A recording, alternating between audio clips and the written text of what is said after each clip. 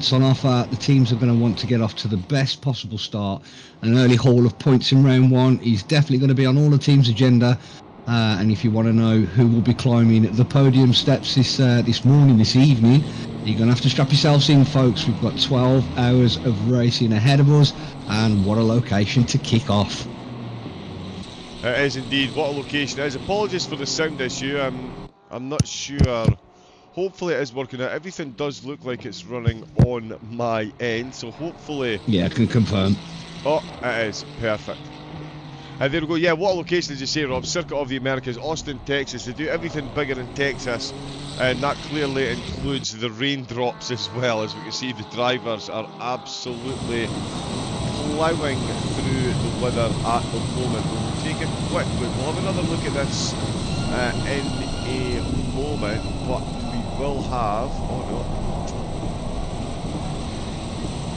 There we go. It will be rain for the entirety of the race. The input lag on that is real. We'll have a proper look at an onboard lap as well. Once we get quali done. There's a big break after quali before the race starts. 3.5 minutes left to go here in Austin, Texas. 3.4 miles long, and some very long laps that we're putting in. As you can see, we've got 30 teams. Oh, in fact, 29 teams have taken part. This all the broadcasters at the bottom. Remember, it is a brand new channel here at ACC Endurance League after their phenomenal showing by the drivers and great work by the admins last season.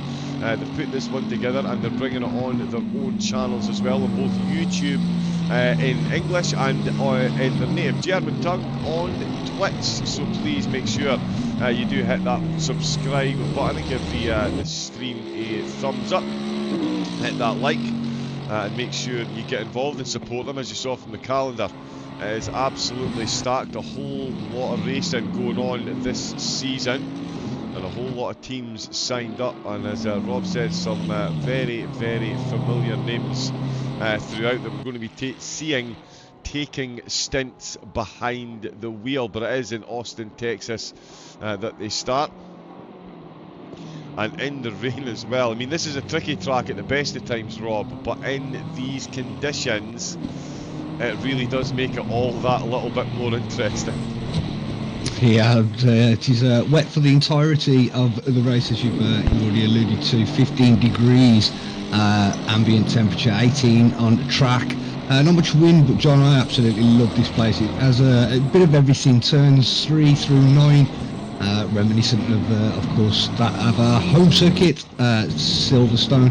Plenty of high-speed straight, good exit out of 11. We'll give the drivers plenty of opportunity to make moves up the grid. Turn 13 and 14 modelled on the Hockenheim Stadium section, while the Triple Apex 16 through 18 likens to that of the famous Turn 8 at Istanbul Park in Turkey. It's as if Herman Tilke travelled the world, got all the best bits, John, and brought them to Texas.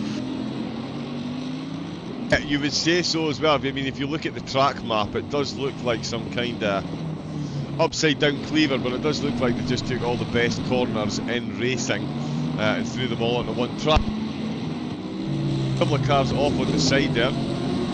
A few yellow flags, expect to see that quite a lot during the race. At the moment, it's Apex Online of Racing. Last season's champions, no less, taking the top spot at the minute with Libre Esports and UPO Racing, second and third. Running 7. We've got a video from them as well coming up very shortly, so thanks very much to them for their involvement. I just checked the chat, yeah, sound is definitely working, getting multiple people confirming that now. Phoenix Racing, a name that I know very well. New Engine Sim Racing, running 7, I've got a second car. Daddy Cool Racing, we seem to be stationary. Oh, there we go.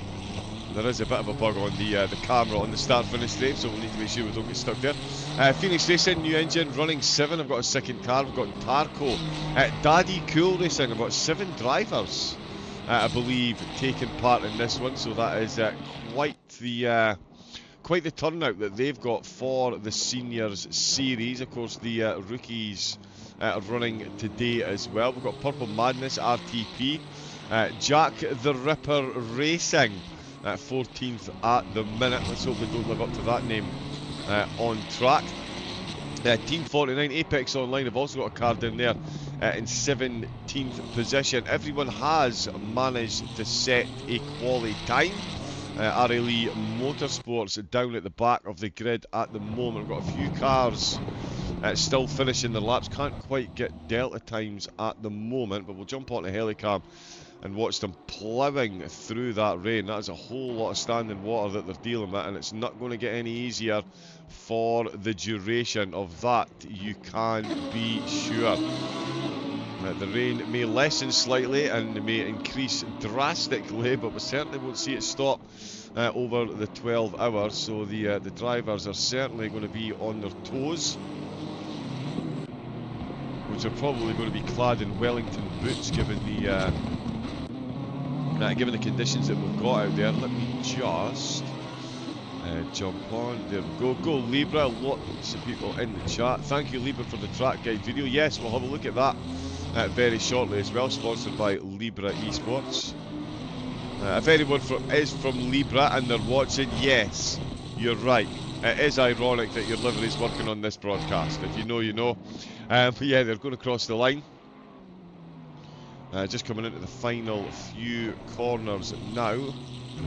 Libra certainly will be looking to make an assault on the top row of the car. No, they won't be. They're coming into the pits. I think Timothy Pala is coming as well. So is Giuseppe Massone. So it's just Dustin Herpel out for the new engine sim racing. He's coming to the pits as well. And that is qualifying done and dusted for round number 1. And we can see, just about see, all 29 cars, as I say, all 29 cars setting times. 3 purple sectors split between the front 2 cars, Apex Online Pro and Libra Esports, sharing the spoils on the front row, but it's Apex Online Sector 1 and 3 in the bag, and the pole position for round number 1 also taken Libra second, UPO Racing in third place. Running 7 getting themselves up to 4th with Phoenix Racing in 5th, New Engine in 6th. Running 7 got themselves in 7th position, 1.5 seconds off the pace, half a second ahead, sorry, of Tango Esports. Daddy Cool Racing inside the top 10. Let me just bring this back up. With Virtual Racing League, they're in 10th place. Can't quite read those team names there. But we've got more team. Jack the Ripper in 14th, Project One Pain in 15th, Apex Online, their second car, in 17th position, SBR in 19th, and Czech Console Racing rounding out the top 20. JWB Virtual Lasso, ISS Racing Team, Papaya Racing 23rd and 24th. The Rookie Racing Motorsport Team, they've got themselves 25th, and the SBR Amigos in 27th, QA Motorsport in SBR 26th, QA Motorsport 27th, it's PWRT in 28th, and RLE Motorsport in 29th position. As I had mentioned, we do have a bit of a dedication to last year's champion, so thank you very much to Running 7 for putting this one together, and congratulations to last season's championship, already top of the timings, round 1 of the new season. What could we see from them going forward? Yeah, it's absolutely stunking.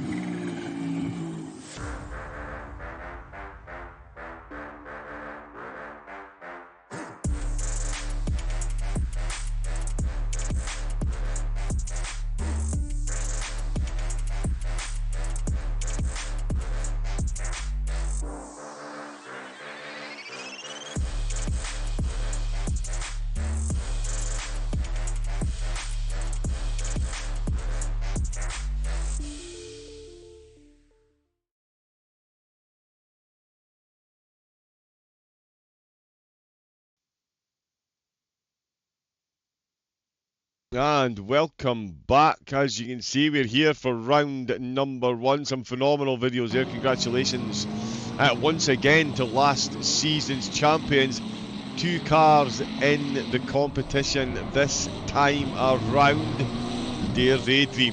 We're here today, of course, for Circuit of the Americas, a 12-hour race due to start in a few moments' time. We are here at Circuit of the Americas, Texas, down Austin way. Of course, to do things bigger in Texas, and as I said earlier, they definitely do the raindrops bigger as well. They might do a few puddles that could turn into lakes as well. 20 turns in total over the 3.4 mile circuit, or 5.5 kilometres for the more educated amongst us. We're going to watch an on-board lap now as Rob talks to us.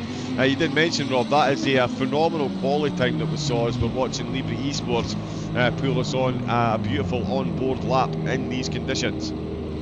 Yeah, it was 2:15, a couple of tenths of a second to the good out in P1. Driver Jared Vermeulen for Apex Online Racing Pro. The driver himself that is currently on pole, John, not a man shy of some incredible accomplishments.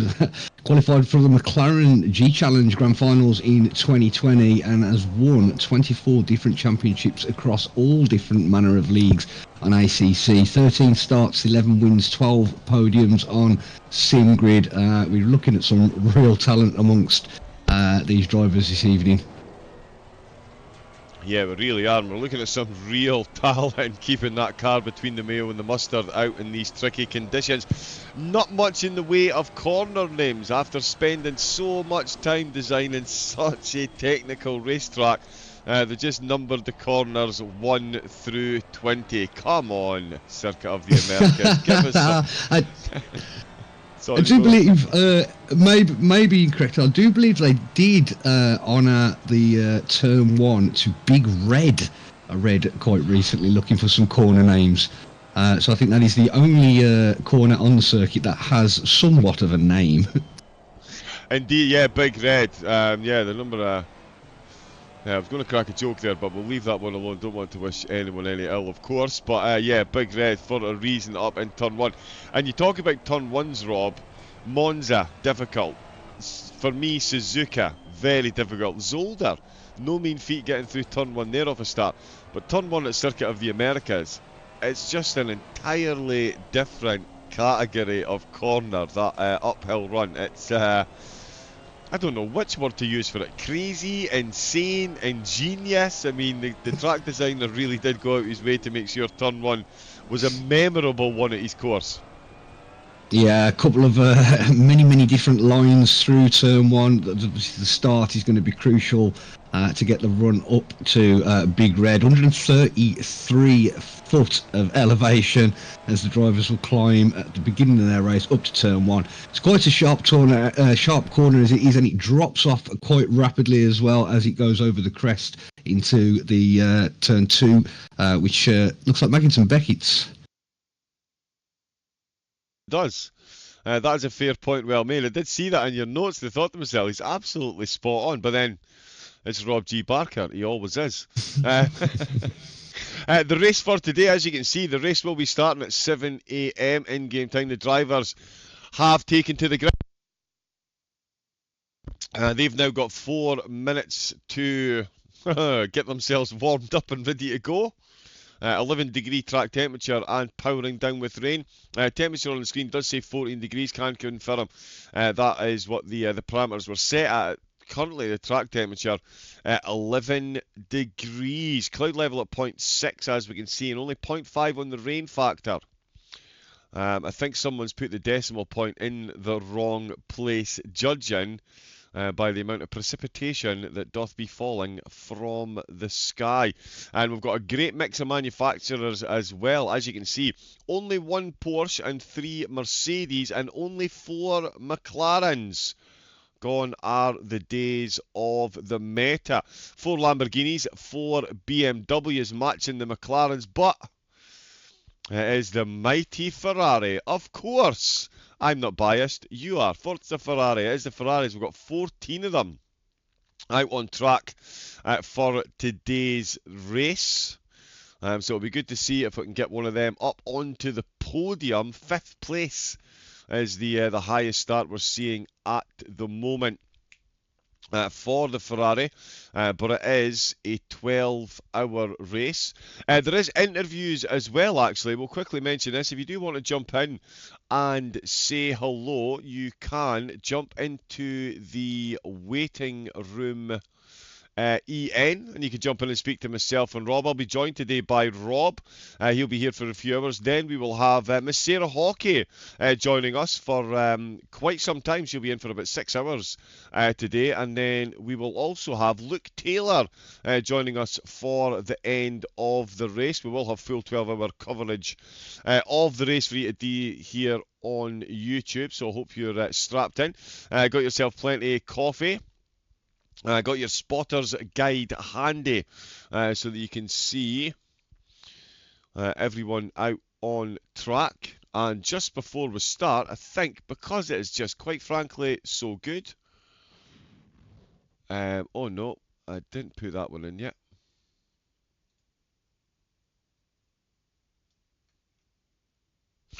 No, that one's not in.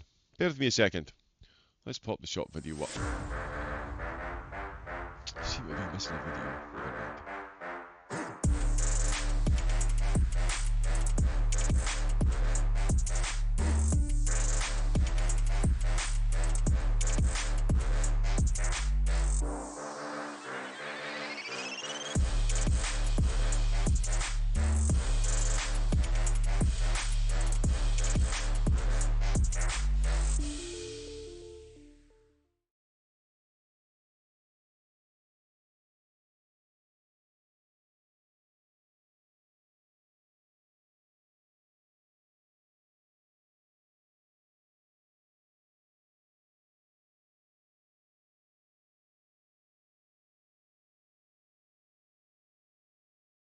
I thought Yeah, so there we go. Running 7. Sorry, we were just having a look at the starting order there. As you can see, it is running 7 that are taking the top spot. Good luck with the new venture. Back in racing. Go Raven, go. Good morning, good afternoon, good evening, whatever time of the day it is. As McCain said, make sure you do share the streams. A whole lot of work, as you can see. Some phenomenal work going into the overlays and the presentation. Just unfortunately, my technology not quite able to do it justice at the moment. It's always the way. You can plan for every single outcome and then every single eventuality. And then something just decides it's going to have the day off. So there we go. Let's change that to live chat so we can see everything that's going on. Again, thanks to everyone in the chat. Much appreciated everyone that's hit that free subscribe button this morning to get the channel off and running. The first broadcast officially on their own channel started back in 2022 on the PS4. Straight into the endurance racing, no 2-hour stint with server switches. We'll get into that later in the race. Of course, the switch to the PS5 version in 2023. They initially set up server swaps, driver swaps with the same server swapping functionality, something they got working on ACC and Gran Turismo Sport, where I started my league racing days, and then quickly realised that I need to stick to the commentary. Then it is 2024, of course, where we are now. SimGrid for representation and registration of the events, and now even more international, starting off in the homeland of Germany. They've now got teams from Brazil, Spain and Greece lead to the 2024 9-race series that we are about to embark upon. Phenomenal calendar, phenomenal infrastructure, some phenomenal teams out on track, and I will, my apologies, in fact, bear with me a second, just quickly hide that while I put my notifications off. Ever the professional. There we go, and yeah, we're in for an interesting one here, Rob. Like I say, you're a big fan of this track. You've driven here more recently than I have, but I mean, really, the big talking point here has got to be Big Red. Who gets to sail on out of there scot-free? And yes, that was a water joke there, because Big Red it's a big undertaking on lap 1 at the best of times, and these, Rob, as we can see, not the best of times for the drivers. Yeah, it's going to be a tricky one leading up that quite mountainous climb into turn 1. There's going to be a hell of a lot of spray. Visibility is going to be very poor. You're going to have to pick your braking points, pick them early and get them done. Get that car stopped into turn 1. Scary times for the number 7 McLaren being out in front. If he gets a good start, he's going to have 28 other cars looking for a braking point, and it could be a tricky bum time into turn 1. Yeah, really good. Vaclav Popisil is out for the Czech console team. He's behind the wheel to start them. Krieg is out as well. There's Jared Vermeulen. The lineups here, there will be names right through here that you will all know and recognise. There's Jeremiah for Lee Bradgar. Harvey's out for the SBR Amigos. He's going to start their stint. It is the standard rules as well, just like their IRL counterparts, the drivers that drive in real life, because they're not quick enough to be sim racers. What they do is, they've got a 65-minute stint timer, so every 65 minutes the cars will come into the pits. There will no doubt be some kind of stop at that point, because the cars won't do 2 stints on 1 tank of fuel or 1... Actually, yeah, okay, they will do 2 sets of tyres on 1 stint. 2 stints on 1 set of tyres due to these conditions, I would say. So it's all going to be about the petrol, but we will see mad dashes for the pits. We're going to see close to 400 pit stops over the race as standard. Then you've got to throw in your track limits, drivers that leave the car in gear accidentally for their teammates. Teammate jumps in, puts the car into 2nd gear. That's a stop-go 30-second penalty for speeding in the pit lane. Again, don't want to curse the commentator or tempt fate, but how many drive-throughs are we going to see? We're seeing 1 team in the pit already. What I'll do is I'll get Rob to watch from, say, 15th down. Wow, they're all coming in the pits. Yeah, John, I think there's a grid position mess up at the start of the race. I think everybody has dived into the pits. I'm not sure if there's going to be a server reset here, or are we under green light conditions. But yeah, the top 4 have peeled into the pit. They're on pit entry number 588, which was Nikola Busov. Didn't start, but we do have a green light, John, and the race does look like it is underway. Yeah, there is cars that have taken off into Big Red, and it's the Big Red Ferrari of Werner Haberl, sorry. I did wonder if they could get themselves onto the podium. They're straight into the lead of the race. I don't have any direct communication coming through. Big mistake at the start. The 2018 start was messed up. Yeah, everyone's returning to the pits. Yeah, so what we'll do is... Danny McCutcheon, what happened, Daniel, was you didn't show any dedication at the start of the race and you went to do the washing. I know, actually, I'll give you credit. You got back just in time for the race start. Oof, that is a damaged Ferrari there. Hate to see that. Certainly as a huge Ferrari fan. All the cars are peeling back in. What we're going to do is we're going to have a quick look at last year's champion, and Rob and I will be back with the race start very shortly.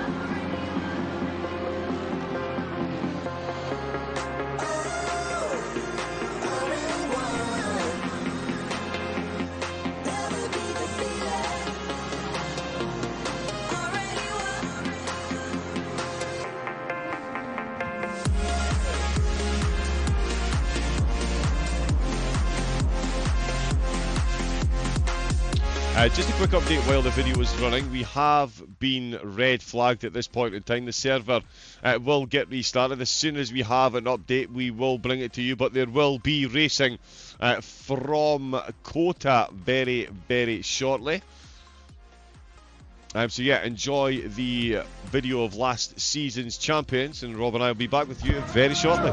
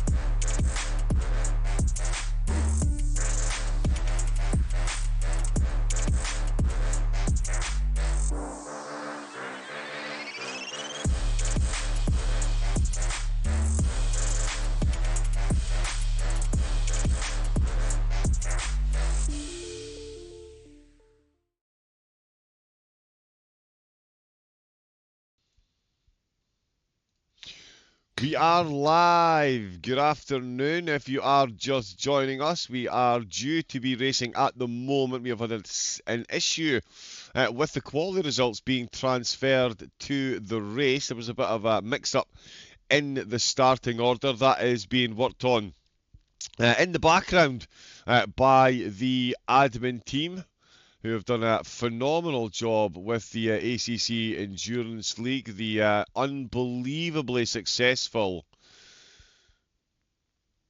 2023 season. They're back for 2024. As we saw, it is a phenomenal calendar of tracks that we've got here. Circuit of the Americas, followed by Monza and then Suzuka. It's like they found the most difficult turn ones in motor racing and put them all on one calendar. We've then got Zandvoort. I mean, again, turn one, a whole lot of fun. Then it's Spa. Not so much a turn one, more of a kink and then a hill. Then Valencia, Oulton Park, Kyalami, and the Nordschleife. And Rob, you did use the phrase an absolutely stacked calendar. As both a race driver and a commentator, that is the type of calendar that really does get you out of bed on a rainy Saturday morning. Yeah, some really standout circuits there. Not a bad circuit really for the entirety of the calendar. Each track a little bit special really. Monza is iconic. Suzuka.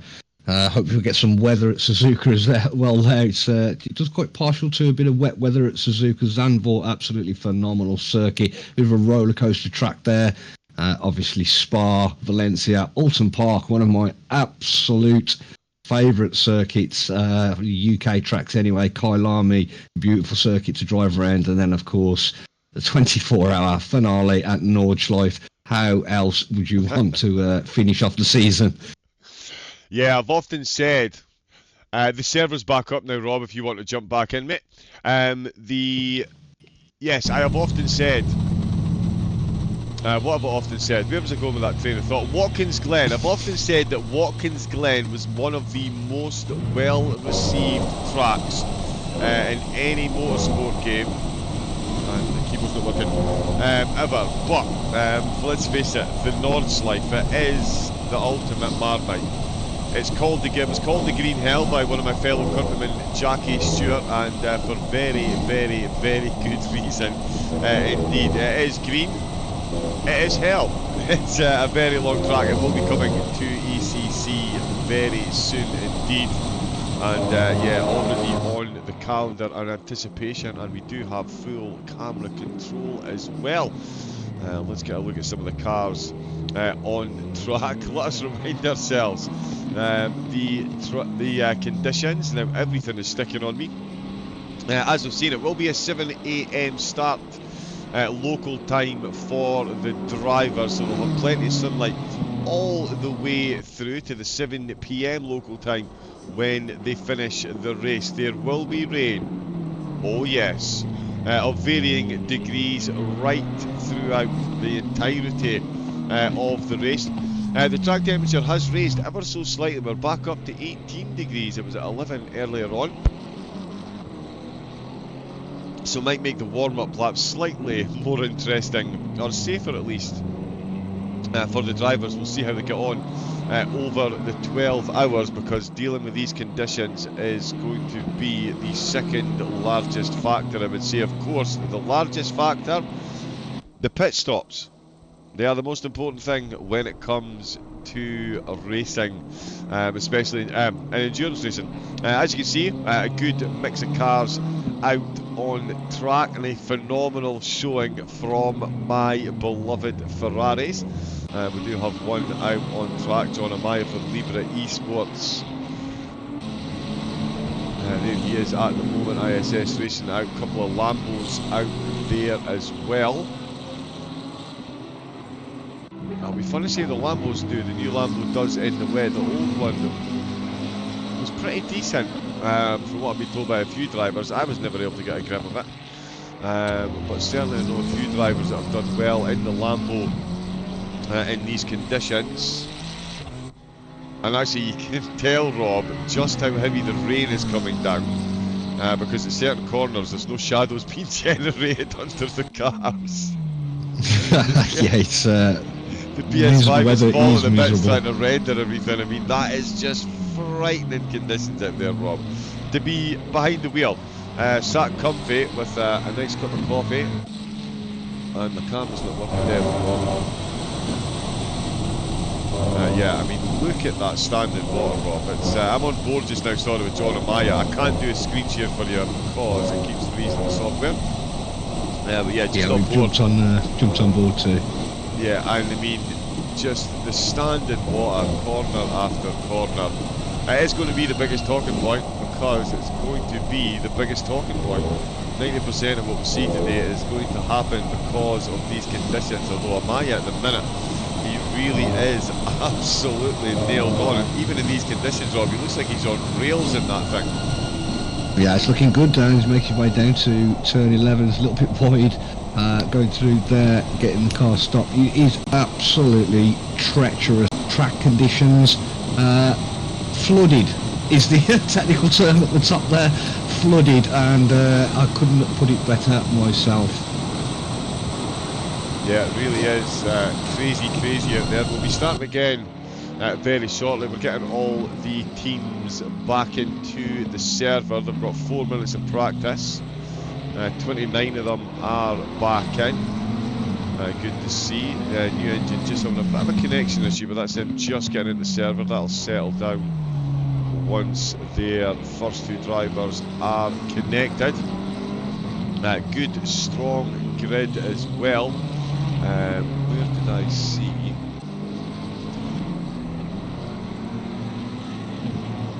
Yeah, and as well, again, if you are in the teams, once we get the race up and running, please do feel free to jump into the waiting room and we can get you in and interrogate you on how things are going, what the plan is. I'm always fascinated to find out how the teams pick their starting lineup. That's always been, yeah, for myself, a fascinating conversation. Do you start with the fastest driver? Do you start with the most consistent driver? Do you start with whichever driver's available, because you've got drivers in 6 different time zones? Just having a look at some of the team rosters, some impressive lineups of drivers throughout the team. Libre Esports, as we were on board with John and Maya, the Libre Esports team, just 5 drivers for this one, John, for Libre Esports. But some of the teams have got up to 8 drivers registered. Yeah, that's quite the lineup. I'm going to be honest. 20 years ago, I could have done this in a 4-man team, but that was then. I'm not sure they allowed 24-man teams in, so I could do an hour. That would be me for a 24-hour race. But yeah, like I say, and it's great to see as well, Rob. You yourself, very much I very much am a console driver at heart. ACC had a rocky transition, to say the least. When it came to console, Kunos not the most communicative. I think it's safe to say. I don't think I'm besmirching anyone too badly by using that phrase. Certainly not the most communicative, but certainly as a racer, a console racer at heart as well, Rob. It's great to see. You've got someone like ACC, 30 car grids, driver swaps, so that we can actually get involved in the full endurance experience. With the technology we've got, it's about time, but it really is a welcome addition, and it's great to see console drivers getting this type of experience from their consoles now. Yeah, 100%, man. I couldn't disagree. I couldn't agree more. Sim racing is a bit special. And the titles that we've had on console up until this point, although some of them are incredibly fun, you do miss out on that real sim experience. Until now, ACC delivers just a real fantastic experience, and endurance racing in itself is something, if you've never tried it, you've got to give it a go. You've got to give it a go. But yeah, fantastic to have this availability, and hopefully get that update pretty soon as well. Yeah, indeed, yeah, the Nordschleife come in, and of course the Red Bull Ring, the secret track that they dropped with the GT2s, the GT2 cars as well. So yeah, we will soon have not only the cross platform, which is now live. I believe there is a driver on Xbox in the Rookies series. So again, all these little additions really helping the sim racing community come together, because as Rob said, sim racing it's a bit special. There really is nothing more engaging you can do at home when taking part in some kind of online gaming, steering wheel, pedals. Very, very visceral experience, and it's great to see leagues like ACC Endurance, who have put on that Endurance series, got a phenomenal interest, so much so they've actually managed to fill 2 grids this year, hence the Masters and the Rookies. And like Rob was saying, the endurance bug, it really is something that you have to try. In ACC Endurance League, even back in 2022 on the PS4, they were doing 2-hour stints, and they were actually switching servers to continue the race in a driver swap capacity. That is their level of dedication to sim racing, so it really is no surprise to see the calendar that they've put together, the amount of racing that is on, and the number of drivers that are taking part. A phenomenal organisation, putting together some phenomenally organised races, hence the teams coming flooding back, which is great to see. We are just about to see the start of the race. We are running ever so slightly late. If you were tuning in expecting to be on lap 10 by now, we did have a bit of an issue. The server decided to reset the starting grid. Yeah, we weren't quite in position. It was actually Rob, the eagle eye, that noticed it this end for me, noticed that the car on pole was not the car that took pole in qualifying. So we've got everyone back in for a quick practice session. And then the drivers will jump on the grid and we will get ourselves a race start. I believe the drivers will have a couple of minutes after the pit, so just once again, it's a phenomenal video, so we are going to jump on and we're going to give it a quick watch again. And it is, a big old shout out to last season's champion, so congratulations Running 7, 2 cars this year, Apex Online, sorry, 2 cars running for them. It was Running 7 to put the video together. So enjoy this, and when we come back, we will be bringing you the warm-up lap and the start of the 12 hours of the Circuit of the Americas.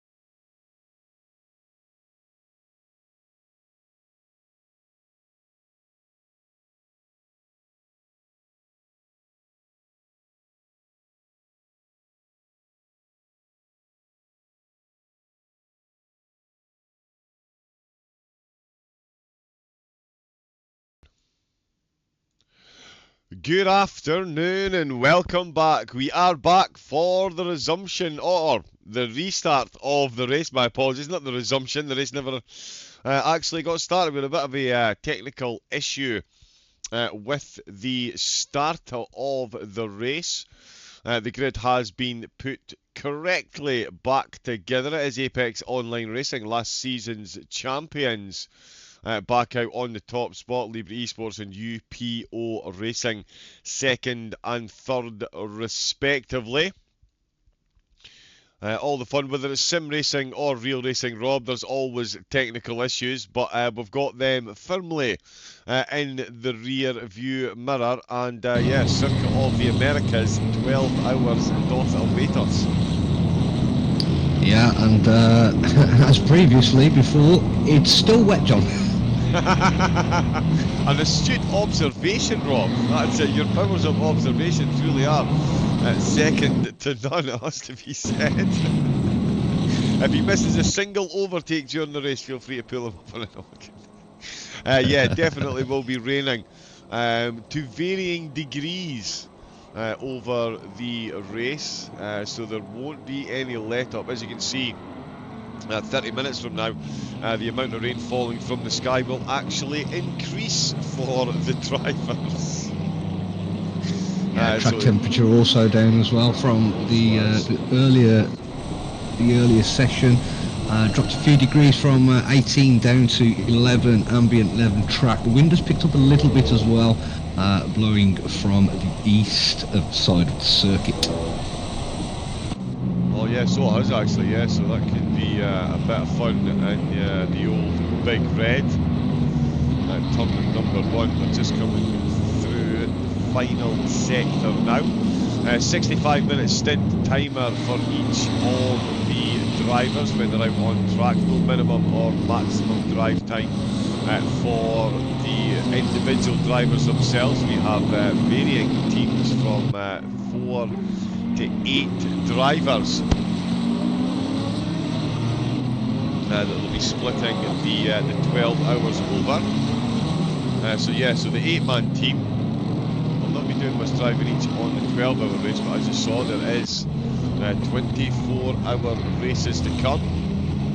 As the drivers head round the last corner, we'll jump into Helicam to catch as much of the action. I'm going to watch the top 15, and Rob is going to keep a close eye on the bottom 15 and bring us any updates. It is an all Ferrari front row as Vermeulen and Amaya will battle out into turn number one. Vermeulen has got his nose in front as the green lights his foot down, is flat out and is flying into turn one for all three Ferraris, but it's the McLaren that's got the good run. It's Dennis Adler running 7, looks to go round the outside the Big Red. He's in the red McLaren, not quite got, it's far too far round the outside there, 3-4 wide in the background. There's a lot of coming together. There's been a bit of incident into turn one. We'll see if Rob can keep an update on that as we keep an eye on the race leaders. It's a very clean start by the top 4. In fact, Dennis Adler, the running 7 car, definitely keeping an eye on the Ferrari ahead. The 2 Ferraris up at the front though, Apex Online not wasting any time at all. They're absolutely flying out the gates as the telemetry tower tries to quickly catch up with everything that's going on. It's still Vermeulen in 1, Amaya in 2, Pala in 3, Adler in 4, Herpel in 5, with Paletti for Phoenix Racing in 6th. 7th is Savarovsky for Targo Esports. It looked like there was a big coming together down at the back of the grid there. Rob, did you catch what happened? Yeah, we've got a couple of guys running wide, and it is a Team 49 sim racing number 49 BMW that has come off the worst. Also the Papaya Racing 720 McLaren of Tobias Kukal starting from the pit lane there, John. I think number 12 has also been involved, which is Harbell for D&D Esport Racing. Yeah, so a couple of cars coming a cropper through Big Red, but lap 1 still continues on with Vermeulen continuing on up in front. Only half a second down Adler on Palace, who's certainly keeping very close, and it's a move by Savarovsky for Targo. He's trying to send it up the inside, but Paletti saw that one coming, left the door open, affect himself for cutback on the exit. The Lambo's still hanging in there as Ferrari tries to go around the outside, but it's the Lambo on the apex again. cutback manoeuvre, and is it going to be Gunheimer for the running 7's second car, their Iron Bears BMW? He's right on the back of this battle. He's got VIP front row seats to this one. Oh, the back of the Lambo absolutely let go there. Full Code Brown moment for Swarovski, their Target Esports. They're still battling side by side. The Lambo's got it done, and the BMW is going to move into position. The Ferrari wasn't moving as quick as the BMW driver thought he was going to be, and it is Grunheimer who's going to get that position there as well. Third driver in the equation, often the best position, and Hanwitz is coming into this one. Turn 1 sim racing, but no, they're no slouches. I know they're no slouches either. He'll be right on the back of this battle if this lot don't sort their affairs out very quickly indeed. Beautiful overtaking in the opening stages there. Florian Swarovski take a bow. I did mention in the opening, I wondered how the Lambo would cope in the wet. Absolutely fine, it would appear. That was an incredible overtake in the tricky conditions. Still very close as you would expect in the opening laps right through the field. JW Racing down in 20th position, looking to get past. In fact, they have got past Nuno Jorge, but they're now running back. Gareth Harvey for the SPR Amigos. They're losing pace. He now finds himself forced into side by side. One car off the track, moves sideways, back on. Conditions, conditions, conditions. Much like buying a house, it's all about one thing in racing, and the conditions today providing all kinds of entertainment in the opening exchanges. Gunheimer, Poletti and Hanwitz still battling away. The Turn 1 sim racing car is right on the periphery of this battle. The BMW of running 7 had a phenomenal run at that overtake. Jared Vermeulen, he is out of here. John Amaya to checking out up at the front. Dennis Adler 2 seconds down with 7/10 up on the battle that we were just watching, as we see Swarovski go for it, and as far as Gunheimer going for it again. Wow, you've got to tell you, oh no, he's got the cutback on him. The Lambo going for the cutback. This is one of the reasons we love to see this weather, Rob. This is the type of overtakes that we will see all day long. The cutback is just so available because of the lack of grip that the drivers have got into the corner, and some precision stuff going on up here in 6th, 7th and 8th that I'm watching. What's it you're on board with at the minute? I was just checking. We've had an early pit stop from the D&D Esport Racing team. The number 12, Werner Harbel, I picked up damage early on with a collision with Papaya Racing. Papaya Racing, Tobias still out on track. I think it was Papaya Racing. No, it wasn't. My apologies. Where has that car gone? One of the rear ends of very heavily damaged. There we go. It was Nuno George in P21. A lot of rear end damage on the number 15 car, and it has caused an early stop for D&D Esports. Just got to point out, John, one of the biggest, probably the greatest start to the race. The 242 currently in P9. You already mentioned Turn 1 sim racing, Adrian. What a phenomenal start that car driver has had, all the way down in the pack up to P9 already. Yeah, Turn 1 sim racing, they are absolutely no slouches. I've had the pleasure of broadcasting their team in quite a few races, and I'll tell you, talking about broadcasting pleasures here, Swarovski, Gunheimer and Poletti, the holy trinity at the minute. Lambo versus BMW versus Ferrari. At the moment it is the Lambo leading the way, but we've seen how lively these three are into corners and how precise they can be when it comes to getting the overtake. Let's see if we can get some spoiler car. Oops, too many button pushes, Mr. Commentator. Oh, and that's an unfortunate contact. The BMW not moving as quickly through the corner, and it's the Ferrari that's given up a bit of a tap there, and that's going to drop them right down the order. He's having to hold these brakes, and that is multiple cars. He's managing to rotate it now. Oh wow, we can only guesstimate how far down. That is Mario Sauter going through. There goes Gareth Harvey. There goes Asbrick Apex Online Racing, 19th position. Goes through. Ben Milden's dropped down a couple of positions as well, but we can see the BMW are running 7. They are running down the order. Still 11 hours and 53 minutes to go. There's plenty of time on a very wet track, and more rain coming, but that certainly is going to make the next uphill run to Big Red really accentuated uphill battles. You see an overtake going on over ahead. Butol in the Lambo makes a mistake into turn 14. And on the exit, he gets taken by Guido Krieg, the battered and bruised BMW, still taking places. On behind there, Gronheimer looking very close as well. Cowcull trying to get a move done on Van Gulik for the Rookie Racing Motorsport team. And we've also got attempted overtakes up Mario Sorter on Vaclav Popsisil for the Czech Console Racing team. Those two very close indeed. That was the 1 lap marker. We'll jump back on. I'm going to jump back on to 7th, 8th and 9th at the minute though. Still this battle going on there, and in fact, oh wow, we've had a big fall from Grace up at the front. I did not register that. We don't have replay function unfortunately.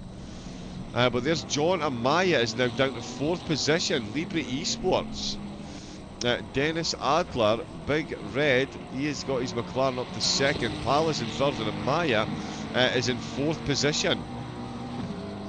Wow, so yeah, I've had some shakers and movers at the back as well. John Francesco with an absolutely wonderful move up the inside of Patrick for the Jack the Ripper team, promoting from P14 to 13 and pulled a rather healthy gap. Absolutely lovely move through 16 and 17 towards the back. Nice, good catch. So there's overtake there. Poletti and Sabota. We're getting intermittent engine sounds as well. Hopefully you're at least getting some on the stream, not sure. I think the rain really is messing with everything. The tyres, the engines, the fuel, the drivers, the audio. As you can see, John Amaya looking to get himself back on the podium. It's Ferrari v Ferrari, and they're coming into the final chicane, and that is Paolo who's run a bit wide there, made it very easy for Amaya in the end. Maybe just keen to let a quicker driver through. We've certainly seen the pace that the top two had in qualifying. It was fairly substantial over the rest of the field, and they were about 2nd up, 8/10 up the top two. And there's John Amaya back up to 3rd position. We've got an O from Rob there. Look at this battle in 8th as well. Yeah, Jacob Baumgarten and the JWB Racing Esports 666 Ferrari running extremely wide through turn 13, and just in front, who's that? That was Nuno. Nuno spins it around in the same. Oh, he's gone back round again, John. Yep, he's gone back round again, doing his own little two-step tango there.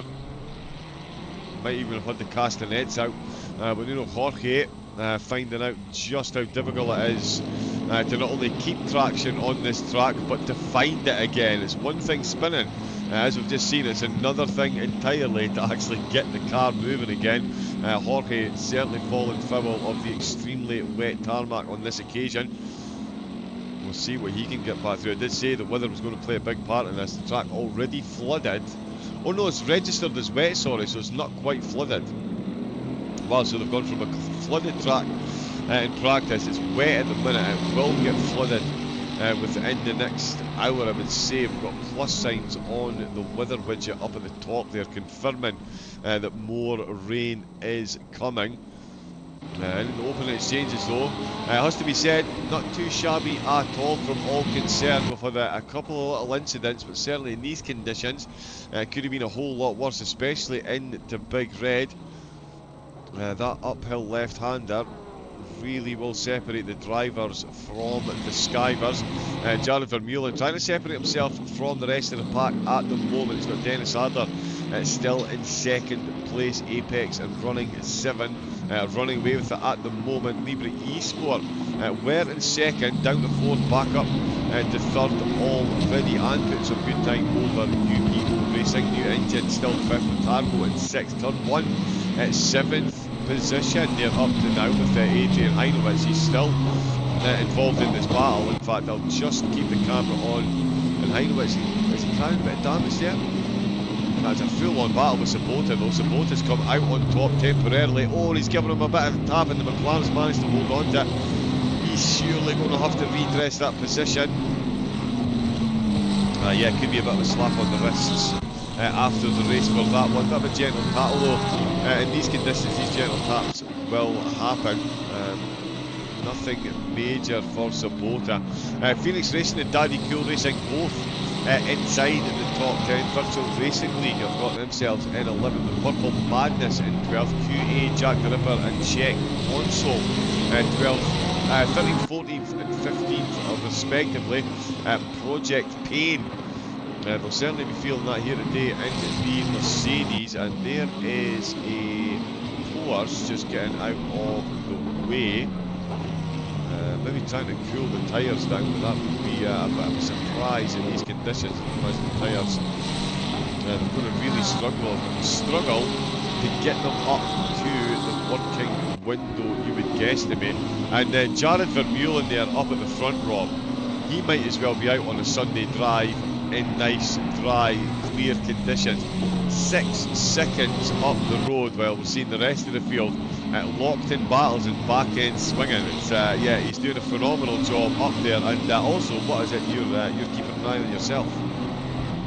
I'm just keeping an eye on this battle that's brewing, and it has been brewing for quite some time between P7, 8 and 9. You've got Adrian in the Turn 1 Sim Racing, Ferrari, also RTP in the number 14 McLaren, and Paletti for Phoenix Racing in the number 16 Ferrari. They're all within a couple of tenths of each other. As Anton gets a good exit out of 11. He's got a good run down into Turn 12, John.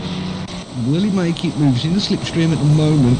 It did look like a very good exit. He's closing and closing and closing. Pops her out, makes himself known.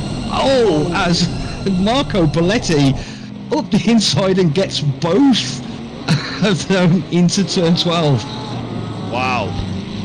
Yeah, we jumped on board to get a view of that, and he did. He looked like I was actually jumping on board so you can see just how poor the visibility was already, and very quickly 2 cars appeared. 2 positions gone, and Paletti with a very good move there.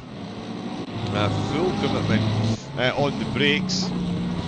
And there is Florence Schaefer, Daddy Cool Racing. So he was pulling off the driving line for some reason not so long ago. He did lose a position for that, but yeah, Hanowitz, oh, his Ferrari does look a bit lively. When these esports setups always do, the drivers do like to have them running on the absolute edge. Thought I saw someone in the interview room, but it's not. Florence Schaefer, Daddy Cool in the Porsche. Again, he's coming off the racing line into turn number 1. I'm not sure if he's worried about his slipstream. The slipstream obviously not as effective in the howling rain. It kind of dissipates that. Oh, Nuno Jorge. Yeah, I was just about to report on that one. He's picked up a 32nd virtual Losa Racing with only 15 minutes gone into the race. That's a kick in the teeth, that one, John. It is, yeah. If it wasn't for bad luck, he wouldn't have any luck at all in the opening stages of the race. I did mention about the whole stop go 30 seconds in the pit stops. It's normally more to do with driver swap. Sorry, I got distracted here. Guido Krieg has accidentally joined as the spectator. One of the race drivers, he's popped the wrong password. Yeah, we'll get him sorted out. But yeah, it's stop go speeding. Stop go 30 seconds for speeding in the pit lane. As I say, it's usually because during the driver swaps, you'll find some drivers will try and leave the engine running for the teammates to save a second. If the teammate doesn't register that and then changes gear again, they go into second gear, and that's speeding in the pit lane. You can't be in second gear in the pit lane, but certainly Nuno Jorge, after having a couple of spins, he now tentatively crosses the... Oh, wow. Oh, he's really struggling with that car. Really struggling with the car. It's going to be a long race for the virtual Losa team, but there is still a long way to go. 11 hours and 43 minutes left. Tobias Kokal out of the pits and running again for the Papaya Racing team, down in 25th position. And he's got a solid group of cars ahead of him, so 2 or 3 positions in the next few laps. Certainly not out of the question for Papaya Racing. They've got PWRT, RLE and ISS just ahead of them. The top driver on track though has got to be Jared Vermeulen. He is absolutely flying. No surprise Apex won this last year based on this opening stint by Jared. His connection does seem to be a bit pingy, so hopefully he does stay fully connected. Adler still in second, but John Amaya has closed the gap by 1.2 seconds over the last 3 laps. So he is definitely running a bit quicker than Adler at the minute, it is safe to say. And he will be looking to get himself back up to second. I mean, it was already going to be a bit of an uphill task getting the race win from Vermeulen. At least being out in second within that 5-second mark keeps you within that pit stop window range. But at the minute he's got a lot of work to do to catch up. He is gaining time to Amaya, but they're both losing time to Adler fairly solidly at the minute. The Czech console racing team, they're still putting pressure on Patrick Eberhardt for the Jack the Ripper racing team. 14th and 15th, they're battling it over, and we've got another driver in the pit. Oh, we've got an O. Yeah, and we've had a couple of drivers go around now. It looked like Florian for Daddy Call Racing was making a move into turn 11. Looked like he was going to get it done, but a little bit hasty on the throttle, and turns the car around on exit. Dropped a couple of places after potentially gaining one. Has dropped 3 places. We've also got a yellow flag, the 201, with a return to the pit. Who is that? That was the Apex Online Mercedes that we just saw facing the wrong way. It's a lot of damage there, carrying. Back to the pit. Yeah. Yeah, so I was going to say there, Papaya Racing still looking for their overtakes there. The conditions definitely keeping the drivers and robbing themselves on our toes. Amaya's found another few tenths of a second over. Running 7. This is going to be an incredible battle up in the front of the field for the race win. Oh wow, that was brave. Absolutely brave there by Tobias Kekel. He's doing everything he can to get caught up and get involved in this battle. You can see how close Marco Esser is. Werner Heberl, he just lost the position though, he's not. Oh okay, that was a going past Apex Online while they're in the pit. Still have 2 minutes to serve. Rookie racing, Nuno Jorge is back out and running. Ariel Lee going side by side with PWRT is Tony Tequila coming under. Oh no, sorry, it's not Tequila, it is Esser and Cowgill that are going at it. Another Ferrari versus McLaren battle. Sorry, my apologies, that is Tequila and Esser. Oh, Esser has made a bit of a mess of that. And that's gone far too deep into the final corner, and he's going to lose the position to the McLaren as Papaya Racing are certainly up the inside. They've got a bit of the slipstream from the car ahead, and it does look like in turn number 1 he's going to be up to 23rd, but Esser is going to come right back at him into Big Red. He wasn't quite big enough on the brakes there. Esser will sit in 23rd, Cowcock gets that position. Tony Tequila now the next target. These Ferraris having a bit of a moment there. Cowcock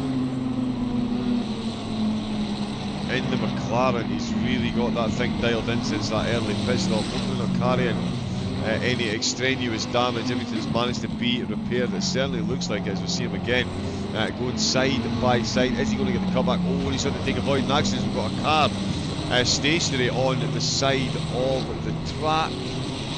It's a 666. 666, yeah. 666 of Jacob Baumgarten, the JWB Racing Esports. He's got looking the way.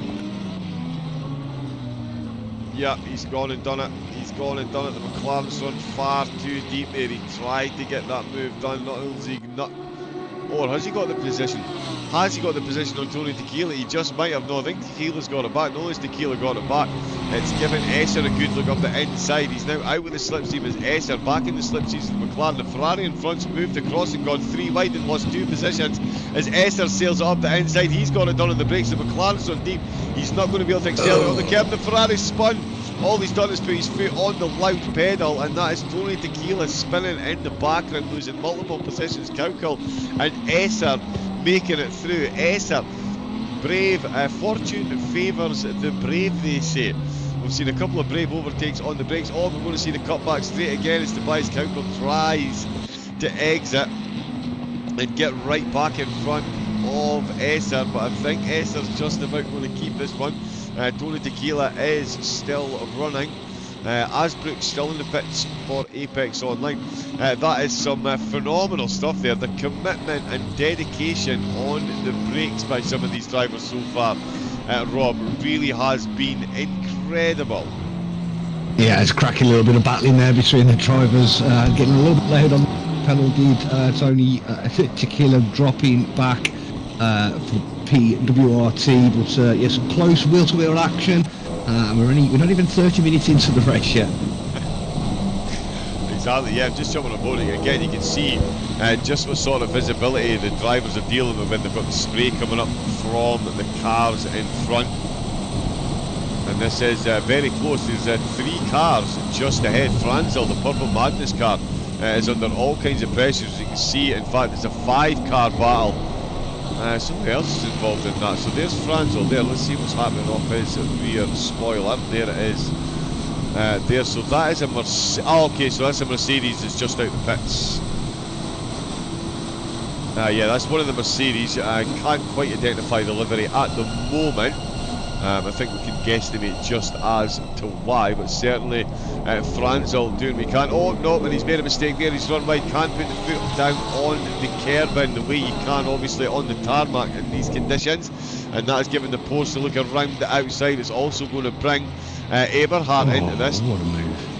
Jack the Ripper, and sorry, what have I missed there, Rob? Just a phenomenal pass there from Luca in the running 7i number 77 BMW. Slips up the inside of Ben Milden into turn 13, position gained, and it looks like he's going to carry on. He's going to get another 2. Oh yeah, he is, yeah. Yeah, well, Kronheimer, one of the cars we saw, end up much further down the grid. The running 7 car certainly quick, came off track. He's, as you say, making good moves back through the field. Gareth Harvey not quite succumbing at the moment. There is those Mercedes, that Mercedes in there as well is a blue flag. Ben Milden makes it out of the last corner, but yeah, another good spot there. Eberhardt and Pospisil. They're still having their battle as well. Look at Gronheimer, sorry. Oh, up the middle. Oh, he's taking the tap. He's right in the car. Wow. Yeah, that is some absolute precision there, and he is ahead now of Gareth Harvey. I said Graham Harvey, my apologies, Gareth Harvey. But Gronheimer, yep, he's got the move. He is on a charge through the field. Absolutely no doubt on that. Herpel, Paletti and Savarovsky, they're getting very close once again. Just going to see them tearing along that middle lap straight. Only 1.1 seconds separates Amaya from Adler, and as you can see, that is visibly a lot closer than 1.1 seconds, you would say. So he is looking to get his move up to P2, but Jared Vermeulen, absolutely zero interest in what's going on behind them at the moment. That is for sure. 9.8 seconds up the road. Only 26 minutes into this. Oh, there's been a big contact.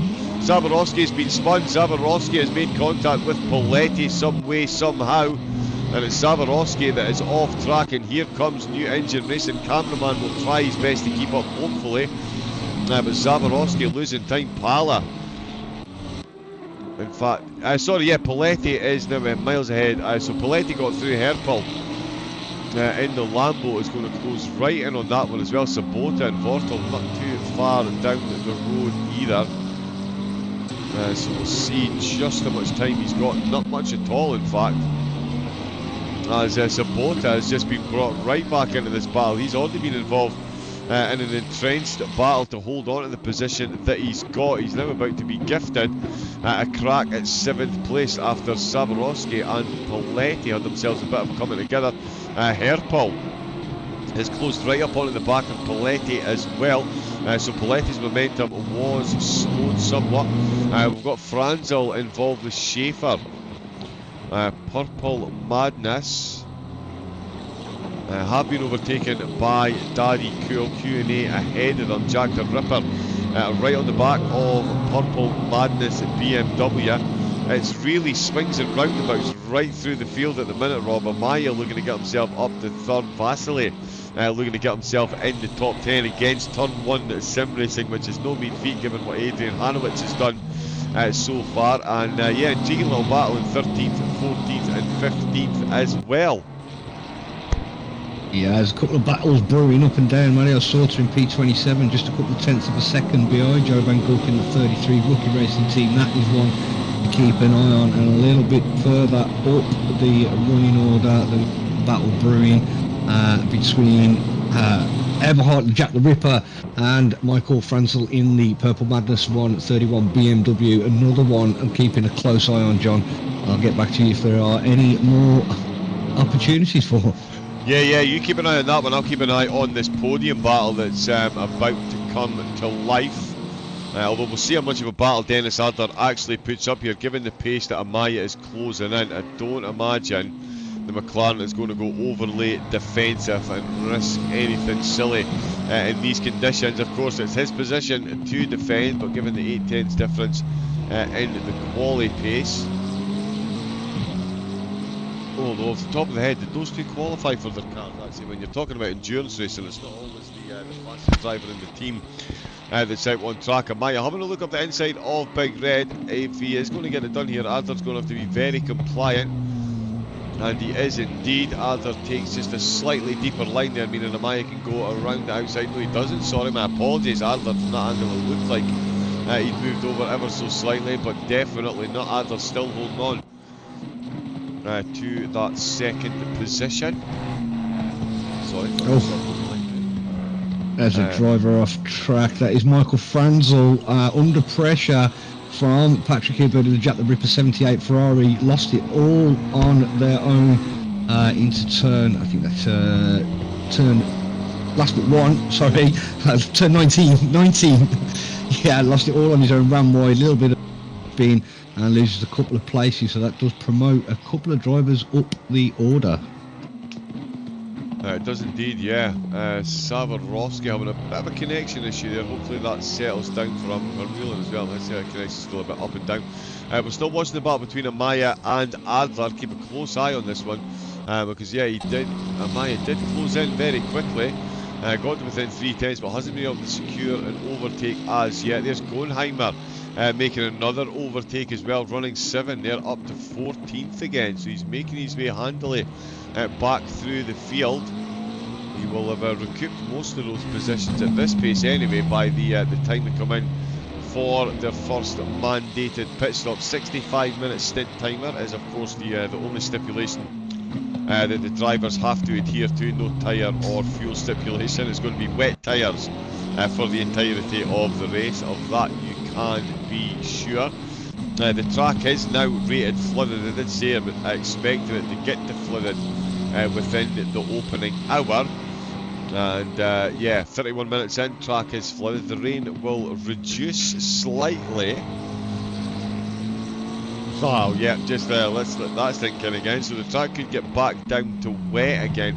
I mean, this really does play havoc with the tyres, Rob. You talk about trying to keep the tyres in that operating window.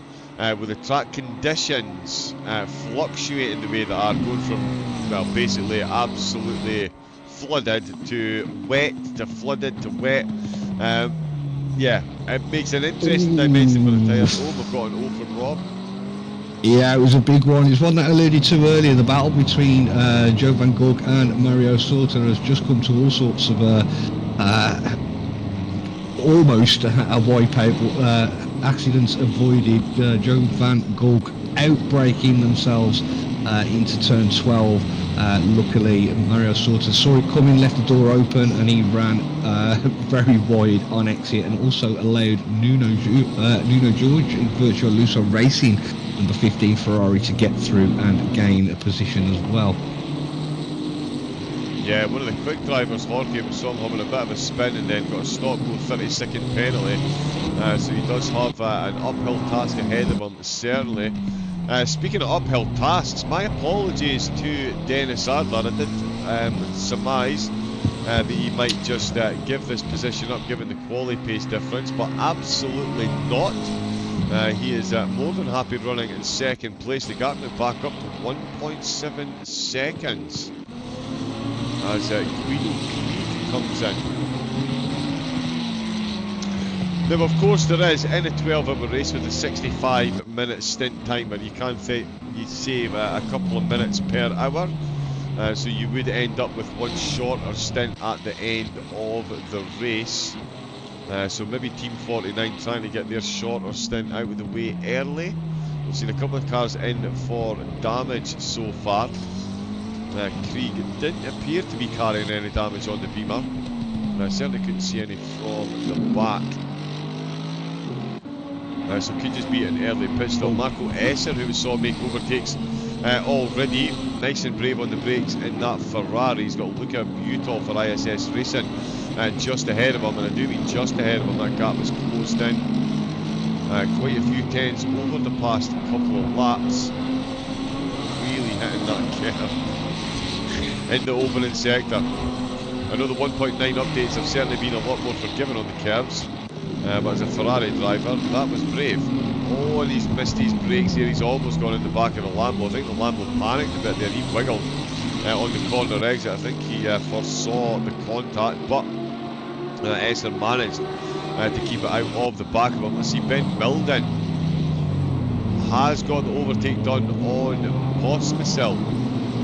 Pospisil now down to 15th position. Milden back up to 14th for the SBR Amigos. So that's 14th there. Sorry, confirmation for that will come through the next time they cross the line. With the BMW getting that overtake done very nicely. And John Amaya doesn't seem to be carrying any damage, but that gap is very much going in the opposite direction, and I don't think it's because Adler has found a lot of pace, because if we look at the time between Adler and Vermeulen, that is absolutely increasing. It's already up to 12 seconds, so something's going on there. Sorry, Rob, say that talking again? of some things, I was talking of some things that got on all the hard work that Mario Sorta did just a couple of laps ago for the Project Pound 420 Mercedes has all come undone at turn 7. Looked like he spun the car around through the S's, which has allowed numerous drivers to regain the positions that they'd lost earlier. So Joe Van Gogh up to 27th, Nuno George in the Virtuo Lusso now back up to P26, Mario going backwards to P28, and under pressure, I don't know, he seems to be struggling with the car at the minute, John. I think he's picked up a little bit of minor damage. It doesn't appear to be, but he has lost all sorts of pace. Yeah, we've seen that with a couple of cars through the field. Of course, the John Amaya, very much the biggest mystery. He's still losing time to Adler. So I'm not sure if he's on a tyre issue, or is he maybe, no, 34 minutes, no, there's no way a driver like that would be taking 36 minutes of fuel quality, I don't know, yeah. But whatever's happening to Amaya, oh no, he's just found a big chunk of time to Adler there, so we'll keep an eye on the time there. I'm also going to keep an eye on a couple of battles, in fact, Gonheimer and just ahead of him, Hanwitz. These two drivers, we've seen how quick they can both be. The running 7 and turn 1 sim racing cars, both looking to make overtakes. Florian Schaefer in the Daddy Cool Racing Porsche has been firmly involved. He has been, as I almost missed there, through the mist and the clouds. Gonheimer did get ahead of him, so Schaefer now down in 13th position. Gonheimer is up to 12th. It really does take too long for these things to update, especially at a track this long. The timing board's catching you out a couple of times, as caught me out as well a few times.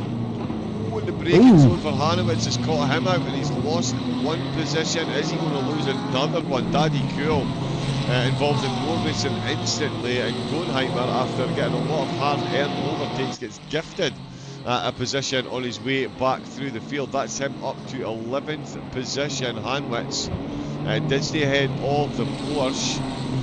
Just goes to show you how easy it is to make a mistake, and if you do make a mistake in these conditions, Rob, it's so much more difficult to correct it because just the lack of grip. And we saw the Ferrari of Jorge earlier. As soon as he tapped his foot on the loud pedal, the back of the car was in front of the front of the car, and he's facing the wrong way, and he's spinning again.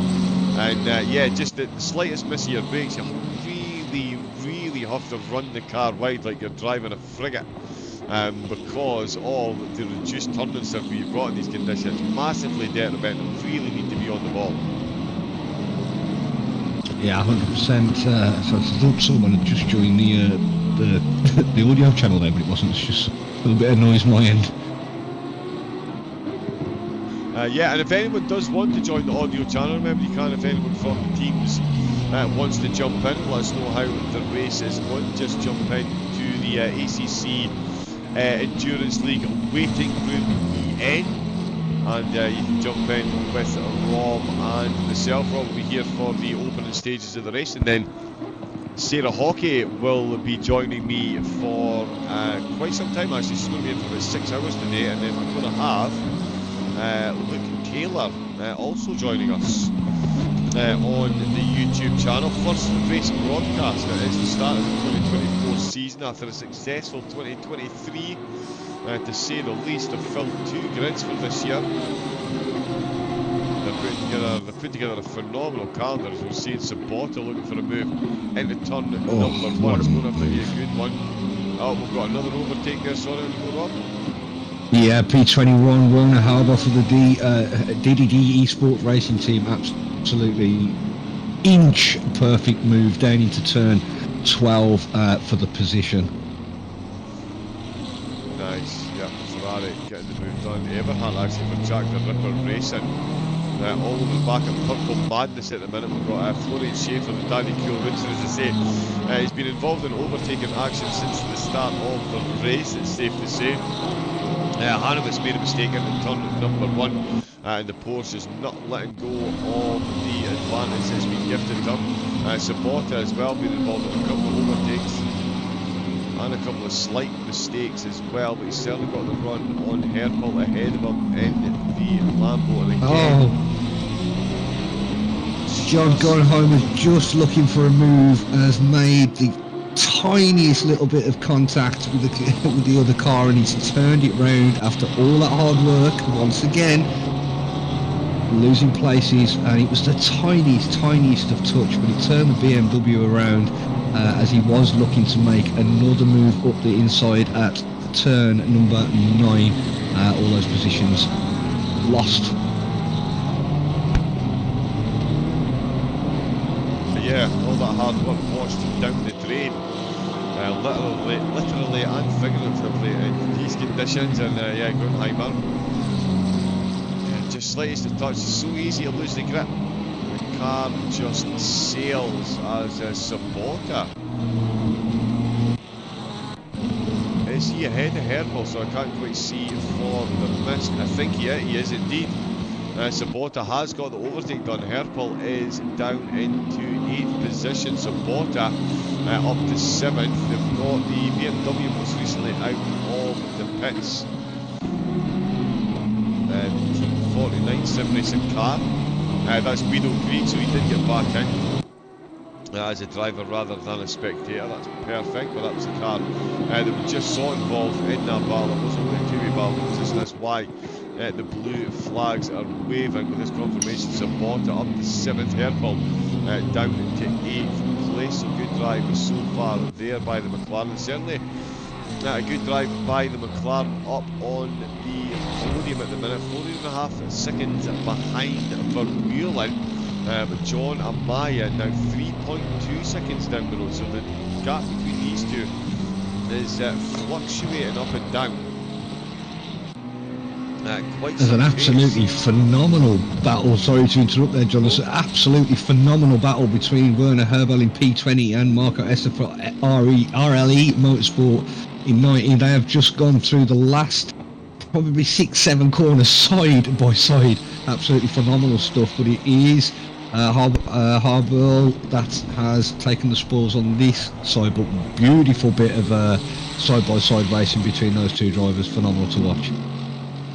Yeah, Marco Esser was, we've seen him involved in some solid overtakes earlier on. He's continuing that trend. Love to see it into turn number 1. He's going to try again to get one back on Herbel. Again, into turn number 1, completely different lines taken by both of the cars, and it is Esser who's gained the advantage there. Out of Big Red. Sorry, net code on my screen there, never mind. Looked like one of the cars disappeared. It's almost lost the back of that there, but he's managed to hold on to it. Oh, he's got through those opening twisty turns, not quite as well as Werner Herbel has the DVD car. Oh, yep, he is holding on to that position for the moment. Jack the Ripper ahead as well, 0.6 of a second. They're separate him from the Purple Madness team. They're battling for 17th position. Ben Milden is now on the back of Hanwitz. So Daddy Cool got the racing done, the overtake done on Hanwitz then. So after making a mistake and losing one position, Hanwitz now down another position, and Ben Milden is closed right in there. The podium battle, Adler and Amaya, that's down a second in Amaya's favour again. But for Mullen, it's a very little camera time in the opening 44 minutes.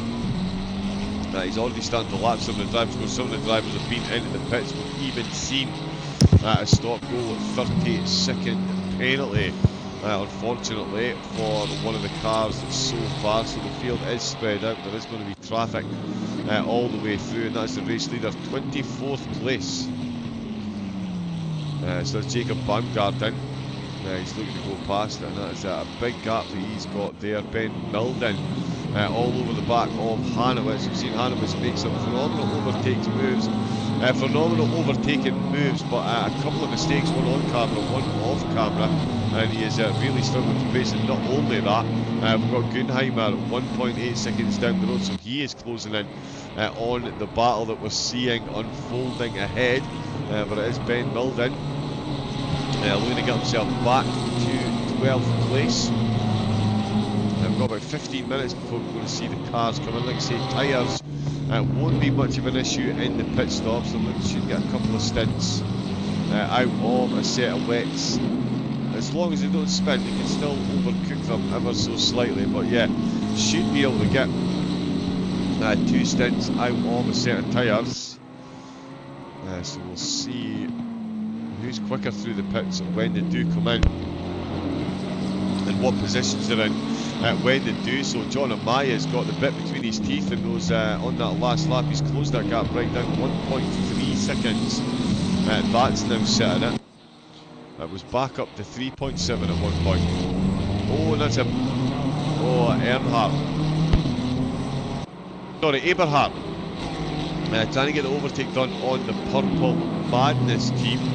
Himself and Franzel going side by side at will, it would seem. The Ferrari and the BMW undeterred by the rain. Eberhard a little bit unsettled on the brakes there, so that should give Franzel a good run through 14, 15 and 16.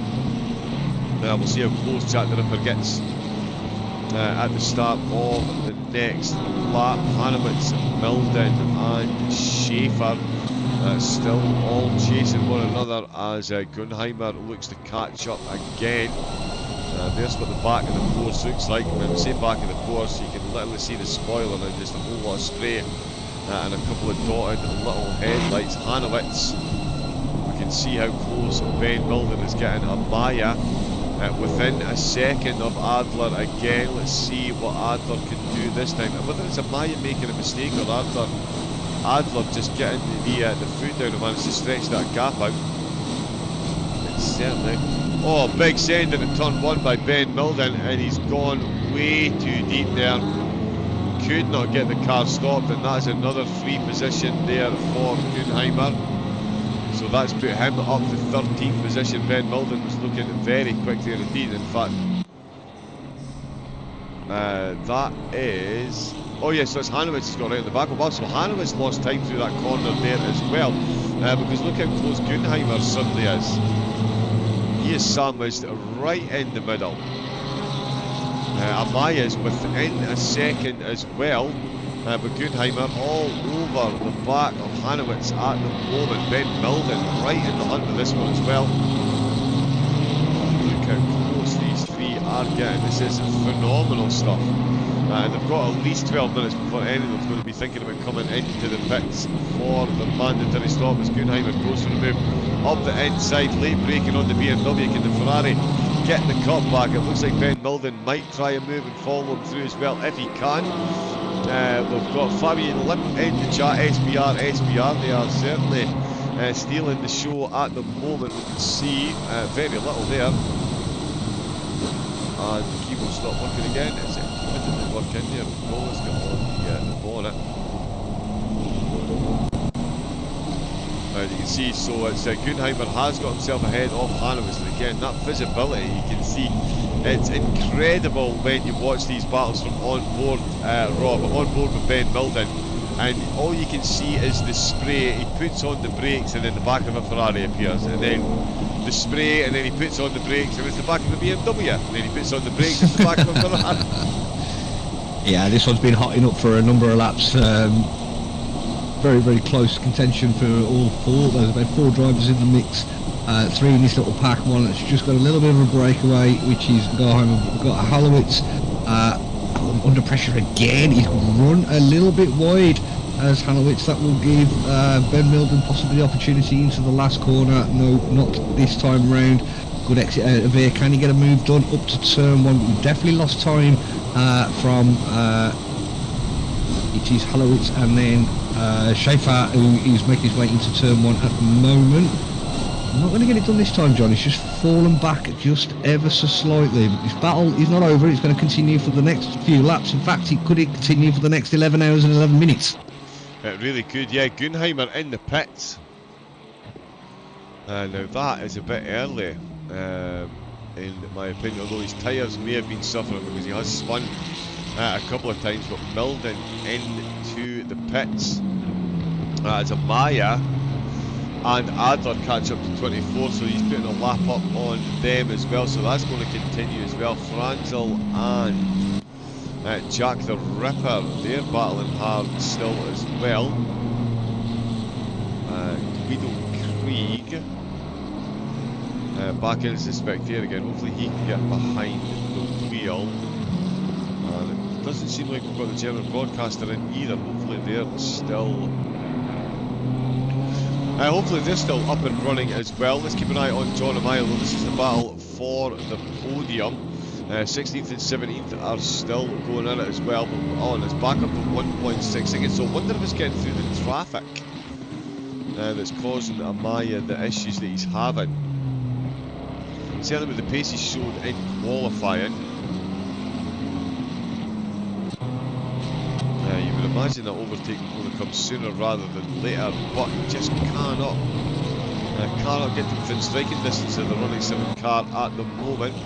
Certainly Ben Milden within striking distance of Hanowitz, and I'm sure they'll both be more than grateful that the BMW came in. It looks like Luca Kroning he's handed it over to Patrick Arndt, the running 7 car, so they'll be back out in 24th place. We'll see what type of pace Patrick's got and where he comes out, or where these drivers were watching come out the pits in comparison.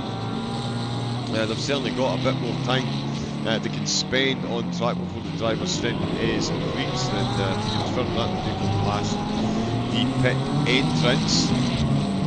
As for Mullen, just need to get a time up in the front. He is absolutely flying. Nothing is slowing Jared Vermeulen down up in the front. Still running 7 in second. Libre Esports still in third place, and that is another Ferrari running it very deep into turn number 1. He's not going to get the exit on those curves, and Ben Milden. Oh, John, sorry to interrupt there. Ben with a wonderful move up to turn 1, and on exit, it looks like Adrian has clipped the rear end. He's redressed the position. Yeah, right thing to do.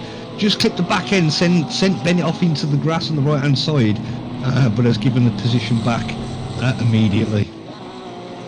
Yeah, love to see that. Yep, so he's redressed the position. The two of them sort of, but it's been a great battle between the two of them so far. Hanowitz showing some really good pace early, but that definitely seems to have dropped off. He's losing quite a few positions.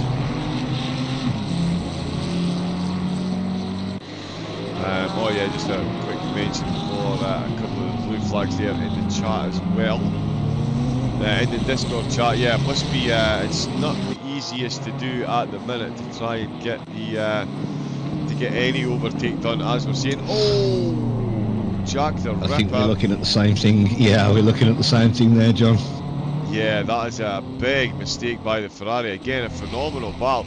And it just accentuates it, Rob. It just keeps hammering home that point. The slightest mistake, and it is exponentially magnified in these conditions. Purple Madness will be sighing, breathing a sigh of relief, but Jack the Ripper, I'm sure he'll be sharpening up those blades again.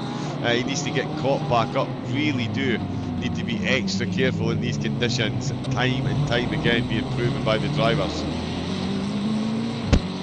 Yeah, I've had a couple of occasions, John, where it's not only, as you said, it's not only the off that is losing time. Quite often it's the getting back on, which is costing them even more time. We've seen a couple of cars do a couple of pirouettes before managing to get the vehicles back onto the circuit. So yeah, ultra tricky conditions. It is flooded. Track temperature has gone up a tiny little bit, and the rain will start to drop off over the next half an hour or so. But yeah, very, very challenging conditions for these drivers at the moment. Yeah, it really is. Even the drivers up at the front are struggling.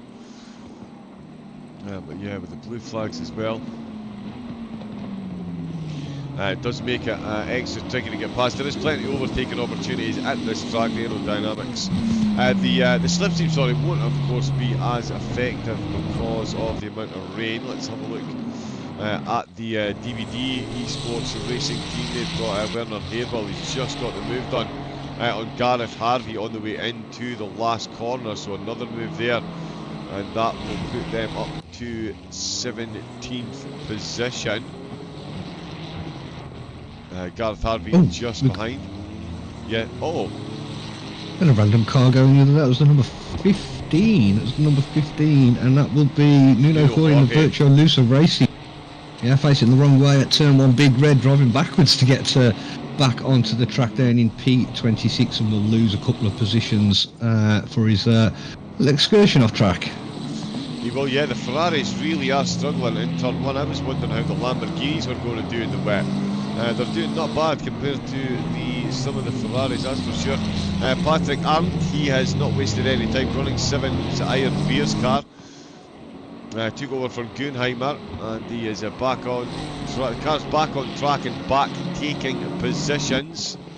They're back up to 22nd place. Marco Esser comes in for RLE Motorsports first pit stop.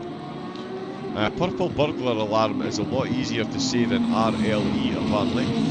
We've got Hanowitz. Hanowitz still chasing Ben Milden. The best he can at the minute. He's going to need to get a move on and get a bit closer before the pit stop. We're going to keep this battle in focus when they come out. Of course, it's all about where running 7 come out compared to them, so we'll see how much of a shift in positions the pit stops have. We've got yeah, nobody there, and yeah, just those. Sorry, not just those two. It's Adler and Amaya for running 7, and Libra 1.4 seconds is the gap that we've got there. Hanowitz now out with the 1 second mark. And in fact, Vortal, oh, he's in the pits. Virtual Racing League coming into the pits as we approach the hour mark.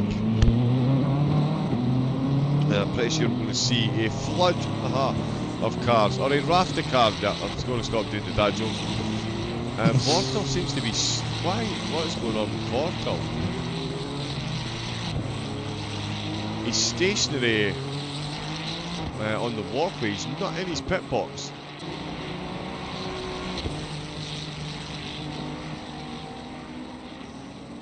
Yeah, dead silence as both commentators try and seriously figure out what is going on. I'm trying to work out what is going on. Yeah, just actually stood stationary, sort of on the apron of the pit. He's not in the box, and he doesn't seem to be going anywhere. No, he doesn't. Do I have access to a camera that will show me the back of his car directly? No, I do not. He yeah, does look quite damaged at the back. Oh, okay. Yeah, definitely. Hopefully they can get that fixed, whatever's going on. Maybe just trying to set up his pit stop. Let's face it, it's not the easiest thing to do at the best of times, setting up your pit stop when you're racing on ACC. But doing it in these conditions does add an extra bit of jeopardy, but certainly Vortal still is still stationary there as we have another car. Yeah, Sammy Brozier, RLE Motorsport, just starting the stint of driver swap for RLE. So welcome to the conditions, and a nice introduction to the racing condition. Off at this turn 12 at the end of the straight, turning it around quite early. Probably a couple of laps to get used to the conditions. It's been a while probably since they've been in the driving seat, so welcome to the race.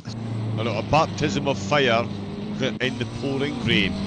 It is safe to say the track still rated as flooded, but as Rob pointed out, the rain will reduce, or the rainfall will reduce slightly over the next half hour or so, so we'll see just how much of a reduction we actually see with that one. I do still have all 29 still in the race, which is good to see. Konstantin Bucci for the rookie racing team in the middle of the three Mercedes. The Mercedes not going well in the rain, it is safe to say.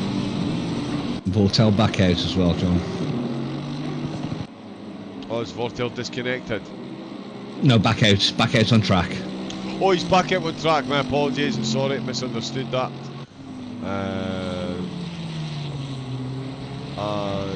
What position is he in?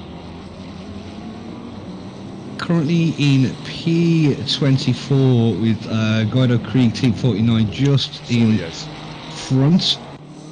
Yeah, so it must have just been a visual little glitch there, so obviously was taking a pit stop, although he didn't appear to be in the pit box at all. Yeah, he really didn't. He really didn't. Two wheels on the red walkway, so yeah, but there is Franzel, although there we go, two wheels on the red walkway. Maybe that is the pit box as a quota. Although that is, he's more in line there, yeah. Yeah, but whatever it was, Vortal is back out on track. He is well down to order, so he's definitely lost time. And John, we might want to take a... Yeah, we definitely might. This is a big oof as well, because we might want to take a look up front, because Amaya is having an absolute torrid time at the minute, has dropped from P3 and turned it round again at turn 1. Timothy Parler, UPO Racing Team, thank you very much, P3. Poletti's through as well. Poletti is through as well. Swarovski couldn't capitalise. Big Red in the Ferraris really is going to be the defining factor potentially in this race today. There is another driver, Fallen Fibble. He's really clipped that curve. Well, yeah, John Amaya, the Libre Esports driver, started on the front row of the grid, dropped down to 4th place, got back up to 3rd. I was surmising he was very quickly going to get to 2nd, but not to be for the Libre Esports car. They're now down into 5th place. We've got confirmation, Swarovski. I don't think he's quite as much. Oh, it might still be about 20 seconds down the road, actually. We will see. But Amaya certainly much further down the road, as you can see, is at 14th ahead of him. So, no, it's not. That is Patrick Arndt. So that's actually 19th. So, yeah, so they're Oh, and that's a big send. He's going to make contact. Surely, no, he's not. He's certainly not going to make contact with the track limits. Yeah, big send from Marco Paletti. Yeah, trying to get past the blue flags and... yeah, because that is all just blue flags. Oh, and somebody's been spun. Oh, and he's been spun again. John Amaya's been collected. John Amaya has been collected there. So Tony Tequila now was trying to get himself out of the way of one of the drivers up at the top of the field, and another one's come through. And John Amaya has been collected this time, and he's been spun.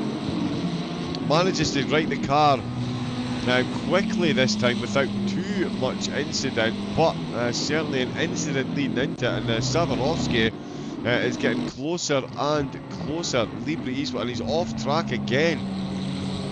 Off track there. I mean, even in these conditions, Rob, it's only 12 degrees, but if you've got your foot on the accelerator and the car starts spinning on this tarmac, wet or not, those tyres are going to get warm. And I was just going to say, I wouldn't be surprised if we see Amaya come barreling into the pits, which he does. Because yeah, as I was saying, Rob, even in these conditions, in wet tarmac, you can still overheat those tyres and end up with a bit much PSI.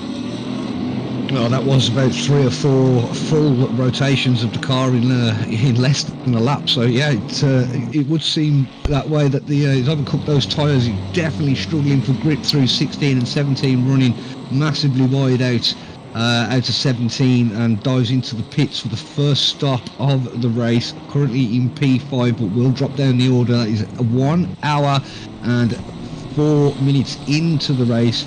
And we see John Amaya in the Libre Esport team in the box. Will there be a driver swap at this point, John, do you think?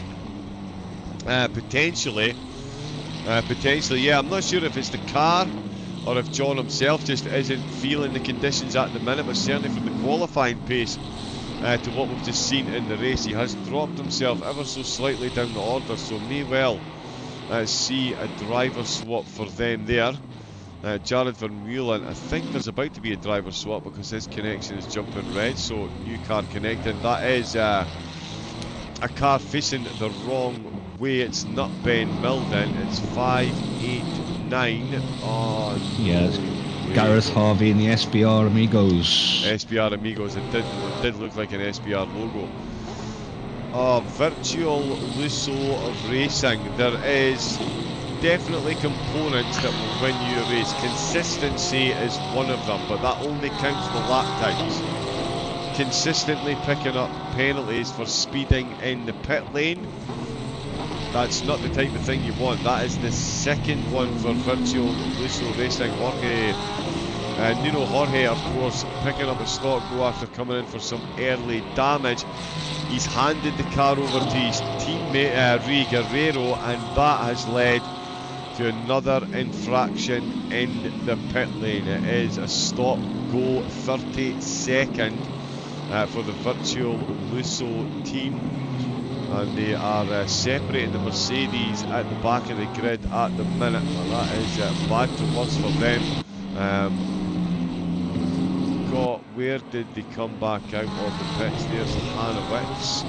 And it was Zamperlini who's jumped behind the wheel.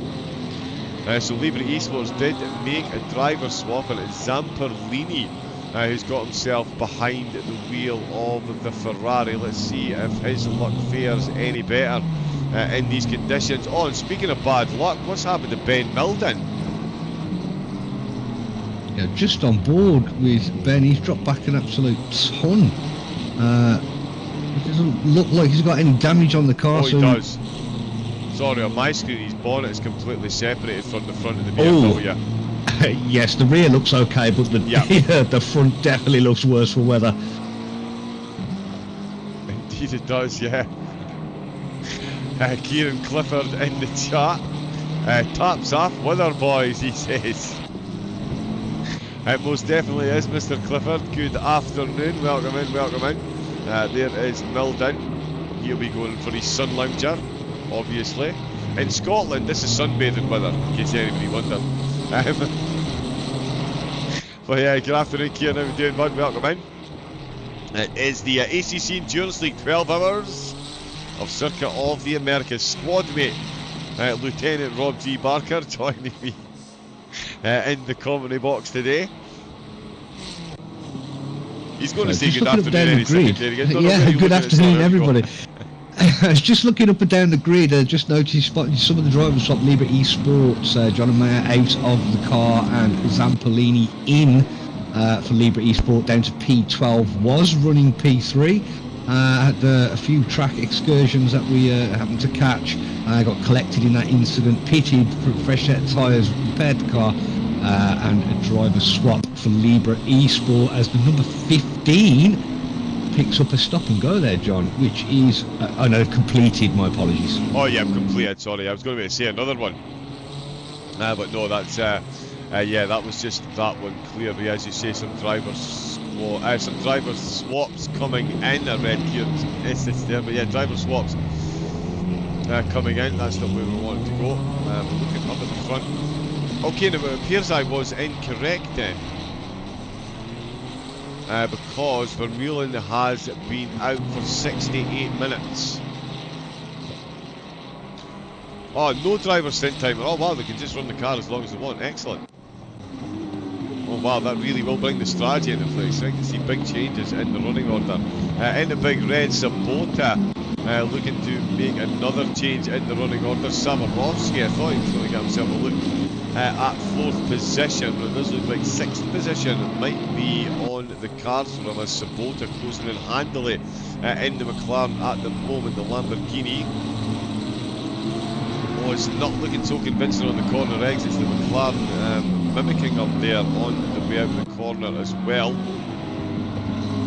Still got all 29 in. See how close these two can keep it. Vermeulen 22 seconds up the road for Apex Online Racing, looking to defend their title from last season. Running 7 and 2nd, UPO up to 3rd with Phoenix in 4th. Then it's Targo and RTP Racing Team Peter in 6th position. Looking at Bumgarden as well, JWB Racing, they've got Tony Tequila, who we saw got involved in an incident. Not 100% sure what happened leading up to it. We just saw two Ferraris coming together and facing the wrong way. Tequila dropping spots.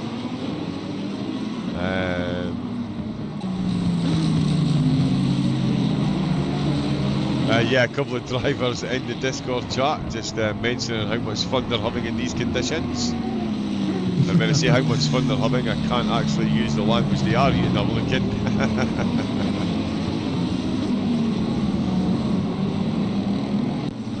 Yeah, but yeah, the driving conditions, certainly the drivers having some fun with it out there. You'd probably, Rob, be better off with a canoe at this point in time, because yeah.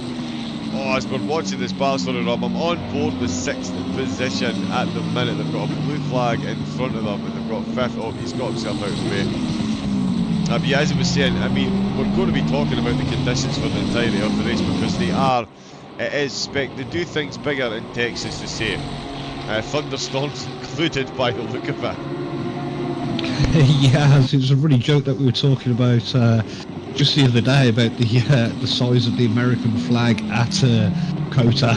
If they're going to do things big, they're definitely going to do them big, and those raindrops and the weather has definitely come up big this evening.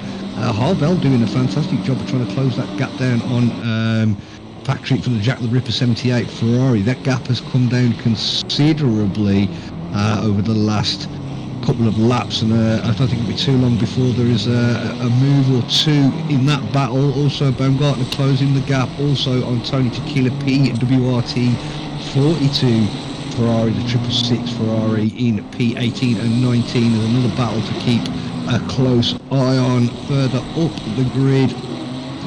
There was another battle that I was looking at, and it is Anton Sabata in the RTP racing team. P6 gap seems to be fluctuating a little bit. It says 9/10 of a second on the timing board, but that's definitely not 9/10 of a second in reality, so that will update as they go over the timing line. And Yes, we have a car off track, number 15.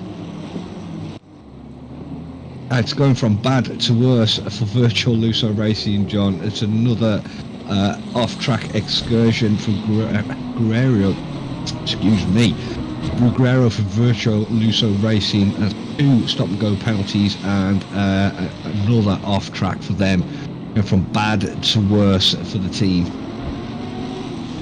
Yeah, it is, yeah, as you say, bad to worse. The Ferrari's really struggling around here. I mean, we've got a Ferrari leading the way, but we've seen the majority of mistakes in turn number 1 certainly have been by Ferrari drivers, and all the mistakes in the pit so far have been by Virtual Luso Racing. Hopefully they can steady the ship for the closing 10 hours. No pun intended there, John. Absolutely. As a certified dad, I'm like to crack dad jokes. But yeah, JWB Racing and PWRT, they're having themselves a great little battle in the rain. He's going to come out singing in the rain. Yep, he's not leaving them alone.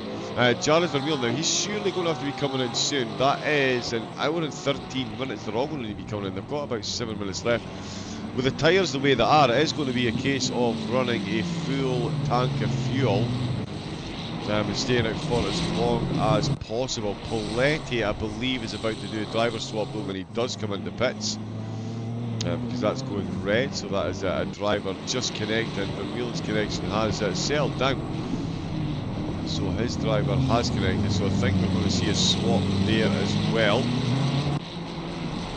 Still got all 29 out on track. One team unable to make it today, unfortunately, due to illness. So wishing them all a very, very speedy recovery. Team DPM, yeah, quite a few of the team members feeling ill today. So yeah, if Team DPM do have to be watching or listening, speedy recovery. Look after yourselves. Make sure you come back fighting fit, and we will see you for round number 2. Which will of course be 8 hours of Monza turn 1 and maybe a bit of Parabolica, but mostly turn 1. And no rain forecast for that one, thankfully, Rob. Who's the leaders in the pits? I think that's somewhat of a shame. Yeah, the leader is in the pits, Jared Vermeulen in Apex Race, doing an absolutely stellar job thus far, John. 31 laps completed, 1 hour and 15 minutes completed, and a rather healthy lead out in front over Dennis Adler P2, Timothy Parler UPO Racing Team up to P3, it's Marco Poletti P4, and Togo Esports won Florian into P5. So we've had some movers there as well. Anton Sabata still running in P6 and closing that gap down just 0.8 of a second as they make their way through turn 18 towards number 19. He goes, possibly make a move here if he's looking to make a move. He's definitely looking up the inside. He's not going to make a move thus yet, and we do have another car off track. Sabota's just made an overtake on Swarovski there. Swarovski off track there. Sorry, that was the car I saw going off track there, because Swarovski ran deep into turn number 1, and that. Oh no, Sabota's still behind him. I think it's Herpa. I think it's Dustin Herpa, New Engine Sim Racing. Yeah, blue flags were involved there as well. That's what it was. It was a blue flag car that went off track till it those two through. So Swarovski and Sabota didn't swap positions there. Yeah, you think it's difficult? I mean, yeah, I'm going to say it's quite difficult to see in these conditions with the cars. It's, yeah, it's easy for me to say I'm not behind the wheel, where it looks something like that. Oh, look, yeah, there is a car in front of him. See what I mean? Oh, wow, there really is a car in front of him there. It's Tony Tequila. I think he might have had a shot or two before the race started there. He was weaving wildly across the track there. Just suddenly appearing out of the mist Baumgart and managing to keep it out of the back of him. Just ahead a little bit more elevation. That's a brilliant comment in the chat there. Brilliant comment in the chat there. My calculations were close. We could get around 40. Get around an hour 40 in these conditions. You could. Yeah. Sorry, Daniel, that one just tickled me a little bit there. So sorry, Daniel. John, we do have driver well? swap. Oh yeah, the race leaders have swapped. Yeah, Constantin Kampic is out for Apex Online. Back out in 9th position. Clear air as well. Yeah, that's been a good stop for them. A good stop for them. Let me just keep an eye on the interview room as well. Again, if anybody does want to jump in from any of the teams, feel free to jump in and say hello. We do have a fancy gadget I'm looking to use. In fact, if I switch on, oh there we go, you can see me. I don't think that will be there. But yeah, if any of the teams do want to jump in, come in and say hello. What was that, mate?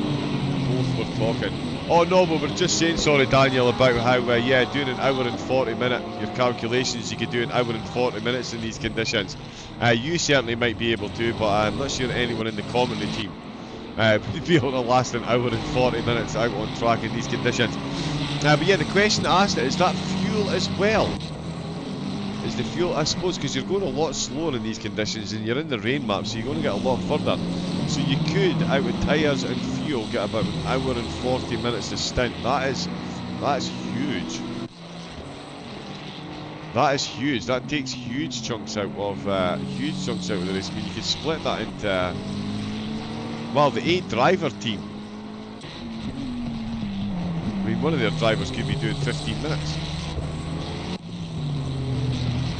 But yeah, so that is big long stints that they're going to be able to pull out on track. We saw the race leader do an hour and 13. Full fuel, right, okay, so yeah, full fuel. In the wet, they're reckoning about an hour and 40. Wow. Wow. So we'll see. I mean, so that Dennis Adler, oh, he's gone the wrong way. Dennis Adler, on track race leader, and he saved it. Can we get a standing ovation for the running 7 driver there? How he kept that in the penultimate corner, I have absolutely zero idea. He's gone round the outside of the blue flags. The car's been completely sideways. He's just snapped it back into line, and he's kept it going. He'll have no doubt lost a bit of time with Timothy Pala behind him, but certainly that is save of the race so far. Yeah, full Tokyo drift through turn 19 there, John. What a save to keep the position. We'll lose a little bit of time, but that was quite spectacular.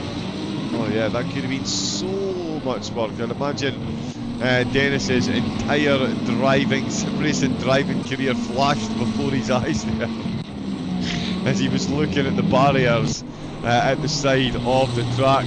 Daniel McCutcheon with the round of applause in the chat as well. Absolutely, what a save that was. Cannot underestimate that or overestimate that. Yeah, Daniel, yeah, every driver in the chat. Oh, and there we go, the Ferrari, the track, what's going on? So the rain has reduced slightly, but it's still classed as flooded, and the rain's about to get heavier. Yeah, I'm not sure about a driver swap for the Running 7 motorsport team, but there's definitely an underwear swap due at any point.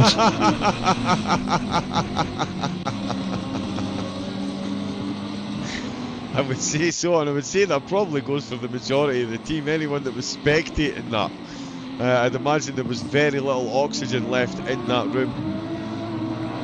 That is very close there between Sabota and yeah, I realise some people might say, oh well, their teams, they're all in different places in sim racing.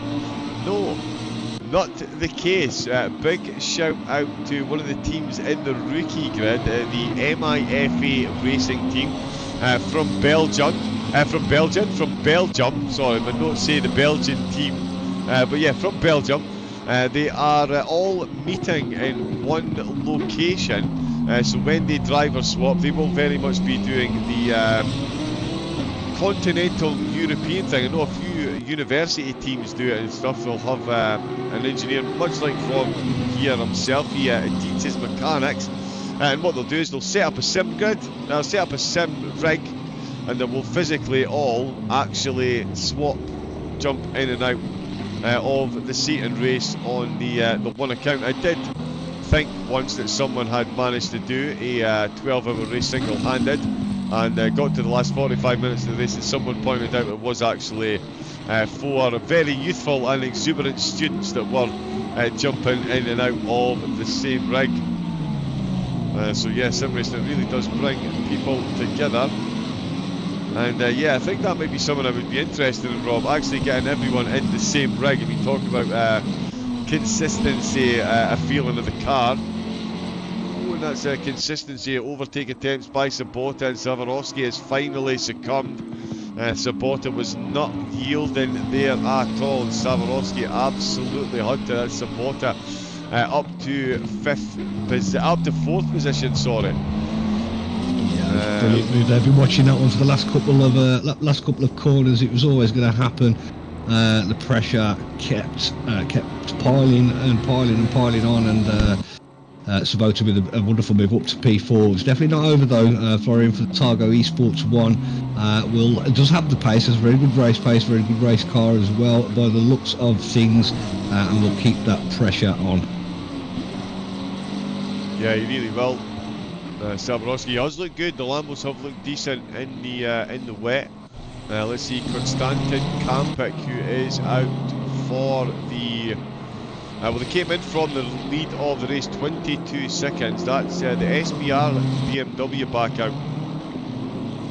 I'm going to guess that's just a graphical glitch, and the BMW has been repaired. There's no way you're coming back out the pits to do 10.5 hours with an unrepaired car. I would say there's Daddy Cool coming in to the pits. So yeah, the cars are getting an incredible opening stint. It's an hour and 23 minutes of racing, and we've still got cars on their first set of tyres and first fuel tank and running quite a few laps. I wonder if Konstantin Kampic and the gang have maybe out-strategized themselves here. Actually no, because running slightly shorter stints means the average weight of the car is less, which means you should theoretically be able to run quicker laps. Would be my thinking behind it. Yeah, less fuel, less weight, because a full tank of fuel really will add the kilos to the car. Oh, big red. Almost saw Adler undone there. It's still running 7. On track leaders GPO in second, and Phoenix Racing into the pits. That's going to put RTP into 4th position. Targo Esports will go. Sabota up, RTP up to 3rd, and Targo up to 4th. Wow, that was difficult for some reason. Herford will move up position as well. Let's see what happens with Vasily. I'm assuming Kampic will get ahead of the Phoenix Racing team. It does look like he is more than close enough. So that should be another one back for Kampic. And Libre Esports, the gap there, 14.5 seconds is the gap. And now that, Rob, if I'm not mistaken, was up to 22 seconds. When Libra and Apex came into the pits, when the two cars were separated by pit stops, there was about a 22-second difference. That's now down to 14.5. Zamperlini he's bringing the heat in the rain at the minute. Yeah, the gap just before the stops was indeed 22 seconds to the good, so yeah, absolutely spot on. That time has come down dramatically. A couple of other stops just worthy of a mention, John. The 588 BMW of the SBR Pro boys, Ben Milden, has completed the first stint, and it will be Jeffrey Godefroy taking over the wheel for SBR Pro team in the BM. Oh yeah, there is Jeffrey there. Yeah, hopefully that BMW has been repaired, as you say, taken over from Ben Milden. There is Vortel, another one of the Ferraris we've seen falling foul of Big Red. Butol looking for an overtake on Patrick Arndt. The running 7 car was running through the field, running up and down through the field, in fact. A couple of mistakes, a couple of contacts. And yeah, positions lost and gained in the opening exchanges so far. They are being closed in on by the Lambo. There's the SBR Amigos car coming in, so they've had the BMW in, the mechanics now working on the Ferrari. Just to confirm, yeah, Phoenix Racing is Jonathan Bitsogo who's come out behind the wheel, and he's got himself ahead of Libre Esports. So still ahead of Libre Esports, but only by 2.5 seconds. The gap now 12 to Campa, who's off track. Campet's in the wall. Campet's in the wall and going sideways. I've no idea. I saw another car. It looked like he made contact with someone there.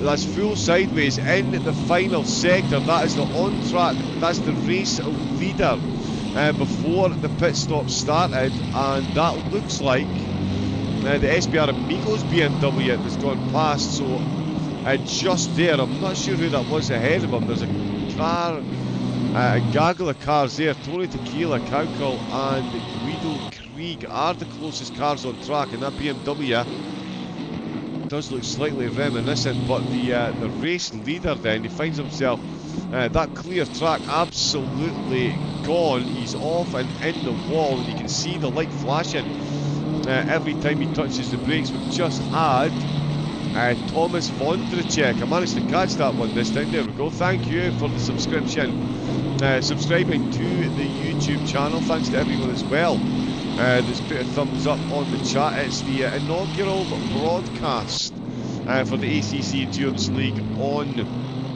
YouTube, and indeed they're on Twitch as well. If German is your native tongue, ACC Endurance have got you covered live on Twitch right now. They're bringing you the broadcast. Myself, and I've forgotten to put my logo on the screen. But my name's John Wright, aka Double O Raven. I'm joined this afternoon, in part, for the opening part, we've got Rob G. Barker. Good afternoon, Rob. Yeah, good afternoon, Jack. And yeah, we're taking you through all of the action. It has been considerable so far. Dennis Adler comes into the pits an hour and 29. He was out on track. We've got another yellow flag. That's another Ferrari facing the wrong way. It's the treble six, John. So that's the treble six of Kevin Stein. Just started the stint for the JWB Racing Esports, and already it's the second time we've seen that new driver out in the car and finding their way for some short off-track excursions. Yeah, indeed they are. Yeah, we're getting cheers for. There we go. Virtual Racing League. Thomas in the chat. Hello to everyone. Let's go. Cheering on car 88. Let's just see it. Had a car facing the wrong way there. That Ferrari. There is the running 7 car, but heading back out the pits. We'll find out if it's still Adler behind the wheel shortly as Savarovsky comes in. Where is Kampik? Wow, Kampik is so far down the order. Dennis Adler running 7 race leaders. Big changes there, and I tell you, Timothy Pala could be out in front as well, as Kampik might even be coming into the pits. As another Ferrari, that's car 42 now facing the wrong way. That is Tony Tequila. He's had a few spins today as well, and that's Tony Tequila dropping down the order. Savarovsky into the pits. Sabota is the on-track leader. Nico Becker out for running 7. They are the race leaders at the minute. New engine do need to come in for the pits. Timothy Pala is back out. Konstantin Kapik has stayed out as well. So not carrying enough damage. Driver swaps going on now. Sorry, on you go, Rob. So there's plenty of driver swaps happening now. We're into the 1.5 race. Joseph Lenhart for UPO jumping in, currently running P4 in the 888 Ferrari, jumping in for that team. Nico Becker jumping in the hot seat. There's Anton Sabota. Looks like he is staying out unless that name is yet to update. Yeah, they've not been in the pits yet. So he's still got a pit, and as we were getting told in chat, we're looking at about an hour and 40 minutes potentially in these conditions. Or have they been in the pits? Has Sabota been in? Just trying to work on the lap 47, 4 seconds in. No, he can't have been in, can No, he can't have been. No. No, he's not My been in the pits apologies. yet. No, he's definitely not. Yeah, Nico Becker is back out. So yeah, he does. He's got another few minutes apparently. Well, not apparently. He is. He is still out. We'll see if he comes in on this lap. But it's definitely running 7 in the lead. New engine sim racing UPO. Now second and third with QA Motorsport. They need to take a pit stop as well. They're in 5th at the minute. As you called it, John, into the pits, Sabota.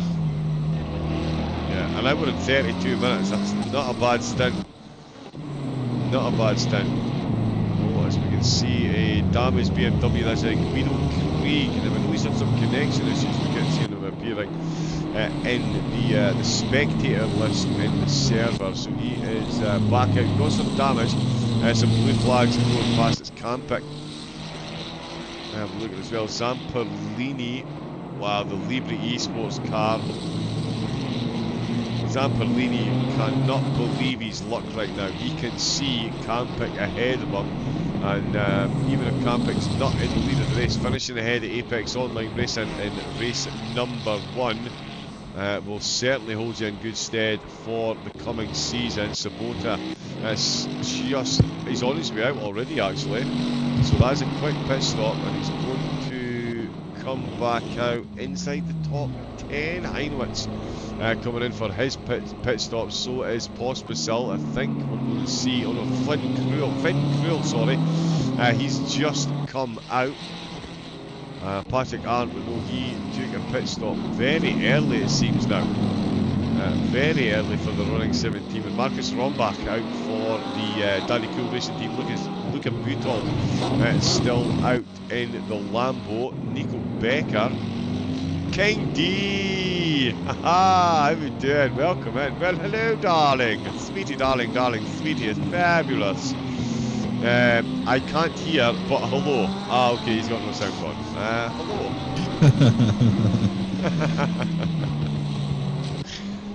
There we go. Rob saying hi in the chat as well. Talking of 42, Yep. King D42 in the chat, and the number 42 down in P26. Once again, John, new driver, first lap out and off the track. Oh, yeah, the baptism of fire continues.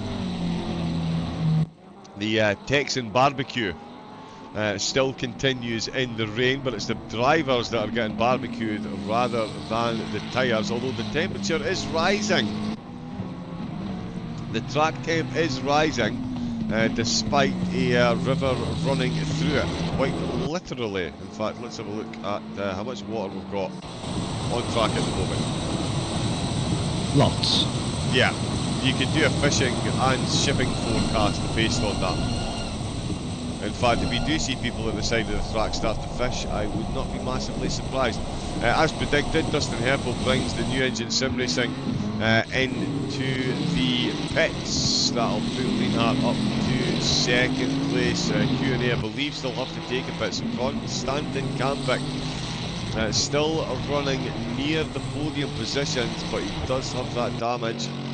And he does have Zamperlini absolutely closing in on him. The gap was at 2.4. Sorry, Rob. Those had that 22-second lead before the pit for Apex has most certainly disappeared in its entirety.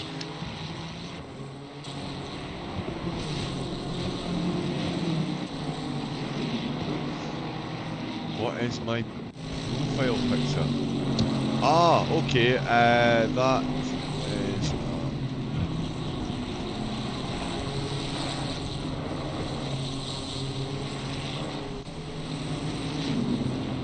I'll show him the full picture at some point. He's got no sound on, so you can't hear it. But yeah, the profile picture, my profile picture on YouTube.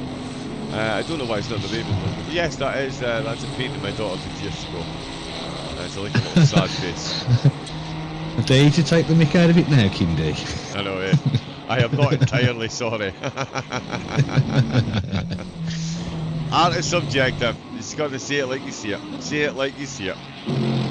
But yeah, that's where that profile picture comes from. Right, let's see where the race win could be coming from.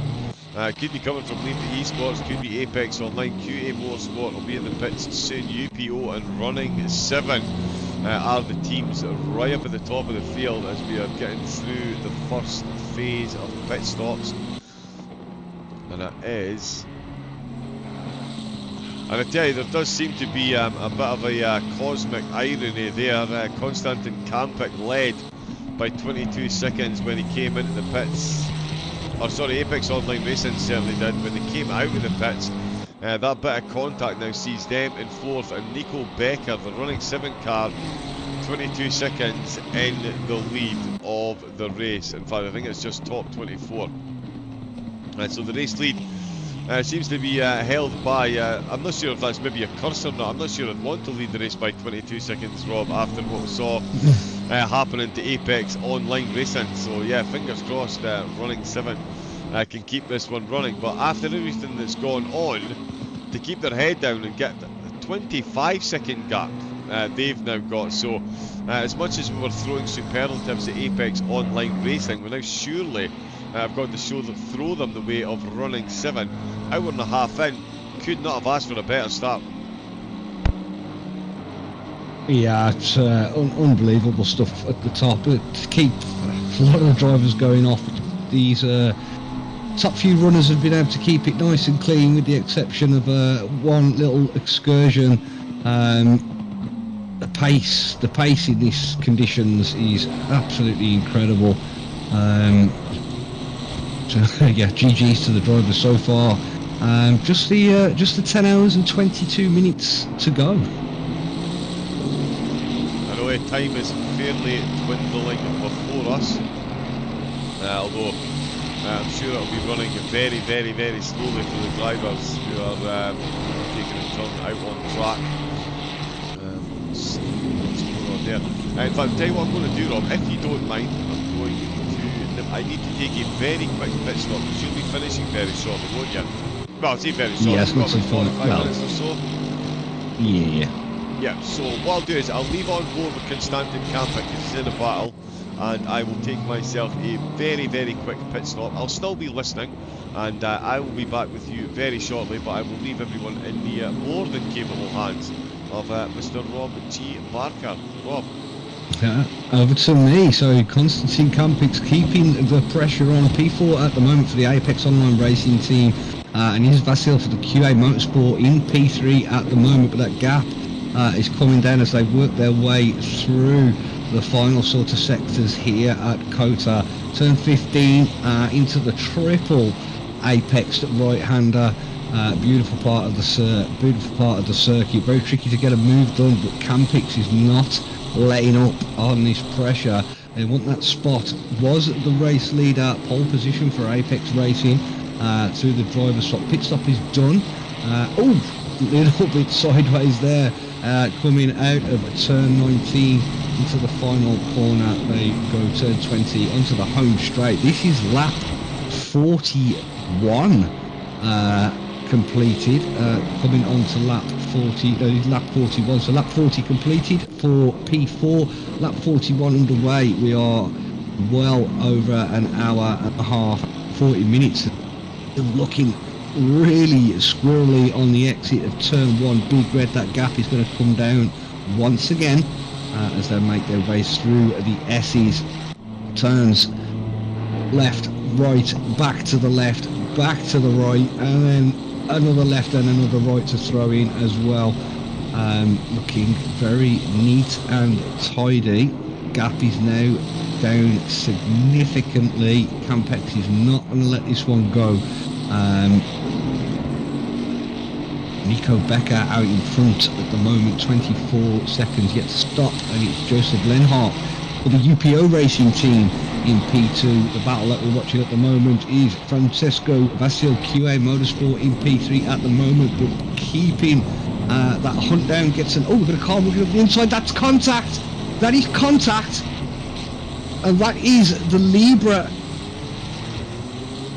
Was that the Libra Esports of Zempellini taking contact at the rear end of Campix?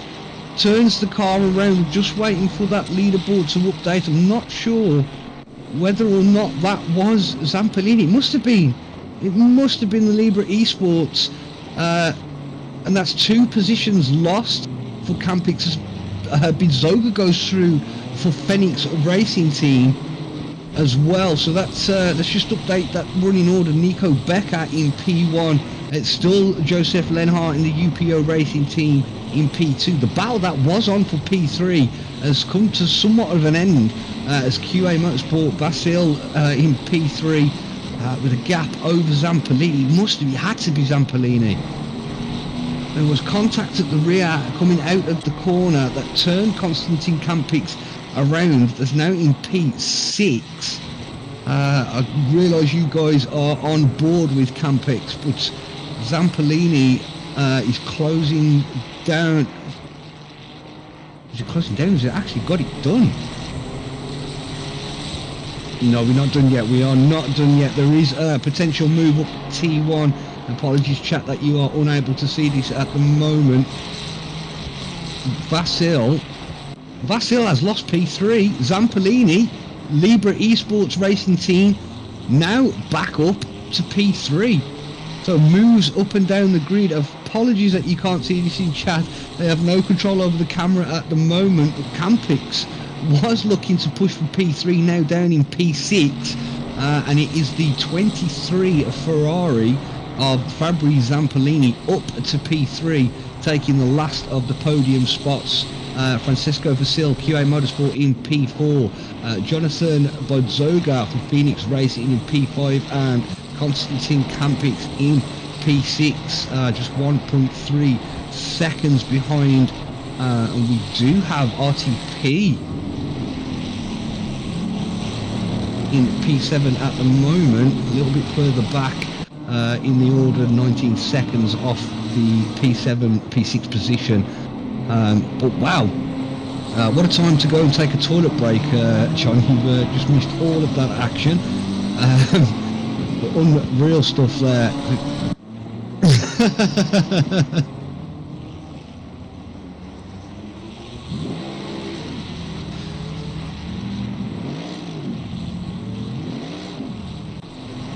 Yeah, oh, we've got a car off the circuit as well, around the same area.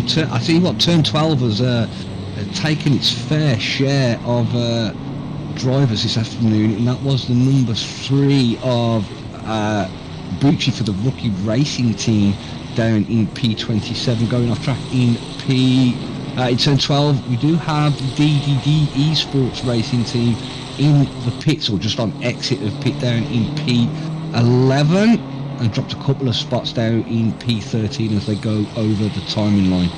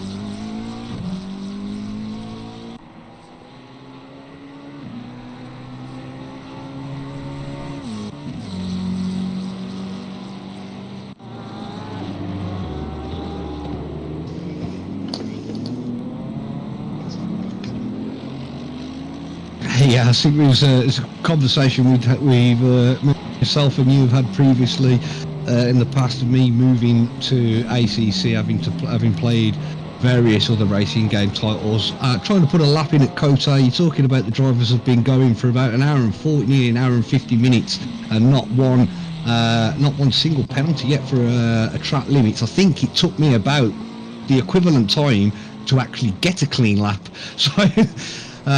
Yeah, the track limits are quite spicy around this circuit. Yeah, and if I ever actually manage to complete a lap at Circuit of the Americas that's valid, then I would be able to join in that conversation. But for now, yeah, not mystery to me, this one. Absolute mystery. UPO's running well though in second place there, no mystery to them. The way the track is running at the minute, you've got Becker ahead of them, but they have managed to find a second as the conditions, there we go, the rain's falling not quite as hard, but we all know that's going to pick up again at any point in time. Oh, perfect, managed to get the Twitch stream. Yeah, of course the stream is on YouTube in English and in Twitch, on Twitch in German as well, so that yeah, everyone can enjoy. And if you do want to jump in to get interviewed, you can get interviewed on both channels as well. There's a waiting room for English and German speakers, so if you are on one of the teams, you do want to pop in and say hello, absolutely feel free to do so. Rob and I will yeah, grill you with some questions, see how the race is going, and yeah, you can say hi to everyone that's been cheering you on in chat as well. We are an hour and 50 minutes into this one, 10 hours and 10 minutes to go. It is round number 1 of the GT3 Endurance Season 2024 after a phenomenally successful 2023 season. They're back and bigger and better than ever. 2 full grids for this season and 2 channels broadcasting the races. Of course, a big shout out and thank you to every man for partnering the stream and making everything happen, and as well to the admins in the background. Bit of a server glitch this morning, very quickly fixed, and yeah, the stream itself, the way they've put everything together looks absolutely incredible. So yeah, thank you and well done to them. Thank you to everyone that's subscribed and is watching. Yeah, it's been an absolutely mega event thus far. The conditions are so tough. Yeah, Ben, they definitely appear that way. 100% definitely appear that way. Yeah, they are. Oh, absolutely. I mean, it's yeah, completely flooded track. I mean, the only upside to it is it's consistent over the whole race. So it's not like you're having to go from dry to wet to dry to wet and worry about it affecting like the weather, the track conditions suddenly changing halfway through somebody's stint. And the longer stints, I can certainly see that playing into the hands of some of the teams. I mean, if you can get your quickest driver out there for an hour and 30, an hour and 40 minutes at a time, get them to pull 2, 3, 4 stints, that is yeah, it's going to be massively beneficial. It's going to make it an absolute grandstand finish to the race, given the mix of pace that the teams have got. I mean, Daddy Cool, as Rob was saying, 8 drivers they've got spread across their team. Marcus Rombach, the second driver out. The lead Porsche at the minute in 12th place. The Mercedes not quite faring as well though, 21st the lead Merc that we've got. We've seen the Apex Online Racing Mercedes involved in a couple of early incidents as well, and had to return to garage to get some damage repaired. And yeah, all the Ferraris basically struggling in turn 1. Yeah, turn 1, turn 12. Turn 1, turn 12 has definitely been the most challenging corners, or from what we've seen from up in the commentary box, numerous cars going off into turn 1 and turn 12 losing into the heavy braking zones, excuse me, which has caught a number of drivers out. Yeah, they certainly have. They most certainly have. I was just looking at the car numbers, and yeah, 14 Ferraris, only one Porsche in the championship, of course, as we can see out on track. 4 BMWs, 4 Lambos and 4 McLarens, all equally matched, but yeah, you combine all 4 of those and it's still less than the number of Ferraris that are out. It's a great time to be a Ferrari fan, that's for sure. Every place you look, there is Forza Ferrari every place. Ivan Gibbon, in fact, all the way back at Jeffrey Godefroy for SBR. Their car looking very well repaired now. Ivan Gibbon taking over for Butan, the ISS Racing Team Lambo. They're within 0.6 of a second, so they're looking very quick. And Zamperlini is looking quick. Lienhardt did manage to steady the ship and actually decrease the gap to Becker. That has now gone the other way. Becker up to 25 seconds in the lead, and Zamperlini right up to the rear splitter of the UPO Racing Team's Ferrari ahead of him. Another podium battle brewing, and it is Libre Esports that are again the team in third place, but it is 2 different teams ahead of them as they look to make this overtake and get themselves back up to second position where they started. Apex Online, of course, started in the front. They are now 6.5 seconds down on Bidzogo. They've had a couple of contacts, one with the wall, one with another car, so the aerodynamics will be even slightly compromised. So it's definitely costing them lap time. As they quickly go past that blue flag there, but yeah, it's definitely costing them lap time.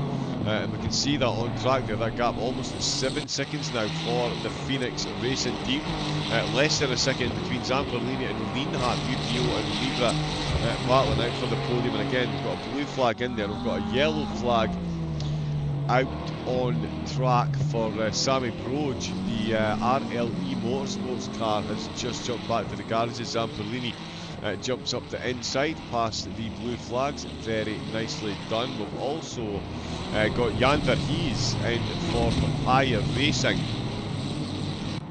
And I think Zamperlini's got that move done, John. Oh yes, he has. I thought it was blue flags, my goodness. I watched that unfold while looking at the telemetry and thought it was the blue flag car. My apologies. Yes, Zamperlini has got the move done. Well spotted there, Rob, because one of us is paying attention. And it's clearly not me. Libre Esports finally getting it done. 2 hours into the race, they're back up to second position. Good drive by them. It's an ill wind that blows nobody some good. Of Apex Online Racing's woes handed Libre Esport what could be one of their best shots at winning the race. They do have running 7 Motorsport to catch up to, but in these conditions with 10 hours to go, all things are possible. And Zamperlini flying out of the pits. He's had a solid stint. He's going to be in, well, potentially pretty soon, because we did see Libre pit a lot earlier than anyone else, so they may be going for hour-long stints. They may decide to change that though, because Becker is going to be out for a lot longer. I mean, yeah, if they stick to this current strategy, actually, Zamperlini's team are going to be into the pits 3 or 4 times for every 2. Yeah. Yeah, it's going to be over 3 hours. Yeah, so 2 stints for running 7 would equal 4 for Libre Esport if Libre keep on the same strategy that they've got, and that will not bode well come the end of the race. Just, yeah, by virtue of the fact that you got to spend as much time as you can on track and as little time as possible in the pits. So doing half the pit stops. Yeah, that's a tough one there, Rob, because yeah, like I say, they're going to be coming out, if they do the full hour and 40, they're going to have a massively full tank of fuel, so the car's going to be running heavier, but you would still, if you've got the chance to run an hour and 30, an hour and 40 minutes, and your competitors are running an hour, you've got to think the team that are running the hour and 40 minutes here are pretty much a shoe-in to just walk away with it. Yeah, I was just looking at the team rosters for the two teams in question. Running 7 Motorsport with Nico Becker currently in the seat as a team of 6 for this event. Dennis Adler already been in and out of the fantastic job from him. But I've noticed the Libra Esport team, they have one less driver registered for this race. I'm not sure if all drivers must jump in the car or whether it's just as and when, but with the longer pit stop, the longer stints, as you quite rightly put, seems to be paying its dividends at the moment. The cars are running significantly longer into the race as it's being looked after. I think that is a crucial part of the strategy as well. We've seen many drivers off track overheating those tyres and having to stop early, but yeah, only 5 drivers for the Libra Esport team, so you'd think that they would be pushing for the longer stints. Yeah, just one long stint each and then draws for the final stint. But yeah, we'll probably get shown up. They'll go on and win the race, and that's just a definitive proof as to why me commentating the race, I guess. We're keeping an eye on the BMW badge of SBR's car, and that's closely an eye as Ivan Gibbon is for the ISS racing team. Almost got a look up the inside 2 wheels on that gear. We won't have any traction on the exit. The BMW will, and it's bye-bye BMW. Lambo has to rebuild, and again, I'm staying on this camera just so you can appreciate the levels of visibility that the drivers are having to deal with at the moment. It is incredible out there, especially over a corner like Big Red. You come over that crest and then back down, and then just a little bit of hump again, back down the hill, and then all you can see is the spray from the car ahead until you get into the braking zone, and then when you do hit the brakes, we suddenly see the back of a BMW again. Sorry, Rob, are you about to say something?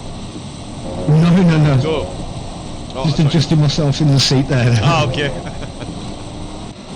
But yeah, it's absolutely wild out there still. The track's still flooded. It does say the rain is reducing still. That'll be a little bit of consolation for the drivers. Now I tell you, if I was a betting man, I would say that Apex Online are about to come in to the pits. You can usually tell when the server connection starts pinging up and down. That's someone joining the car ready to do a driver swap. And again, they took quite an early pit stop 1.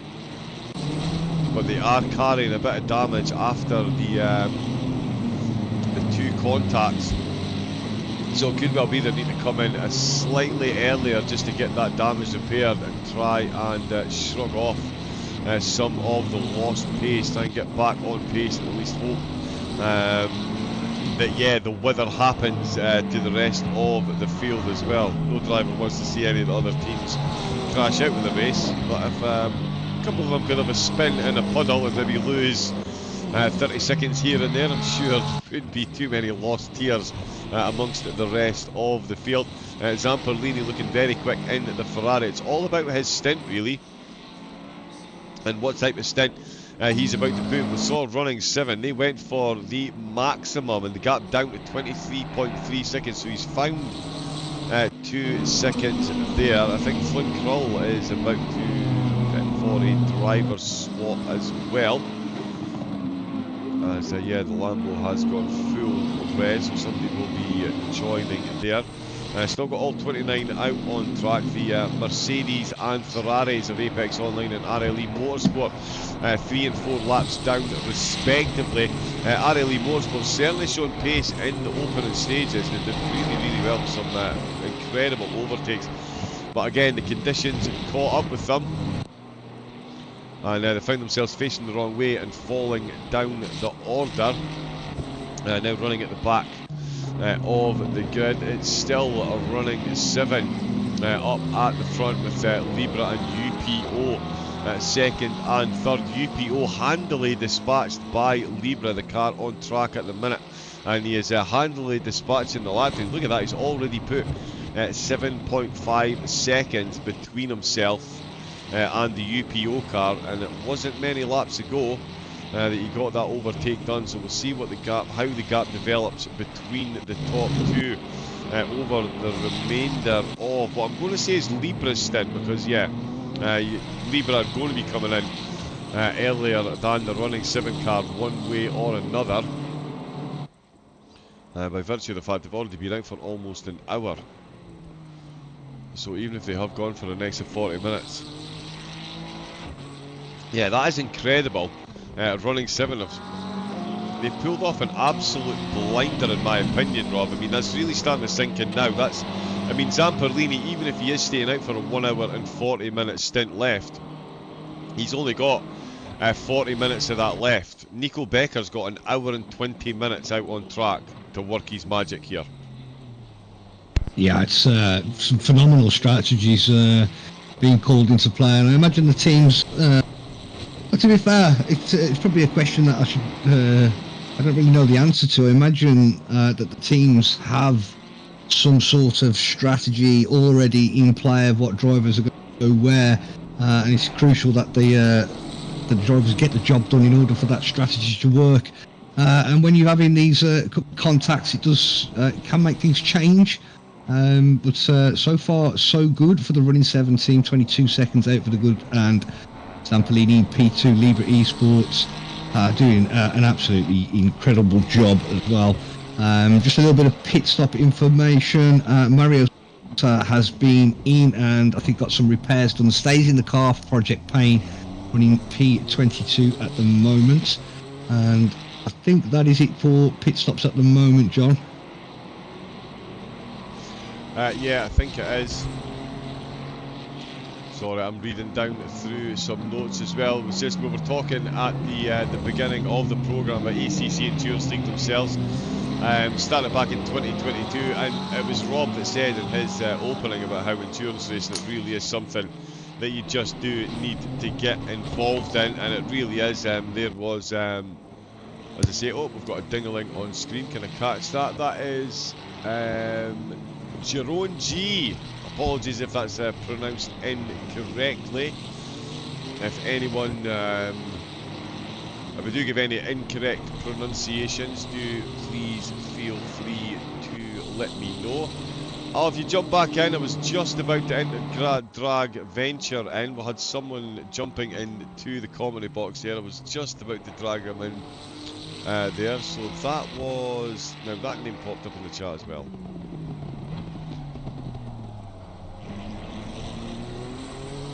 Oh no, that's Thomas Preset Vondracek. We did have someone in the interview room. My apologies. I missed you straight away there. Let me turn this back off again. But if anyone does want to jump in and get interviewed, you can do it. I do have that open again.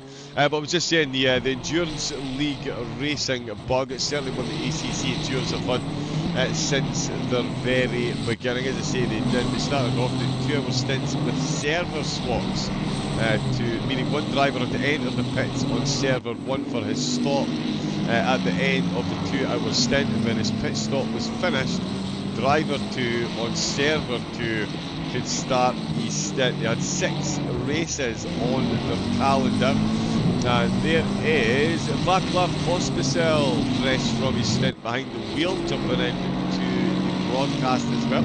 Good afternoon, Vaclav. How was the race for you? How were the conditions? So yeah, ACC Endurance League, 6 races. The 16 teams finished the entire championship, and it was won by Apex Online Racing in a Bentley. The 2023 season, as we saw it run, it was running 7, won it in an Audi. So yeah, a great battle between those two so far in the overall championships, and there's been some incredible racing so far in the race. We've got more facts from a bit of history of ACC Endurance League as the race unfolds.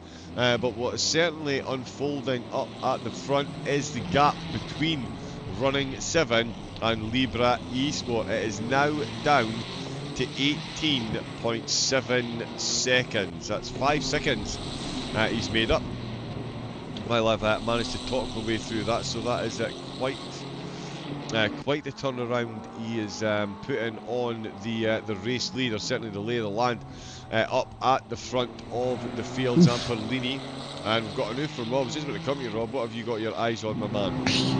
Yeah, I'm just driving on board with Ivan Gibbon for the ISS Racing Team 155 Lamborghini. Coming out of turn 11, I didn't catch the driver. It wasn't for position, but there was a car all sorts of out of shape, and Ivan doing a fantastic job of just a bit of an evasive manoeuvre to keep the cars from contacting one another. But yeah, touchy moments, and yet again, turn 11 takes another victim. Yeah, turn 1, turn 11, turn 12 are absolutely stacking up. Oh no. Yep. Do you see what I see? The Amigos. That's not the 3 they wanted in their name, isn't it? The 3 Amigos is one thing, but the stop go 32nd, that's not the type of 3 that you want. Third one of the race we've seen between the teams, and it is a speeding in the pit lane infraction. Now I wonder actually, we've got Ben Milden in the chat. Ben, was the car left in first gear for the driver swap, or did he speed on the way out? I know I do talk about this a lot, but for some drivers it just doesn't seem, it's like one of those things, it just sometimes something just doesn't sink in, and your teammate will say to you, the car is in first gear. Now this is effectively to get you out of the pits quicker. That's why they do it, because you can't leave the car in first when you're on your own, like yada yada. You can't do it with a driver swap. So it does mean a driver swap can technically be quicker than a non-driver swap pit stop. The problem is, as I said, as soon as you put the car into second gear in the pit lane, you don't even need to be moving, or even doing 2 miles an hour. That is classed as speeding in the pit lane because you're in second gear, and that will get you a stop-go 30-second penalty. So a momentary lapse of concentration, and that could be, yeah, that extra trip into the pits, and that is an absolute killer. Not as detrimental here as, say, a track like Brands Hatch. Spa very forgiving as well. I know the pit lane is very long, but it is very forgiving compared to the length of the lap. Circuit of the Americas certainly in the same boat, given the length of the lap. The pit lane is very short in comparison, but it's still stop go 30 second. It's an absolute lifetime in sim racing, in motor racing, in any kind of racing, and it can be hugely detrimental. It can bring you out in traffic. It just, yeah, it has all kinds of, and not only that, tyre pressure. Let's talk about the real thing here. Tyre pressure, an extra trip through the pits. A drive-through is bad enough for cooling down your tyres, but to stop, wait 30 seconds and then get started again. In these conditions, all temperature and PSI will be gone from Jamie's tyres.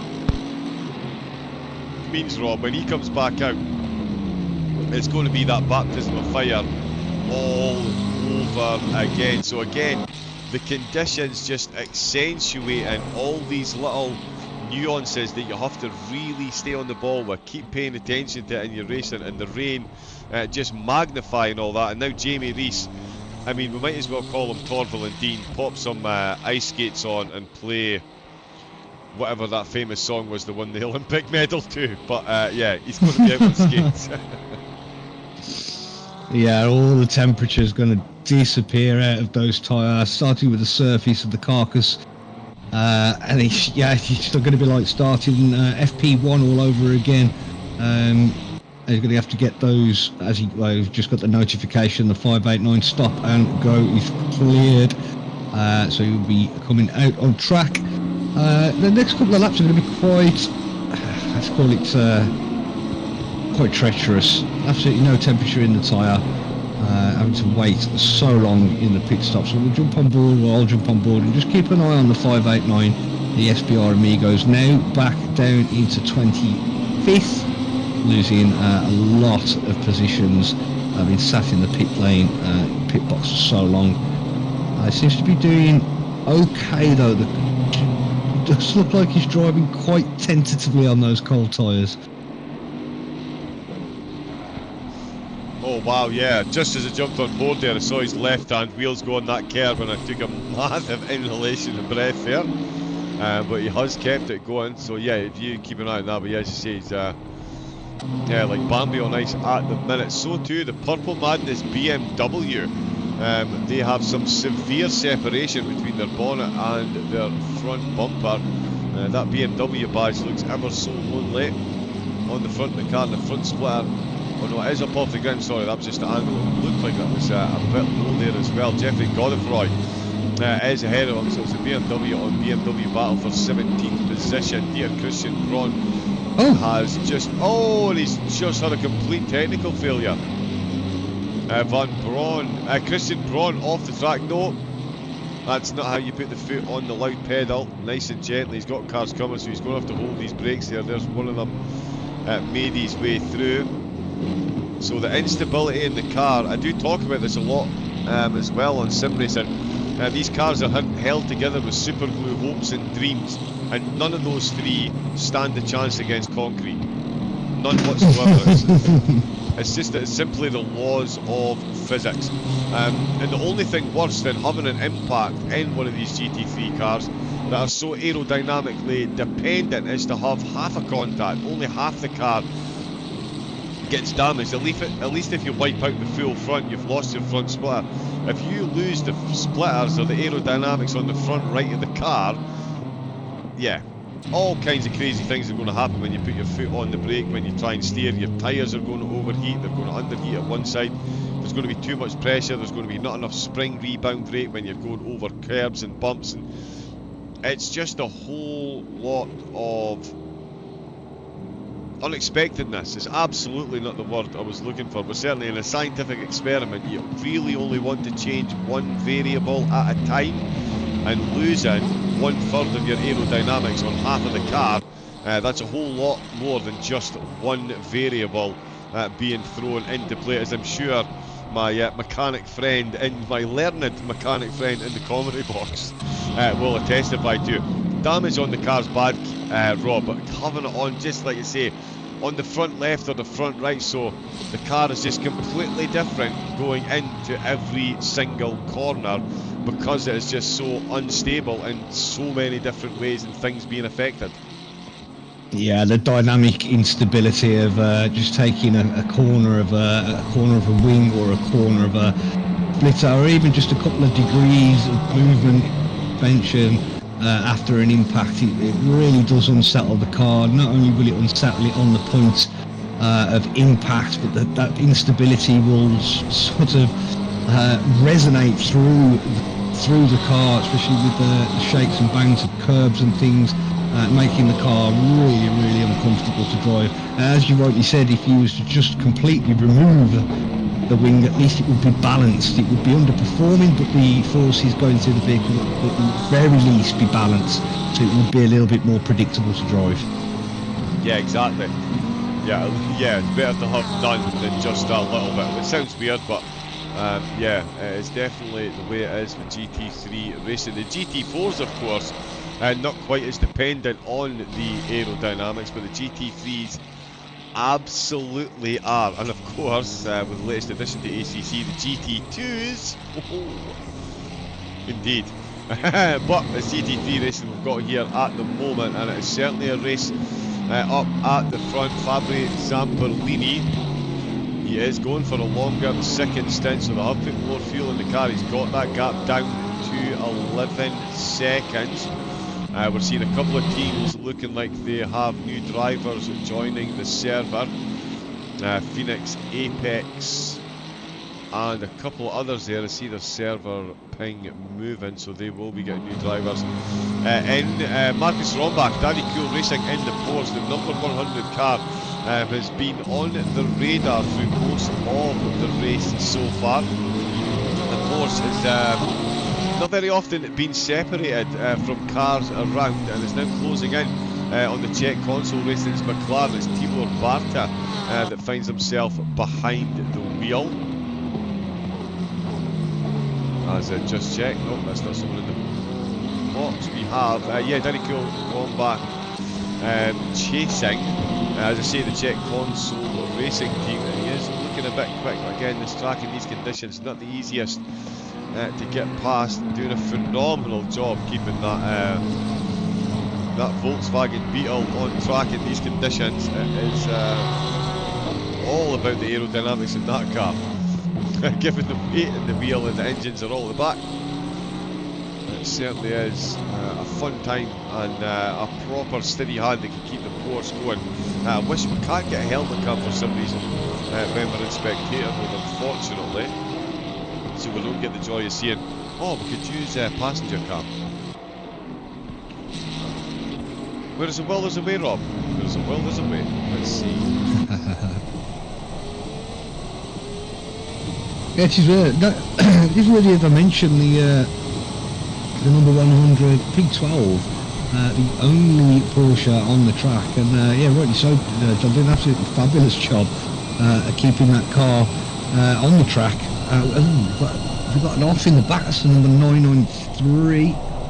We do have a off at the back, and it is the number 993 RLE Motorsports Sammy Broge with another off-track excursion into turn 4. It looked like doesn't seem to be any vehicles around, so I think this is their own undoing. Struggling a lot this race is the RLE Motorsport team, down in P29 at the moment, and with another excursion. We've just overshot the camera I'm looking for. Kunos, you've done so well so far. Let's keep this momentum towards bringing console drivers right up to the upper echelons of the sport. And I tell you, talking about the upper echelons of the sport, Fabri Zamperlini has set the fastest lap of the race. He's taken it from the Apex Online racing car. There is That's Team Libra. Team Libra, yes. I was just saying, what a fantastic job that they're doing so far. We're coming up to the 9 hour 40 minute mark, and are really starting to pile all the pressure on at the minute, John. The lap time is coming down and down, just takes the fastest lap of the race. Running 7 still out in front, must be considering options at this point.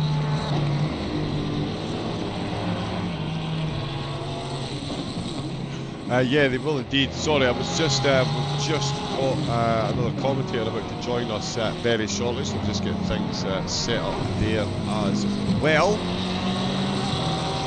Yeah, the battle's coming thick and fast, and certainly Zamperlini, Team Libra up at the front. They're doing an incredible job. Certainly Zamperlini at the minute, absolutely flying. But Zobo as well. We have a notification on screen that is Flo to subscribe to the ACC Endurance League YouTube channel. Thank you very much. For some reason I'm not getting a live feed of all of the notifications, but thank you to everyone that has subscribed to this brand new channel, bringing you ACC, PS5 and Xbox. There is cross-platform grids. There is Xbox drivers and PlayStation drivers taking part in the Rookies race over on Twitch. That's full German coverage. Of course, the league started by a group of German friends, and they put together the 2020. In fact, they put together a 2022 series.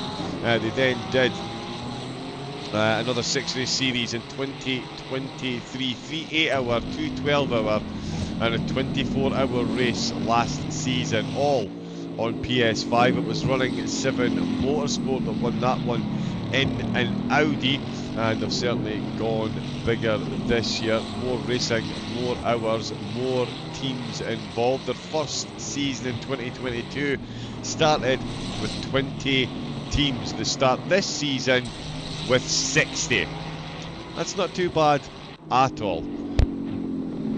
Yeah, massive congratulations to the organisers at ACC Endurance League. It's a new league for me, and looking at what the outfit that they've done. Happened to have a little sneak preview last night as I earwigged my way into the drivers' briefing and listening to the organisers plan this thing and get all these phenomenal drivers. There's some absolute fantastic names up and down, both the seniors and the well. Yeah, just a really nice outfit. Incredible job. Yeah, it really has been. Yeah, as you see, I jumped into the driver briefing as well. So yeah, really well organised. Yeah, so if you are out there on PS5 and you're looking to get yourself involved with some endurance racing, then certainly look no further. That's the wrong keyboard. Aha, that's the right keyboard. Jump onto the SimGrid host page and make sure you give them a follow there and get signed up.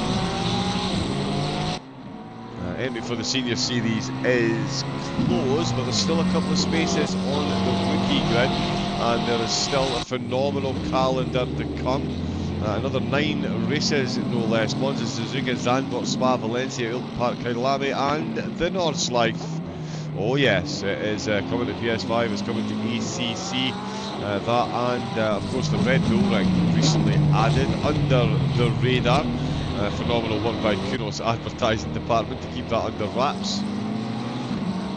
East of the road, I guess. Nico Becker, he is still running P1, but the gap now 11.3 seconds. Zamperlini is coming up against a solid bank of traffic at the minute. Becker has got himself a fairly clear track ahead at the minute. 11.3 seconds is the gap there. Joseph Lenhart 18 seconds down the road, but still very much in touch with the top 2. And Phoenix Racing 3.2 seconds down on UPO, so certainly not out of touch on this either. Konstantin Kampik, despite the damage on the way out of the pits, still finds himself in 5th position, and he's just taken the fastest lap of the race back from Zamperlini.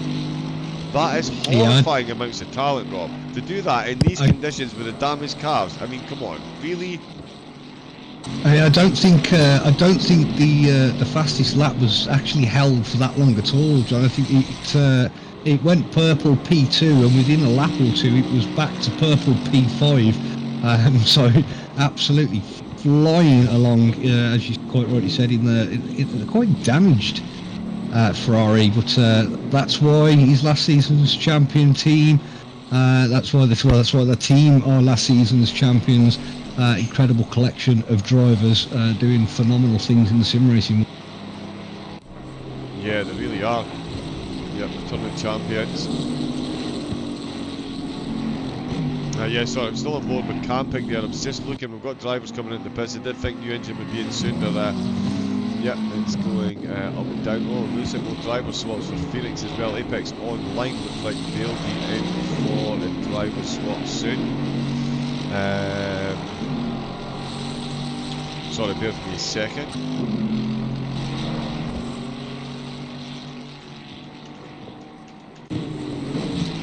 There we go. Yeah, for some reason, yeah, everyone struggles to find the crossplay button.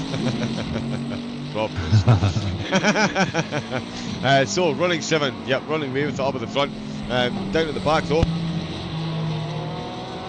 Do we still have 29 teams running in this one? RLE Motorsport, they're definitely ones to watch for the season, given some of the overtakes that we've seen.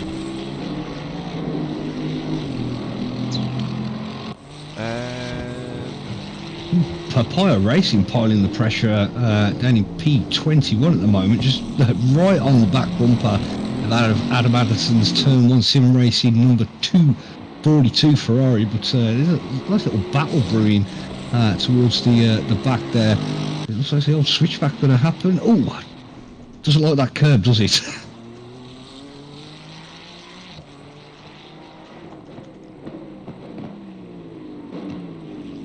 Yeah, just trying to get my backup commentator in.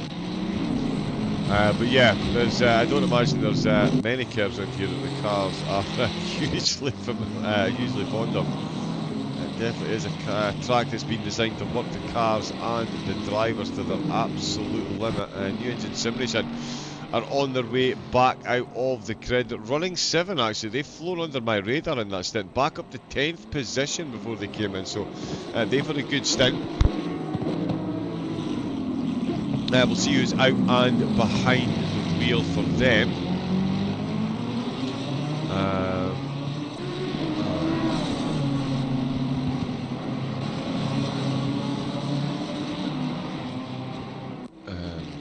So let me just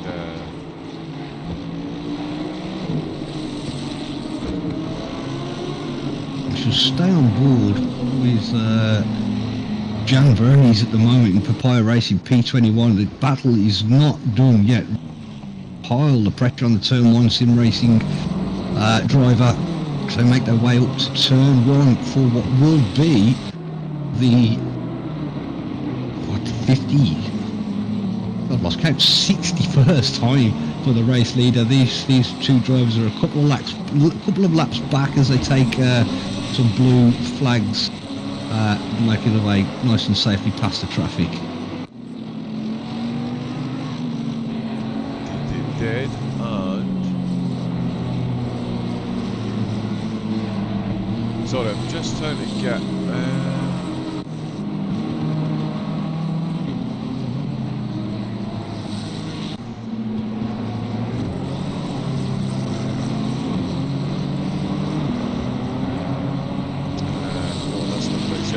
sorry, bear me a second. I'm just trying to get the other co-commentator in the team.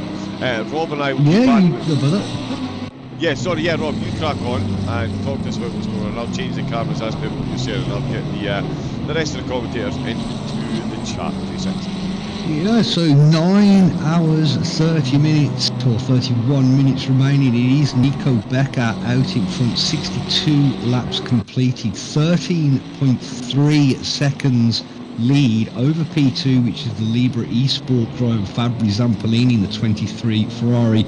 That gap has started to open up a little bit over the last couple of laps, but with pit stops on the way, it's still all to play for. Zampolini going a little bit longer on the second stint, having closed the gap significantly.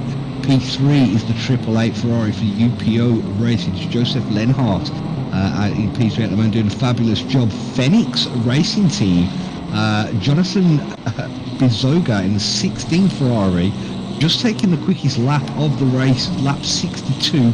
It's a purple lap for the Phoenix Racing Team, doing an absolutely fabulous job out in P4, and it's the P5 Konstantin Kampik's Apex Online Racing Team, last year's champion, the last year's championship team, that fastest lap has been removed from. RTP out in P6, further few seconds back. It's Targo Esports in P7. Vasily in the QA Motorsport 214 Ferrari in P8. We've got Tibor Barta for Czech Console Racing doing a fabulous job in P9 and doing an exceptional job in my opinion. The number 100 Porsche, Marcus Rombach, Daddy Cool Racing rounding up the top 10, John.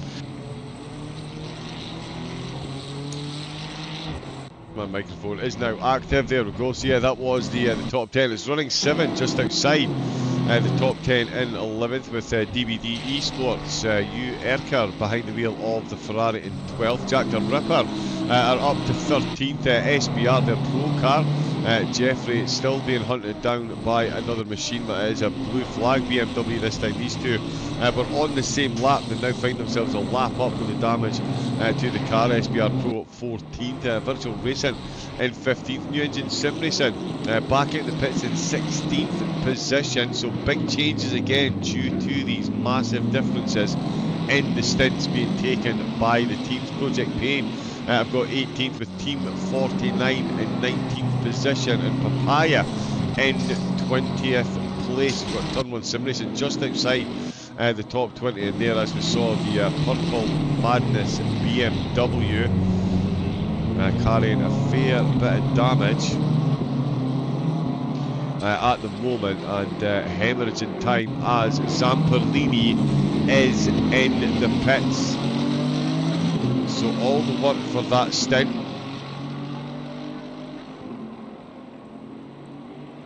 And yeah, the time he's closed in, that's him in the pits, and Becker could be staying out for quite a considerable amount of time. I wonder if Lienhardt has caught on to this one as well. Let's see how long they stay out for. Konstantin Kampik has got through Apex Online, staying out.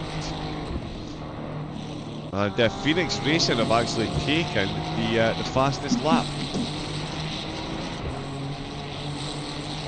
So it is changing left, right and centre. Speaking of making changes, I believe, Rob, that's all the time we have with your good self today, my man. It is, yes. It's been an absolutely fabulous race thus far, and I shall be watching the stream and watching the race on. Looking forward to seeing the outcome of this one. But for me, Rob G. Barker, that will be it for me. John, over to you. And have you got someone stepping in for you? Yes, Sarah will be jumping in once we get her into the commentary box. Yeah, once we get her into the race, but yeah, we will work on that. But yeah, she is waiting in the interview box, so I will get her in momentarily. But thank you very much for your time this morning, Rob. Another phenomenal performance from yourself. Thank you very much, and we will no doubt see you back for some of Monza. Yes, 100%. John, chat. Enjoy the rest of the race. And for me, thank you very much. There we go, Rob G. Barker. Slight break in the commentary for a moment. I will be straight back with you with Sarah Hockey. I'll keep jumping through the cameras. We'll just get a couple of technical things in the background sorted. So bear with me a moment or two and enjoy the on-track action.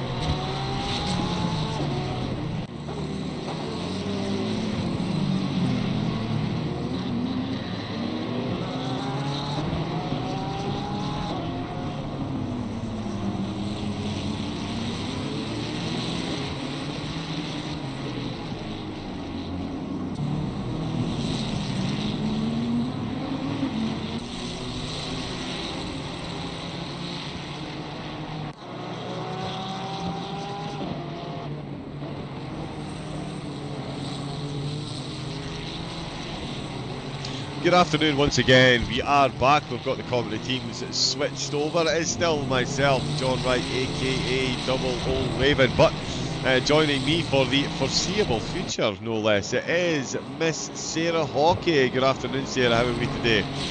Good afternoon, John. Yeah, I'm doing well. I've watched the 3 hours that we've had so far, and I've got to say it's been very entertaining so far.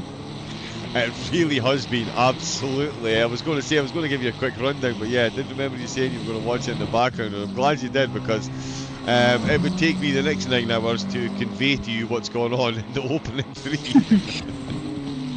As we've seen, running 7, taking the fastest lap, is Michael Martins, who's just taken the wheel for their BMW. This is going to be, wow, sideways, this is going to be the driest the track has ever been. Then it's about to pick up again. Yuri Cavini is out for Libra Esports. But yeah, so if you've watched from the start of the race, then you'll know exactly what's going on. The Ferraris are struggling to find their feet in turn number 1. The strategies are going to be absolutely all over the place. We're seeing teams pitting after an hour and 20 minutes, and some out for as long as an hour and 40. Still got all 29 cars out on track. Quite a few pit stops coming in, and the fastest lap is getting thrown around the field like a hot potato.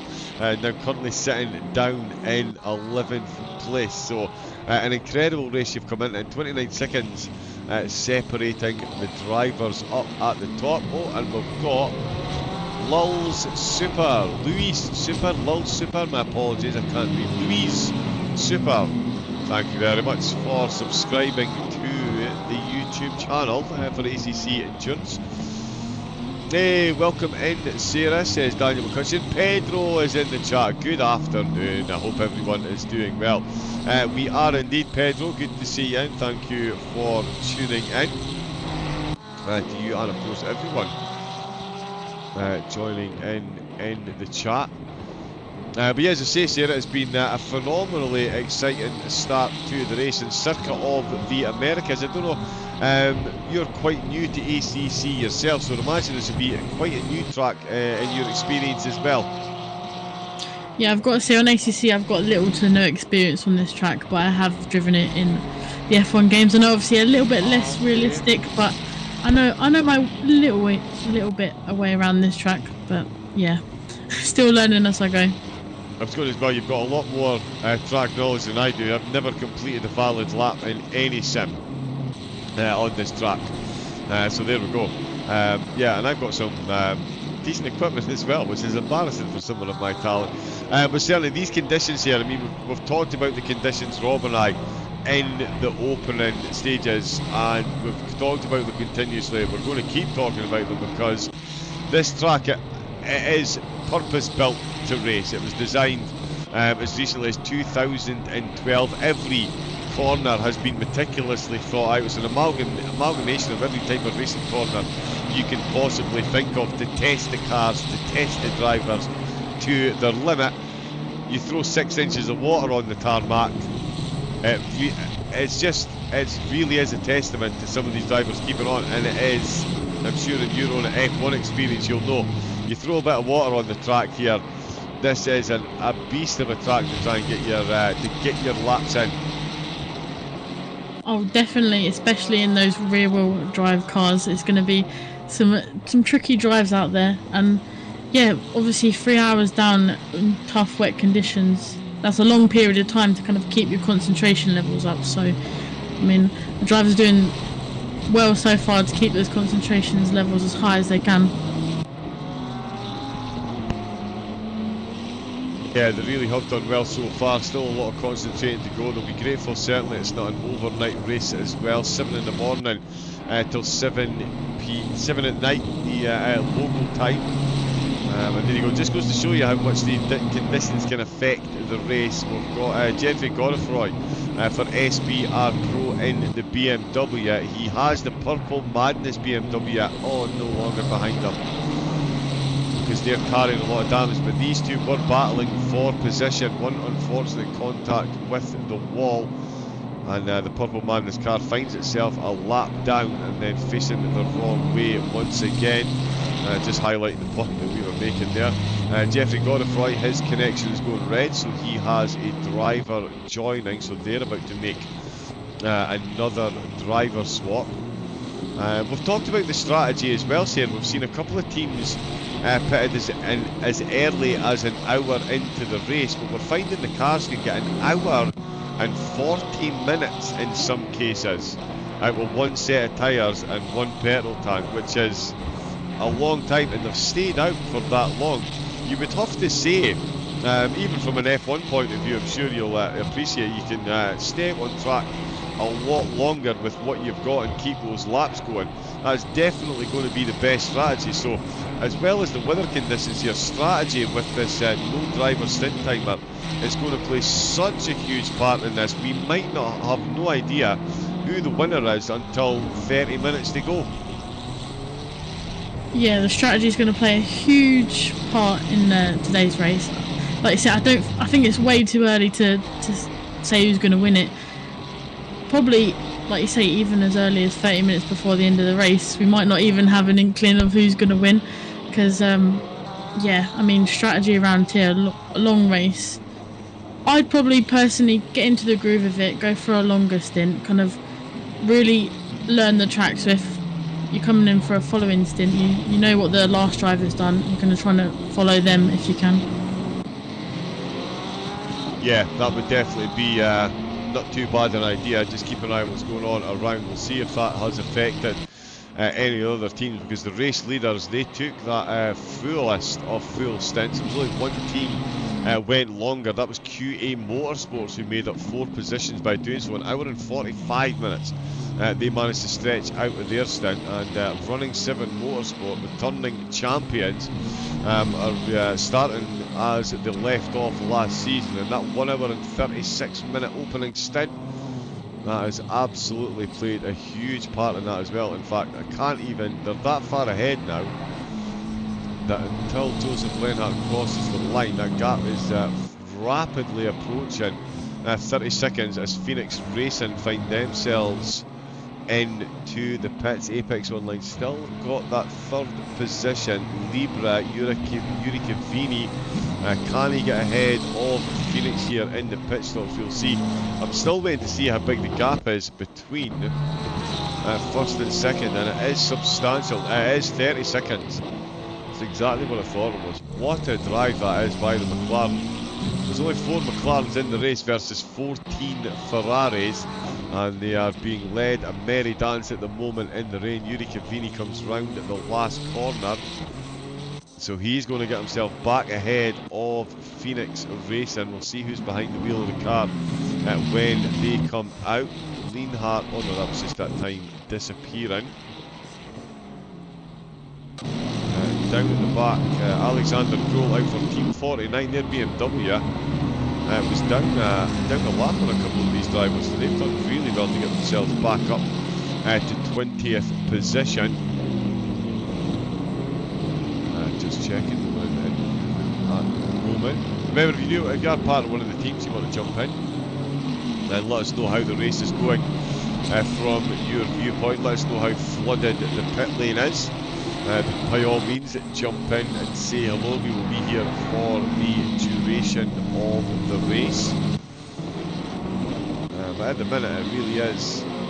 Oh, there's Jack the Ripper actually. They've just come into the pits as well, so we're going to see a couple of teams come into the pits. And we're talking about the track conditions as well, Sarah. You'll know yourself how important tyre pressure is.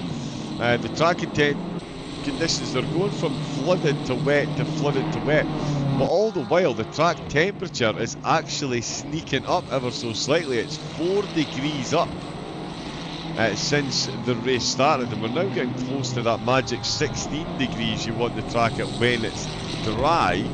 But certainly in the wet, it's going to be wreaking havoc with the strategy. So these drivers that are going for the longer stints, it could be something that plays into their mind a bit if this track temperature keeps going up, because I believe local time, can't actually see that at the minute.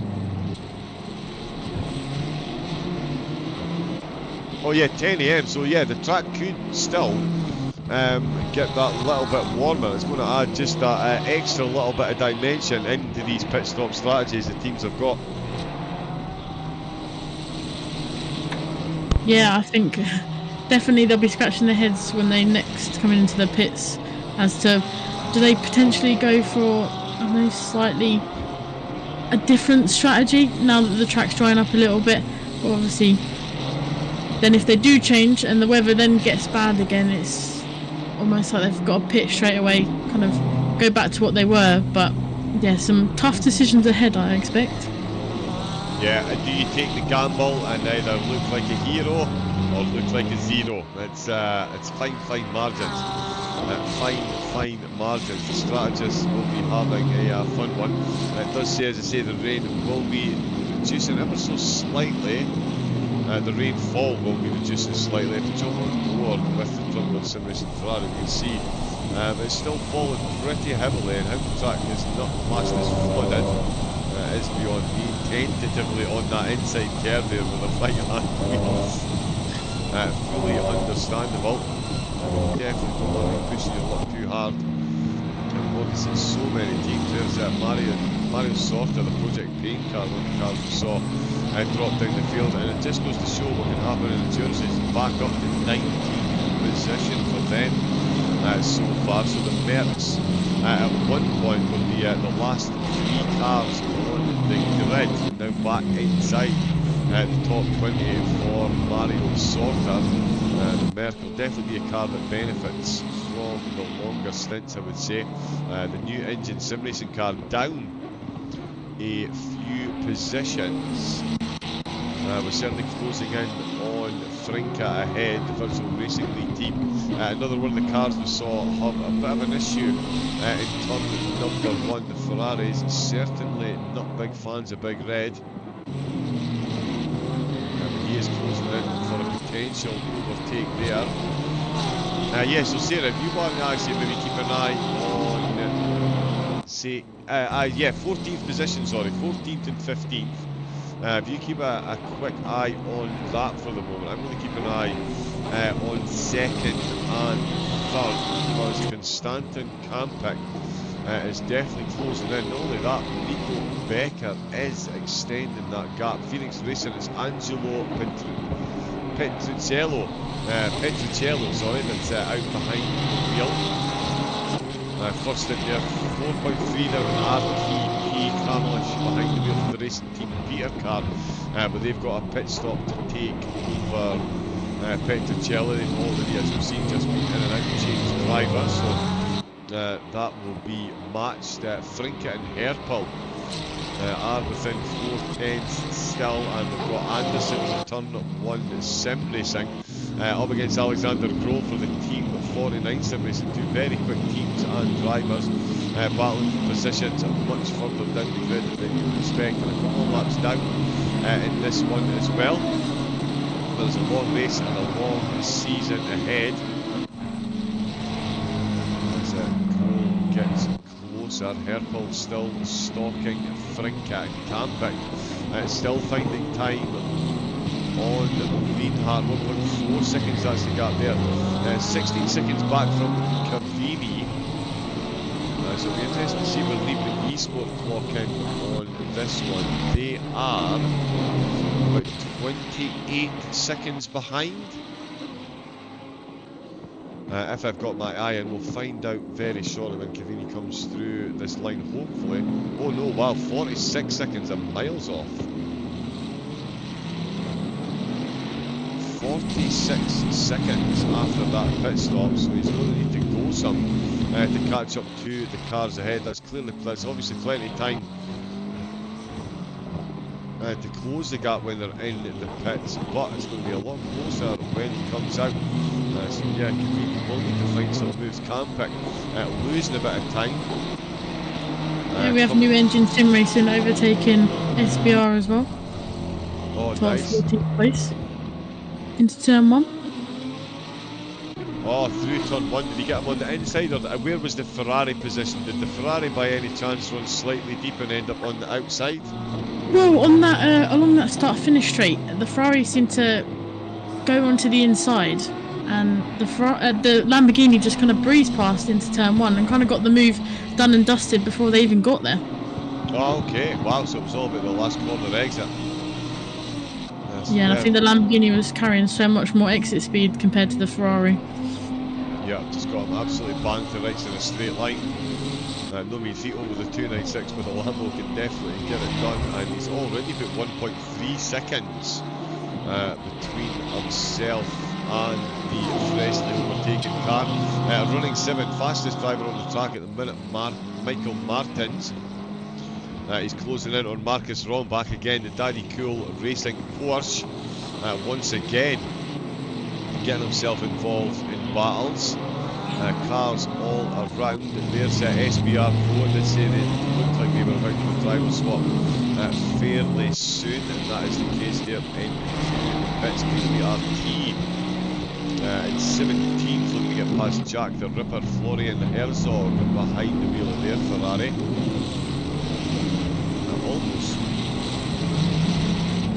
Almost slightly looked like there was a dry ink line on the track, but there most definitely is not. Campic stretching the gap up in the front, and the Phoenix Racing Team was in 1.6 seconds on the Lambo, but again they've got traffic to make their way through as well. And Martins has got the move done on Rombach as Lienhardt takes the fastest lap, followed by Campic, followed by Martins.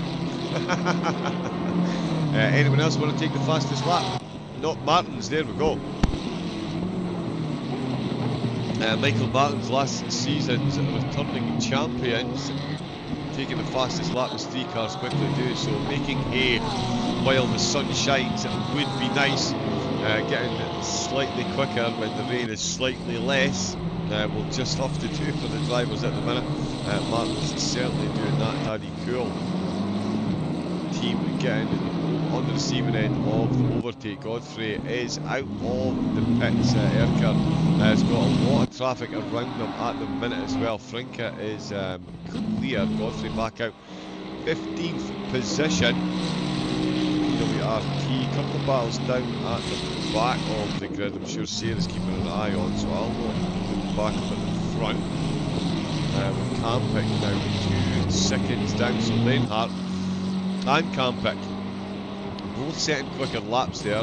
Martins outdone them both, but Campic did enough to stretch that gap to 2 seconds. Tarno, again another team that did look like it was lining up for a driver swap, and there goes PWRT.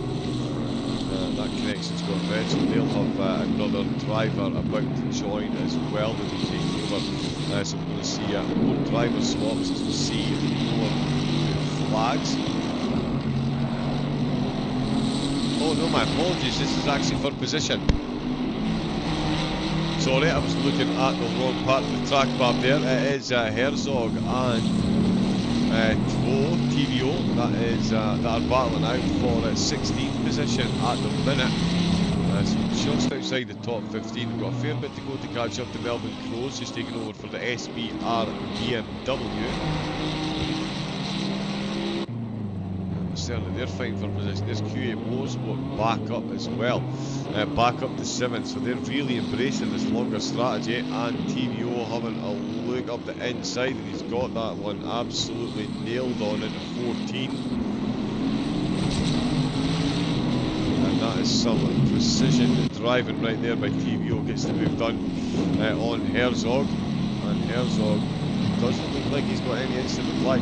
And it does almost look like the part of the track. Oh, and he spun completely on his own there. TVO makes a driver error in the wet, spins the car, and he loses that position back again.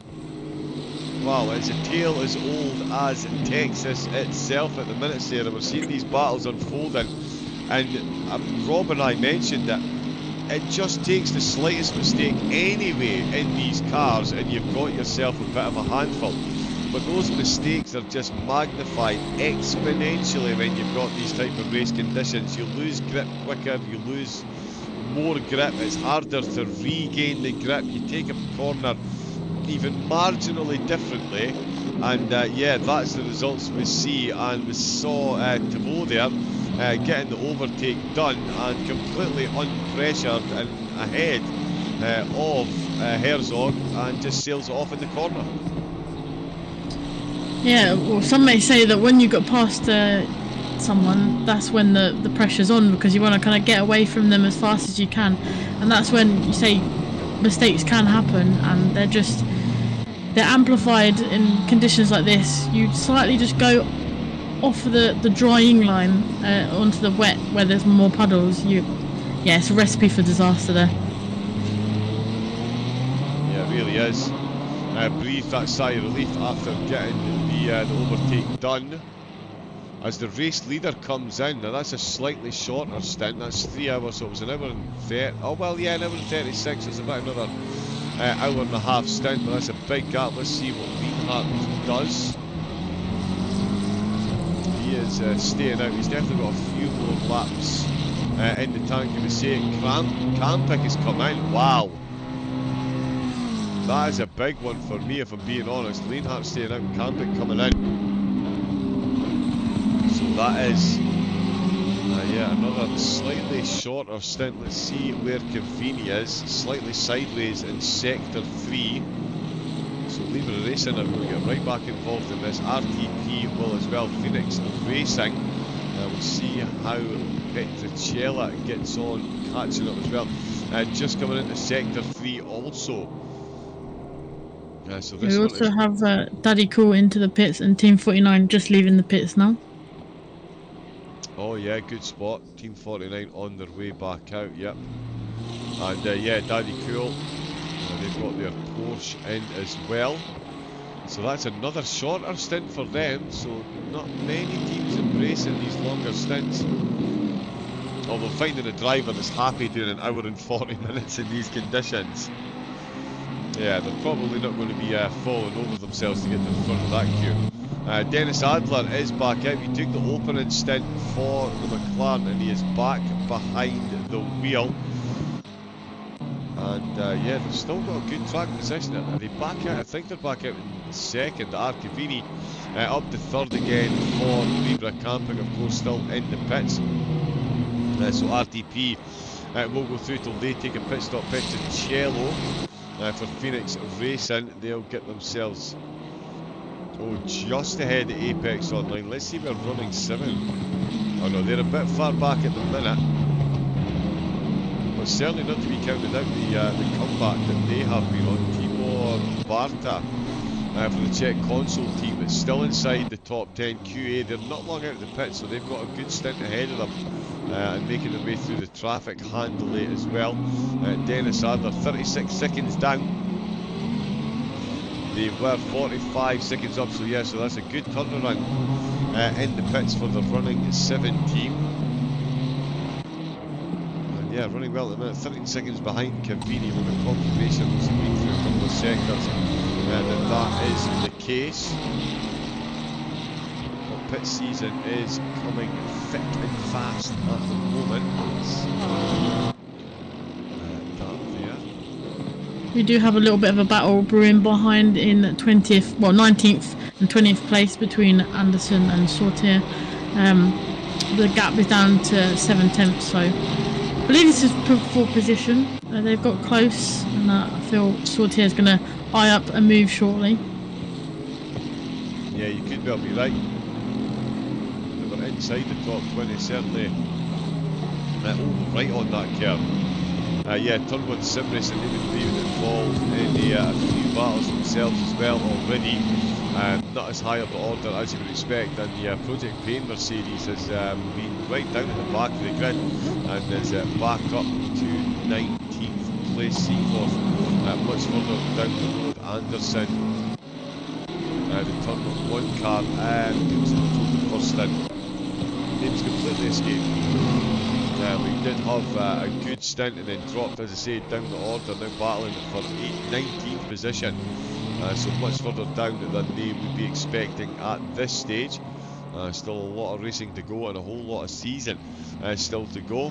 Pedro, Kota is such a good track. I hope the drivers are enjoying it, apart from having to drive in these treacherous conditions. Treacherous is certainly a word. We've got Let's Go Virtual Lusso Racing, says Ricardo Geronimo. And Virtual Lusso there, what are there? Ray V Guerrero behind the wheel as we've seen pit stops coming in. Thick and fast up at the front. Biela Dorado Again, if Villa I do... Dorado. Neil Dorado. Villa Dorado. Neil Dorado. Ah, good afternoon. A friend of yours? Yes. We also know him as Ziggy. Ziggy. Yeah. There Slightly we go. easier to say. Yeah. Ever so slightly. Ziggy, welcome in. This is brilliant. Thank you guys for streaming this. Great job on comms, and special cheer to Sarah indeed. Phenomenal job as always. It's always great to have Sarah in the comedy box. And yeah, an incredible race. Go ahead, Sarah. Yeah. I mean, like I say, I've watched it from the start, and I've seen the battles heating up across the field, and we've still got 8 hours and 57 minutes, so some more battles ahead, I'm sure. Yeah, some definitely a whole lot more action to come. There's Lienhart comes straight into the pits. Here comes Adler to retake the lead of the race. It's all falling into place for him. Let's see what Cavini can do. We know he is deep into his stint. Is he going to get ahead of the UPO car? They are indeed. Yes, indeed. They've got themselves ahead. And I think Martins has just got moved on Barta as well, although he's still trying to eye up at the minute, actually, the BMW. Oh, he's just giving him a bit of a tap there. They've gone up the inside of a blue flag Ferrari there. That was the PWRT car. Did manage to get himself out of the way. Martins did give Barta a bit of a touch there, but they both kept on going. It does look like Martins has not given up on this one. He positions the car right in the middle of the road. He's taking the inside line. The McLaren's going to do well to fend him off there. Nope, nothing doing. That is Martins up to 8th position for the running 7. What a comeback drive this has been. The Mercedes have done well, but that BMW is absolutely flying. It's Jakob Kupina who's out behind the wheel of the UPO car. They're in 4th position at the minute. RTD ahead of them. Still need to take their pits, but is Libra Esport. They've resumed 2nd position. Yuri Cavini behind the wheel. We'll see if there's any assault made on the fastest lap. It does look like the rain is going to lessen even more over the next 30 minutes. The track is still wet at the minute. Dare the driver's dream. The track will at one point be only damp instead of full wet. I mean, and that does almost look like it's a dry line forming in some parts of the track. Hard to see. Well, yeah, you can definitely see where the cars are driving now, that's for sure. It's going to be an interesting dynamic. This Czech console racing into the team. Into the pits as Jack the Ripper's team comes into the pits as well.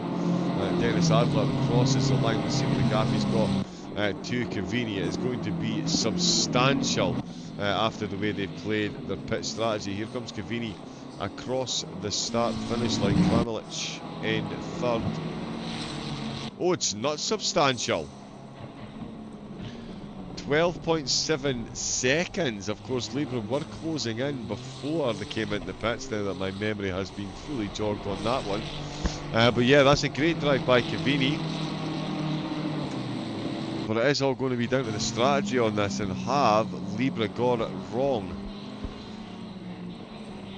Running 7, if they can keep the car in front and keep on the strategy that they're on, it really does put the ball in Libra's court of them to do all the heavy lifting, so to speak, to get that car up to 1st place. And can they do all that while fending off Phoenix, UPO and Apex Online? Mark Vigilance is out behind the wheel for them in 6th position. It says he's got 14 seconds to make up to Petruccello ahead. That might not be the case as across the line. Let's just get confirmation on those deltas.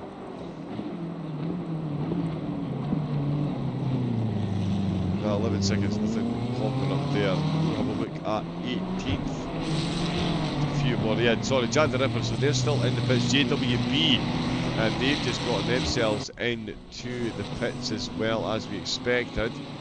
So some teams pretty much pitting on the hour mark or half past. It's kind of working its way out that way quite nicely for a lot of the teams at the moment. So we'll see if that does continue. Oh no, we're getting a plus sign on the rain and then a minus on the rain. Yeah, I think someone is just memeing the drivers at this point in time. Sorter and Anderson, Sarah, they're still battling out for 16th and 17th position. Would I be right in thinking that's a battle that you've been watching recently? I have, yeah, they are indeed. I believe Project Pain Motorsport, Mario Sortier got the move done into turn 20 last lap.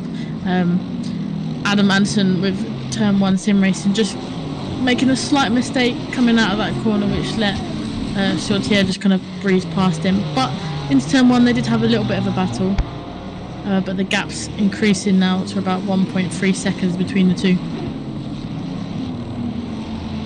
Yeah, it's definitely stretching the way of the Mercedes. And again, they were right down at the back of the grid at one point in time. Now up to 16th position. That petrol tank doing well. There is RTP into the pits, meaning UPO will retake 3rd position. Phoenix Racing going to make their way up to 4th. Apex Online, blue flags for them. Safely navigated turn number 1. And they'll get past RTP as well. Yep, they're still stationary. Another car in the pits as well. That's Jack. Oh, Jack and Ripper are still in there. Have they been out and come back in? Do we know? Did you happen to notice, Sarah? Or I know it's just a car stationary in the pits when we've got all this action. I haven't at the moment. Back out. No, they seem to have lost quite a few positions. So, yeah, I'd probably agree with you that they've stayed in there for quite a while. I'm not sure what's going on there. Yeah, they have been in there for quite some time. Didn't look to be carrying a lot of damage or any damage at all when they came into the pits. Hopefully, everything okay for them. Maybe just a bit of a driver swap thing, but I'm sure they'll be back out and running as soon as possible. All 29 cars at the start of the race still in the field, and we've still got multiple cars in the hunt for the race win. Running 7 Motorsport doing their chances absolutely no harm whatsoever with their opening couple of stints, find themselves 12 seconds to the good over Libra Esport. Libra will be pitting again before running 7. Even if they do go for a full tank strategy on this one, if they have, should work out quite well for them, because he's still managing to match pace with Adler. He's going to be carrying potentially even more fuel if Adler is now going for the shortened stint, with that being suggested by the time of the previous stint and his taking over of the car. Cavini will be in the hunt though. You believe that. Jakob Kubina for UPO, they're still on the podium. Phoenix Racing in 3rd. Apex have still got their lead car in 5th position at the minute, and QA Motorsport up to 6th. So that 1 hour 45 minute stint at the start of the race has done them the absolute world of good position wise, and it's put them 25 seconds ahead of the fastest car on the track, which is running 7, their Iron Beer car. The hands of Michael Martins, my apologies, find themselves with the purple moniker at the moment. Might see that track time, might see the lap time reduce even further. 16-degree track temperature as well, so the track temperature is steadily rising as well. I wonder just how warm it's going to get actually. We'll find out in about 49 minutes. It should be at its peak in about 49 minutes time, with it being midday local time in the race. Yeah, so we'll see how much that plays on the driver's strategies. Herzog's still in the pits. I'm just checking that as well. He's still in there, so they've had some pretty serious issues. They're losing positions and a whole host of laps It's put Guerrero back up to 26 quite comfortably. Richard Wilson for the Apex Online Racing and RLE Motorsport, they can make up laps here as well. In fact, there is Wilson making up that lap and getting the position. So Jack the Ripper falling right down in the back of the field. They're now 6 laps down on the race leader. The race leader and second place both lapping at exactly the same lap time at the moment. That gap staying exactly the same between the two of them. So it is just a war of attrition in the rain up at the front of the field. I'm really enjoying the race so far. The conditions are tricky, but the drivers have been quite consistent.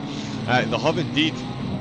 Yeah, you definitely need to be, like, consistency is definitely key in motor racing of any description, and certainly in these conditions, any type of consistency that you can get, yeah, will do you the absolute world of good. That is for absolutely sure. As we've seen, that inconsistency with the Ferraris in the turn at number 1 has cost quite a few of them positions. Oh, got an O from Sarah. Michael Vettel being a casualty of, I believe, a few cars missing their braking point a little bit. Unfortunately, that turns him round. A few, I think, who was also involved in that? I think it wasn't the running leader, but it was the pack just in front of them. All 3 of them just missing their braking point and sorry, who was that? Sorry, was originally involved? It was Michael Vettier, and I think it was. I'm just trying to scroll down and have a look. It did lose them quite a bit of time because I think one of them were waiting for Vettier to get back on track. Right. Okay. So yeah, RTP. Yeah, Michael's just come out behind the wheel. There's Jamie Reeson for the SBR Amigos. Their Ferrari. Back into the pits already.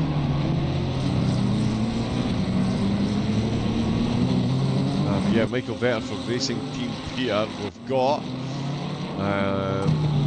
more driver swaps on the way. Petricella and Hugerins are both just out behind the wheel. But Apex and Phoenix looks like they're lining up more driver swaps as well. As the 29 cars crack on, and they have made it back out of the pits. Florian Herzog is back out then for Jack the Ripper. So the Jack the Ripper racing car, he is back out. So yeah, whatever it was that ailed them, good to see them manage to get that amended, and they're back out on track. Still plenty of time and plenty of laps left to go. A little bit of netcode there from Petricella. That's just a little bit of spike you get when they've got drivers joining. Anything from 4 to 8 drivers for the teams today is where it was going. So yeah, a wide variety in the number of teams, not so much of a variety in the cars. So 14 Ferraris versus 1 Porsche. Of course, the 4 BMWs, 4 McLarens and 4 Lambos as well. And it is the McLarens. I did say at the start, no Meta McLaren in this race. And yeah, no one told the McLarens. Running 7 certainly never got that memo, and they are very comfortably leading the way. Still 12 seconds over Cavini, so Cavini's got the car back up to second, but cannot make any impression whatsoever on the lead that Dennis Adler has got. And again, it just goes to show you how long the laps are around here at Circuit of the Americas. Over 3 hours in, not even reached the 100 lap mark yet. Yeah, 3 hours 15 minutes in, only 81 laps. At Solder would be in about 120 by now. At although Spa, yeah, would be 75ish. So yeah, a very long, twisty, technical track new as well, 2012 this one, of course, the Circuit of the Americas, so custom designed for racing. I'm not sure it was quite designed for this type of torrential downpour. The drivers definitely getting the job done so far. Yeah, all 29 still out on track, which absolutely love to see. I'm still keeping an eye on Yuri Cavini up at the front. We're going to see some pit stops up there soon. Make sure we don't miss anything up there. Anything in particular that's catching your eye on the grid at the moment, Sarah? Yes, the gap between Dustin Herpel and Robo Frinka has come down to 1.5 seconds again. So again, another battle brewing between those two in the Lamborghini and Ferrari. Oh yeah, okay, we'll jump on board with that. We'll keep an eye on that. That's new engine and Virtual Racing League. Actually, yeah, I'm sure Virtual Racing League we're getting some cheers in the chat, so we'll get them some time on camera as well. Just quickly flicking on some lights. As we see, Jan Verhees, he's coming to the race in the pits for Papaya Racing. They were up in the top 15, inside the top 15 earlier on, now just on the edge of it, so they'll be looking for a big turnaround in the next few stints of the race. And speaking of a big turnaround, we're seeing, apparently we're going to see a lot less rain for the foreseeable future. The rain is reducing. Will we actually see a dry line? What is this going to do for the tyres? This will be fun. Purple Madness. Hopefully that car is repaired. We did see a couple of cars that had been repaired but didn't visually look so on screen. So hopefully that BMW has been repaired, because that is a whole lot of damage to be carrying there. I'm going to keep an eye. So talking about Purple Madness, he's about 9 tenths off of Adam Anderson Turn 1 sim racing. So I believe they've got that BMW all fixed and repaired and ready to battle for 16th place. Yeah, it certainly looks like it. Yeah, from what I can see on my screen, it does still look like it's carrying a whole lot of damage, but yeah, from his lap times, you would suggest that probably that has been repaired in some way. He's certainly given Anderson pause for thought. Anderson moving over on the track. I'm not sure he was shaking off the slipstream or trying to cool these tyres. I don't imagine it's cooling the tyres. The track is getting up a bit in temperature. Yeah, no, there's no way there's any parts of the track that are even remotely dry as yet. And just in front of Anderson, we have Gibbon and Reese quite close to each other as well, and that's all safe for position. Oh, yep, sorry, I looked ahead there. Yep, Gibbon and Reese, yeah, ISS and SBR, yeah, good spot on that as well. So Jamie Reese, yep, oh yeah, Ivan Gibbon. It was Bouton that was out first off for that one. For the Lambo. No on-board footage. Yeah, for some reason we don't get driver cameras when we're spectating. We can. Somewhere Purple Madness has got the move done on Turn 1 sim racing. Okay, nice. Oh yes, he has. Yeah, they're on board with the Ferrari, and that is definitely the overtake done. So yeah, that BMW is definitely been repaired.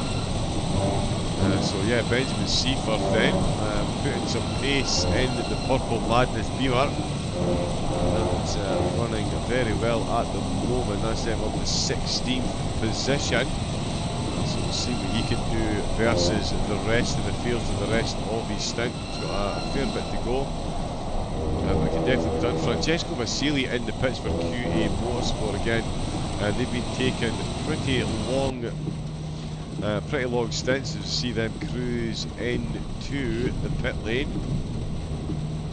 Vasili going to pull that one over. Martin's then up to 6th place. Argo Esports, they'll get themselves a position back as well, I think.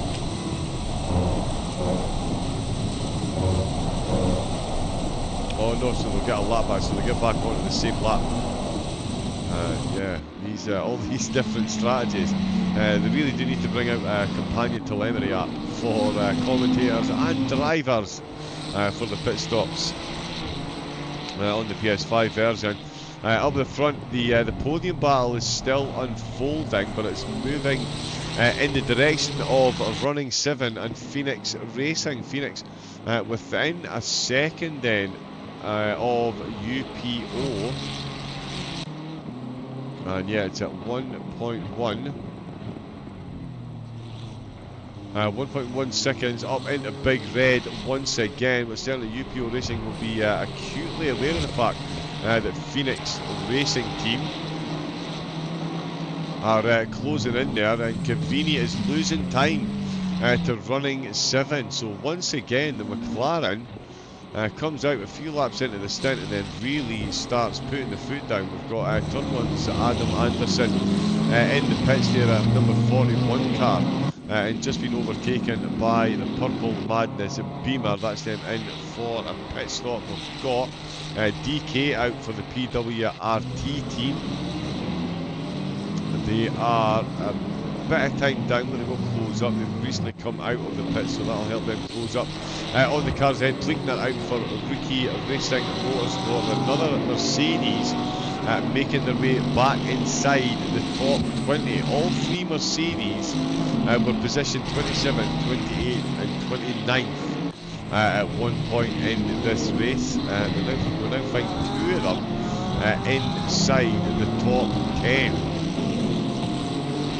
So yeah, Rookie Racing, they may call themselves, but it's certainly not Rookie Pace that they're showing out there in these conditions. The Merc definitely looking good for the top 20 here. That huge petrol tank will be a massive benefit. And here is the battle for the podium unfolding. Petricella and Kubina third and fourth place respectively. Phoenix and UPO. UPO have been in a couple of positions on the podium so far. Phoenix Racing haven't had a seat at the podium table in the opening exchanges. And oh, Sarah, well, look at that up at the top. I'm watching the podium battle, but up at the top there, I was just surmising whether we can see the track temperature and maybe see a dry line form. And we've now got a plus sign back on the rain again. Yeah, I think you got it right earlier. It kind of wants to confuse the drivers a little bit and the strategists. They're kind of going, oh, it's going to stop raining. Oh, no, it's going to start raining again.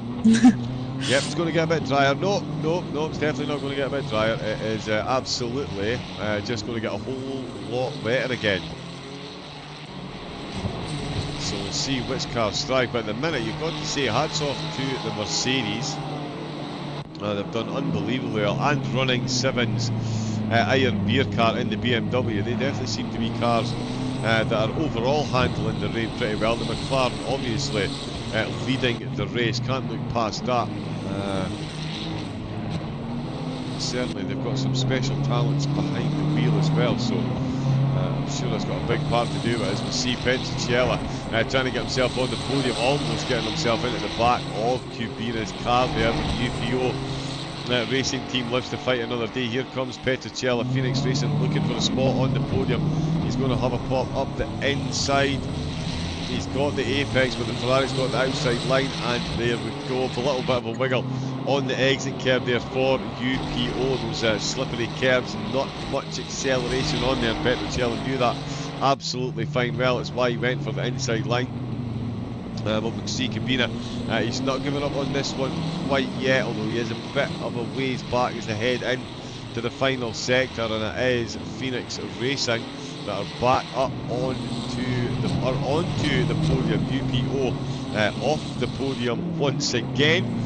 How soon will it be till they're back on there? Will they get back on there? Will it be the pit stops? Will it be an on-track overtake? We're still 8.5 hours of time to find out. Cavini really is losing time up at the front. Dennis Adler is absolutely flying, and that's the Lambo of new engine. He's about to put another lap up on in 13th position. Cabina's not giving up on that hunt. But Dennis Adler out at the front. Sarah, you talk about drivers that have just absolutely dialed in with track, with car. I mean, Dennis must be absolutely at one with everything, because these conditions, lap on lap, are changeable. The puddles, the water, the traffic, and he is dealing with everything. The team have done magnificently. 3.5 hours in, 16 seconds of a lead over this field. The superlatives will run dry very, very, very quickly for the performance we've seen so far. Yeah, I can't agree more. He must be locked in, trying to avoid any distractions that might be thrown his way. And yet, like you say, he must be locked in. The concentration levels, it's almost like he's making no mistakes as yet. Obviously, still 8 hours to go. I'm sure that his team are fully prepared to kind of keep on going at that pace. Yeah, I'm sure they are. They're absolutely cracking on, and it's been a great start. Kubina still within a second of Petricella, but it's not going in his favour at the minute. Marangoni out for QA Motorsport. They're back out the pits and still in the top 10. They're ahead of Daddy Cool Racing, who are still sitting in 10th. Heinz Harzer out for Czech Console Racing in 11th position. Still almost in touch with the group ahead, but certainly Maranzoni looking to put QA Motorsport firmly back inside the top 10 with a move on RTP. They are a lap down on the leader. In fact, they're at least a lap down on the leaders, but they've certainly got the pace to close that gap massively, and that is better. Overtaken very handily there by Maranzoni. Full confidence on the brakes in the changeable conditions. The McLaren behind gets very close into the last corner, but that is Maranzoni QA Motorsport back out with the pits. I tell you what, they are definitely ones to watch, given the amount of overtakes and positions they've taken, and the strategy they've got. Obviously absolutely on point. And just as I say that, Ferrari into turn 1, runs deep, runs off track, loses the position. Michael Vetter back up to 8th. Matteo Maranzoni back to rebuilding for the overtake. Wow, talk about cursing the commentator kicking in exactly at the wrong point there for the Ferrari driver. Gets it done beautifully with QA. They'll certainly not be too despondent at that. Maranzoni clearly got pace over the driver ahead of him, so wouldn't imagine it'll be long before he reinstitutes that overtake. Petricello now 2.2 seconds ahead of Kubina, and Cavini is hugely down on Dennis Adler. He is really losing time. 14.4 seconds that gap is now up to. Adler carving his way through that traffic. Sorry. Ivan Gibbon, I'm assuming, Sarah, that you're probably still watching 20th and 21st at the minute, the Reese and Gibbon battle. I was switching between them and also 13th and 12th placed. Battles going on as Reese accidentally doesn't make that corner. Gibbon probably looking to get in front of him as soon as he can. Those two have been battling for quite a few laps now. I'm sure Gibbon behind's just kind of seeing where Reese is a little bit kind of not weaker than him, but kind of eyeing him up for a move soon. Yeah, I think that is pretty likely. Gibbon certainly applying the pressure on Reese. Any more mistakes like that, although just to say that Lambert does go a bit deep. They do have that BMW is Michael Martin's in 6th place, so he's trying to blue flag his way through there as well. So overtakes on overtakes on overtakes on overtakes. Dustin Herpel, as Sarah just mentioned as well, within 4/10 of the virtual racing league Ferrari. These two battling for 12th position. Maranzoni back to within 7/10 of a second. Herpel within 4/10 of a second. So yeah, two very close battles there indeed. Yeah, and again, sorry, on you go. I was going to say, and again, those two drivers have been battling out for quite a while. I can imagine at the end of their stint, they'll know exactly each other's lines and when their breaking points are. Yeah, the familiarity, it does become, yeah, you do know exactly, you spend a while behind another driver, you know exactly what they're going to do. And that can sometimes add to it, it can make it a bit frustrating. You think, I know exactly what he's going to do, I just can't get past. And certainly Frinke doing a good job defending at the minute. The new engine sim racing Lambo goes yipped from right round that corner there. He's managed to avoid the curb, and that's the BMW in the back of the Melbourne Crows. He's out for SBR. That was the car that spotted in the back of there, so he is actually closing in on this one as well. So Herpel would do well to get the overtake done, get himself ahead there of Melbourne Crows. Sorry, get himself ahead of Frinke, given that Melbourne Crows is closing in so quickly. Cavini's found half a second on running 7. Cabina now 3 seconds down on Phoenix Racing, so Angelo Petricello certainly putting in some very quick laps. Gerrans behind the wheel for Apex Online, and Mangione for QA Motorsports, both looking to improve their positions in this stint as well, no doubt whatsoever.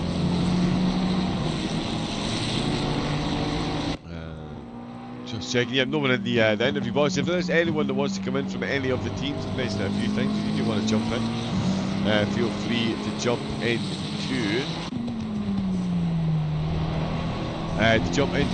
the waiting room, and we can get you in for a very quick interview and ask you a few questions. We won't keep you too long, I promise, especially if you're one of the race strategists.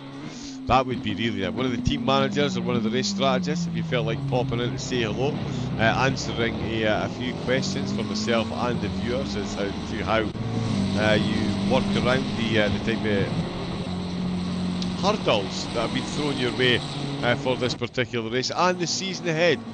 Do feel free to jump in. Of course, if you are a German speaker, there is a Twitch channel with full coverage in German, and there's interviews on there as well, so don't worry about the language barrier. You can jump in and speak to Leipzig. I didn't catch his full name. I tried to catch it on the broadcast, but it's only got his name, and I thought we'd catch it in the race, but there we go. There's the German camera crew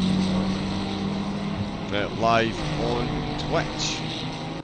The inaugural channel, the inaugural race is on the ACC Endurance League channel, so it's quite the honour to be part of it. What's that busy set? I've even got to be more logo on, but there we go. Yeah, we've got so it's about 3.5 hours, almost 4 hours into the race, and there is Purple Madness. We saw get that good overtake done on turn 1 sim race, and they've got Michael Mulnick's behind the wheel at the moment, and Dim Stiegler is actually closing in on Ivan Gibbons as well.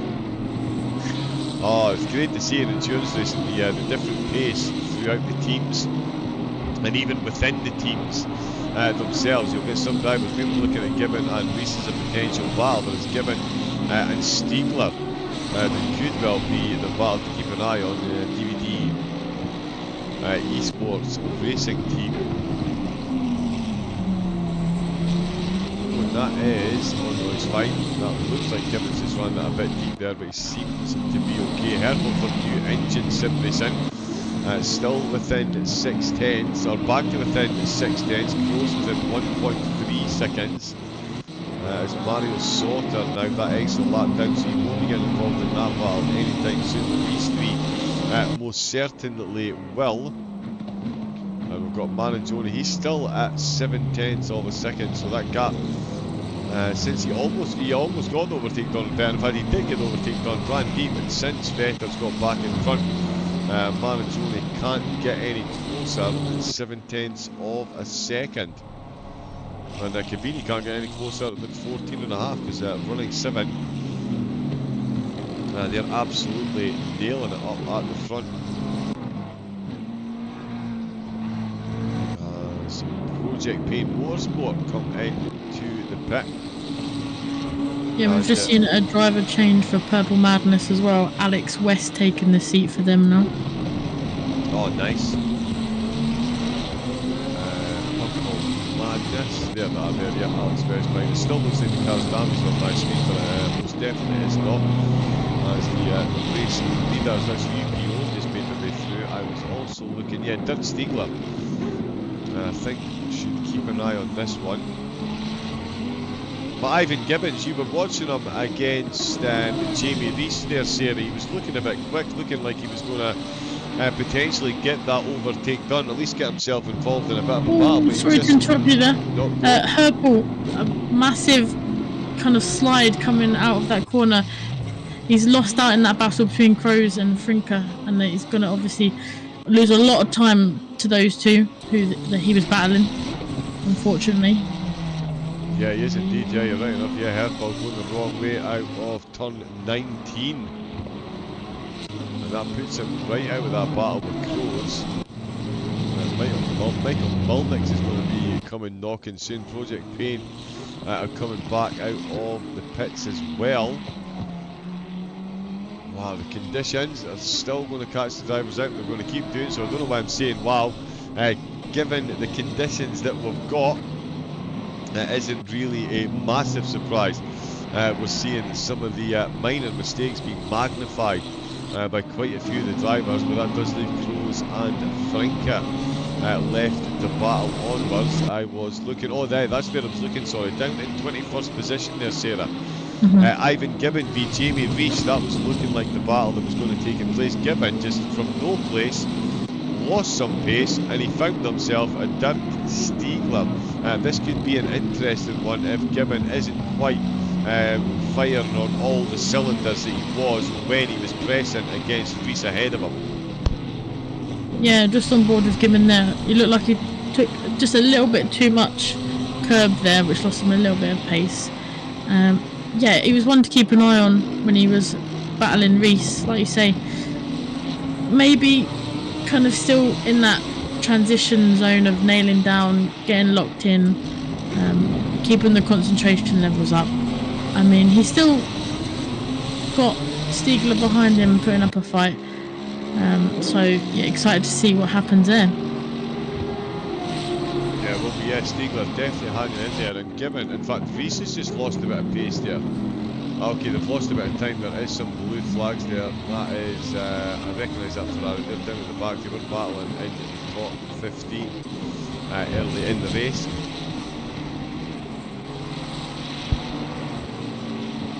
Who's that in the Ferrari? It's not Ariel. I'm not sure who that is. Whoever it is, it's Alex Hohoff for Ariel Motorsport. My apologies, it is Ariel Motorsport, Mr. Ferrari there. So just trying the blue flags, just trying to make their way past Stiegler, not quite managing to smoothly do so, and that's given not only a nice bit of a breakaway from Stiegler, it's given him a much closer look at Jamie Rees temporarily. It has to be said, this race has been nothing short of great so far, from the commentary to the drivers, and definitely having a good time. Phenomenal, Pedro. I'm glad you are enjoying it. We've got a battle heating up for 4th place between UPO and Apex. Oh yeah, nice and slow. Yeah, Hugerins and Kubina Sierra.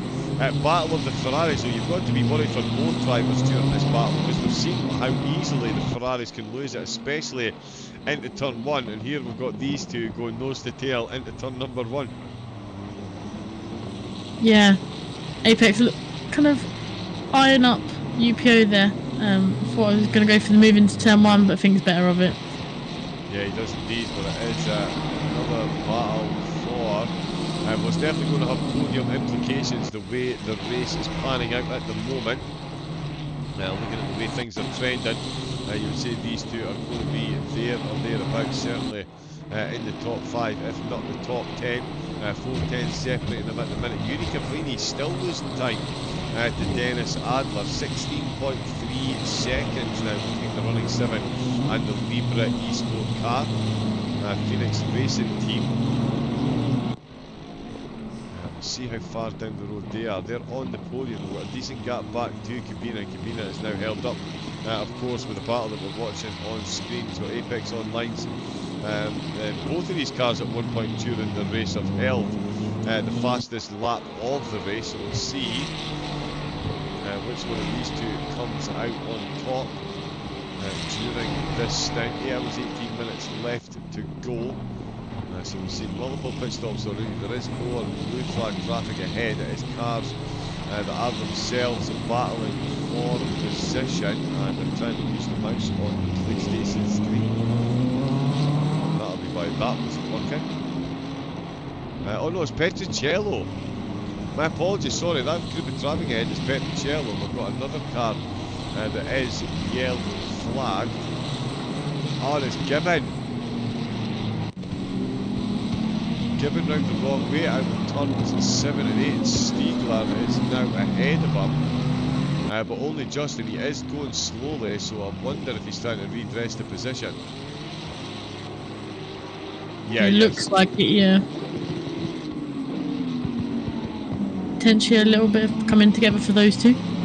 Yeah, I would say so. They've been very close, and in these conditions, did somebody say tricky conditions? It's so easy to make a mistake. I really do feel like deja vu. I'm giving myself deja vu for the opening 4 hours so far. That is for absolutely sure. I think Reese will have a definite smile on his face now. He's got a little bit of breathing room to the two that were right behind him. He does, yeah. In fact, you want to keep an eye on the two just behind them. What I'm going to do is keep an eye on Kubina and Huggerins for 4th position as Apex and UPO that are battling out to get themselves closer to those podium positions. Doing great AOR, what a rainy day, says Sprightly.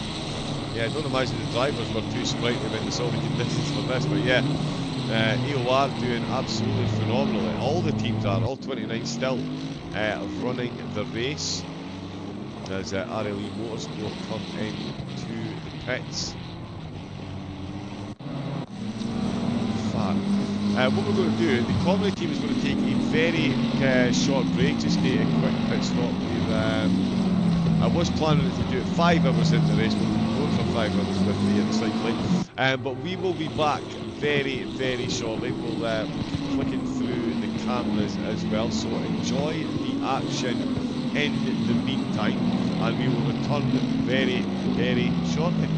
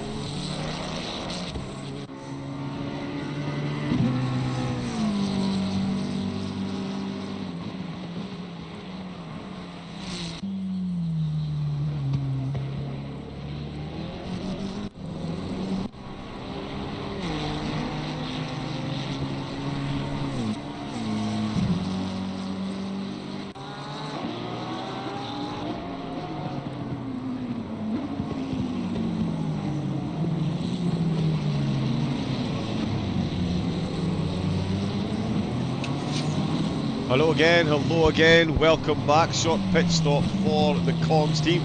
It is round number 1 of the ACC Endurance League season 2023. 4. Yep, it's easy seeing I'm slightly older. 2024, of course, Circuit of the Americas.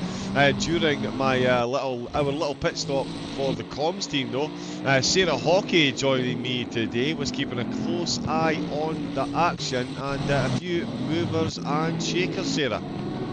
Yeah, indeed. So the Gibbon and Stiegler fight that we were seeing earlier, Stiegler did in fact spin, which let kind of Gibbon run away with the pace and try and catch up to. Stiegler actually lost a place to the Papaya Racing team. Like I said, Reese found a pace again. He catched up. He also caught up with Rookie Racing Motorsport. We have 2 new podium runners at the moment with Apex Online Racing and UPO after Libra pitted a few laps ago. We also saw Crows looking to catch the Czechs console racing team, and Daddy Cool closing the gap to RTP gets the move done after a mistake from Vetter. And we also saw the PWR team closing in on the Purple Madness, and also Marco on the back of Jack the Rippler fighting for, I believe, 29th and 28th. Yeah, apart from that, the major thing of obviously 2 new podium runners that definitely caught my eye, because we saw UPO and Apex only battling a few laps ago, but yet the gap from Apex to UPO is now a lap. So somewhere Apex has found a ton of pace. Yeah, they have. In fact, I think UPO are just about to join them on the same lap now, actually. So they've just finished that lap. But yes, it is. Oh, in fact, no. Is it a full lap? My apologies. Oh no, the gap's gone down to, I believe, 8 seconds. I'm not quite sure. Yeah, it does seem to be someplace in that region. Sorry, yeah. But it's still bigger than it was when, obviously, with Apex getting the overtake done. Libre Esport as well, right back in on the gap there at 9.4 seconds. Gianluca Candarella out for Phoenix Racing Team. Manuel Andre out for Targo. Luca Gonheimer back behind the wheel of the BMW. This team has got some pace.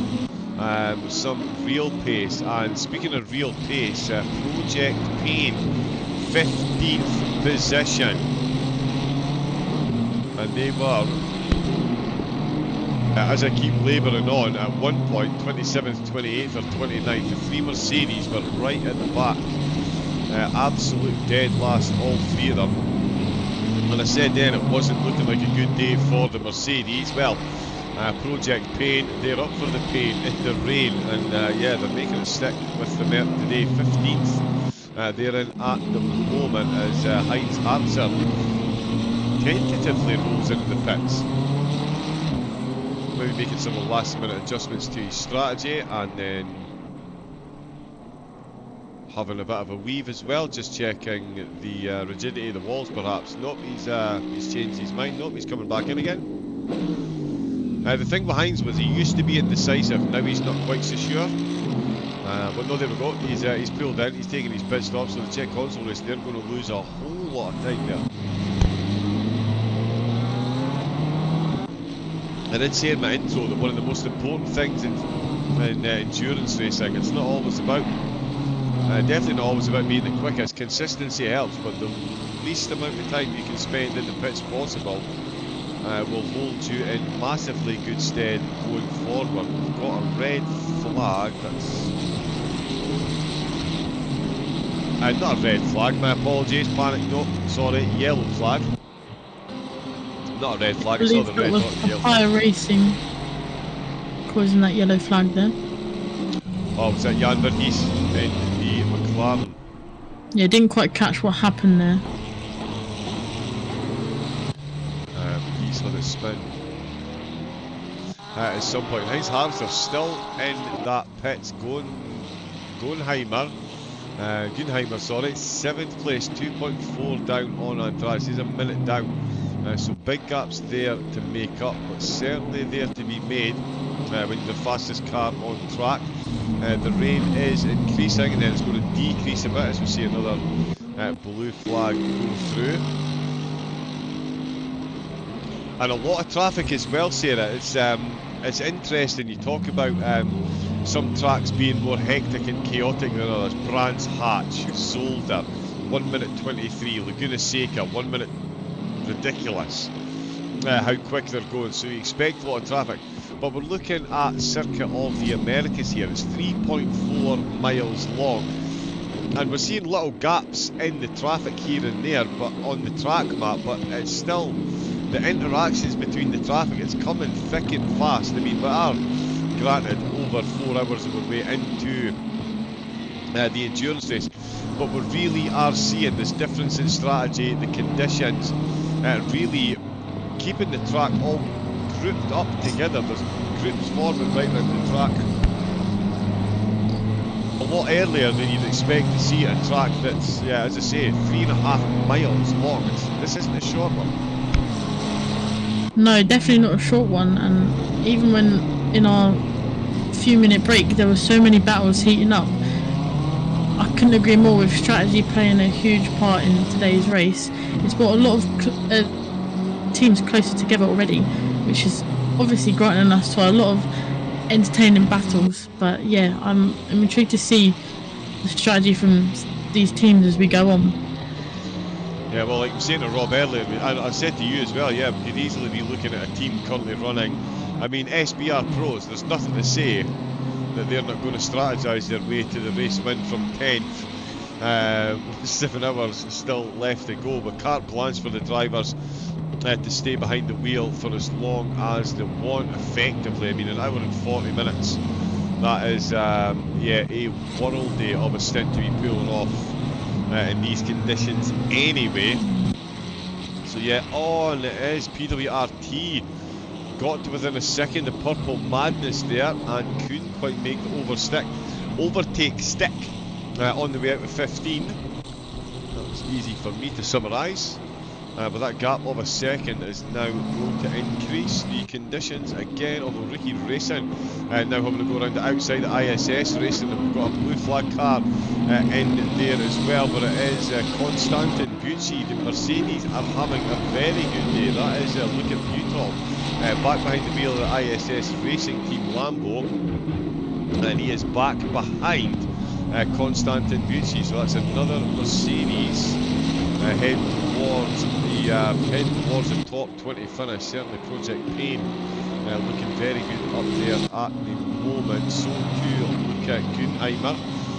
Still got the fastest lap of the race. The track now back to flooded, so you'll no doubt keep that purple moniker for quite a few laps yet. I think he has got the move done. He has indeed on Manuel Andre for Targo Esports. Their number 1 car running in 7th position now. Gunheimer has got that overtake done.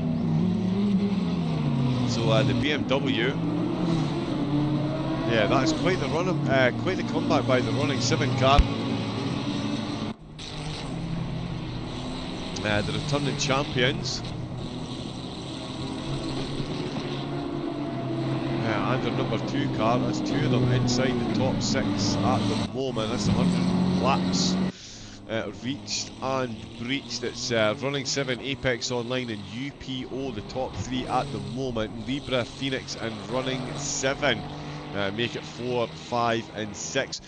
Targo, QA, Daddy Cool and RTP all find themselves inside the top 10, being chased by SBR, Virtual Racing League and New Engine Sim Racing.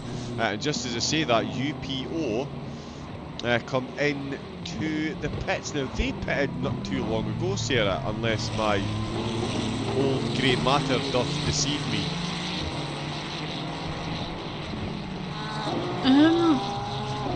I'm not quite sure, to be honest. Yeah, I think it was quite recent. As far I was expecting them to be in after Running 7 is basically what I'm basing that on. I expected them to be in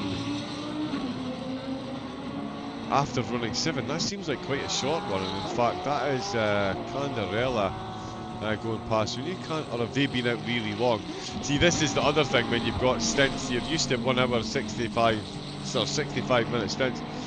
Some of the teams are doing up to 1 hour and 40 minutes at a time. But certainly Phoenix Racing sails on through, and Running 7 are going to get close. Wow. Yeah, and then we've got Libra Esports back in the 3rd place as well. I'm sure they'll be happy about that. Well, indeed, yeah. Well, it's second before the last pit stop, back up to 3rd at the moment. Still battles with ISS down in 23rd position. Yeah, also a battle between Papaya Racing and DDD Esports. They've been swapping positions for the last few laps. Yeah, it looks like we jumped on board just as they swapped positions again. It's Papaya that are up to 19. Papaya that are up to 20th, my apologies. DDE are 21st position, still in the slipstream. Oh, that's a blue flag getting out of the way. Yep, there we go. That's the Ferrari. Excellent use of the indicators there. Still got Stigler and Verhees for Papaya and DBDE. Some of these team names are real tongue twisters at times. Or certainly I do make hard work of them. Adler up the front. He's definitely making hard work in these conditions. He is still finding time on Hugerins behind, and Hugerins looks like he's about to have a driver swap. So too, in fact, Brett's Marv is just out behind the wheel actually of the New Engine Sim Racing team. And they're 18 down at the moment on Vondracek. So they'll be looking to catch up there. That battle, Sarah, are you still watching that one between Verhees and Stiegler in 20th and 21st? I am, yes. And how is it going on? It does look like Papaya has got a bit of a run now. He's got his nose in front, but Stiegler definitely not keen on letting go. He's here to have himself a race. I couldn't agree more. Those two are nearly glued together. They're always swapping positions, and like I said earlier, once the familiarity between the two must be quite good at the moment, because they kind of know where they can overtake each other with respect. Yeah, that's always a good thing to know when you're racing side by side, especially again in these conditions. Deja vu. Did somebody mention the rain? Only once or twice. But the rain is increasing for the next 10 minutes, and then it will reduce ever so slightly again. The track is back to its full flooded, and can confirm on board shots. Do confirm that. Track temperature has creeped up another degree. It's up to 17 degrees. It started at 7 AM, so by the time we get 5 hours in, we will be at 12 o'clock, which is theoretically the warmest time of the day, between 12 o'clock and 4 o'clock. So we'll see if the track temperature does increase any. And I don't see it being any benefit at all to the drivers, other than wreaking havoc with the pit stops. I mean, it's going to be slightly easier to maintain the heat and warm if the track gets, obviously, certainly getting it above 14 degrees will be a massive help, but from here on out, given the way that the rain is falling, I mean, just That is, yeah, some beautiful on-road shots actually. Let me see if I can get the passenger seat. We're on the BMW, it's quite good on this one. It's wow.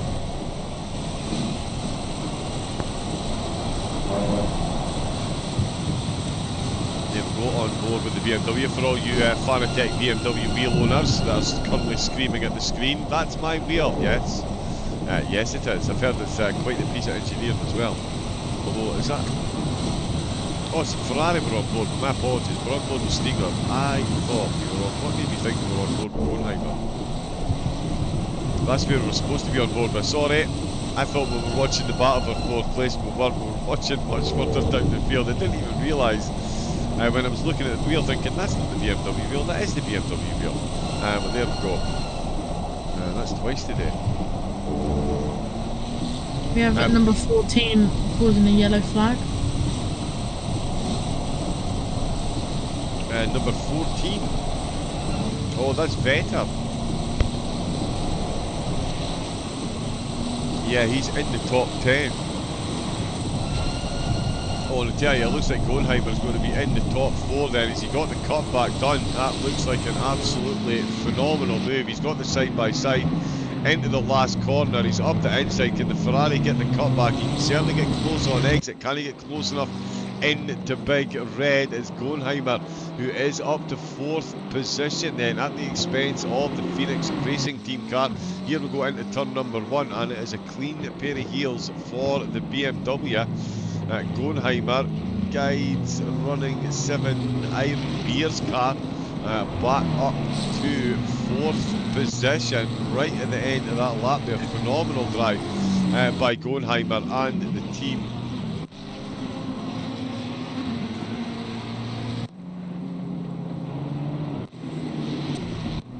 Oh no, it's not. That was blue flag again. Haha. It's Phoenix Racing out ahead. My apologies. That was all kinds of fake news. Sorry, that was blue flag there. That was that was the SBR Ferrari, which I should have recognised straight away. So there we go. That one's caught me right out there. But Hohenheimer is still the fastest car in fact. He is closing in on Candarella. He's got a long way to go, to be fair. We've definitely got the pace to do so. He got past Andre pretty handily. Still 6 seconds down. Timothy Pal is back out for UPO. Oh, and they're carrying a lot of damage there. Is that one of the incidents that you caught there, Sarah? Sorry, car 888 UPO Racing Team. Once podium contenders, now in 7th position. And yeah, they've got their bonnet flapping in the wind, quite frankly. Yeah, just switching on board with them. Like you said, they're carrying a lot of damage currently. I did have my suspicions earlier because of how close UPO and Apex were together earlier. Out of nowhere, UPO seemed to lose a lot of time towards Apex, so potentially maybe a mistake there or a big crash that we didn't quite catch. But yeah, let's just say that Ferrari's seen better days. It certainly has seen better days. Yeah, definitely not factory ready, factory showroom ready. And he's losing time hand over fist as well. Marangione is absolutely no slips. The QA Motorsport team, are they going to get themselves another position sooner rather than later? They do have, actually they've only got a few corners, they're only 33 seconds behind, and Marangione is no slouch we've seen so far in the racing. He has been absolutely flying since he took the wheel of the Ferrari. And I'm sure we're going to see that gap tumble. Let's see a bit more of the race leader. Running 7. It's been an absolute epic beginning to the season for them. Couldn't have asked for a better start. Other than maybe somebody else ahead at Apex Online, because the two teams have, of course, shared championship glory over the previous 2 seasons here at ACC Endurance League.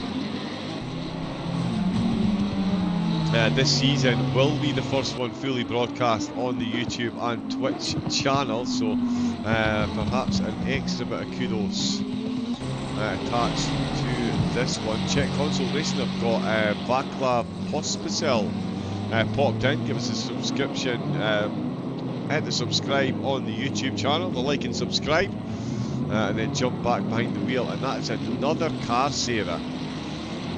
They're falling by the wayside. The conditions, it might not look like they're changing much, but when you're in there, obviously the amount of water, it does make a massive difference. From the track to go from wet to flooded to wet to flooded, the puddles, you react differently as anyone that drives though. If you're driving up the motorway and you hit a puddle in the rain, you feel the car pull. The drivers will be feeling that. This Czech Console Racing Vaclav Pospisil, another quick driver, and another driver where the front bonnet of the car is completely separated from the front splitter. Yeah, I was just keeping an eye on those two. Seem to be quite close together, the Czech Console Racing and Turn 1 Sim Racing. But yeah, going back to your point, when it goes from wet to flooded, it throws a whole different kind of challenges a driver's way, like alluding to aquaplaning and having to slightly brake a little bit earlier than you want to, which obviously, bit of a collision between Czech Console Racing and Turn 1 Sim Racing there, going into Turn 1. Yeah, indeed, yeah, a bit of contact on the way out. It did. Pospisil did hold his position to try and redress the position there, but then more cars were coming through, and he cleverly decided it was better to do that further up the road. But certainly that contact there, he made contact in the air, although his car now looks like it isn't carrying any damage. Okay, wow. Turn 1 Sim Racing have got the magic touch, to say the least. Yeah, so the car might not be carrying any damage. Something that we do know, Manuel Andre is in the pits for Targo Esports in the Lambo. John Amaya looks like he's got another teammate about to take the wheel as well. So he'll be in the pits within the next 2 or 3 laps, I would guesstimate. Dennis Adler still comfortably out in the front, and he is giving Apex Online Racing all they can handle at the moment. The 2 top teams so far in ACC Endurance League's history, and they're battling out at the top of the table at round number 1. As Apex doing the chasing at the minute, that is yeah, a good chunk of lap. A good chunk of lap between the two, and there's Adler into the pits. Adler into the pits. Then we saw Apex pit a couple of laps after running 7 did, so we'll see if Adler comes back out. That is a good chunk of time they've managed to cover so far. That's nearly 4.5 hours between the 2 drivers, and absolute bare minimum of pit stops. All the teams in the same boat. In fact, let's see, while they're in the pits, we'll keep an eye on 17th and 18th as Mulnix and Pospisil continue their battle. And Sarah, you'll know yourself, you're a Twitch streamer, of course. Sarah Hockey on Twitch, you do a bit of racing yourself. The only thing worse than tapping the back of someone and spinning them is then coming up behind them again. You just, that extra sense of caution just creeps in, and that little bit of second guessing, that can cause you issues in itself as well. So it's times like these that the drivers, they really need to be that a little bit more calmer, but it's very, very easy to let that overwhelming sense of, oh, I've already spun this person once, I really don't want to do it again, but I want to get past. It's quite the juxtaposition to be going through your head. I couldn't agree more. I've got to say, I've accidentally done it myself a few times, but yeah, it's always that second guessing, that hesitation when you're behind the driver that you might have accidentally spun. It's in the back of your head. It's I don't want to do it again, but I also want the position. It's that time where you kind of sit behind them again, try and learn their lines, what lines they're taking, what lines they're not taking, and see what kind of opportunities arise from there. Yeah, certainly in an endurance race, that's something you've got the benefit of time on your side almost. You can't afford to let too many laps go by, but you can certainly sit back and monitor the situation a bit. Take a nice deep breath, maybe get the team manager off the radio, turn them down a bit from the screaming in the ears. And then, yeah, crack on. And it looks like that is exactly what Pospisil will do. It's good to see his car is now repaired, whether it is actually repaired or not. We will see. Oh wow, he's really hit that curb and he's had to do a lot of work to keep that one between the mail and the mustard mill next door. Looking slightly the slower of the two by virtue of the fact that Pospisil is managing to close back in, although as I say that, it goes a 10th in the favour of Mulnick, so Pospisil perhaps making that little mistake that I just alluded to there. That's all it takes. All it takes. The magnification of your mistakes in these conditions is incredible. Speaking of incredible, Running 7 Motorsport, Car 7 back out after their pit stop. In second place and only 2 seconds behind the Apex Online Racing team. So that is an absolutely phenomenal drive. And let's not underestimate or try and downplay in any way Apex Online Racing's team. They were down the order as well. They were outside the top 5. Outside the top 5, and they are on track leaders once again. They have come into pit once again. 2 stops after, 2 laps after running 7. So they're matching that pit strategy now. But that is, Sarah, that is quite the game of cat and mouse that they are attempting to play, because it's all fine as well, like we'll pit 2 laps after our opponent, but you don't know what your opponents are doing in that pit stop. They could be putting in an hour of fuel, they could be putting in an hour and 40 minutes of fuel. This isn't your usual 65-minute game of chess that the drivers and the teams play. I mean, this is proper strategy, and with a 40-minute potential difference in stint time, he who dares wins. I mean, yeah, it's just, the connotations are mind-blowing. Being a team manager right now, yeah, comment there for me, thanks. I was literally about to say the same thing. I'm happy being in the comms box. I don't want to do any of that strategy kind of calls, because I would hate to be the one that calls the wrong strategy. But I mean, it's all in the game. Long races like this require kind of a pre-planned strategy in a way that you kind of know what you're doing. Sometimes you might want to forget that there's someone right behind you, but you kind of want to go with your pre-planned strategy, unless something obviously springs out that catches people off guard. But yeah, I think Apex are definitely one to watch. Yeah, I would say so. Yeah, definitely keep an eye on them. They are returning champions themselves and Running 7, both taking titles here over 6 race series at ACC Endurance League. So, yeah, we're seeing exactly why they're getting back to getting themselves some lead laps. Another one it was though, Running 7 Iron Beers car. I tell you, they had an absolutely incredible start to the race and then dropped down quite a few positions, made some back, dropped down again. But that Running Beers car is definitely running, and it's certainly not on beer. It might be Red Bull, because the thing might as well have wings the way Gonheimer is planted around the circuit of the Americas track. It's almost like he's running in the dry.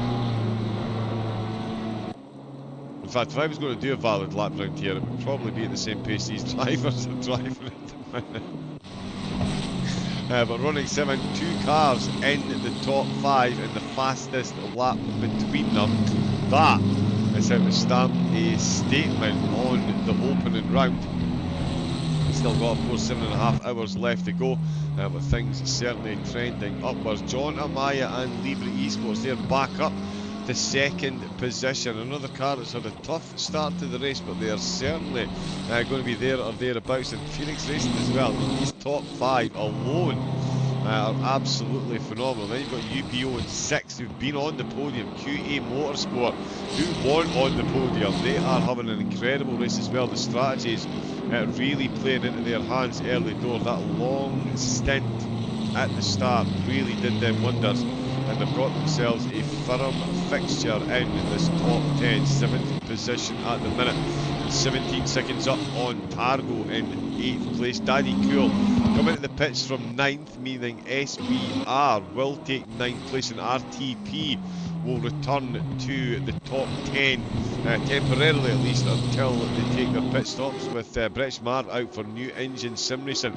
They're back in the top 15 and they're holding it at the moment, just going past a fellow Lamborghini. We have a freeway battle for 18th place there. Oh, nice. Yeah, talk to me. It's pretty wide into that corner.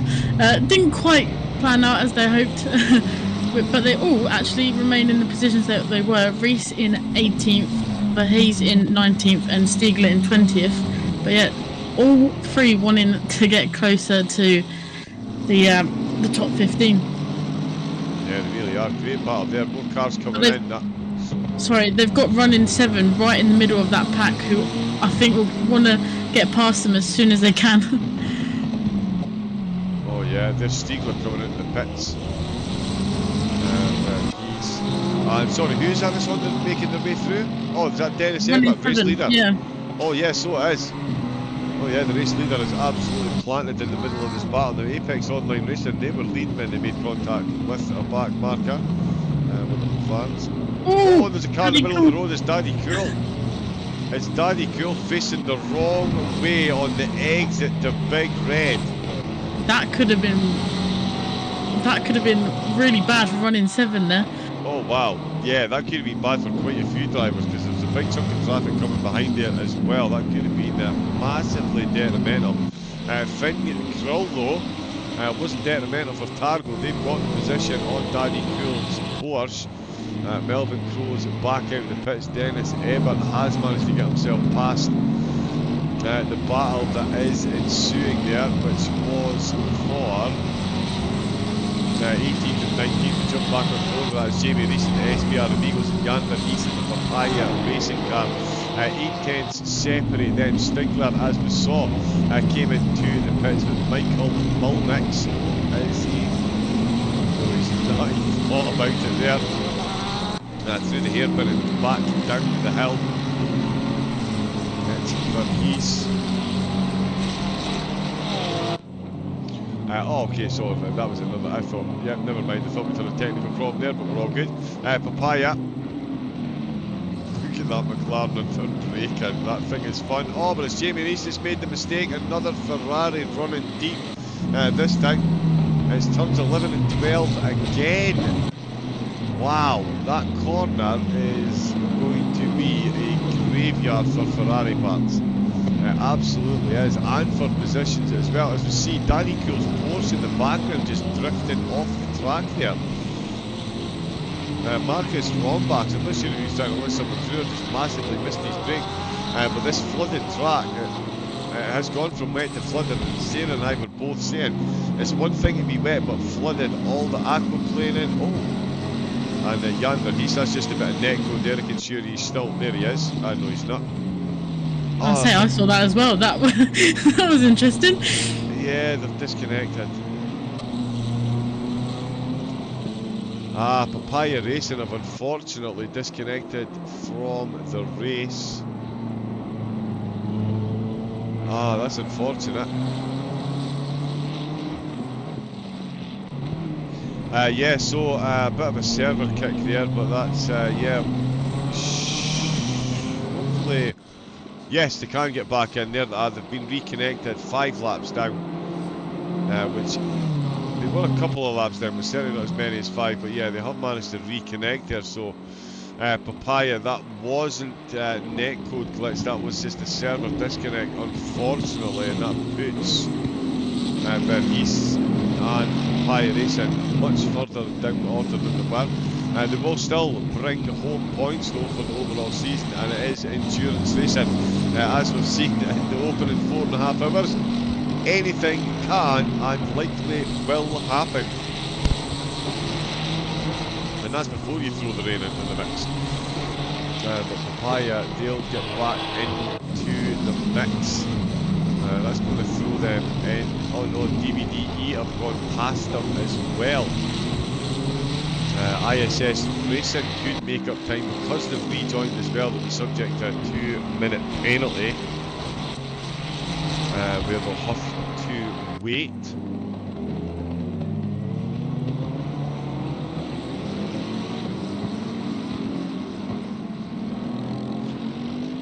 Okay, thank you very much, Rob.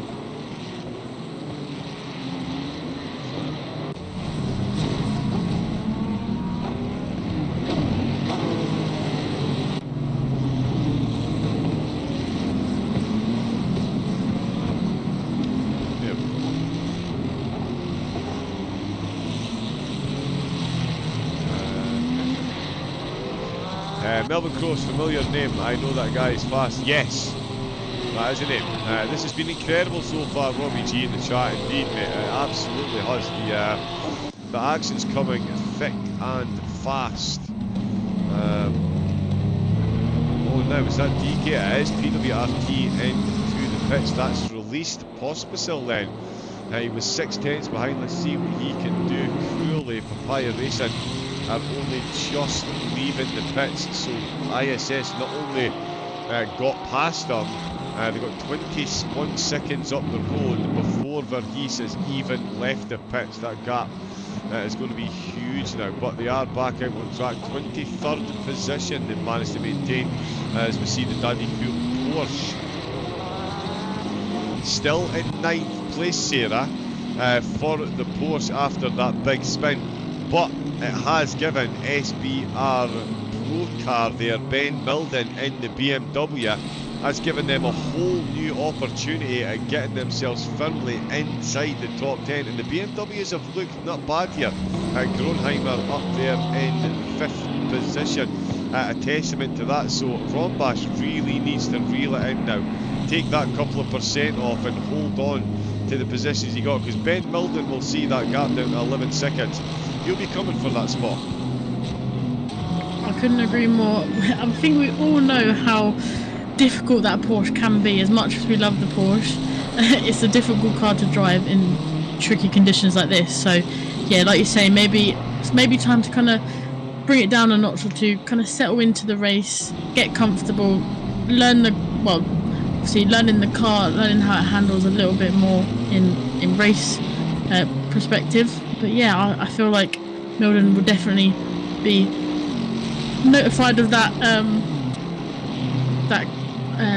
spin from Daddy Cool, probably by the team manager, saying you're on for a position here. Yeah, exactly. Yeah, spinner ahead, get the foot down, concentrate. 10 seconds is the gap. Yeah, the Porsche. You said the Porsche difficult car to drive in these conditions. That sentence also works if you take off the words "in these conditions," because it is just a difficult car to drive. I know that because my best friend Kieran drives it, and if he drives it, you know it's difficult. He's just one of those. Running 7. I'd imagine they've got quite a few of those in their team, and they are running 7. They're running 7 circles around everyone at the moment. They're about to complete 117 laps, and they've got themselves a very healthy lead over Libra Esports, who have to come into the pits pretty soon to get another, at least get fuel. We're giving the length of the stint, and imagine, yeah, anything, yeah, well, if we get an hour and 40 minutes out of the tyres, then you'd imagine they're going to be doing 2 1-hour stints on them just to push them that little bit if they can. So we'll see what happens when they come in. Phoenix Racing still on the podium at the moment. Apex Online just off the podium. Constantin Kampic back out the pitch. 19 seconds is the gap as he rails in the back of the Ferrari once again. Their full commitment. Yeah, to the non-Ferrari driving eye, that didn't look like much, but someone like myself, very much that was a save. The BMW at Gronheimer, 52 seconds down the road. So we've got some really fast drivers up at the front of the field, and we've got a really fast driver trying to close in on them. Timothy Pallet, no slouch either. Of course, the UPO racing team, no stranger to the podium so far in the opening exchanges in QA Motorsport, trending that way as well. Tarbo, Daddy Cool and SBR inside the top 10, but their positions inside the top 10. Certainly in contention as far as Ben Milden's concerned. That's 10 seconds the gap is now down to. So slowly edging his way closer to the driver ahead. We're on board with Michael Mulnix once again. Himself and Jamie Rees still very, very close in the Ferraris, which is absolutely a recipe for disaster around this track in these conditions, because the Ferraris, let's face it, they have struggled. And Rees, in fact, got Daddy Cool, so they're unlapping themselves against Daddy Cool, in fact. In 9th place. Oh, it's all happening right through the field here, Sarah. I'm guessing you're watching 17th and 18th as well, or is there something else, or someone else that's catching your eye at the moment? Because you do have a good eye for this stuff. I was keeping an eye on the battle for 17th between Rees and Molnix. Molnix letting Daddy Cool through there. I was wondering if they were kind of, obviously the Porsche being behind the two Ferraris there, was it kind of slowing him down a little bit, letting Ben catch up, but as Daddy Cool is now free of that lot, the gap is still, well, it's come down to 8 seconds between Milden and Rombash, so Ben is definitely putting his foot down to the floor and trying to catch that Porsche as quick as he can. Yes, yeah, another 2 seconds there, yeah, 8.4 that's down to now, so Milden making moves. Mulnix will be hoping to do, but he now finds himself in a 2.3 second deficit. He does still have the Porsche ahead of him, so Rees did well. Endurance racing, it's all about consistency, it's about clean pit stops, and it's about using the traffic to your advantage. It doesn't matter what endurance race you take part in, you will encounter traffic at some point in time, whether you're trying to make an overtake, whether you're defending an overtake, and the ability to use the traffic to your benefit is a skill all in itself, and it's how some of the quicker teams do what they do, and SBR and Eagles, prime example of that. Let's put another car that's out of position in between us. See if he can manage a bit of a breakaway. He can make a bit of a breakaway and get into the slipstream, follow along the straight. But Mulnix, of course, wise to that manoeuvre, the Turn 1 sim racing driver, keeping well in touch with the post, close enough that he's going to fall right back into line once again. Mulnix and Rees back to within half a second of one another.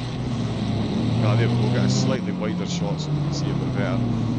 Well, let's see if we can see a bit better. Let it rain, is that right? Oh, Molnix goes round. For a moment there, Sarah, I had hope, that I had a dream that Mulnix was about to save that. That looked like the start of a beautiful slide, but just that little bit too much pressure on the loud pedal, and the Ferrari says no thank you, and that is Mulnix falling foul of the weather. And Jamie Rees used the traffic well. He's now got a clear rear view mirror for his troubles. Yeah, I think we all know how difficult it is to kind of catch the car when it's going into that slide. But yeah, that probably happened all in slow motion for Molnix there. No doubt. Like his PC was running at 25 frames a second.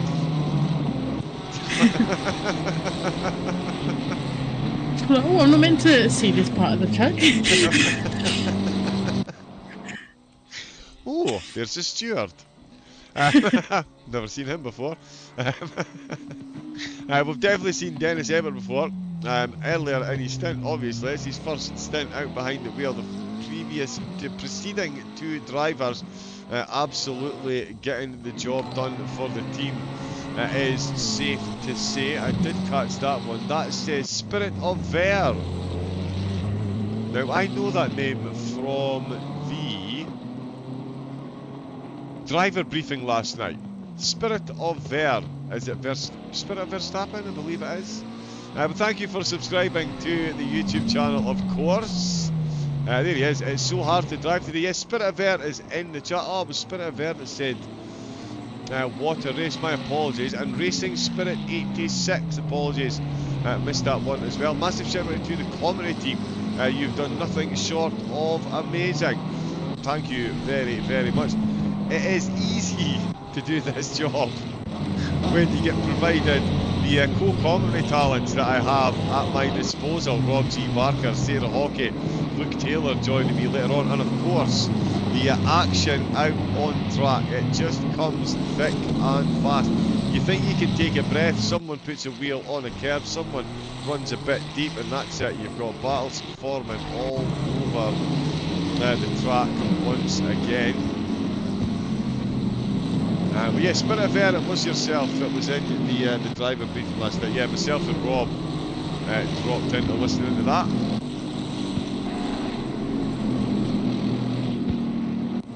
Yeah, very, very good listening. And yeah, I'm assuming as one of the organisers, you'll be very, very happy with how the race is going. Feel free to jump into the interview box as well if you wanted to.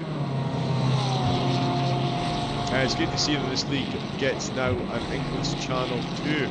It is indeed. With the listen, anybody that's putting this amount of drivers and given this amount of drivers, this amount of track time with this amount of infrastructure, yeah, absolutely 100 million %. It's great to see them have multiple channels. I mean, the same is great to see them having an English channel, have their Twitch and the YouTube channel is yeah, absolutely incredible. So the broadcast again going out in English and German to cover as many of the drivers, because let's face it, sim racing is multinational. We can all do it sat in the comfort of our homes and join everyone on the internet. Of course, that is one way to do it. The other way to do it, of course, is like Team DPM Racing. Car number 32. Oh no, my apologies. Firstly, Team DPM. I hope you all feel better soon. Please get yourselves well enough, and we'll see you back on track for the next race. Fingers crossed. And yeah, the Belgian team MIFA Racing. They actually meet in the one building, and they jump in and out of the same rig, and actually physically do driver swaps on site. So yeah, the dedication to sim racing is very strong. To be fair, it is a great idea, Sarah, because let's face it, the elephant in the room, shall we say, sim racing is not a cheap sport. Definitely not. And once you get down that rabbit hole and you start seeing signs that say things like Fanatec and GT Omega and all those others, yeah, it can... Molnix goes round again. Oh, Molnix again. Exactly the same spot. Oh wow, Ferraris are absolutely struggling. Oh, back into the pits he goes. Oh wow, he's been straight DQ'd. Ooh.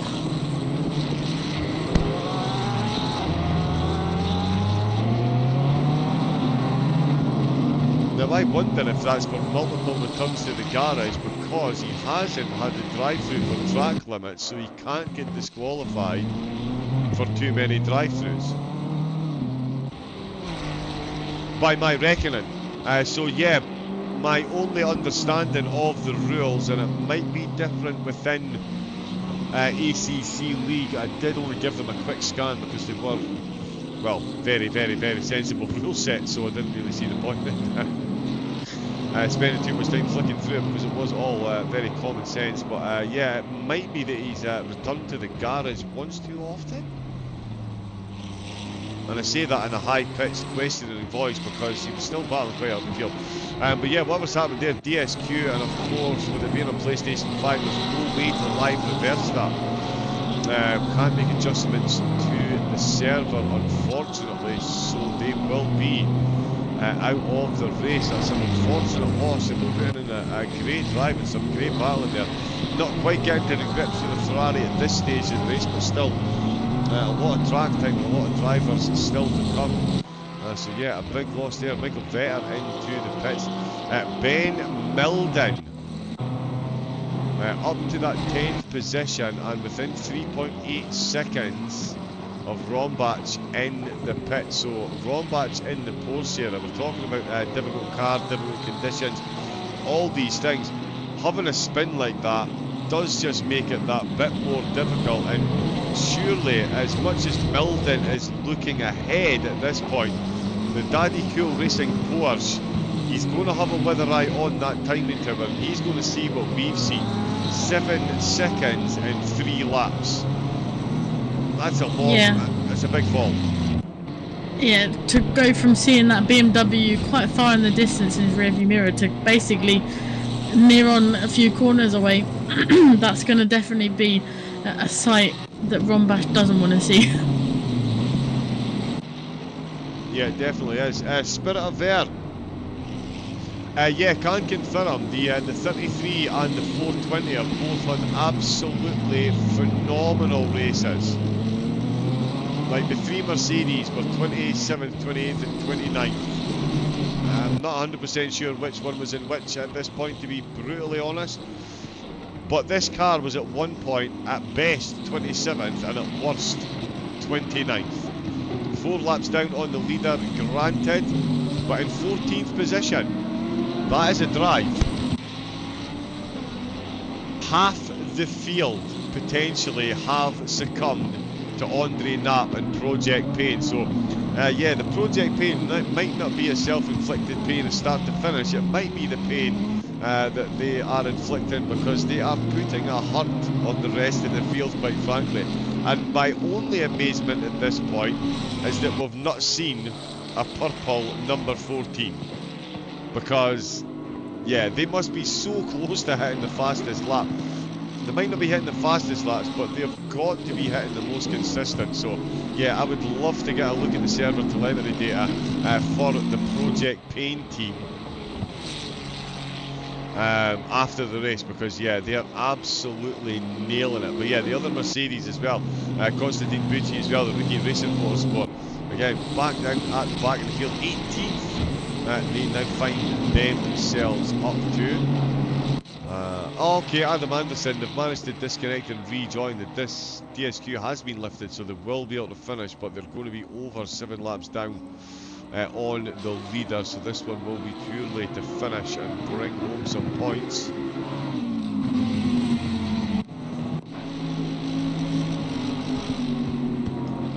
But yeah, that is yeah, the Mercedes on an absolutely incredible drive. Marcus Rombach, he's been listening in.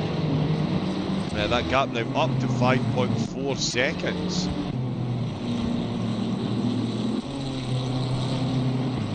Now that could be a conditions thing or a traffic thing, as you see the temperature now up to track temp up to that 18 degrees.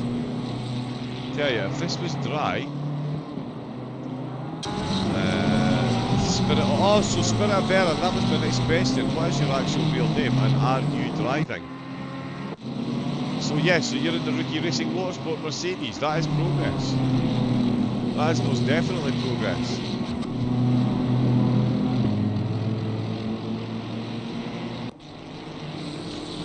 Okay, so update in the chat from one of the team members. Turn 1 Sim Racing, the DSQ. The driver, who has been named Cletus by his teammate, lost the rear of the car. He cut some of the track, and the in-game stewards declared he was going the wrong way. So they disqualified him and sent him to the pits. So he didn't return to the garage. He was sent to the pits by the in-game stewards because they thought he was going the wrong way.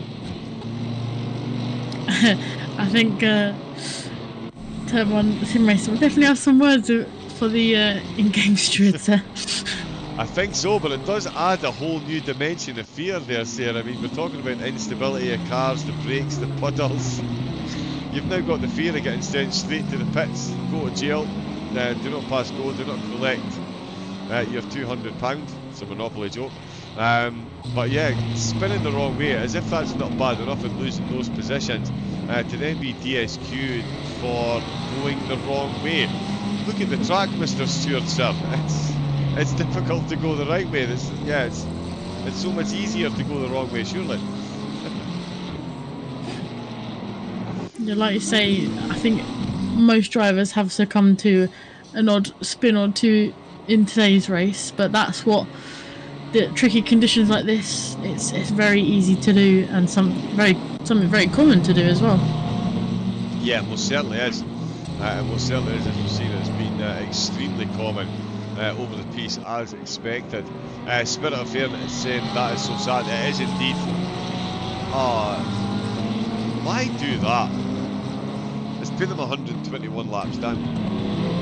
Yeah, I was just looking at that. I was going to say that is that's heartbreaking. It really is. It really is. I mean, and they would have had to sit in the pit for 2 minutes as well when they rejoined as a penalty for rejoining. So yeah, all of the kicks while they are down. But good to see they have rejoined. Oops. Oh, he's locked. Yeah, so he's going to be back out on ice skates as well. And straight back into the pits.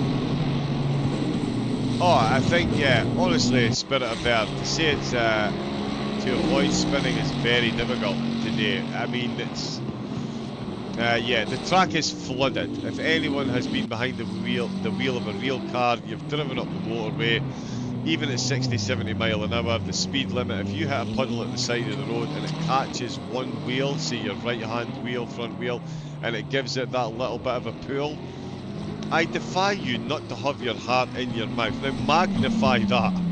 Magnify the torque, magnify the pace, magnify the acceleration, magnify, or how do you divide, sorry, the amount of pressure it takes on the pedals to make it go wrong, and how accurate you need to be to make it go right. And yeah, anyone that gets through this race, even if they're out for one hour stint, if you can come out here today and do a 1 hour stint without having a code brown moment, I will doff my cap to thee forever and probably sell the steering wheel, because I'm never going to be able to drive in conditions like this, that is for sure. On the beam.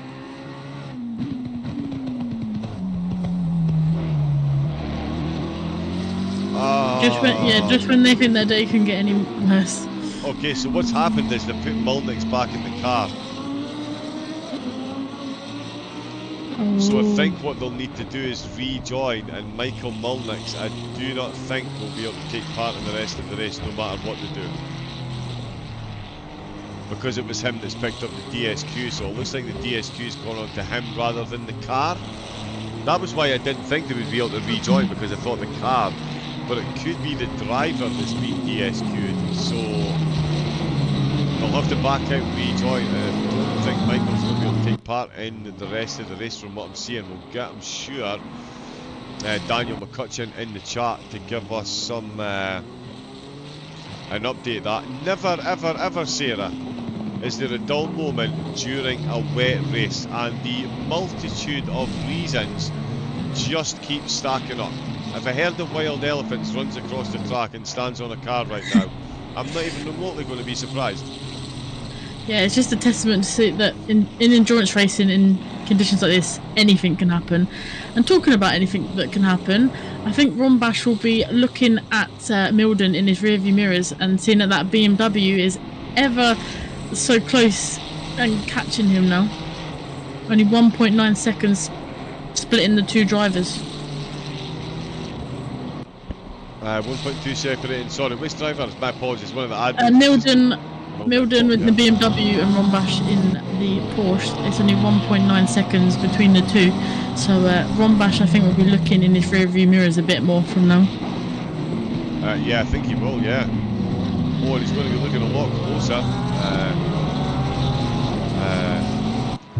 Sorry, just speaking to one of the admins. But yeah, that's exactly what it was earlier on, Sarah, with the accessible. Because the server was full, accessible meant you couldn't see it, you just had to untick that. But there we go. We've got you in all the technological fun and games for the team. Both sides of the camera. Milden within 0.7 of a second. This inside the top 10, he's looking for a single-digit position.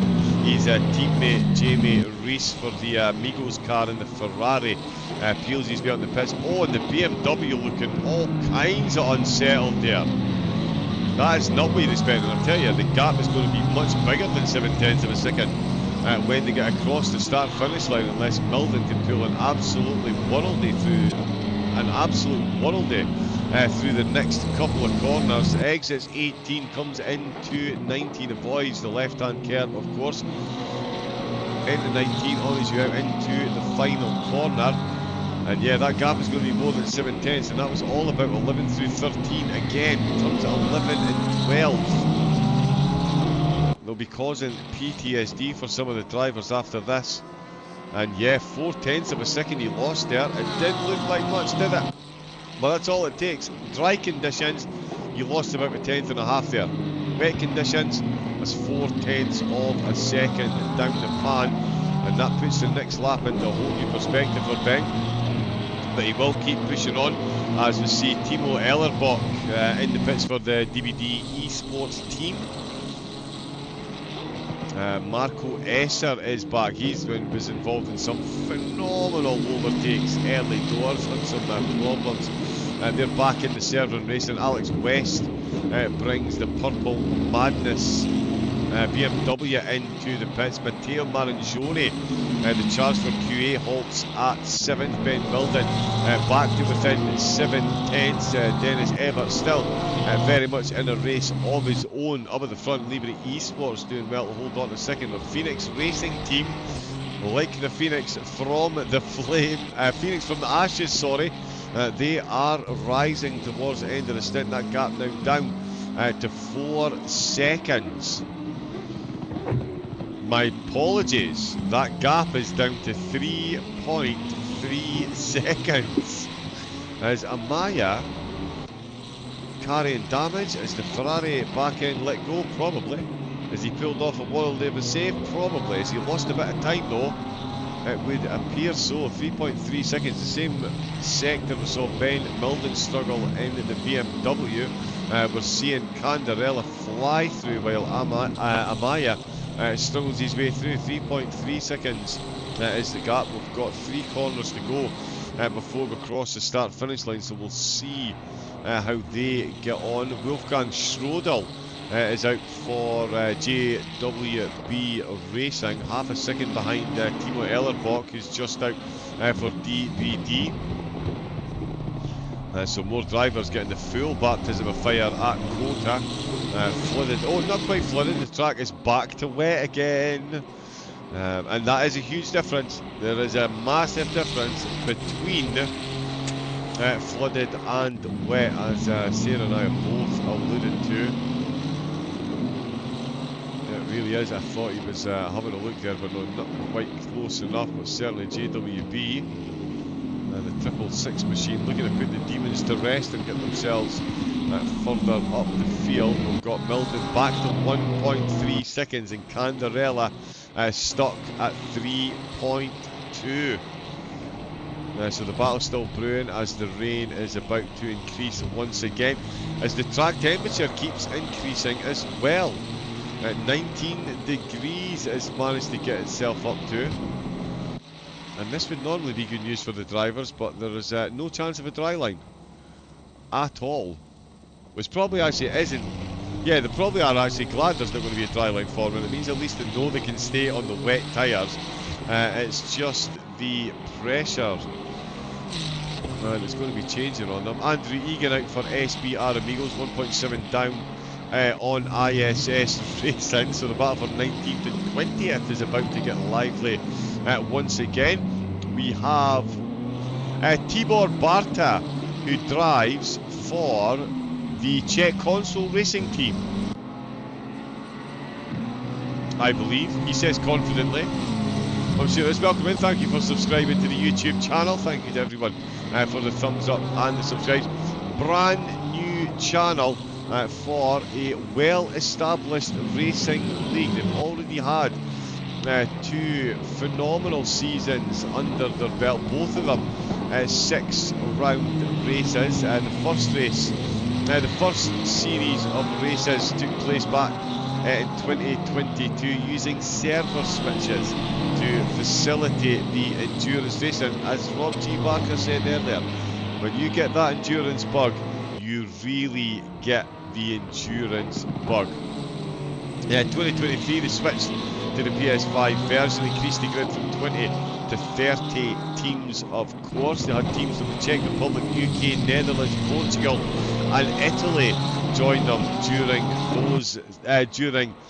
last season. 6 races again, 3 8-hour, 2 12-hour and a 24-hour race. Running 7 Motorsport, the champions in 2023. This season is even bigger. 60 cars have started this year. 56, I believe, 30 in this grid.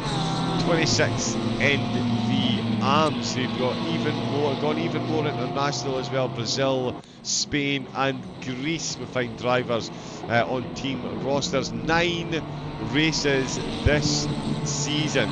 2 of them 24 hours. There's 2 12s and the rest will be split between 8 and 10 hours. An incredible amount of time to let the drivers loose on track. Will it be Apex Online Racing? They won it in a Bentley in 2022. Not much chance anyone. Although, if we could get the low fuel motorsport balance of performance on the console, Bentley for the win, especially in a race like this. The Bentley would do about 3 hours on a petrol tank. It was running 7 in the Audi last season. No Audis in this season's championship, which was a bit of a surprise to me, if I'm being honest. But yeah, no Audis, so no Audi will be winning it. So it will be a new car that makes it to the top of the championship standings. Will it be a new team, or will Running 7 currently got 2 cars in the top 5 in the opening round, or will it be Apex Online Racing, be no stranger to the front row of the grid in the opening exchanges, and still a long way to go. And as Sarah mentioned, definitely going to be ones to watch, getting themselves back up from that 5th, 6th position and getting some lead laps back under their belt during the pit stop phases. Definitely means they are in the hunt, but making their way through the traffic going to be all important. I'm going to jump back on to Sarah here because I know she's been watching the battle for 9th and 10th. I've just jumped on there myself. The Porsche and the BMW had a race here, and it looks like the BMW is about to come out on top after a mistake by the Porsche. Yeah, I was on board with that. It looked like Robash just took a little bit too much curb coming out of that last corner there, which let the BMW get the inside line going into turn 20 on the start finish straight. And I'm sure Milden will be looking to make that gap as high as possible. Well, I wouldn't count the Porsche out just yet, but yeah, I think Milden will be happy with that move, as he's been eyeing it up for quite a few laps now. Yeah, he most definitely has. He's been eyeing it up for quite a while, as you're saying. Yeah, phenomenal driving. You were watching it for a while, the two of them, and they were very close, so it was a really respectful drive between the two of them. Rombash defending, and Milden really did have to bide his time to craft out an overtake there. Yeah, and what you alluded to earlier, it looked like Milden for a little bit there was struggling, and the BMW did look very unsettled. Potentially with the increase in temperatures on the track, maybe causing a little bit of issues for Ben Milden. But yeah, the gap was going anything down from 7/10 to about 1.5 seconds. So yeah, they were definitely keeping each other kind of at arm's length for a little bit. I'm assuming Ben was maybe it was a strategic move, kind of watching what Rombash was doing for a little bit.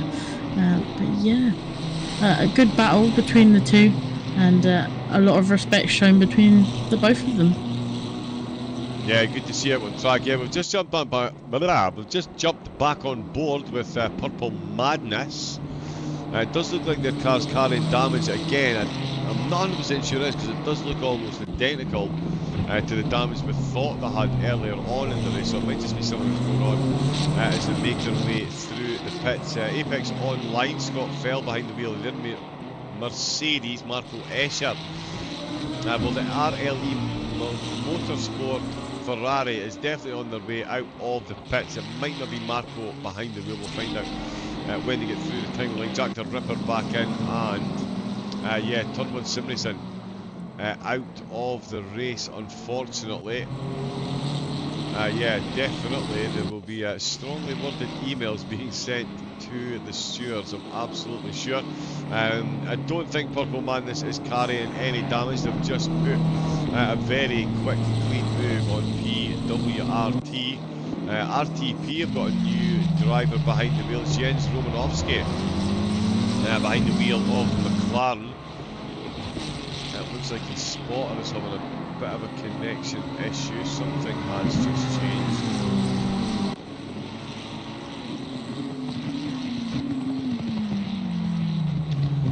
Can't spot what it was. Yeah, sorry, something changed on the flight over there. Ah, okay, Gronheimer.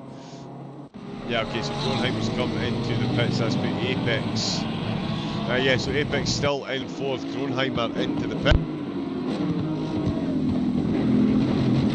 Oh yeah, so that's 5 hours 15 minutes into the race. What are quite a few pit stops. The top 6 still running really well. In fact, 7th and 8th, QA Motorsport. Ferraris up and down the field have been having issues. And yeah, the only issue that Marangoli's got is that he can't, yeah, I don't know what issue he's got. I was going to say he can't quite get the overtakes done quick enough, but he is. As soon as he gets a car in front of him, he's getting overtakes. He's been interacting beautifully with the traffic around him as well. And with that car now in 8th position back out the pits, they are definitely trending upwards. This is going to be an absolutely solid end of the race, and it's going to be quite the incredible championship overall as well, given how close the teams are getting it. It's going to be pretty amazing.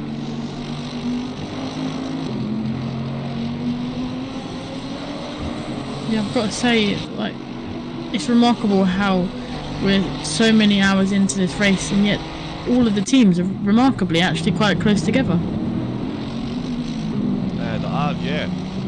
In fact, the time was here. If you could you give us a rundown of the order at the moment? I am going to try something technical in the background. I've just been handed some footage I'm going to try and get in. So yeah, if you could give us a rundown, and I'll yeah, hopefully bring us this extra video. Of course. So, our current leaders are Running 7 Motorsport. Then we've got Phoenix Racing Team, Libra Esports. Then my one to watch, Apex Online Racing. They seem to have, like I said, from early on they've been very strong on the pace. Next, in 5th place currently, we have UPO Racing Team. In 6th place, we have Targo Esports. In 7th, and currently in the pits, we have Running 7 Iron Bears. Like John said, obviously, Running 7 having 2 teams in the top 10 is quite remarkable. Next, I believe John's one to watch is QA Motorsport in 8th place. We then have SBR Pro with Ben Milden in the BMW, taking that 9th spot after overtaking Rombash. And talking about Rombash, he is currently our 10th place driver. Actually, he's not. He's gone into 9th as Running 7 Iron Beers has come out of the pit and they've took that 10th place. Now in 11th place, outside of the top 10, we have Virtual Racing League. Then we have New Engine Sim Racing. In 13th place, we have RTP.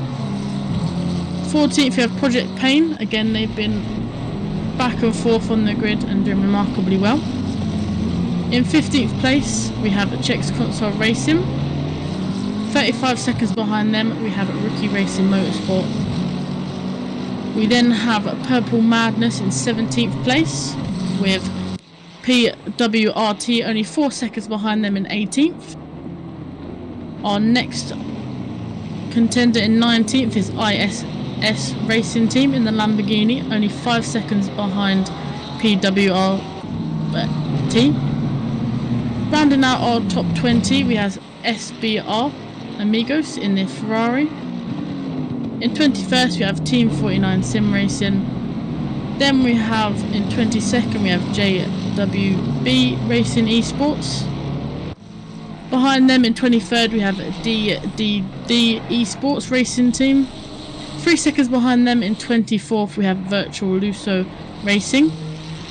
In 25th, 7 laps down from Virtual Luso Racing, we have Papaya Racing, unfortunately after that disconnect earlier on.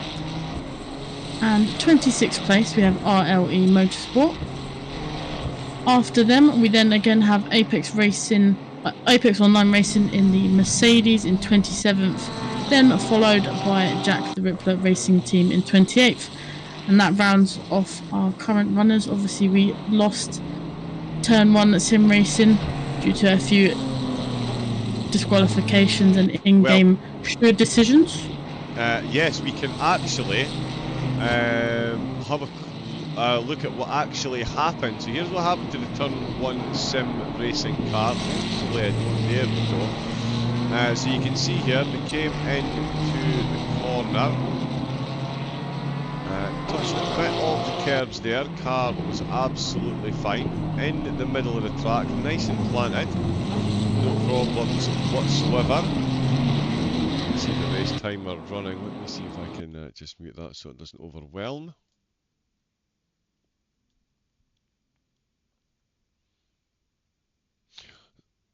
So yeah, race leader comes up. One of the that's UPO Racing, I believe, behind. Yeah, as you can see on the bottom there. Oh, wait a minute. Okay. Here we go. My apologies. I got sent a clip.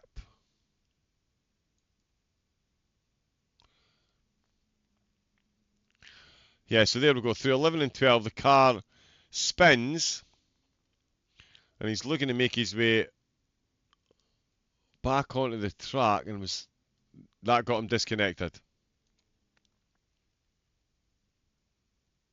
Ouch. Yep, so loses the car. We've seen multiple cars lose it there. And yeah, drives across.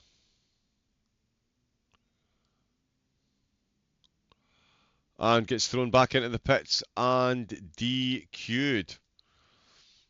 So there is, footage of what occurred. Let me bring the race footage back up.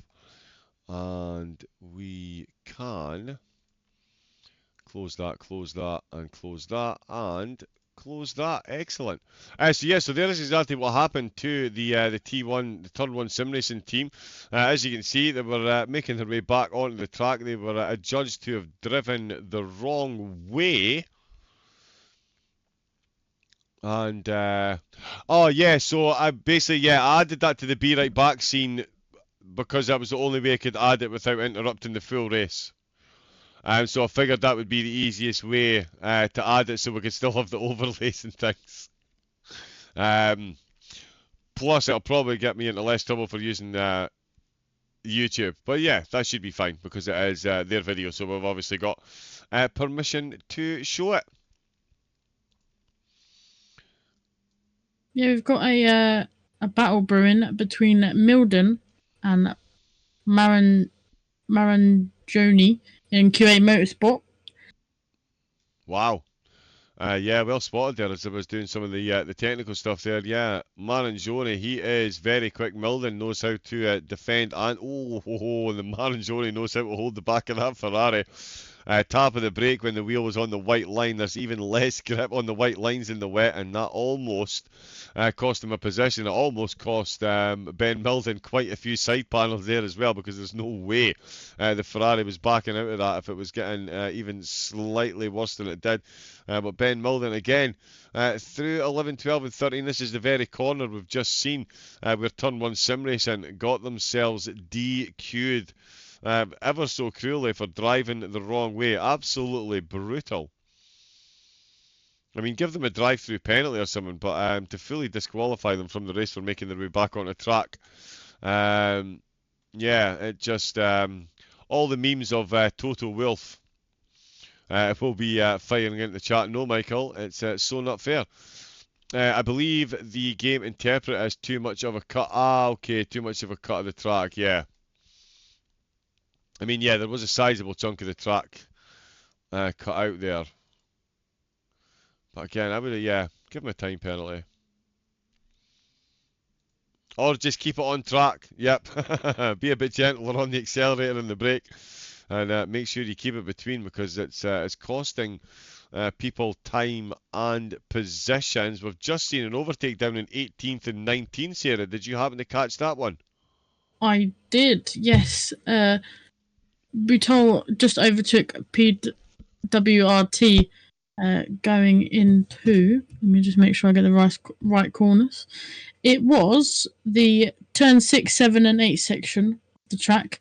It looked like PWRT was running a little bit wide through some of them corners, looked very drifty in the Ferrari, which just then let the Lamborghini kind of pip him off and get in front.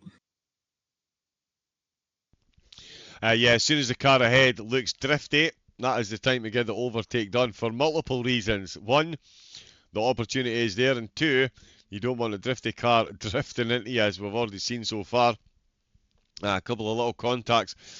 Cars not quite under control due to the conditions. They just have that little lateral movement on the front or the back of the car, and that's it. Tap someone else. They go round. And yeah, ring a rosies all round. Only no posies at the end for anyone. Marangione, 8th position now with the pit stops, and Marcus Rombach in the Porsche in 9th. It means, as Sarah pointed out, running 7, their Iron Beer car. 10th place, still got the fastest lap of the race. We're seeing more rain coming soon. In fact, yeah, more rain coming soon, and the track temperature still going up to 19, so we'll see if it does. It's going to start getting colder at some point. I'm just trying to quickly do some math. So what we are 5.5 hours in, so it's about 12:30 in the afternoon local time. So we'll see. Not a lot of cloud cover for the race. In fact, we can...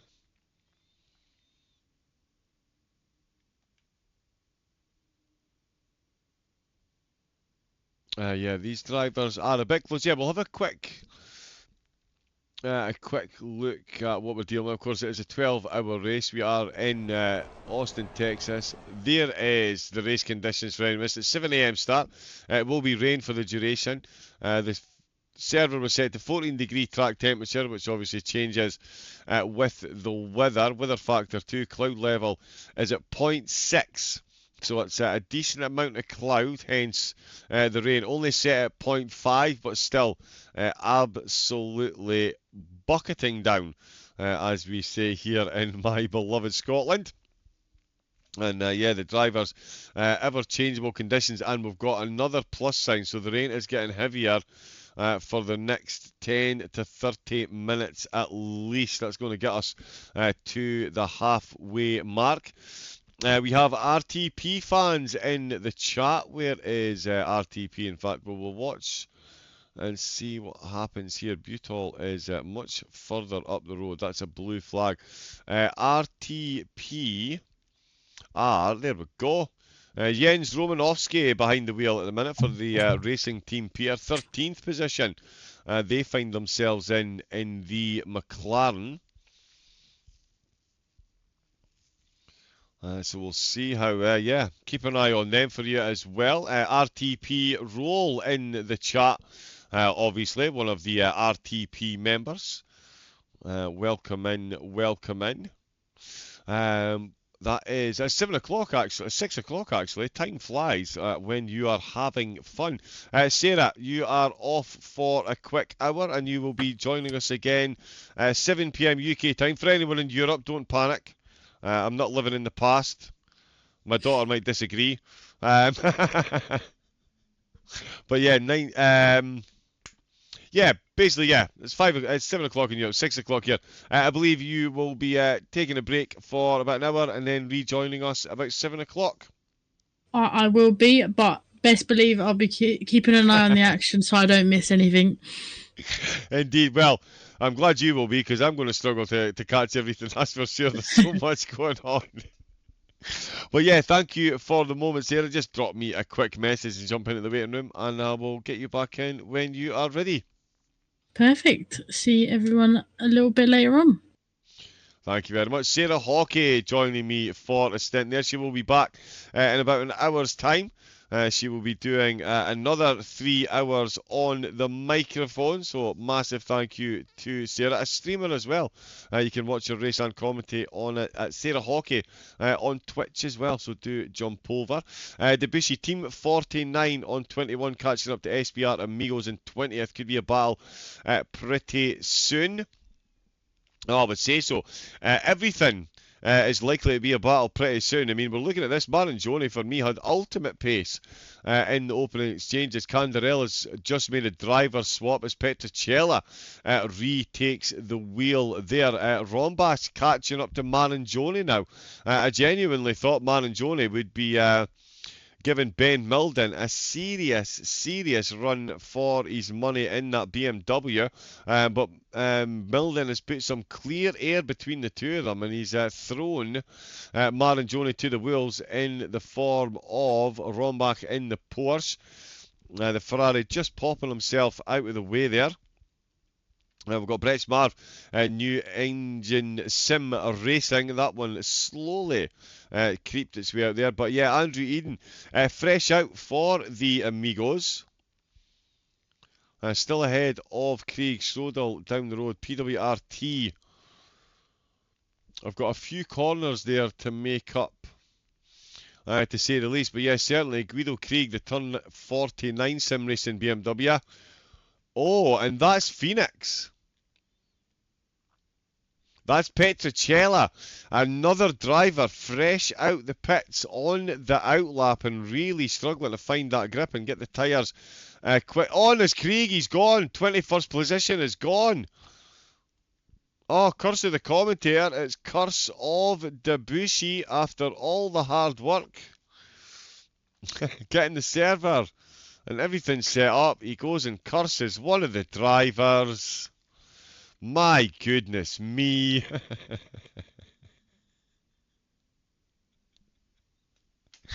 But yeah, Guido Craig, Team 49, was closing in on Andrew Eden. Eden will be breathing a monstrous sigh of relief, to say the least.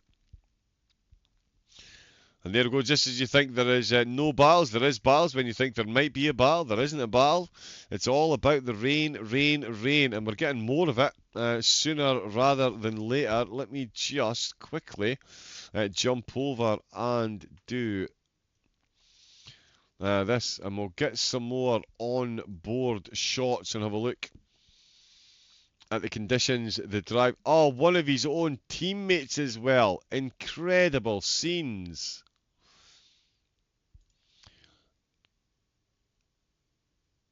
Oh, yes, so we do. We have someone joining us in the commentary box. It is JWB, fresh from his stint. Now I've put myself on the spot. Cannot for the life of me remember which team it is. Why don't you introduce? How about you introduce yourself to the viewers, my good man? Yeah, good evening. Hello, can you hear me? Hello, how are you? I'm good. How are you? Yes, I'm very good. How is the? Remind us, which team is it you're driving with? Sorry. I'm for JWB Racing. Oh, of course you are. Of course I am. And there we go. We've got your team logo up on the screen. So, I mean, we'll try not to dwell too much on the weather, but how has the race gone for you so far? And what would you say the main contributing factors have been? Yeah, so it's very tough to drive here. Especially the start was very hard. It was basically like driving into a white wall or something like this, because you didn't see anything, and you have had cars everywhere, but it was quite fun. And yeah, the rain was just getting okay, but now it's rising again, and that's my stint. So I'm the next one with the more rain, so that will get funny, I think. Nice. But yeah, it's been an interesting start. Obviously, you all knew it was going to be a rainy service, so you'll have been planning for it. But as a wiser man than I once said, no battle plan ever survives first contact with the enemy. And yeah, there's not many GT3 cars survive contact with curbs and puddles. So as you say, it was a lively opening stint. There has been a lot going on. It was 5.5 hours ago. Remind me again, sorry, where did you qualify and start in the race? We qualified for P21, I think. So we're now 22 and trying to fight back to 21. So this would be very great. Yeah, but we'll see. Yeah, still 6.5 hours to go, and yeah, so considering what we've seen so far. Yes. So our goal is to like end in top 20 or top 15. This would be great. I mean, we have very, very big and very great, fast grid here, so it's not easy. So yeah, it's very tough, and we'll keep fighting. Yeah, indeed. I'll have to ask you actually, so is this your first season as part of the ACC Endurance League, or have you raced in any of the previous 2 seasons? No, this is our 3rd one, I think. Oh, nice. So you've been there from the start, an OG. Yes. I think you can call us OG, yes. Yeah, nice. And yeah, just before we talk a bit more about the race, we'll just I'll ask you about the because the organisation have very recently come on board to take part in broadcasting duties, and yeah, you've been here racing from the start. It seems to me phenomenal organisation, phenomenally well done, and they really do know how to put on an endurance race and indeed a race calendar. How have you found it as being a team with the racing, with the organisation and stuff? Yeah, all good? Yeah, it's I mean, we're not a big team, so we are now like 6 to 7 people, and but it's quite funny, a bit chaotic, but I think that needs to be like this. So from now on it works. We had a bit it was a bit chaotic working on the setup, but it's always the same, and however it works, so don't question why, it just works.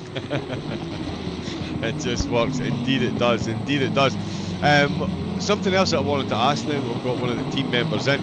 The pit stop strategy, we saw some teams taking their first pit stop as early as an hour into the race. Some teams were out an hour and 45 minutes for their opening stint, taking maximum advantage of the conditions. How did you as a team plan for the event? What sort of strategies were you looking at? Were you always going to be looking at just a set 1 hour 20 minutes say, or were you looking to go for that maximum 1 hour 40 minutes? Do you think that type of thing's worth it? And has your strategy stuck since the race started, or have you had to adapt it because of what's going on around you and other teams' strategies? Yeah, so we first of all we planned with 1 hour stints per driver. So I drove the first hour and then another driver changed. But we discovered, or we saw that you can drive way longer than an hour with the fuel and the tires. So we extended it a little bit. And I think our plan is a bit now, it's not like the old one. So we have like stints from 1 hour to 90 minutes, I would say. Okay, so you've extended the stints from 1 hour to 90 minutes. Wow, that's a big, that is a big change of strategy. But yeah, if you can, because that's what we were surmising, that's what we're saying. If you're if you're taking 1 hour stints and you've got somebody that's taking 1.5 hour stints, that's an extra 2-3 times over a 12-hour race that you're going to find yourself in the pit, and that is way too much time to be losing over any duration of the race, especially over something as long as 12 hours. So that was a strategy change that was made once you were in the race and saw what the other teams were doing, or was that based on what other teams were doing as well? We just saw, and I started and I just saw I could drive a bit longer, so I tried it and it worked. Nice. Yeah. So what is the plan going forward? Obviously, that's us about to reach the halfway mark in the race. You started in 21st, aiming to get back up in the top 15, sitting there in 22nd position. What do the next couple of hours of the race look like? Is that consolidating and try and build in, try and consolidate the position you've got, or do you push at the moment while it's still so variable? And you've got a little bit of clean track there in front of you as well. So what is the team orders that's going out to Wolfgang at the minute? Push, or just bring it home? So I would say push is not a good strategy for these conditions. No. First of all, it's to survive. And Team 49 is a very fast team, so we need to catch up to them in some way. But I think, like most of the teams would say, is first of all survive, and that's, I would say, the key for the 12 hours. And then if we see, okay, there's a bit of a gap, we can push now, then I would say we push, but don't risk too much. It's not worth it. Like they say, a bird in the hand is worth 2 in the bush, and it looks like Michael Martinez is about to put 2 in his rearview mirror. That was a back marker, but he does have, believe it or not, that Daddy Cool Racing course just ahead of him, highlighting what our guest has just said. That is very little visibility. All you get is spray in front of you, then you get into the braking zone and suddenly there's the rear end of a car there. Which car? Who knows? Martin's King. I'm sorry to interrupt you. I just had heard from my team. I need to go back. I need to drive. Sorry. No problem at all. Go. Do your thing. Thank you very much for tuning in and jumping in the box. And best of luck to yourself and the team for the rest of the race. Yeah, thank you. I wish you a great race, and we'll see what we can do. Nice one. Excellent. And we'll maybe catch you later on. Yeah, sure. Nice one. Jay Baumgart from JWB Racing, about to jump behind the wheel of the car again. And that's how easy and painless it is to come in and say hello to the commentary team. JWB though needed their driver back. He was maybe on the verge of giving away too many secrets to the strategy, so they've called him back in. But he'll be jumping back behind the wheel again very shortly. Will there be a BMW in 9th very shortly? Marcus Rombach will certainly hope not. Michael Martins will certainly be pushing the issue at the minute. They're heading down into 11 and 12 with Ferrari's fear to tread. Let's see if the BMW can get it done. He's got the apex and the rotation out wide, but the Porsche has certainly got the room in the acceleration as well. The BMW holding on to the spot, and he does get his way through. That is Michael Martins up to 9th position. Daddy Cool back down to that 10th place.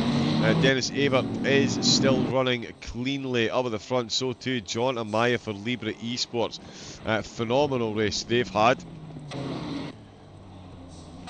Certainly in the last few stints, hopefully getting some game sound, don't know where it's gone.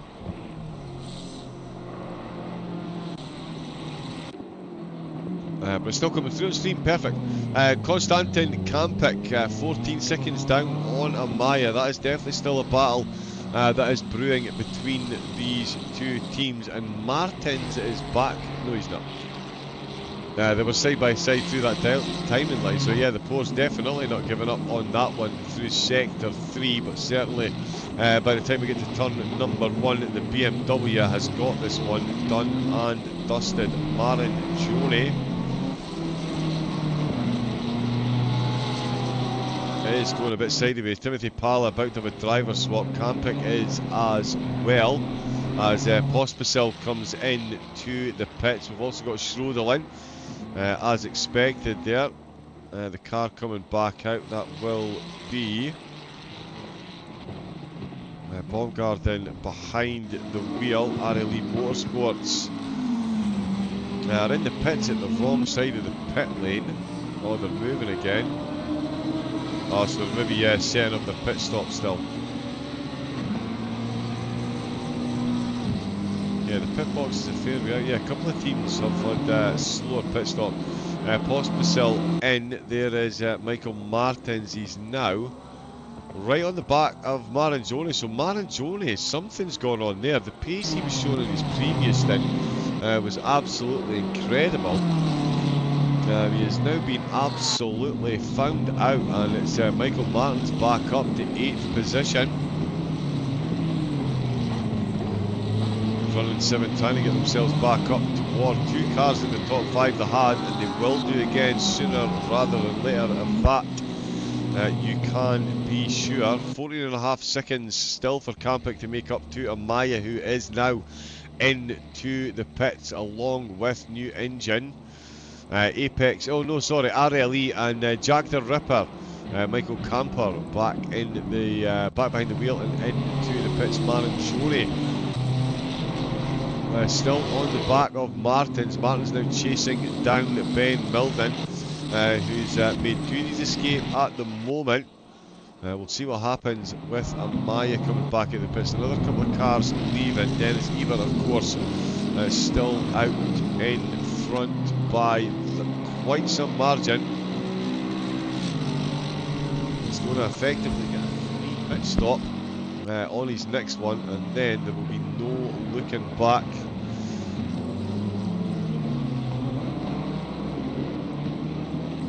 Six hours to go, plenty of rainfall still to come.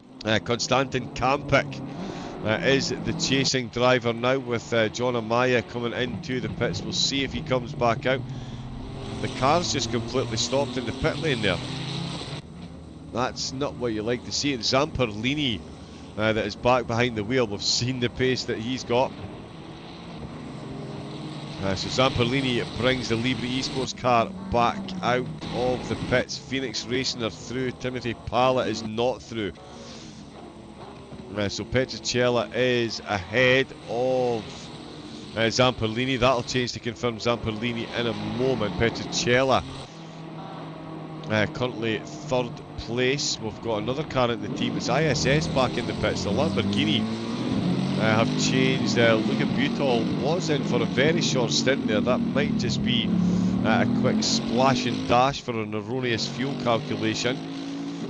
But certainly they were in the pits not too long ago. RLE are still in the pits. Jack the Ripper are ahead of them now.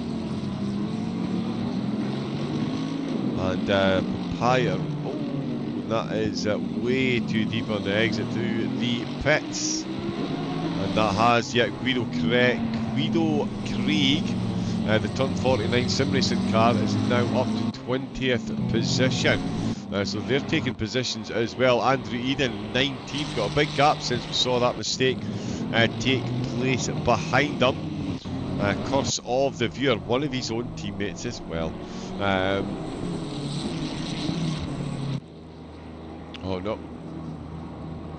Sarah's still in the comment in the interview box. Excellent. Campic. I've got a car coming out of the pits.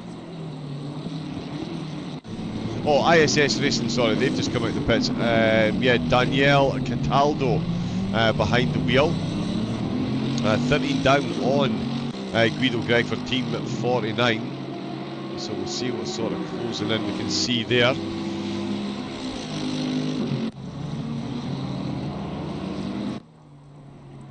10 seconds there, so that's a 4-second drop in that deficit. There's Dennis Ebert.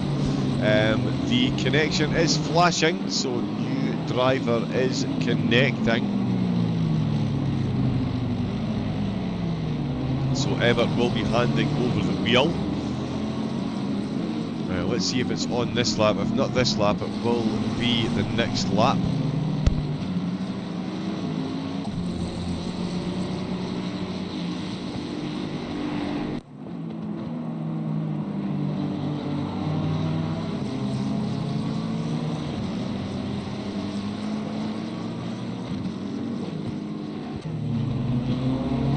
Yeah, not this lap, so you stay around for one more. Apex Online will retain second place. Phoenix still in third. Libra, that is indeed Zamperlini confirmed on the tower.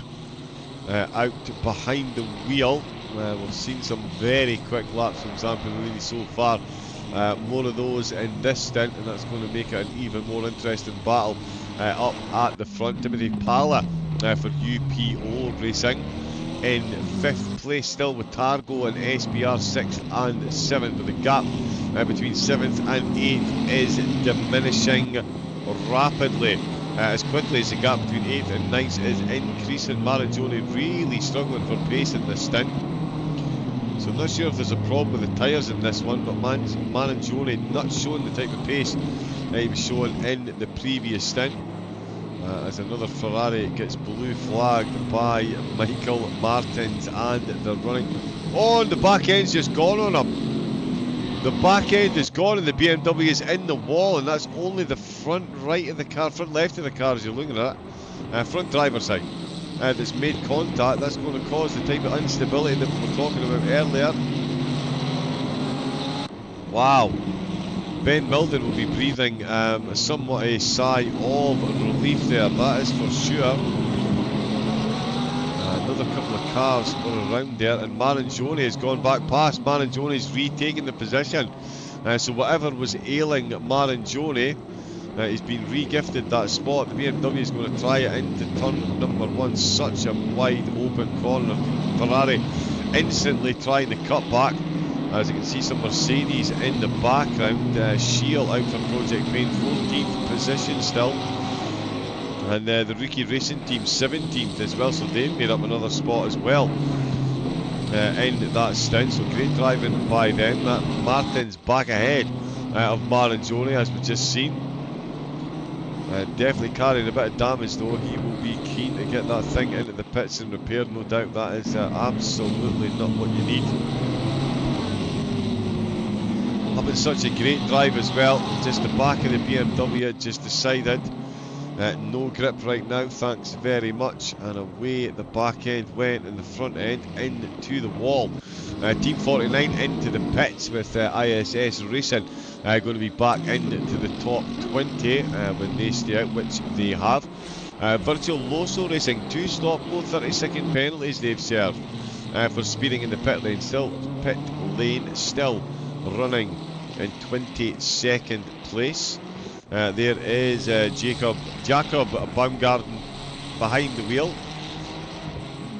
and in fact what I need to do, my apologies, I forgot about that.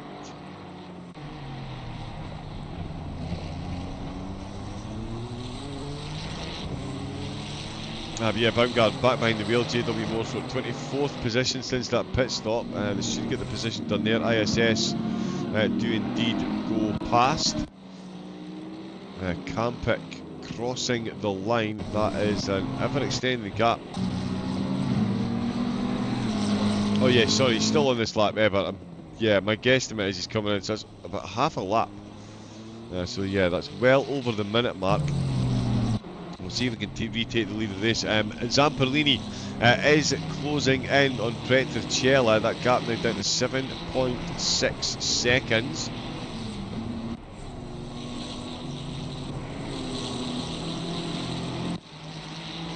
And it is going to continue to tumble with the pace that the two of them are showing. Petricella no slouch, but Zamperlini just seems to be that a little bit quicker at the moment. But still running up at the front. Very cleanly indeed. RLE back out the pits. It's off. That is behind the wheel. Jack the Ripper in Apex Online Racing, 26th through 28th. Thierkov behind the wheel for Team 49. They're back in the pits in 21st position. And not far ahead of Virtuoso. Virtuoso. So they too could be looking for another position. It's definitely on the cards on this stint the way they're going. Michael Martins getting himself a bit of a gap to the QA Motorsport car. Back out to 2.5 seconds, and they've got a back marker between them as well. And Ebert has stayed out again. So he is staying out for another lap. I thought he would be coming in when I saw the connection there with driver joining on. But not at the moment.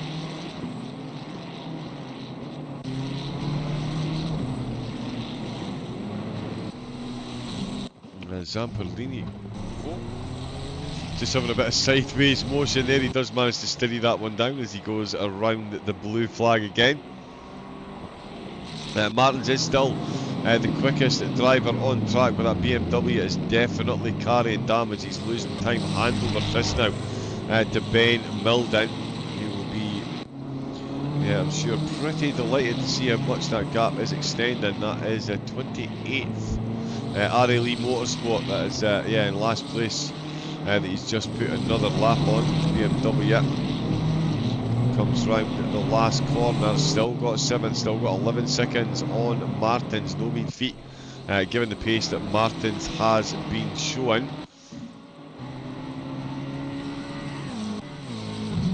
Dennis Ebert 147 laps in and running 7, looking for a second title in 3 years here at ACC Endurance League. That would be quite the feat. Apex Online, of course, the other team looking to do so, currently running in second. Phoenix, Libra, UPO, Targo, they will all be looking to take their first if they can. This is going to be a fiercely contested championship. The rain certainly throwing the cat amongst the pigeons as far as the standings is going to go going into the second round. What I need to do, we're going to have I'm going to have a very quick intermission. I need to very quickly grab a quick bar of chocolate. If you've been watching this since the start, by the way, not only thank you, but please do make sure to look after yourself as well. Keep the toes wiggling, keep the blood pumping, keep well hydrated, and keep yourself well fed as well, as the race leader does come in to the pits.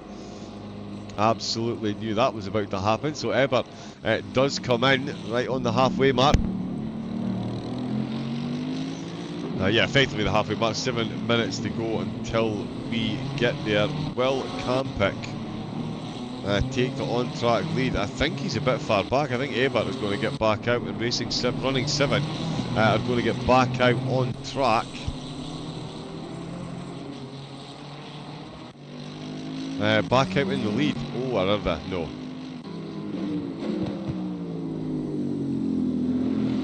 They've certainly had to do a fair bit of driving to catch up. So yeah, Ebert running 7. They're definitely getting back out in second place. And they are moving, so that's how close it is. On the start-finish straight is Apex Online, and running 7 are already running out of the pits. So Phoenix and Libra not going to get close. They're going to stay in 3rd and 4th. And Ebert is going to go a lap up on them, I think, when they next come into the pit. So he's going to get very close to putting a lap up on them. And he is definitely in second place. We'll see who it is behind the wheel. In fact, we'll have a flick through the cameras. I'm on the Be Right Back screen.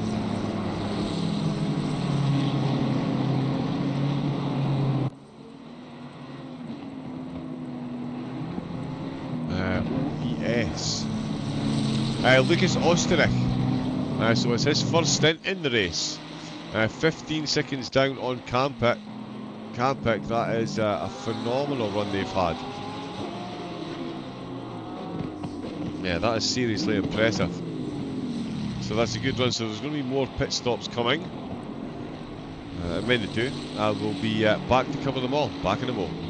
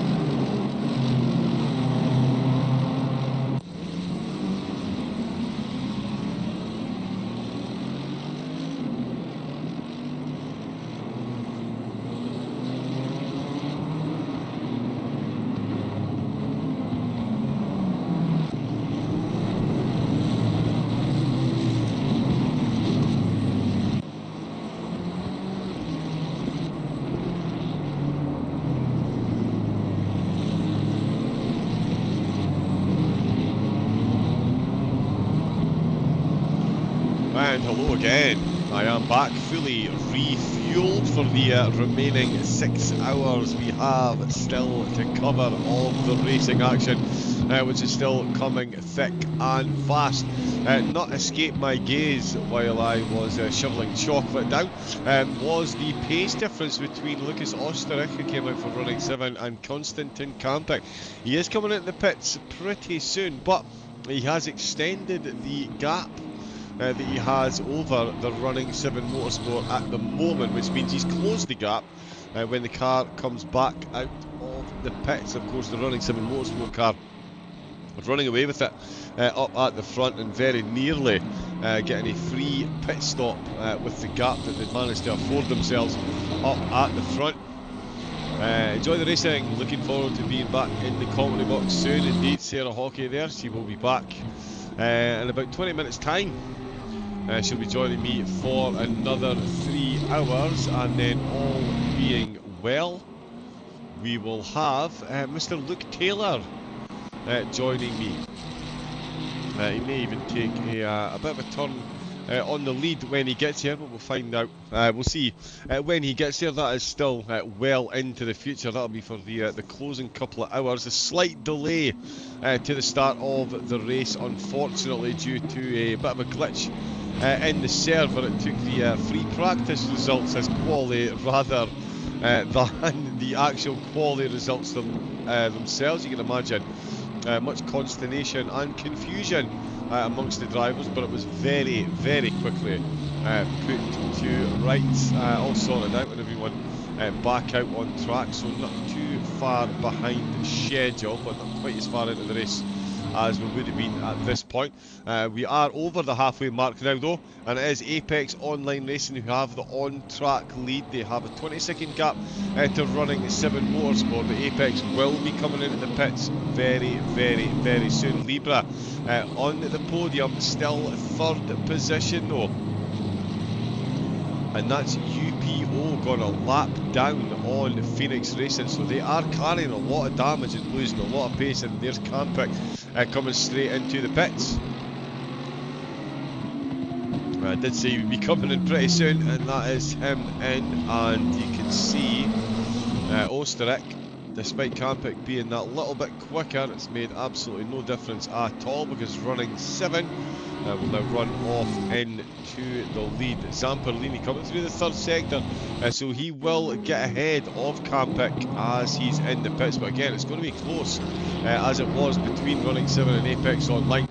So Phoenix Racing, they will be, we'll go with 4th. UPO still in 5th, they're a lap down, so they're going to stay there. Targo are going to stay 6th. Ben Milden now got Michael Martins once again closed right up onto the back of him, 9/10 of a second. That gap was certainly stretching out after Marangione and Martins had their battle, but Martins is definitely right in the ship despite carrying that damage. He is right on the back of Milden. And another couple of tenths there. That's down to 7/10 of a second, so we'll stay there. But Danny Cool Racing, they are still inside the top 10 with 10th place for Arkadiusz Mahulka behind the wheel of the car at the moment. Then Zendek Vortal for Virtual Racing in 11th. Liberty Gigi behind the wheel of the Lambo for New Engine Sim Racing. There in 12th. RTP got 13th with Czech Console Racing in 14th position. We've got Purple Madness in 15th with Project Pain in 16th position. The Rookie Racing and SBR Amigo 17th and 18th. ISS are in 19th with PWRT. Tony Tequila, their opening driver, back behind the wheel. 20th position for them at the moment. Team 49 and Virtual Luso 21st and 22nd. JWB, Papaya Racing and DBD 23rd, 24th and 25th respectively.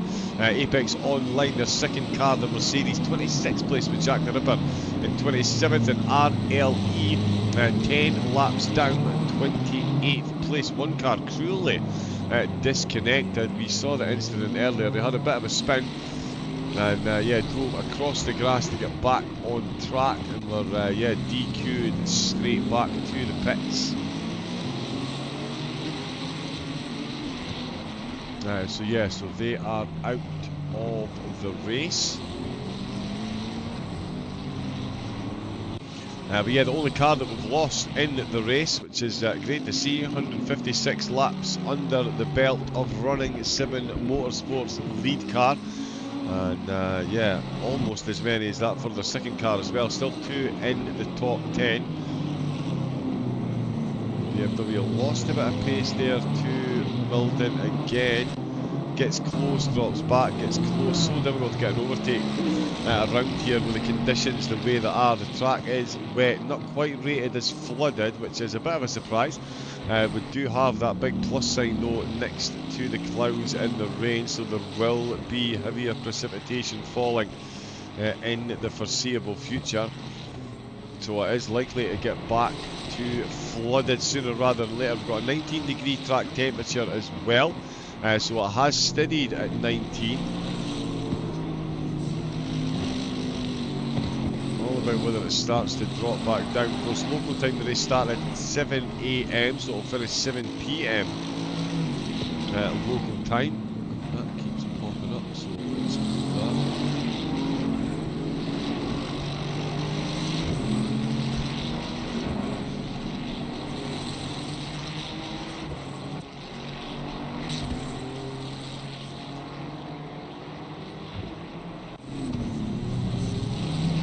Sorry, a couple of technical things.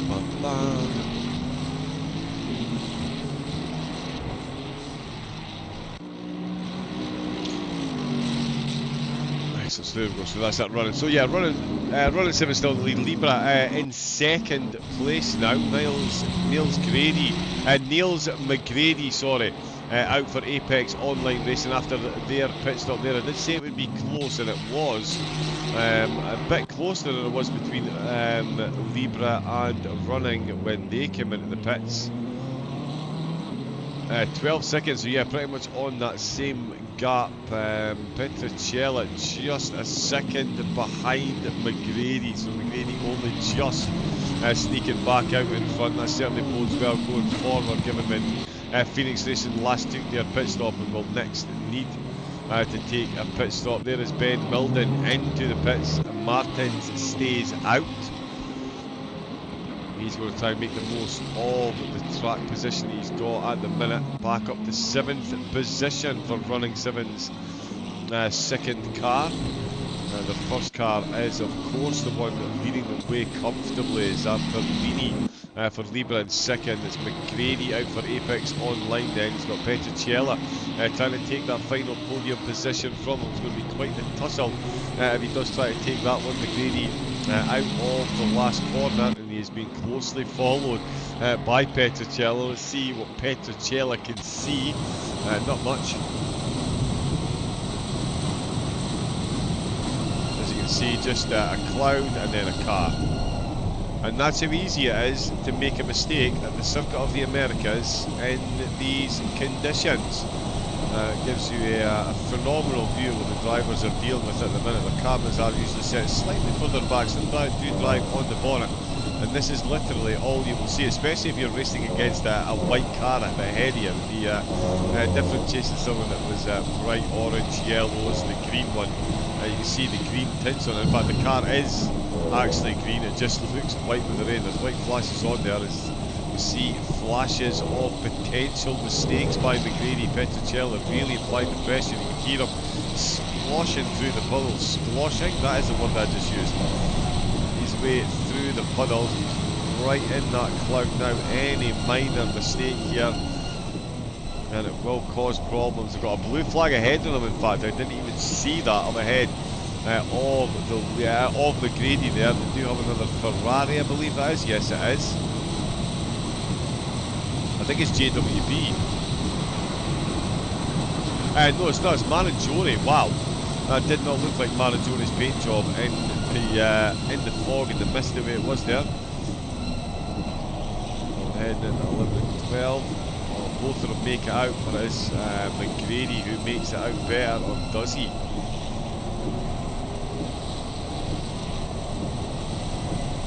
Well, both of them fully committed through there. need to be just as committed through here though, and it is McGrady who looked like he had a bit of lateral movement on the back of the car. He got it back in check, but it is Petricella. He's got a good corner exit. He's run wide of that right hand apex. He's trying to cut it back in. He's not going to have the grip on the front end, and that little tiny wiggle on the front wheels could be enough to give McGrady the tenth or two he needs to get a breakaway into Big Red. He really doesn't want Petricella close enough to be thinking about a move into turn 1, and we're going to find out if he is going to be close enough. They're both of them out with turn 20, lap 158 for these two cars so far.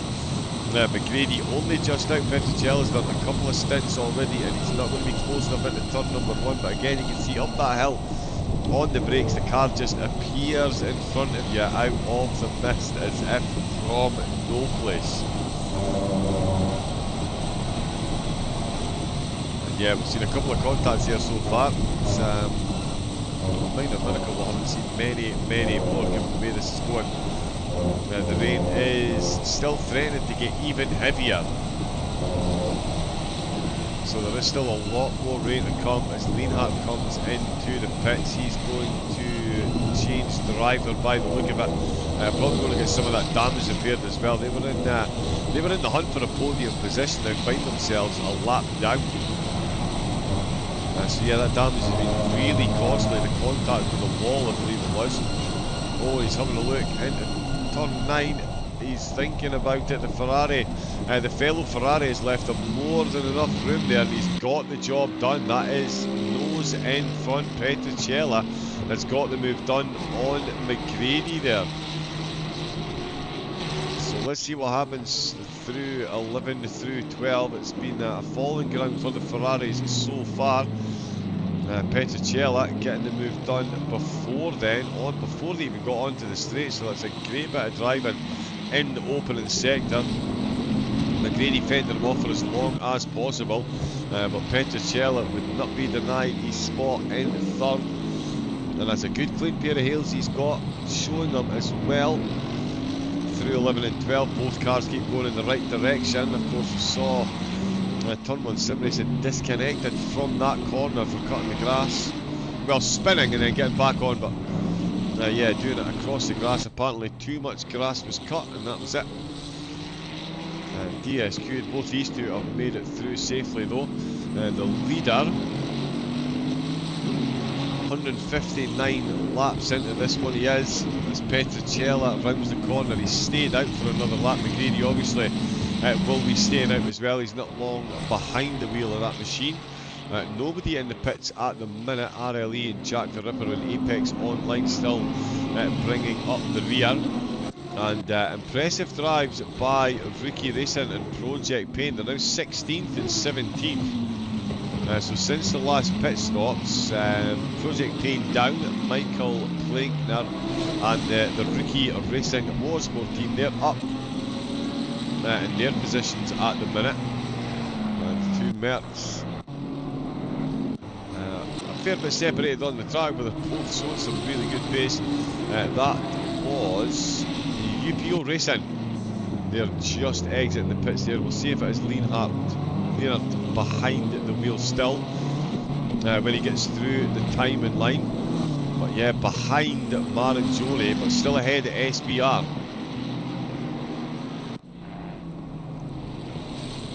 But only just actually. There is SBR there. It's Timothy Palla that's back behind the wheel for the UPO team, and Jeffrey Godfrey is just behind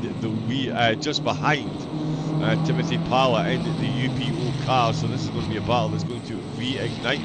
Arkadiusz Mihulka for Daddy Cool Racing still got them inside the top 10. We'll get an update on how far down he is on these two, because he's had his pit stop as well for this round. Still waiting on a couple of drivers up at the front cake. There's Phoenix Racing, and we've got something going on there. No change in position though. That's just a blue flag interaction there again. Good.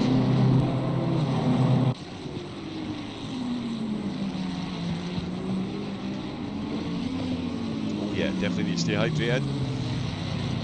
Which does seem ironic given the conditions the drivers are in. I know that wasn't an attempt at humour, I can assure you. Now we can see actually the BMW passenger's not bad. So you can even see it in his rear view mirror. All you can see is the spray that's kicking up there. So even it doesn't matter, the cars ahead, the cars behind, everything obscured by the amount of water that's been kicked up off the track.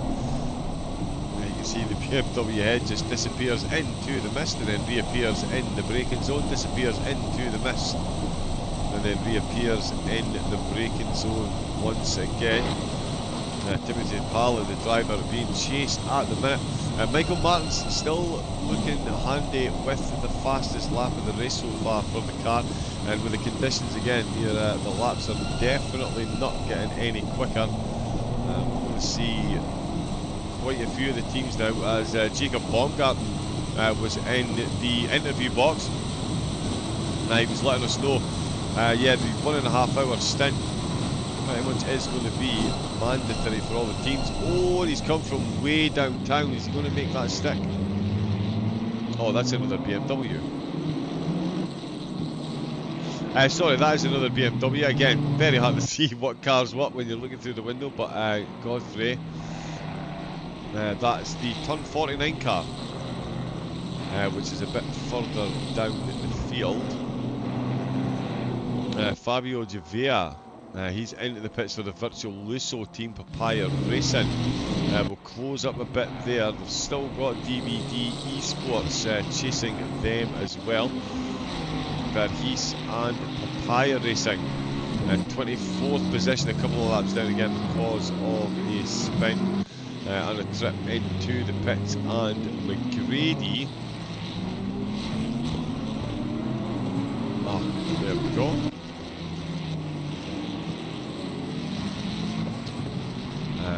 We have the return. Let me just make sure the audio is working. Excellent. There we go. Perfect. We've got Sarah Hockey back in the comedy box to join us for another 3 hours of the racing, which has been coming thick and fast, as I'm sure she will be aware from watching that there, Sarah. How was your quick hour away? I'm sure it flew in listening to this stuff, and yeah, ready to get your teeth stuck into what promises to be an absolute grandstand of a race, the way these drivers up at the top are battling out through the pit stops. Yeah, I've got to say, that hour flew by, but again, while I was gone, a very entertaining race, loads of battles, and yeah, looking forward to another 3 hours watching these guys battling it out. Indeed, yeah, up at the front is still running 7 that are running away with it, 28 seconds ahead of Libra Esports. Phoenix Racing got the overtake done on Apex Online. Apex Online down into 4th place with Niles McGrady behind the wheel. His first stint, and 4th place there. Targo Esports in 5th. Michael Martins. There was a bit of to and fro actually. Yeah, UPO Racing. Again, they were carrying damage. They've come back out the pits another lap down and in 8th position. And they've got themselves between SBR's Jeffrey Godefroy. He's taken over for Ben Milden. And Marantoni got the overtake done only because of the pit stop. So it's been quite a little battle going on in there. And Papaya Racing that you were watching earlier, Sarah, 23rd and 24th, of course. 23rd being Virtual Lusso Racing. They got 2 stock go 30-second penalties in the opening 2 stints, and Papaya Racing of course had that spin and ended up down the order. So we've got 2 very quick teams here, 23rd and 24th place though, they're battling it out for. So a great battle on track, but you'd normally expect the number next to their names to be much lower than they are. And just as I say that, Rui Matos sends it off into the side. The Ferraris run too deep into turn number 11, deja vu all over again, and Verhees survives the curse of the commentator, Sarah, and he sails on through. That's the McLaren back up to 23rd. Yeah, good to see after their unfortunate disconnect earlier. It's good to see them back fighting for positions. Yeah, it certainly is, yeah. Virtual Musso though, they're fighting to keep it on track at the minute, and definitely keep it out of the pits as well. It's been a tough race for them so far. It's probably got the same to go for a lot of other teams as well. Keeping it on track, not into any walls or not spinning off. Yeah, that is definitely the main priority today. And that is the track back to flooded as well. Oh no, because I'd have to change the buttons. Never mind. I keep trying to find a way to get the dash pro camera where you can get right down on the front of the car, but for some reason I'm not getting driver cams and spectator.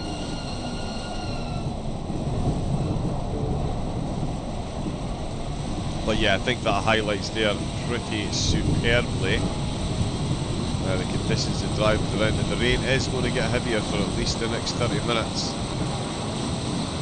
You'd be forgiven for thinking you're heading into Big Red there, but no.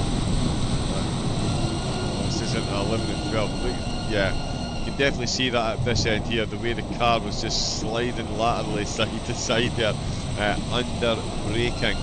RTP, they've got some cheerers in the chat, and we've got their car guided by Romanowski at the minute into the pits, 13th place. And they find themselves in. I think they are on the same lap as Barta and Dieter Christian Braun, the Purple Madness BMW. They are 35 seconds down on the Czech console team. They are running very quickly indeed. So much care taken there by Zamperlini. That is absolutely incredible. And he has got one of the Lambos ahead of him. I believe it is the ISS Racing Team's Daniel Cataldo, who's just moved right over off the driving line.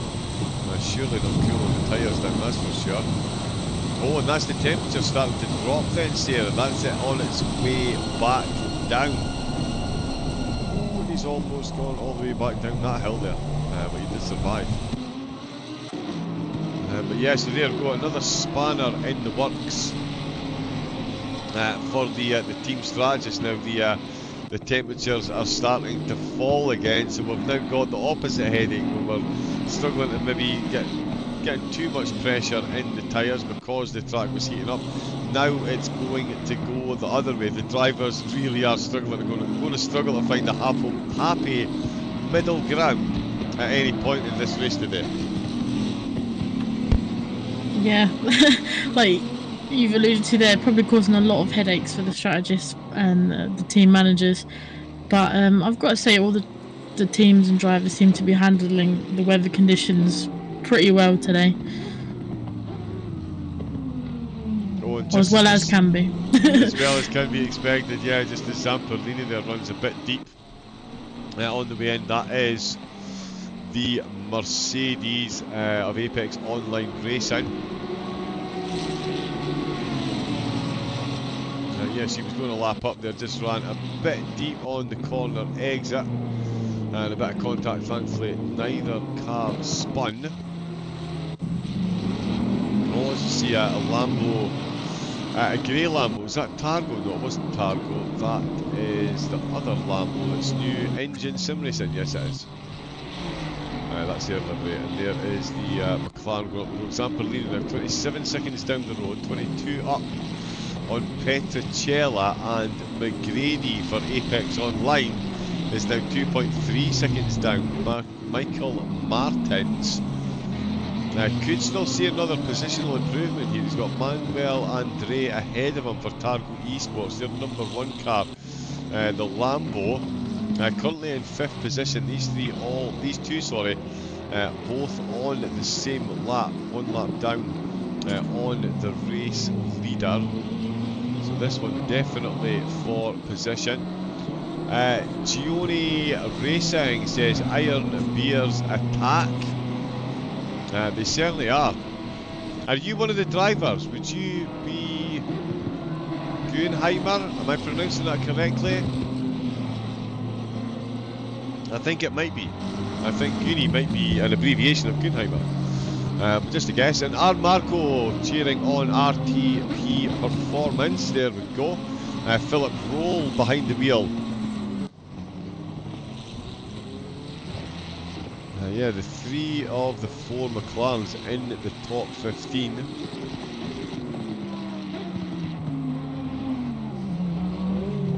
He's got a bit of a wiggle into Big Red. That's a bit of a big moment. And Marangione is closing up. You definitely don't want to make too many mistakes. Too many mistakes when he is lurking in the background. That is for absolutely sure. We've seen what he can do so far. He's going to be looking a gift horse in the mouth. What is it that's catching Sarah's attention at the moment as I threaten to ramble on for hours on end?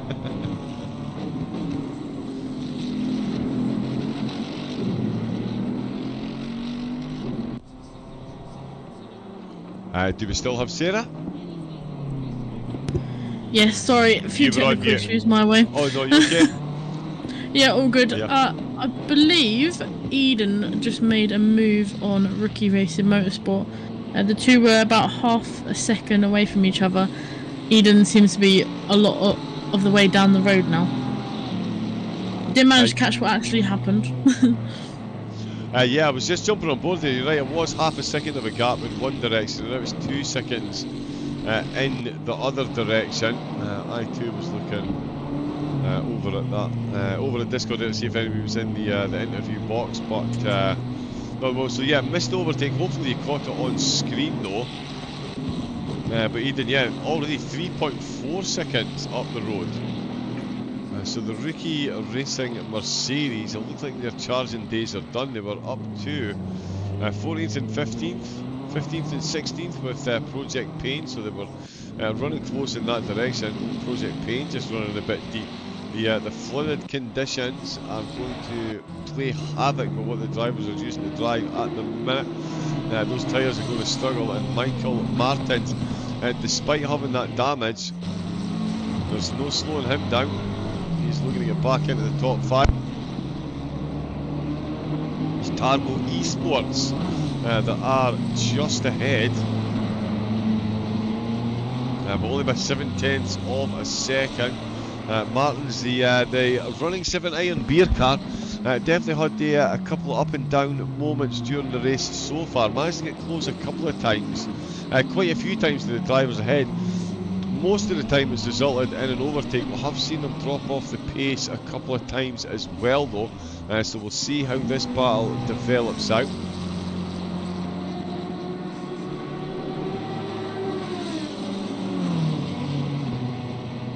Okay, yep, no problem, Sarah.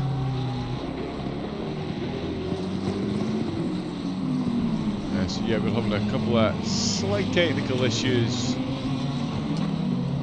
Let's face it, it's sim racing. There's always something. If it's not the audio, it's the stream, it's the server. So yeah, Sarah's just going to fix a couple of things in the background. I'll keep an eye on the interview box as well.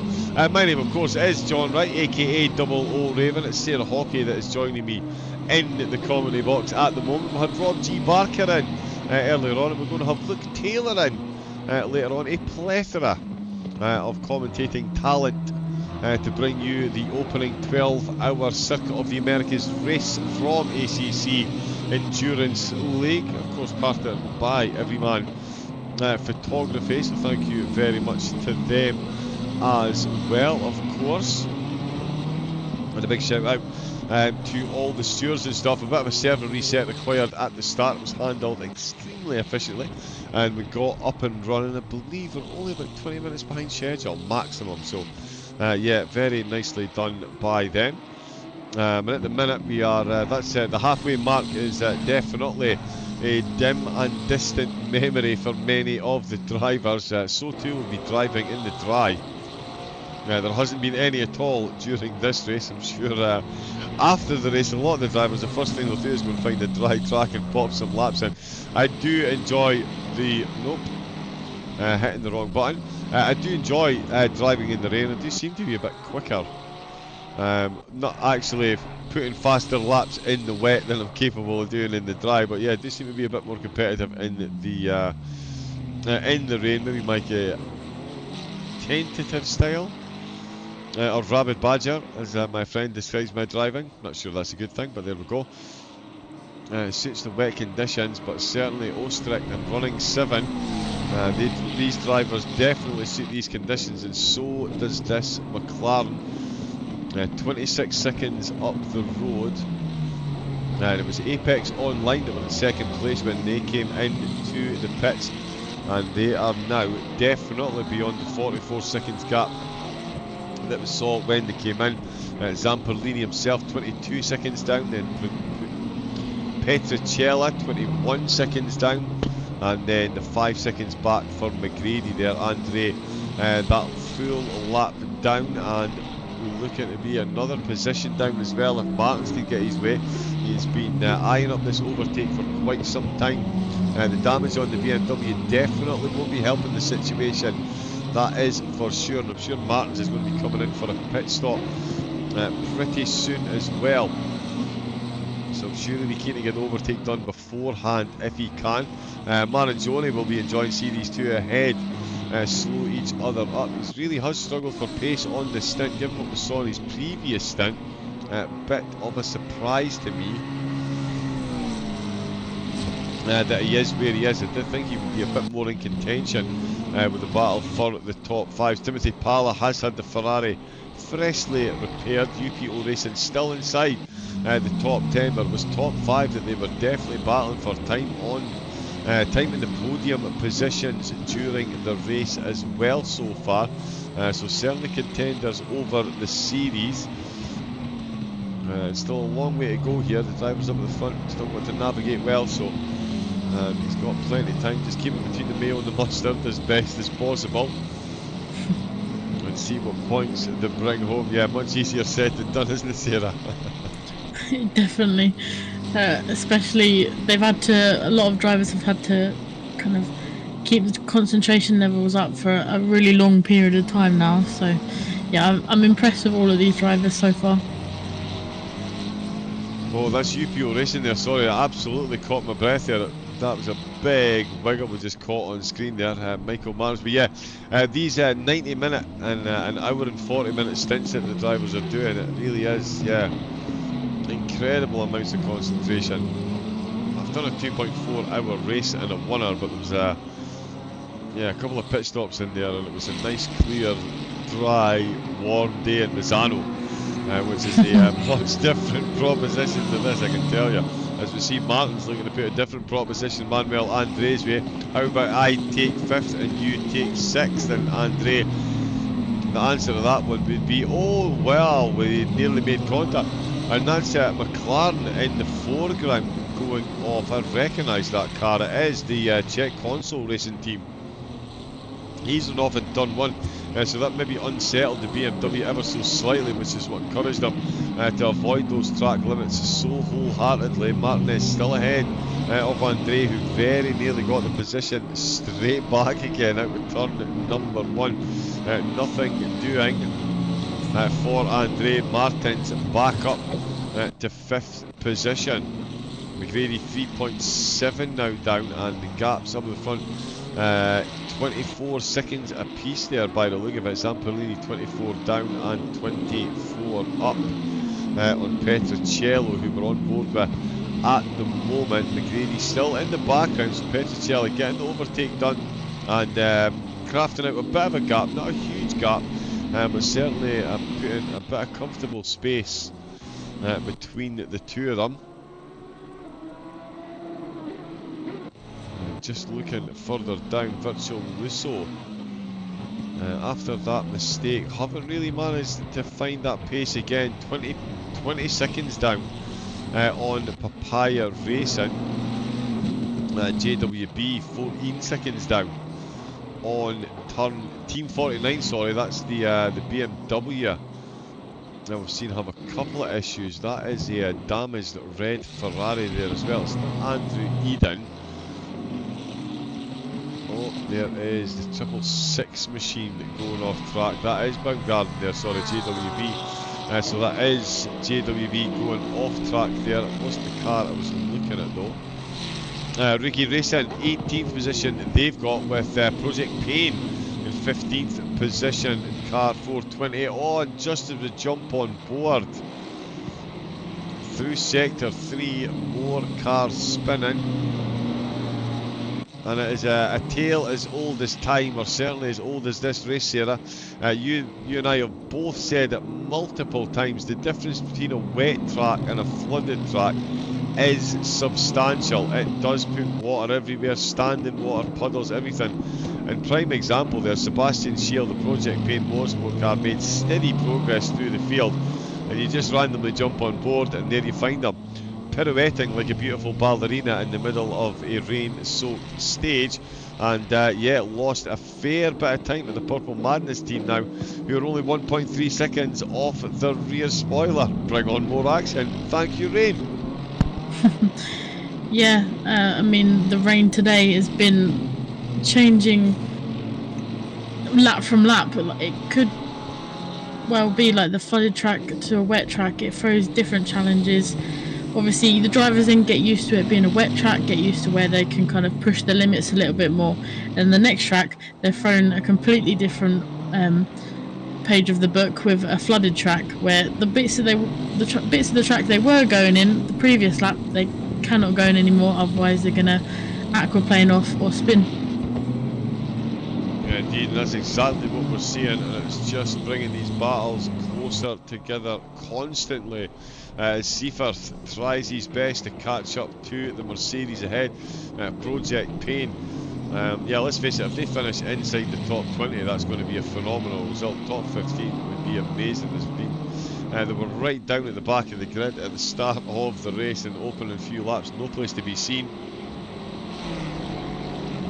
Now, up into 15th, but they do need to be careful.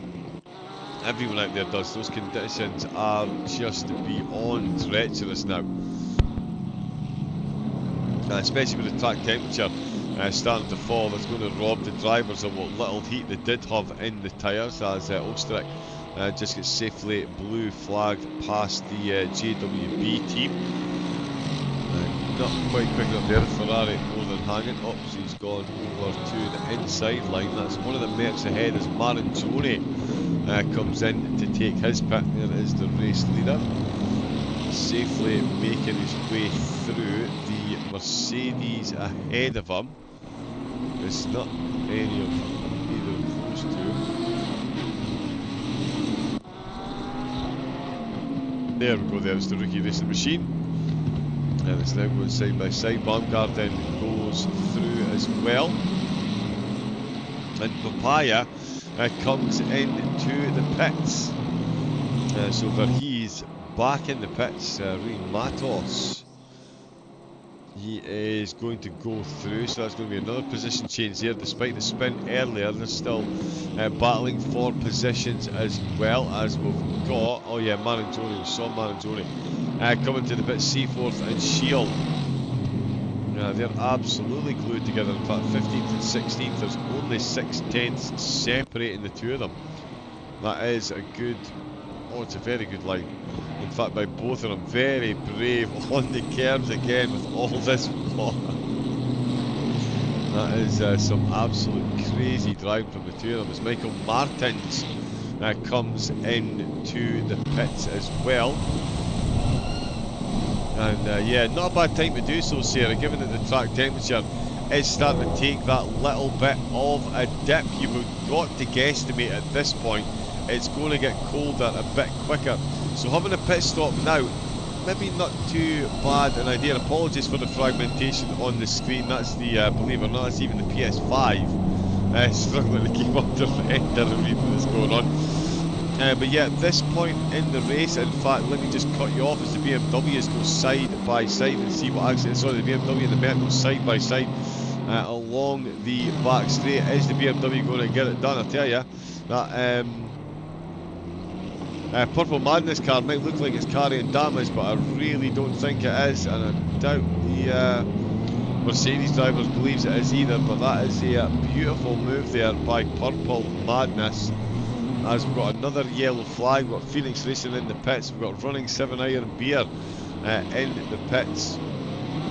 It's all going off, and for the life of me, I can't remember the trainer thought that I started there to ask you, Sarah. Yeah, I just it was Papaya Racing with the yellow flag there, unfortunately. Oh, it was Papaya. Right, okay. Yeah, so what I was saying was, sorry, the conversation that was starting there was a good time to get the pit stop, just over the halfway mark, yeah, but also the track temperature is starting to fall, and given the way the rain is increasing and decreasing, the track is so good, you've got to be thinking surely the track temperature is going to tumble pretty quickly, so getting in now, getting that set of tyres on, giving them that extra bit of pressure to counteract for the dip in track temperatures could be a very smart move. Yeah, no, I definitely agree with that. That they've probably seen a perfect time to come in, like with the track temperature coming down. Like you said, they've probably seen other drivers around them pitting, and they thought, oh, I can undercut them or I can overcut them. So strategies again playing a massive part, and I think right now is the perfect time to come in, just over halfway into the race. Obviously a lot of drivers settling into the second half. It seems like a perfect time to pit. Yeah, I would say it is, yeah, especially, I mean, if especially with the drivers being able to do up to an hour and a half. You're only about 3 stints away from a very short half hour. In fact, we saw a car coming in 30 minutes into the race. I wonder if that's what they planned. Oh, well, no, because sorry, that would, over 12 hours, your hour and a half stints would all be, that would perfectly slot in to a 12-hour race, so the half hour would only be. If it was something different, the maths brain didn't quite work there. Zamperini's got the maths brain on. It looks like he is coming into the pits. A little ping on the connection meter there suggests that driver is connecting to the car. Jacob Baumgartner, who was in the commentary box, came in to say hello. Sarah spotted that one as well. Actually, Pedro in the chat saying welcome back, Sarah. Thank you very much. Yeah, I was keeping an eye on the racing action while I was away. Didn't want to miss too much, you know, and coming back having no idea what's happened. I'm glad I kept an eye on the race and how it was going. Yeah, definitely. With the amount that's going on in here in a 1 hour, any given 1 hour, that's a whole lot that could potentially be missed. Here is Eduardo Corna. Comes out to take his first stint behind the wheel of the QA Motorsport car. They've got 10th position they're in at the minute. We've seen them as high as 7th, 6th place. So they'll be looking to get back there as quickly as possible. With the strategy, they might even be leading the race. Who knows? With the way the pit stops are going. Stranger things have happened. They're definitely not leading the race, I can assure you.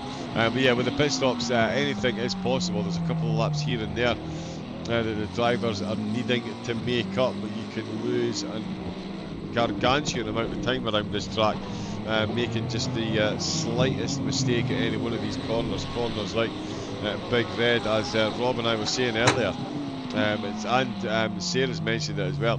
It's one thing making a mistake, trying to correct the mistake can often be a massive downfall as well. As we've seen so many cars just trying to put the power down, you end up spinning your way off in a corner, spinning your way back onto the track as well. Talking about spinning, yes, yes. We've just had Virtual Lusso Racing spinning in the background as our leader just goes past him. Yeah, like it was perfect timing as you were talking about that. Just jumped on board as he was spinning round, and again when he was trying to get back the right way, he spun again. So just showing how difficult it is to get it going again. Oh yeah, definitely. It's it's a double-edged sword, very much so. And Rui Matos in the team getting both edges and the pointy end as well this race.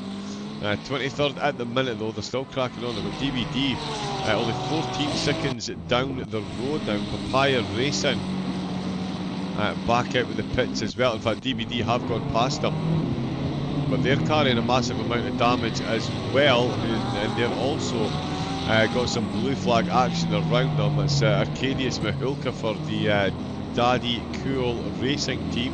Their Porsche that's still flying on, and he's got some slower man damage car. Oh, and there's the Ferrari going round in the background.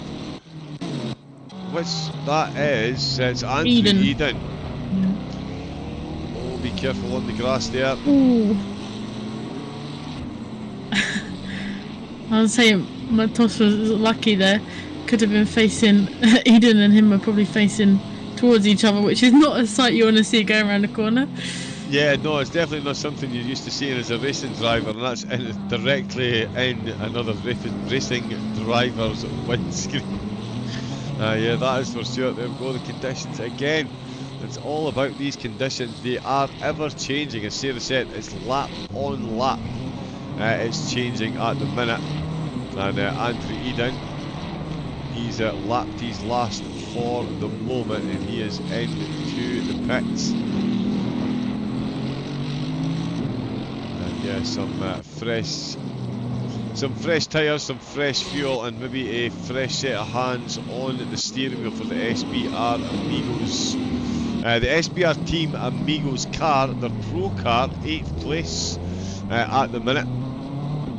11 seconds down on the Running 7 Iron Beer team. They're back out the pits with Patrick Arndt behind the wheel. The BMW is still looking a bit damaged. That might well have been repaired. Virtual Racing League in the pits as well.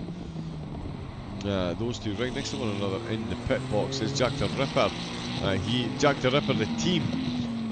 Wolfgang Gittmeyer behind the wheel at the moment. Might see a swap there as well. So that is the 3 Ferraris that are in. And now, yeah, think about it as well. I'm sure the front petrol tank is a bit bigger than the Ferraris. I'll have to double check that. It depends on the balance of performance. Go Phoenix, says G Mozzo. There we go. Vito Cesar behind the wheel at the moment, and they are certainly going. Even after that driver swap pit stop, they're not too far down. Oh no, they are actually. Sorry, 2/3 of a lap. Down on Apex Online, but just before they came out in the pits, we did see them put a very good move on the Apex Online racing team. So we'll see if we can do the same there. Same again. This time around, Zamperlini and Osterich are getting closer. 19.2 seconds separating the two of them. So Osterich certainly found one for pace in this stint. Given that Zamperlini is getting this close, 19 seconds is now the gap there. Patrick Ernst connection just settling down as he takes over running the BMW, and down in 18th and 19th SBR Amigos and ISS Racing. Looks like they're at it again. The Ferrari and the Lambo battling for 18th position. Is this something that's been on your radar, Sarah?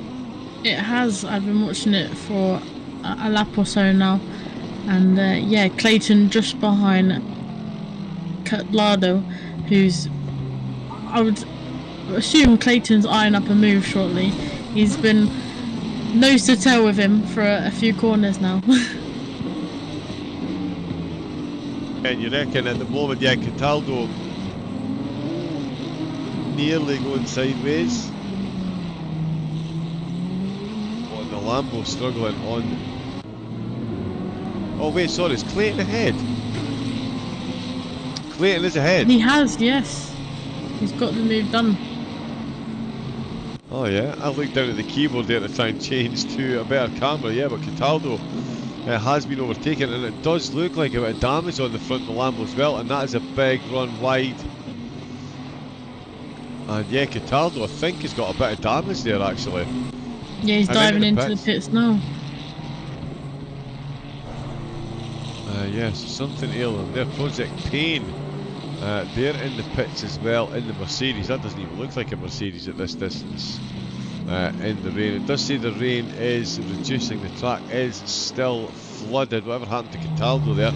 A bit of damage. Certainly SBR Amigos won't be their concern. They will be happy with the position and a nice bit of space on track. They've got the Team 49 BMW yet. Oh, that is really struggling there actually.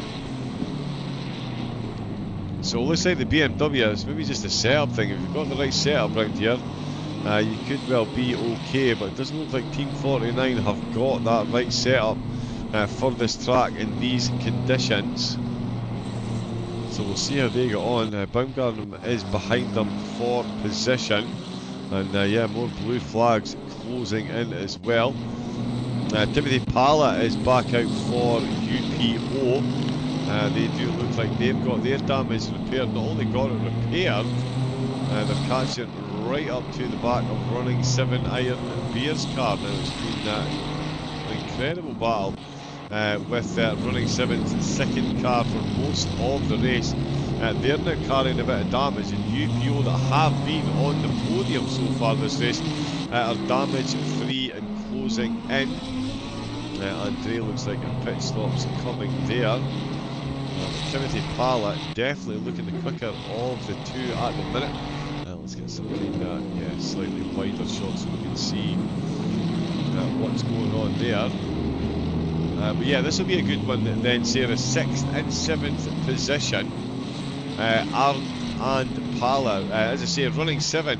That Iron Beer car got the fastest lap of the race for a reason so far, but UPO Racing has already been on the podium and they were there on merit as well. So again, a battle that could easily be for the podium positions. We're seeing two incredible teams and drivers about to battle it out in 6th and 7th, and Ferrari versus BMW around this track in these conditions, that's a bit of a coin flip surely.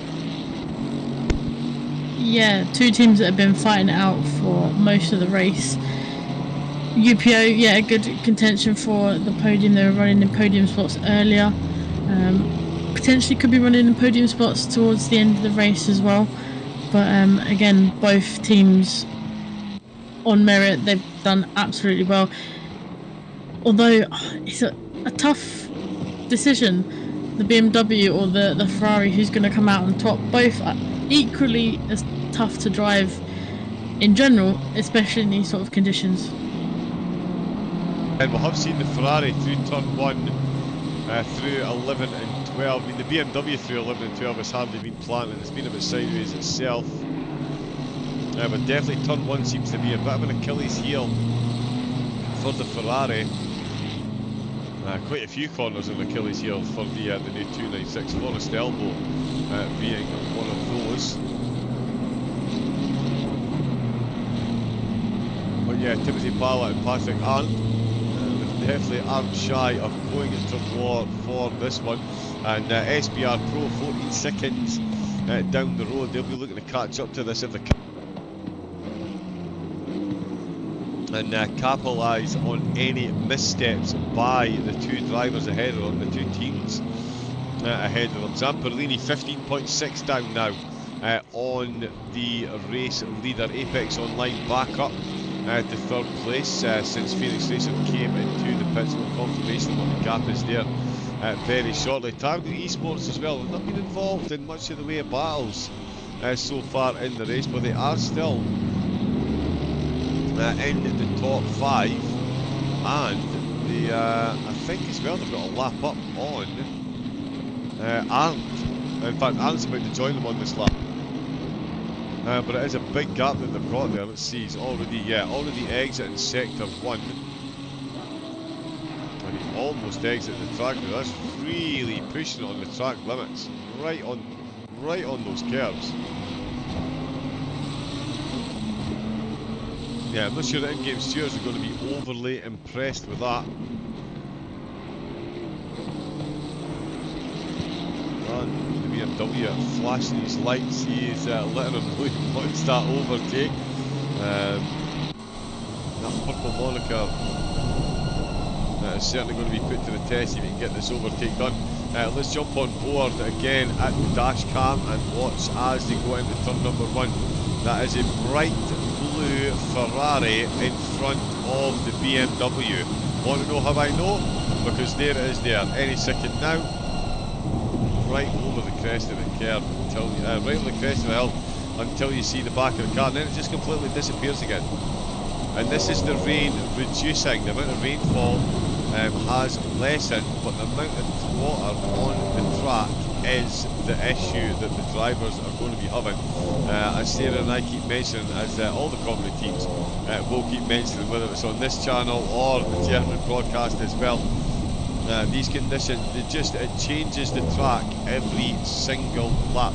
You can hear that almost like grinding noise as they make their way through puddles. Again, if you've ever been on a motorway behind the wheel of a car and you hit one of those hit a puddle on the motorway at 50, 60, 70 miles an hour, you feel how much that can pull on the steering wheel.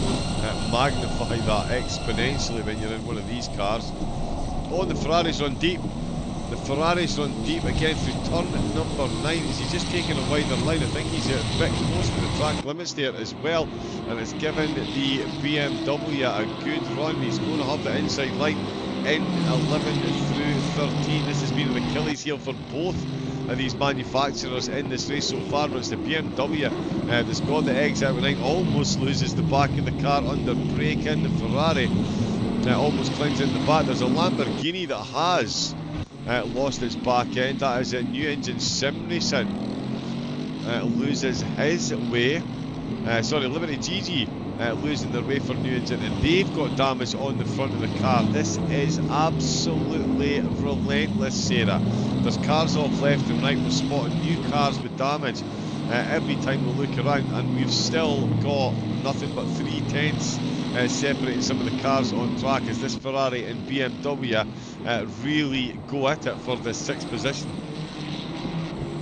Yeah, battles across the grid, as we've seen for over half of the race today. When they get close to each other, even though they're trying to navigate their way through the traffic together, there's a lot of respect up and down the field, and I think blue flag conditions, the drivers are respecting them, getting them out of the way, and yeah, I think it's been a phenomenal race so far, and to see how certain drivers are navigating through the blue flags, it just goes to show that a lot of these races are the top of their field.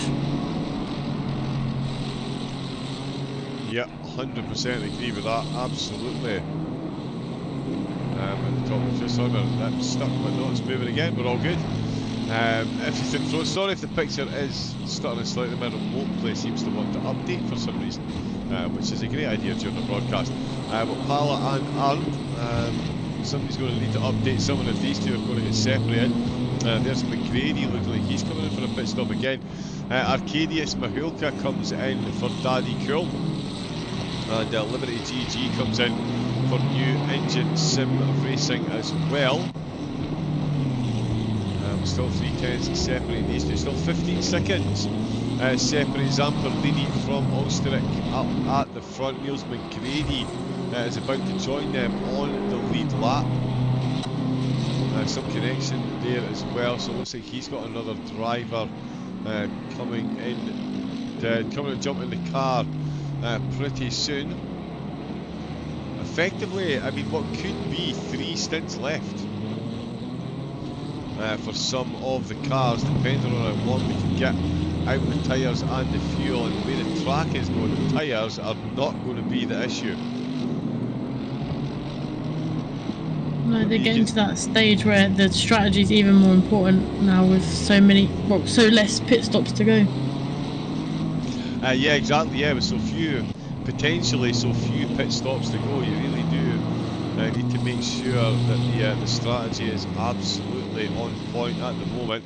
RLE still down at the back of the field. Jack the Ripper, sorry. Jack the Ripper Racing. Oh. And yeah, that is a big mess at the front of the car there for them on their Ferrari.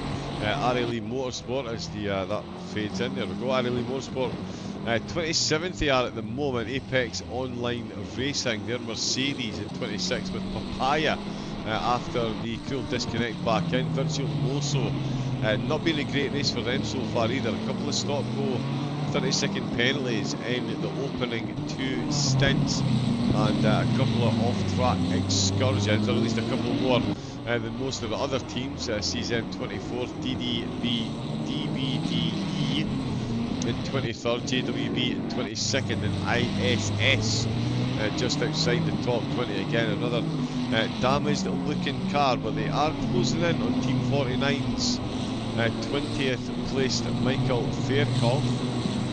Doesn't seem to be carrying any damage, and he is chasing PWRT Tony Tequila back out after his opening stint. Project Pain recently in the pits. We saw them sideways as well through 12 and 13. They are back out in 18th. SBR Amigos now in 17th with the rookie Racing Mert in 16th. Purple Madness still inside that top 15, chasing Czech Console in 14th with RTP in 13th position. New Engine Sim Racing, and they may well, I'm not sure about a new engine, but they're definitely going to need some new body work on that Lamborghini.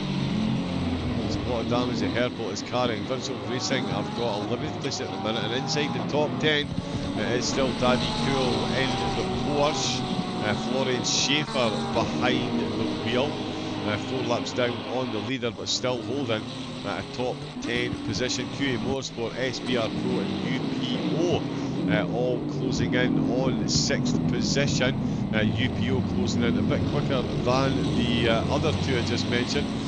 Iron Beer's Patrick Arndt, still the car with the fastest lap of the race. And the minute holding on to 6th, then it is the top 5 Targo, Phoenix, Apex Online, Libra all the way up to 2nd, and Running 7 Motorsport still running away with it up at the front. And the gap has just disappeared, but that is about 20 seconds, maybe about 15 or 12 seconds, 12.9. So the gap going away is Zampolini, but I'm sure they're going to be coming into the pits pretty soon. Into turn number 1, Big Red. Still got Pala and Arndt battling out for 6th position. Arndt's got past. Pala is certainly not giving up, that is for sure. While I'm watching that, what is it you've got your eye on, Sarah? Anything happening down the field? Or are you watching 6th and 7th as well? I'm watching 6th and 7th as well. Those 2 have been on the back of each other for a few laps now. Looking across the field, this is the closest battle that we have at the moment, and they're coming up to some traffic, so I think Parla behind will be looking to try and take advantage of that.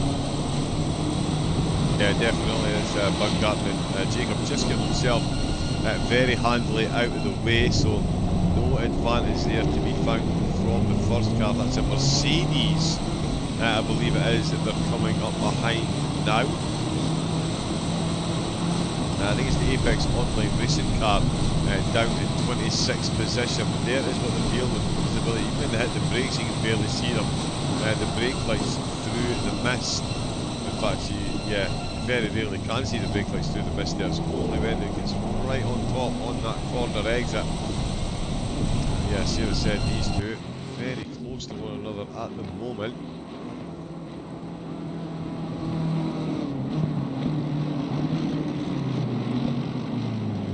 And yeah, it's definitely still the closest battle. Just checking Zampolini's time there, that's down to 15 seconds. There's the Apex Online car getting himself out of the way very quickly, so no advantage gained there for Pala again. Very quickly and safely through the 2 blue flags, although we thought about it there, he was maybe just showing the door there. To be fair, the BMW taking a much wider corner entry with the Ferrari not losing any time out of turn 19 and into the final corner. It's a much more convincing corner for the Ferrari, and this is going to be it into turn number 1. They're absolutely nose to tail across the start finish line, or across the finish line and then the start line as the track commands, and then into turn number 1, not quite getting the run into turn 1. The BMW is still getting it done in a straight line. The Ferrari not able to take advantage of the straight line speed. Not able to take advantage of the slipstream, sorry, into turn number 1 there. And we're going to see now the running 7 car, Sarah. We've seen them put in plenty of overtaking moves, but now the shoe is firmly on the other foot, and just as I say that, the Ferrari nails an absolutely beautiful move. Again, the minutest of mistake made by a driver, and yeah, position lost. UPO back up to 6, and the battle continues. Yeah, I can imagine that's not the end of that battle just yet. I've got to agree, running 7 throughout this race have been running superbly. They've always been in the top 10, and I think towards the end of the race. Oh, yeah, apologies, 2 seconds. I've been very quickly disconnected from the server. Bear with me 2 seconds. so have I. Okay, we'll jump back in. Let me pop on that there.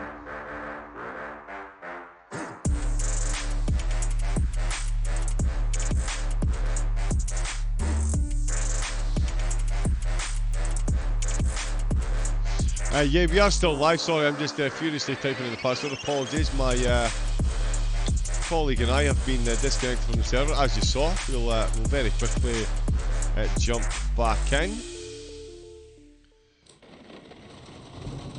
It seems like we weren't the only ones, as we've only got 14 drivers, all in the pits. So I think we've had a complete reset there. Yeah, I think we'll have actually. Yeah, I think well. Sorry, we were talking over the advert there, but it does look like we've had. Yeah, some kind of fairly major issue. Yeah, everyone is in the pits. My keyboard isn't working either, which is the least of our problems at the moment, obviously.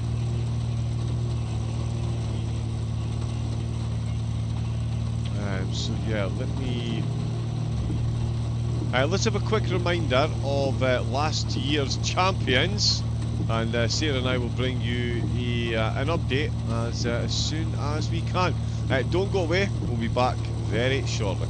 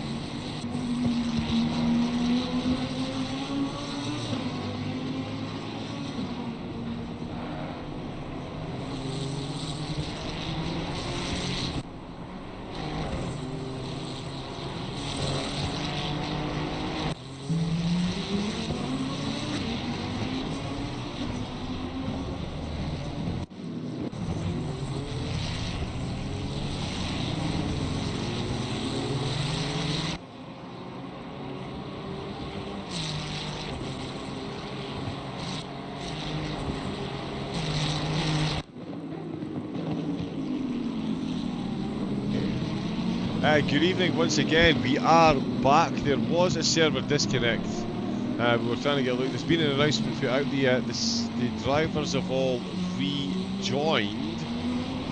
Turn 1 Sim Racer Michael Milnick's still DQ'd. Unfortunately, Jack the Ripper RLE. So the teams have all made it back in very quickly indeed, and at the moment it looks like the race will continue.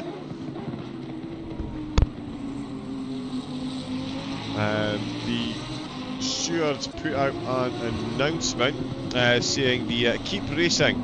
All cars disconnected, but the server session is still running.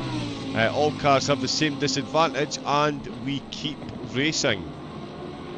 So that is the official word at the moment. This has gone the way of Libre Esports. They're now in the lead and a lap up on Running 7 Motorsport. So it must have been the order the cars got disconnected in potentially, or that could be the only thing I can think. So Phoenix Racing there in third, Apex Online, Jaron Vermeulen back behind the wheel. Of course, all the drivers that started will need to connect first to make sure the teams all make their way back in. Targo and UPO 5th and 6th, SBR in 7th, Running 7. They're in 8th place now, Virtual Racing in 9th, New Engine up to 10th with RTP in 11th, Purple Madness in 12th, Daddy Cool Racing down to 13th, QA Motorsport back down to 14th, Czech Console, PWRT, Project Pain Motorsport 17th position, ahead still of Rookie Racing Motorsport. QA coming into the pits potentially for a driver swap there, Jacob Baumgartner 20th position. They find themselves in now, so they are up a couple of positions and all over the back of Josh Clayton, Guido Krieg and Tobias Kaukal. 23rd, 22nd and 23rd, Stiegler and Guerrero. They're not battling, sorry, that's Guerrero coming into the pits. That's the one-time race leader coming round at the last corner, Jack the Ripper and RLE Motorsport. Bringing up the rear there, as we see Virtual Lusso coming into the pits, QA Motorsport in there as well, and JWB all over the back of SBR. And interesting turn of events there, Sarah. We had a borderline red flag, everyone disconnects, but they've all jumped back in. Some teams have benefited, some teams most definitely have not. But it certainly has brought some battles closer together, and it's given us an interesting landscape up at the top with long-time race leaders now a lap down on Libre Esport. Yeah, unexpected turn of events, you may say. I think some winners out of that, some losers obviously, but there's still 4.5 hours to go, and I'm sure the drivers will get back to where they were and back into the groove of things. Yeah, I'm sure they will. That is...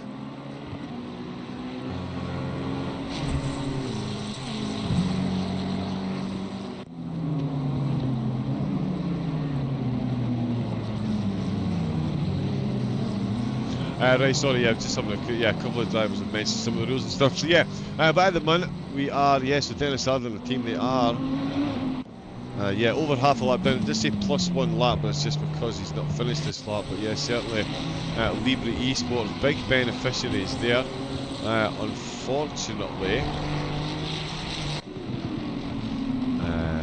there we go. Daddy Cool Racing outside of the top 10, QA Motorsport outside of the top 10 as well, so they've definitely dropped positions. We've got Amaya up at the front,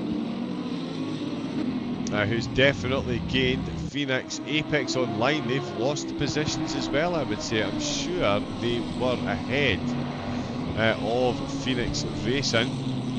We'll bring home the points that they can.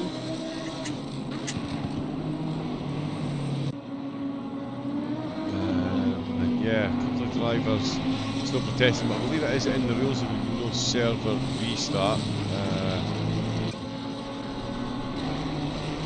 Unfortunately, that is all in German.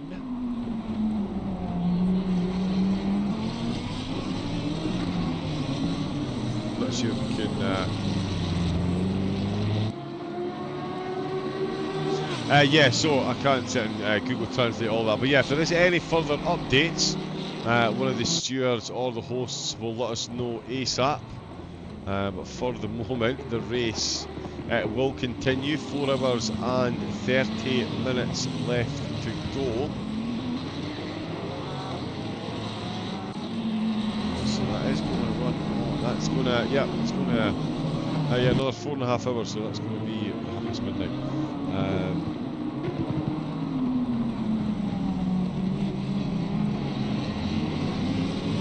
But yeah, we are still. A few drivers still contesting that, but we'll crack on with what is happening out one. Mangione is still behind the wheel. The QA car is still in the pits. So they're still in the pits, so I'm not sure what's going on with them. Hopefully they can get a driver behind the wheel, because they're still on potentially for a top 15. Certainly Jacob Baumgart, their objective was to get better than 21st where they qualified. That is 18th position they are up to, with SBR Amigos only 1.3 seconds ahead. So that is, yeah, quite the difference in pace between the two of them since this very quick restart. As I say, ill wind that blows nobody some good, and Baumgarten has certainly been on the receiving end of that good, that is for sure. Josh Clayton, maybe not so much with the two Ferraris, only 1.3 separating those two. Dennis Adler, we'll see if we can get a better idea of the time between himself and John and Maya, and I don't think we will, because they're a couple of sectors apart.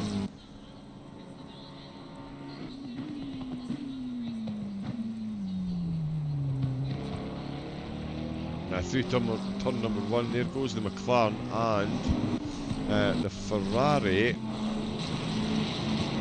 wow, was almost finished a lap. So yeah, that is a huge gap that's developed between the two of them now.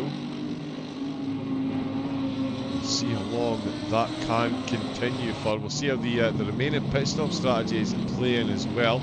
Only a couple of stints left, given that the cars are doing about an hour and a half. Oh, and Vermeulen almost lost it there. 2 wheels on the tarmac. And that's going sideways, and he's managed to save it there in the Ferrari. And as far as the racing action goes, Sarah, it's only promising to hot up as the track gets cooler. It's gone back up to 19 degrees. The track's already flooded, and we've got another plus coming on the rain. It's only going to get heavier and heavier. They genuinely are going to need canoes with outboard motors to get themselves to the end of the race at this rate. Definitely agree, yeah. You could say that, yeah, I mean, they are currently cars, but by the end they might need boats, with the amount of rain that we've had today. But again, all drivers, I think, should be proud of their performance in the rain. It's not always easy to drive in these sort of conditions, and I suspect after this race they won't want to see the rain for a little while. Yeah, I would say that is a fairly solid guesstimation. Yeah, definitely they'll be done with the wet races for quite some time after this, I would say. Quite some time. What is it?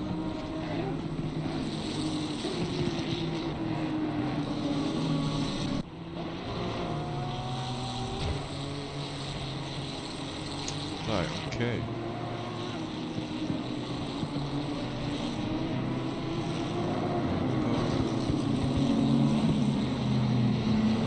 Okay, so yeah, a couple of things going on in the chat. It does look like, but yeah, we are, as far as I know. There's the stop to rejoin.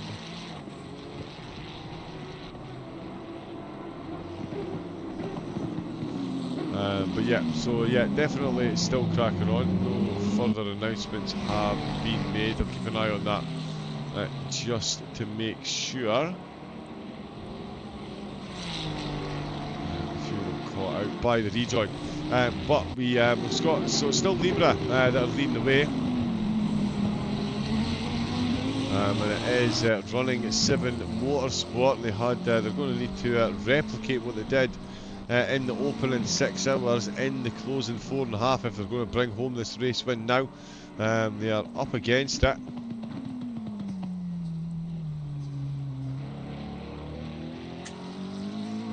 Let's see. Yeah, they're still going wild. I think I'm just going to shut that down. I'm trying to keep an eye on the announcements as well, just in case. But they are, like I say, cracking on, running 7. Going to have to do some running. Phoenix Racing and Apex Online 3rd and 4th. Some good points on offer at the minute. And Timothy Pala back in the freshly repaired car as well. Back out in 6th position. Ben Milne for SBR Pro. SBR Pro, sorry, they'll be more than happy with the way things have turned out at the minute. 7th place they've got, but they do have Michael Martins only a few seconds down the road, 3 in fact, so he is pushing there. Marangione still in the pits. So they were running in the top 10. They've got some kind of issue which is stopping them from getting back out the pits. And there is an announcement there.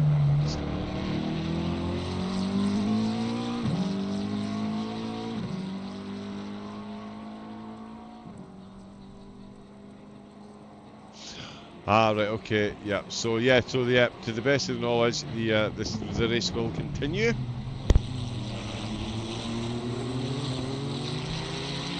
And so yes, we will crack on. A couple of admins were actually taking their stints behind the wheel, so it was their turn behind the wheel when the server crashed, so they spend all the time arranging it.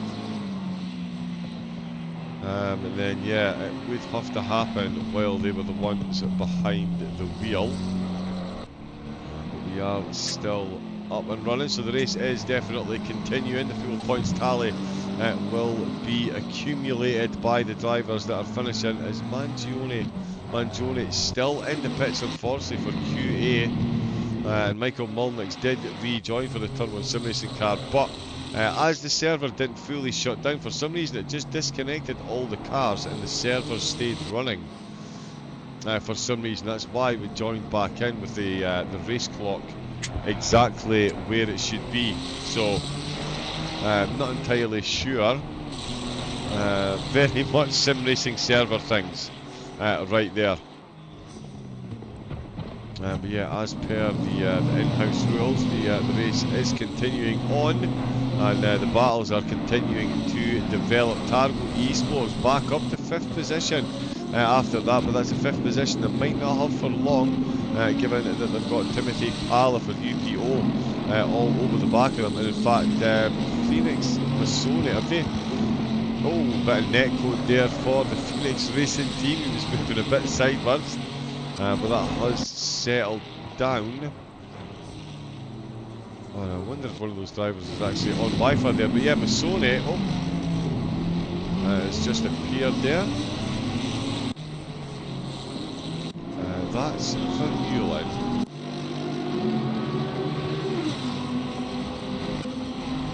That's Masone, but that's Pala. So Pala is looking to unlap himself against Masone, sorry. Yes, yeah, my apologies. Okay, so that got very confusing there, and Masone pinging across the track didn't help the situation. But yeah, Masone is a fair bit of road, but he's encroaching on the battle between Pala and Krull at the moment.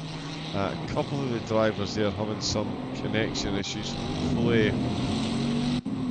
they managed to stay connected to the server. Fingers crossed, but yeah, Masone is still on track, so is Vermeulen. They are separated. Pala and Krull, they are definitely not separated at the minute. that chat as well.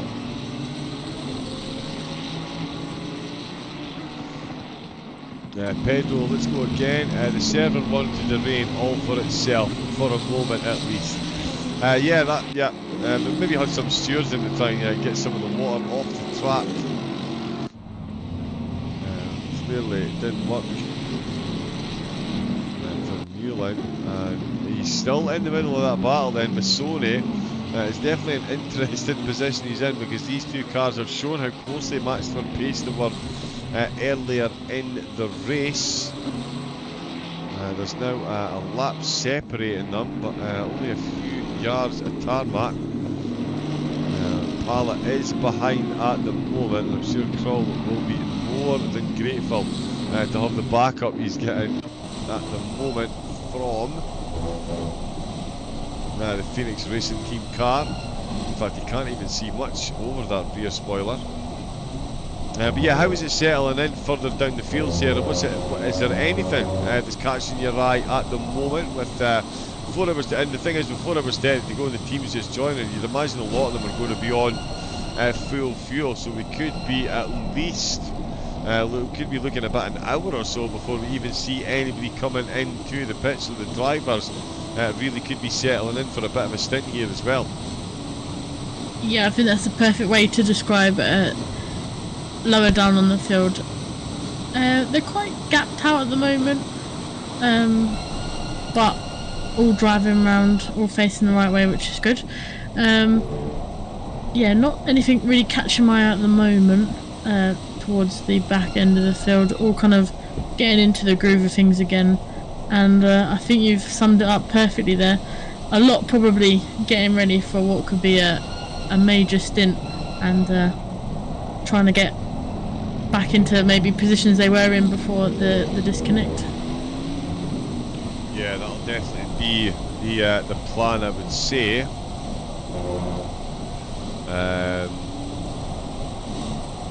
And yeah, still a few drivers unhappy, but we'll crack on again. Sorry, I need to stop reading that, because obviously there's going to be drivers that are unhappy. Can't please everyone.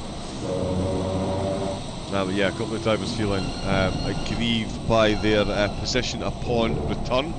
But the drivers that are out on track, they are getting the job done. We're on board the rear spoiler of Finn Krull at the minute. Timothy Pala is the driver trying to take that 5th position from him. Ben Milden a bit down the road, he's actually going quicker than Michael Martins at the moment. I did wonder if this would be the perfect opportunity for Martins to catch back up to Milden and probe, see if he can get that overtake and that position done. Nothing doing at the moment, it seems, as Milden more than holding his own.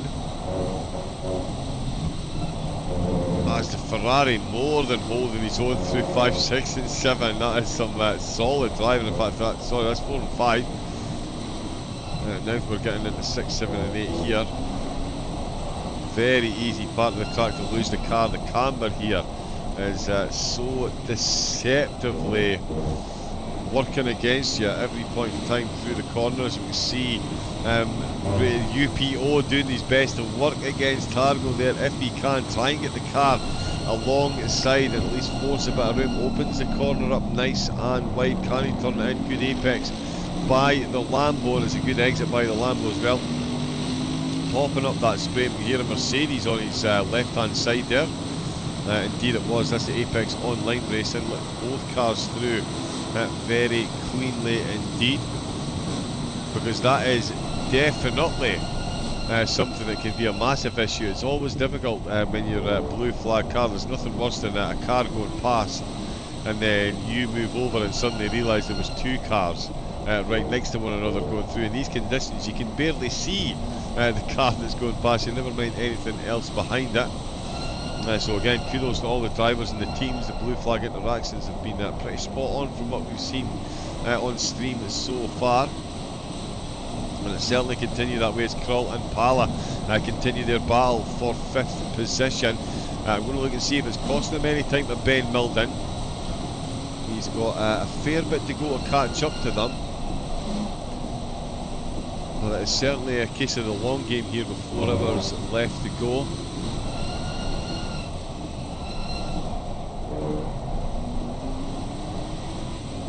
got, just over the 4 hour mark left to go. As Sarah said, the rest of the field all settling back in nicely. There's still potential for some huge battles here. Clayton and Baumgarten for SBR and JWB. Bit of separation there, but that'll tidy itself up shortly. Still plenty of pit stops to take. We'll see how the teams manage them now.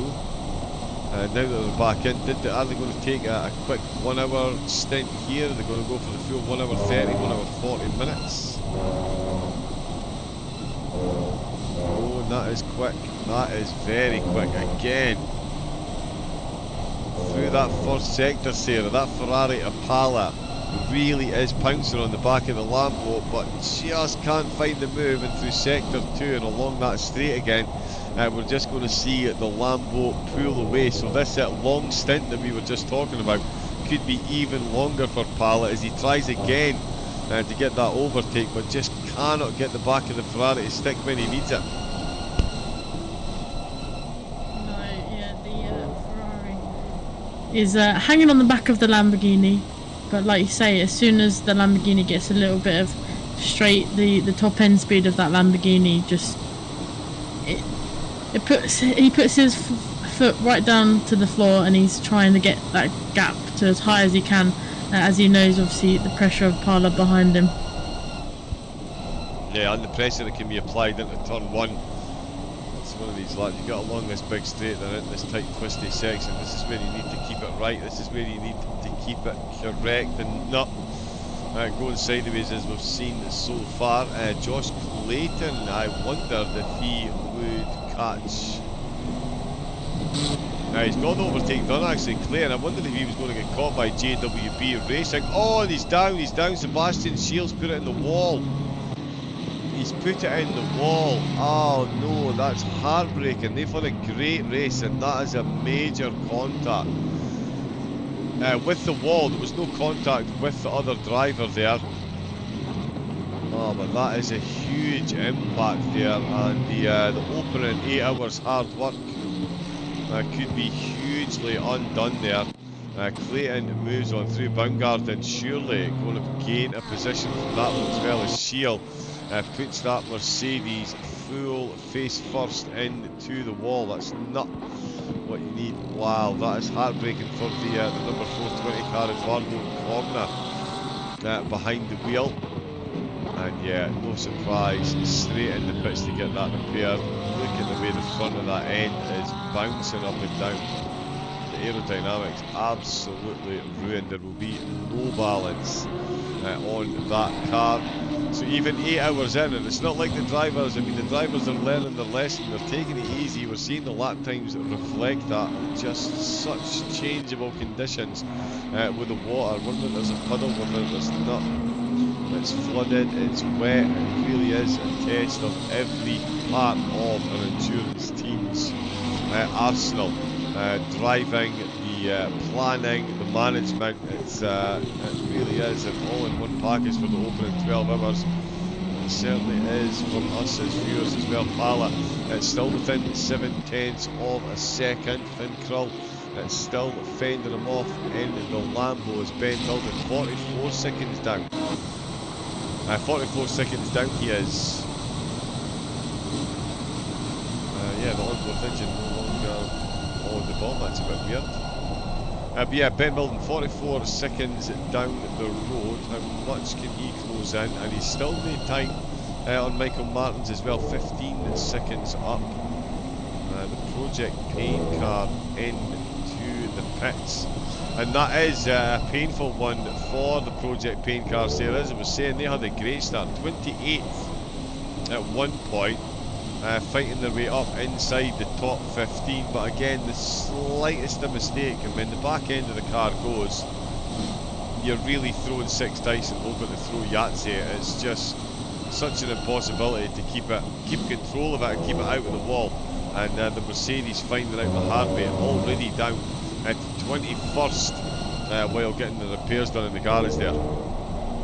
Yeah, it just goes to show that a race can be undone in a split second, like you say.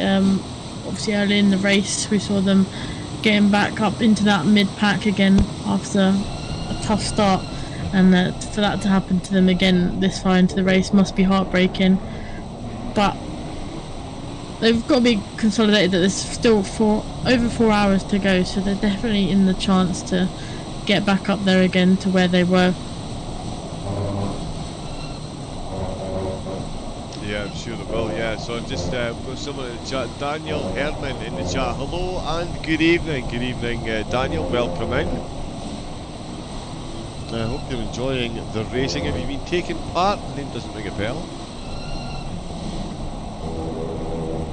Yeah, hopefully you are enjoying what we've got on offer this evening. It is some incredible racing at the minute. This is the battle for 5th place. Still looking to see what Ben Milden can do compared to these two at the minute.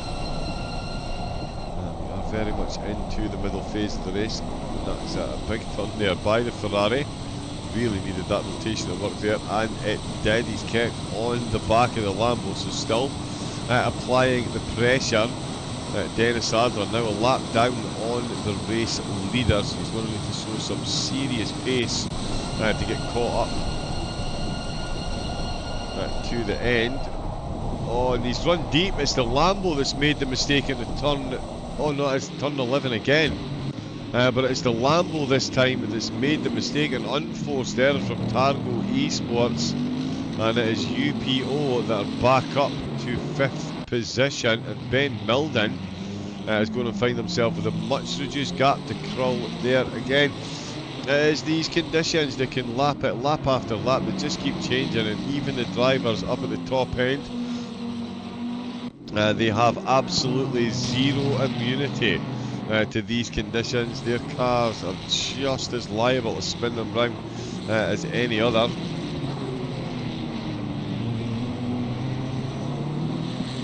So yeah, we'll see how that one plays out any further, if Targo can get the car back under control. And we'll see if Pala can show him a clean pair of heels and head off in, I would say, the sunset, but all we're seeing is clouds and rain. Unlikely to see any sun setting, that is for sure. John Amaya. Now, by my reckoning, we've been back in for about 35 minutes or so. I think. So still at least another 30 minutes before we start seeing some pit stops. Adler, oh yeah, is easy 2/3 of a lap down at the minute, and a lap down as well. Masori for Phoenix Racing, they've got comfortably got a hold of third Apex Online. Apex Online Racing, Jared Vermeulen back behind the wheel for them. He took the opening stint and was very, very, very fast indeed. And he is moving quickly to try and catch up to Phoenix Racing, but the gap's still sitting around the mid 30 seconds mark, 35 seconds it's sitting at the moment. And that is something that Vermeulen is going to need to improve on quickly if he is going to make an improvement and get himself onto the podium. Again, the pit stops are even more crucial now, depending on what fuel the cars had when they came back in. Is going to be a massive factor in what's going on in the closing stages. I'm just going to very quickly check something in the background. So do you want to give us a quick rundown of the positions, please, Sarah, and keep us up to date with everything that's going on? I'm just going to check a couple of technical things in the background. Okie dokie. So, in first place we've got Libra Esports, currently a lap ahead of Running 7 Motorsport after that disconnect. In third place currently we have Phoenix Racing Team. Behind 35 seconds behind them we have Apex Online Racing. In fifth we have UPO Racing Team after we just saw that overtake on Crawl, who's in sixth place for Targo Esports. In seventh place we have SBR Pro. 16 seconds behind that we have the Running 7 Iron Beers, who's had a strong race today, always been running in the top 10, which is very impressive. In ninth we have Virtual Racing League.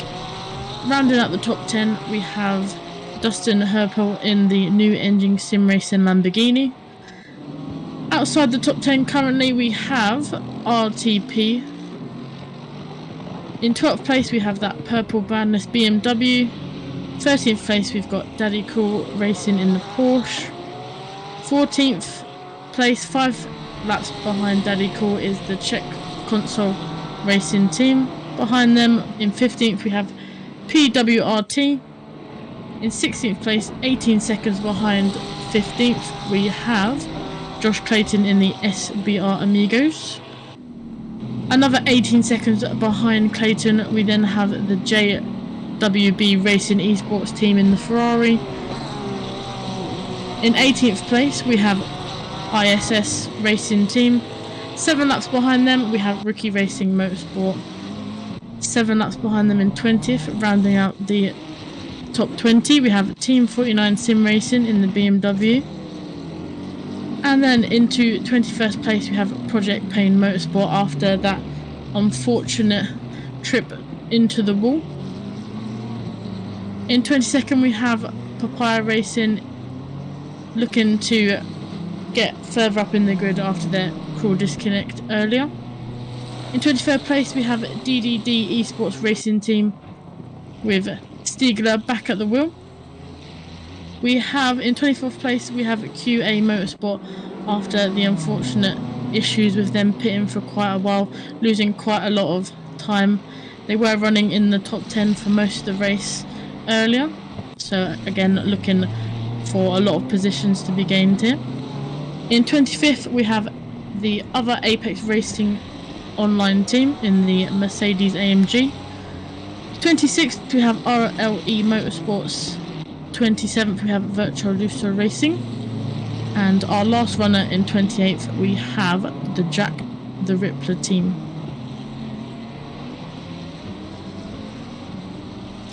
And that is your grid as it currently stands.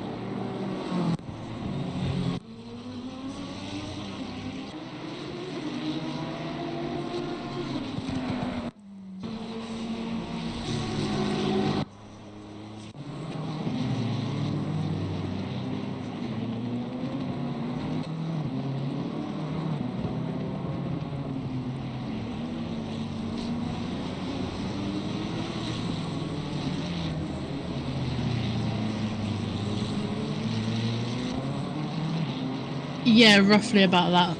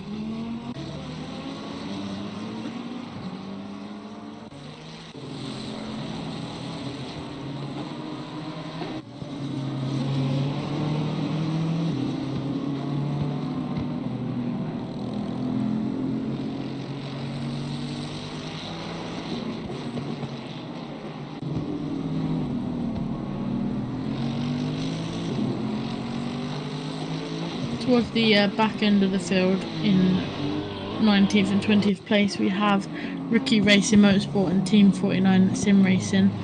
Again, about a second and a half away from each other, looking to...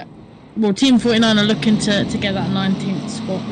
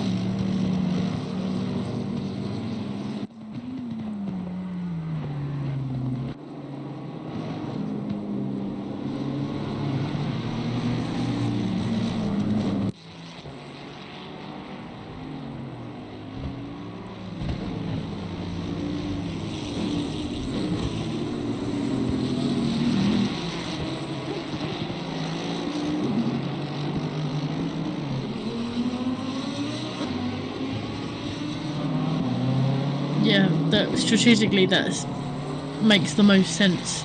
Obviously, if they're forced into being into the pits anyway, why not get that strategy call a little bit earlier and maybe save some time later on into the race.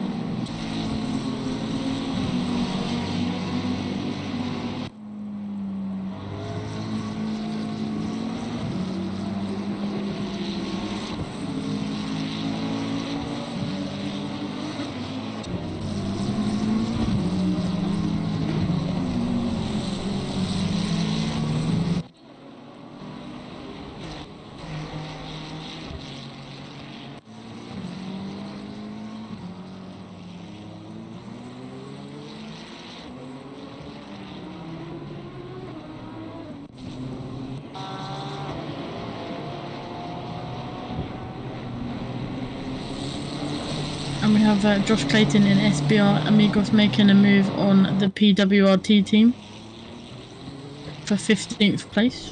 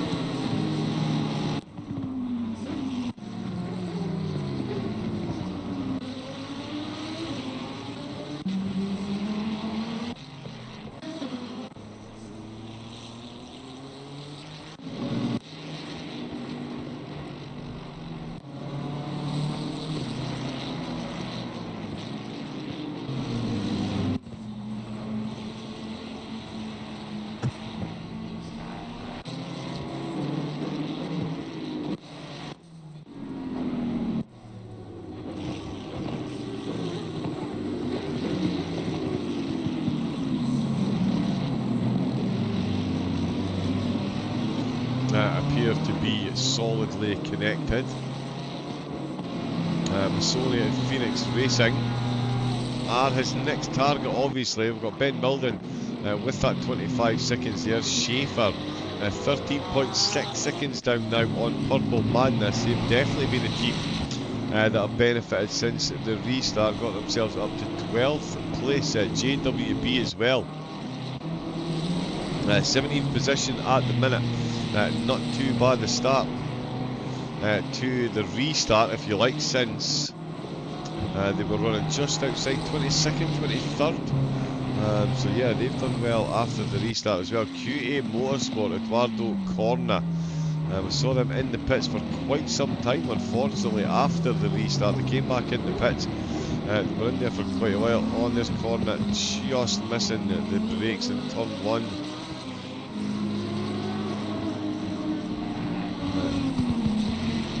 Does manage to get himself back on track, and that Lamborghini.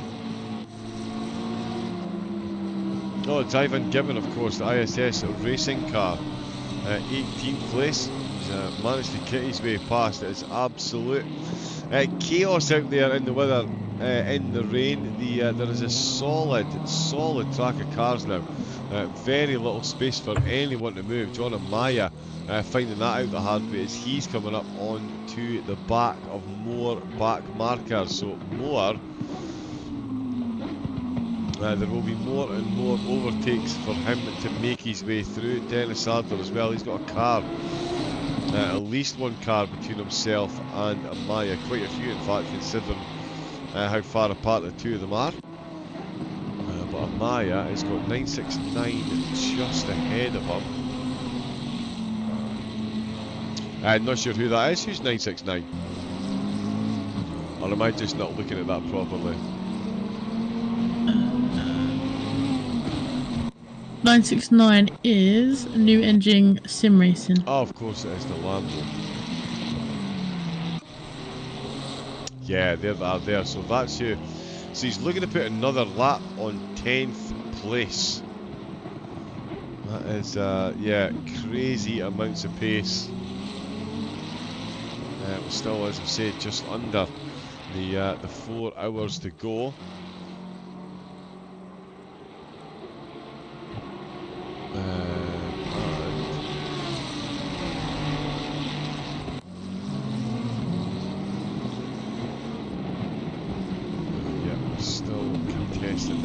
As well, but New Edge Racing, they're not contesting it at the moment. They've got the blue flag behind them, as I've seen so far.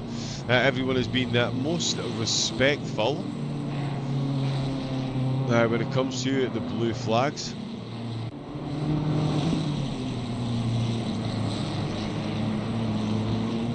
Which has been great to see. Great interactions between the entire field. There's another one just highlighting that point. I think that was RTP there actually, I believe. No, it wasn't. No, it was another McLaren. It's definitely not Adler, that's for sure. Let's see what Milden's doing then. 27 seconds Krull has to Pala, so Pala is really flying. Since he got that overtake done. Definitely a driver released.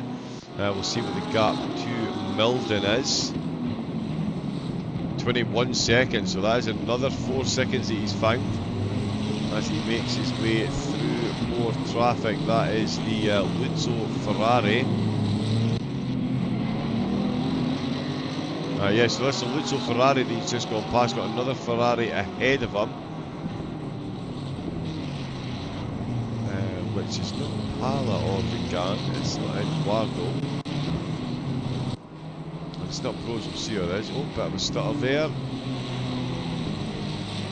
Please don't disconnect again. Here we go. So Amaya, he's still making his way through the field. So is Adler and Masoni. Vermeulen has got the battered. Oh, the Mercedes bonnet just fixed itself on the way to turn to number 1. That is a handy little trick. Finn Krull has just been lapped, in fact, by Masoni. Somebody's just gone past him.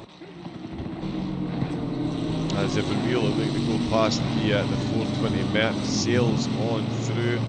And this is a tough test for the drivers now, Sarah. We've seen a lot of interactions with the traffic before, but it was very much, there was a couple of groups, 4 or 5 groups that were taking up the track, so to speak. Now at the minute there is traffic across every inch of tarmac that they've got now. It doesn't matter where they go. As soon as they get past one car, they're straight back into another. So the not only the pit stops need to be absolutely on point, but the interaction with traffic now looks like it could be a massively deciding factor in how the teams go at getting the cars to the end and getting the lap times and positions that they need. Yeah, definitely. It's they've got a lot of respect across the field, I've got to say, but it's, as a driver, especially running 7 Motorsport, who obviously want to get back into that first place position, coming up to traffic, they're probably thinking, please make it easy for me, let me go by. But obviously you never know what the driver in front of you is going to do. It could move one way or out of your way another way that you weren't necessarily expecting. So yeah, especially when you're coming up to cars that you're lapping, you've got to be super careful as to what they do. But same goes with them. They've got to be super careful for what the car is doing when they're lapping them, because we don't want contacts, of course, because that could be catastrophic for everyone across the field in the little battles that are forming. Yeah, definitely. Yeah, the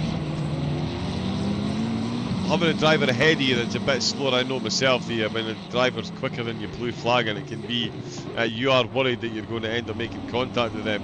But in these conditions, you go into a corner, you're not necessarily fully in control of the car. And it just takes that little sideways, and as Sarah says, catastrophe for all involved. So yeah, they will be a deciding factor in the next 3.5 hours as to how the race pans out for a lot of the cars, because there is, as you can see on the track map, there is a lot of traffic for the cars to make their way through, and it is fairly evenly spread out. John Amaya, as you can see, as I mentioned, he's got past one car. He has now got another McLaren not far ahead of him, that being the Papaya Racing Team, who've just run deep into turn 11. That really is not a corner the drivers are enjoying today at all. It's now affecting the McLarens as well, and that is massively going to affect the gap between these two. So it's going to be Papaya a lap down on the leader again by the look of it. Another lap down sooner rather than later. Definitely needs to steady those mistakes being made, that is for absolutely sure. 4.9 seconds down, so Michael Martins has found time on Ben Milden. Ben Milden within 16 seconds of Finn Krull. Krull just going past one of the BMWs there as well. Baumgarten, I think, getting a new driver in.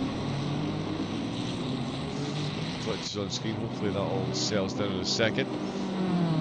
Timothy Pala, his connection over a bit of a wire there as well. Milden, 15 seconds, that's another beautiful blue flag overtake there.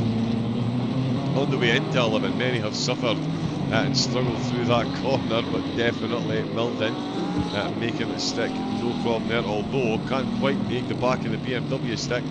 We've seen him struggle through here a couple of times so far in the race.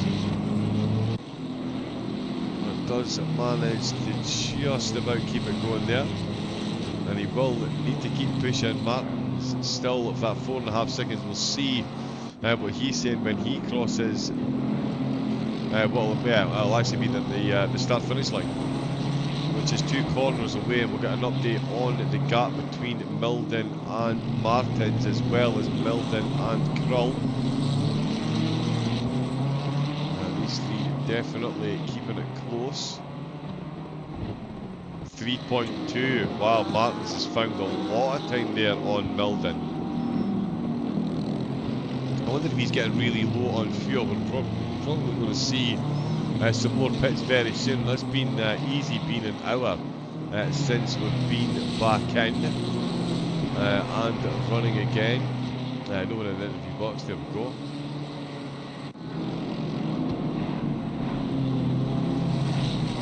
But yeah, there we go. Martinez again. It's absolutely swings and roundabouts. We've seen this right through the race, Sarah. Drivers getting close, then getting further away, then just suddenly at some point in the stint, just find a colossal amount of pace. And Martins in 8th position is the driver that's once again found that colossal burst of pace. He's now within 2.6 seconds of Milden, so I'm sure Milden was happily trucking along there, closing the gap to 6th place, but the whole while Martins has been decimating the gap between the two of them, and a bit of BMW on BMW action could well be on the cards in 2 to 3 laps here. Yeah, couldn't agree more. Martin has just overtaken the back marker of virtual racing.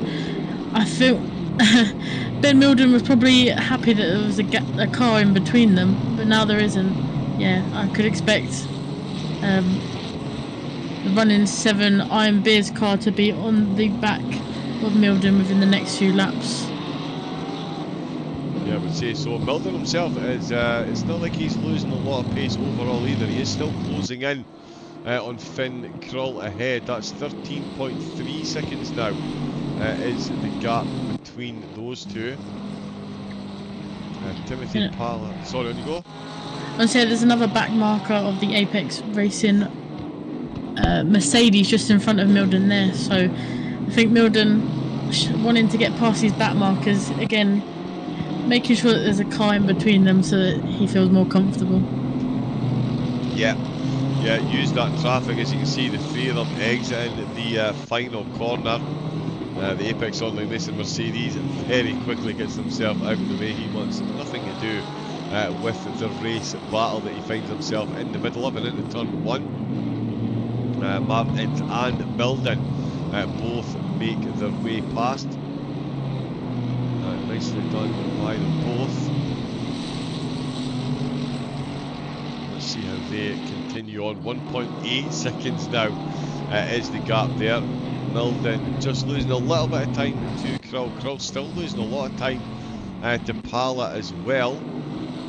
That has definitely been an hour we've been in running for, so we're going to see more pit stops pretty soon, I think.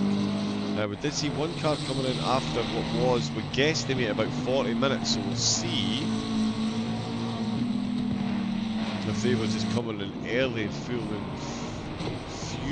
as full as possible for a longer second stint to try and get some undercut action on the go. We'll see what these drivers up at the top do. 206 lap total for Amaya. That is about to increase by 1 as the gap is still increasing. We've got a subscription. Luke Taylor, good evening. Luke, how are you doing, young man? Hopefully work not too stressing for you today. We've had quite the interesting race, that is for sure, with a bit of a late start and then a server. All the drivers disconnected. The server bizarrely kept running. Didn't actually lose any time on the clock, which was it's left me scratching my head, to say the least. And Sarah as well, yeah, both of us left a bit aghast at that, because it's not often you see that, Sarah. Usually when a server crashes, it crashes. This one just kicked everyone out and kept on going. It was, yeah, it's a strange one. Yeah, like a viewer said earlier, maybe the rain just wanted a moment to itself for a minute, kicking everyone out and then letting us all back in. Yeah, it was going for the ultimate flooded status, and the drivers kept moving all the water off the track, so that was it. Yeah, no more. Kicked everyone out. But yeah, they're all back in. A couple of positions have been shuffled. And Liberty Esports definitely the main beneficiaries of that. They've got the lead comfortably at the minute. Got a couple of pit stops left each minimum for the teams, and a lot of them look like they're going for a super long stint. Let's say that's over an hour that we've been in. We've only seen one team come in to the pits recently, so we'll see just how long they can all stretch this out for. Of course, running 7, one of the earliest teams, one of the teams that took the longest opening stint, an hour and a half to an hour and 40 minutes it was. We've seen teams run as long as an hour and 45. At least the comms box isn't flooded out, even if the server was. This is very true. This is very true. Although it's cold enough here now, you might think that it's actually flooded. It gets chilly of an evening, especially at this time. Pedro acknowledging that in the chat as well. But yeah, we've managed to avoid it. Thankfully, the comedy box here at Circuit of the Americas is on stilts, so we are definitely fine. Ben Milden, look at the position he's in. He's doing everything he can to catch up to Targo Esports ahead. He's got the gap down to 10.4 seconds, but Michael Martins has got the gap down to 1.3. So what does Milden do in this position? Does he defend for the position that he's got, or does he try and get on the back of Martins and follow him through? Because they are both clearly catching up to Krull ahead, and it would certainly be a good move to get done before the overtake, before the pit stops. Sorry, but the visibility again, wow. On board there with Martins out with the last corner, you can just see the blue flag car suddenly appear to the side. Luckily Martins was aware of that one. He would have seen it on the in-game radar, of course. Continues his chase to Ben Milden. Milden's got another Mercedes there in front of him. And yeah, once again, the battle's heating up, Sarah. It's BMW on BMW action. Martins versus Milden. Seconds out, round 72 between these two so far. Yeah, and talking about BMWs, I've been on board with the Purple Madness BMW down in 12th place. They're looking to unlap themselves against, I believe, Krull, Targo Esports in 6th place, because they have ever so closing in Daddy Cool 3.4 seconds behind. And as I say that, the Purple Madness BMW unlaps himself against that Lamborghini, putting a car in between himself and Daddy Cool's Porsche. Yeah, so that's another one that's heating up there, because yeah, Finn Krull, that's the Lamborghini that these two BMWs are currently chasing. And there is definitely two BMWs on your screen right now. One is the bonnet and window wiper, you can see. The other one is in that cloud of mist just in front. And it's the Lamborghini that they're chasing, and they've made more time. It's under 10 seconds now for Milden, and it's under half a second for Martins over Milden into the trickiest section of the track so far for the drivers this evening. Turn 1 has claimed a few victims, but certainly through here it's been all kinds of fun for every single manufacturer so far. No one has been left unscathed by the puddles. Certainly those side tracks, so tentative on that accelerator there to get the powerful BMWs. Try and find some traction. The track listed as wet. The rain is, the precipitation is reducing, believe it or not, once again. And yeah, the track temperature back up to that 19 degrees. It did drop at one point down to 18. I did wonder if that was going to see us the temperature start to drop. Of course not. In Texas they do everything bigger and better. The rain drops and track temps back up to 19. And that is the first time we haven't seen a significant drop in the gap between Milden and Krull.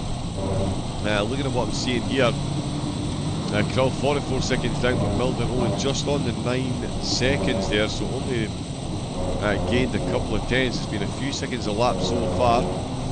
Martin's certainly keeping him preoccupied at the minute. Getting external shots, we can actually see what's going on. It shows you just how bad it is from on board with the drivers. When we leave the onboard, go to the external shots. I mean, it looks bad, but it doesn't look quite as bad as it is when you are driving the car. And you can see that's the headlights coming on as well. So what will that be local time? What will be 8.5 hours in? So it's only 3:30. Wow, so it's only 3:30 PM local time, and already the headlights are on and shimmering in the tarmac. We've probably the lights on for most of the day.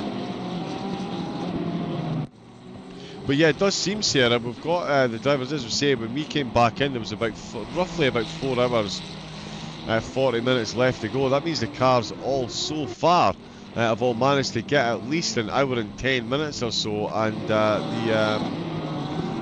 it doesn't look like anyone's going to be coming in any time soon. So that early pit stop we saw from, I believe it was SBR Amigos, I think that might have been just a little bit early, because yeah, an hour and 10 minutes in and no one is pitting. So I'm thinking that the drivers did get carte blanche to put fuel in the car, because I'm not going to believe that bang on halfway and just over halfway mark in an endurance race, when everyone disconnected, they all had exactly the same amount of fuel. The probabilities of that are absolutely off the chart. You've got more luck of winning the lottery 3 weeks in a row, I would say. Yeah, and I don't think the sim racing gods will be that kind to the drivers today, considering the conditions that we have and how long they've carried on for. But I don't think. I think they've all kind of tried to dial in, if possible, kind of get as long as they can before they have to do that next pit stop and potentially drive a change. They're all kind of trying to get back into the groove of things, get back into the swing of things, to see, to show us how close and how fast they're becoming to the drivers in front. Yeah, indeed they are. Yeah, the strategy is going to be all important, as we keep saying, in these closing stages. We've seen again some teams do up to an hour and 43, an hour and 44 minutes in one stint. The weather, of course, massively aiding with that, and it's certainly continuing to aid them at the minute. It's aiding with the battles, that's for sure. Florian Schaefer, as we were mentioning, he's catching up to that Purple Madness Panda. There was a car in between them. There's now 3.5 seconds in between them, and I think there might still be a car tucked in there as well. We'll get Sarah to confirm that if she can. Yeah, how is that battle looking actually with 12th and 13th? Is that still where you're watching, I'm guessing? I am at the moment, yes. We've got the Purple Madness BMW about 3.5 seconds in front of Daddy Cool's Racing Porsche, and we've actually, in the middle of both of them two, we've got 6th place Targo Esports with the driver Kroll in the middle of both them two.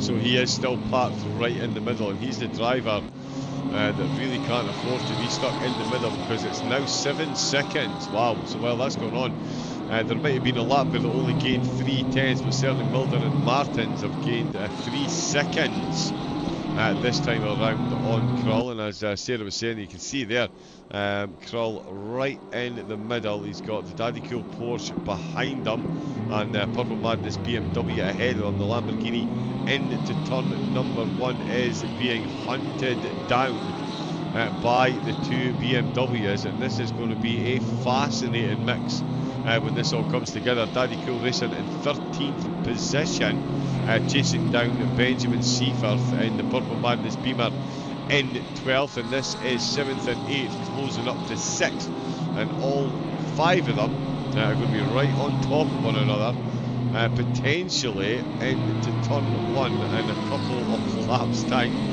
So yeah, keep it right here. 1 second there, 6.1 seconds. So again, that gap steady now ever so slightly. Kroll still ahead of the Porsche. The Porsche unable to find and overtake to safely unlap himself.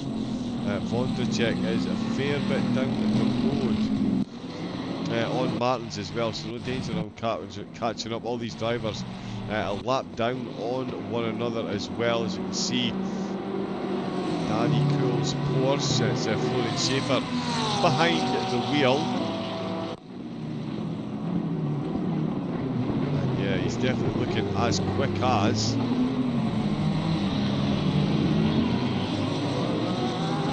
Yeah, definitely looking as quick as a Lambo ahead of him. But this is a little final interaction is going to be urged on very, very quickly. Half a second for Martinez over Milden, separating the two of them, sorry, and another half a second in their pocket over Krull. The gap balanced out at 6 seconds. It's now down to 5.6 as they head into sector number 3. No sideways cars this time around. He says almost confidently, but they all do make that through. Amaya still miles out in front, and that gap is increasing exponentially at the minute. Dennis Adler really struggling to match the pace of Amaya at the minute.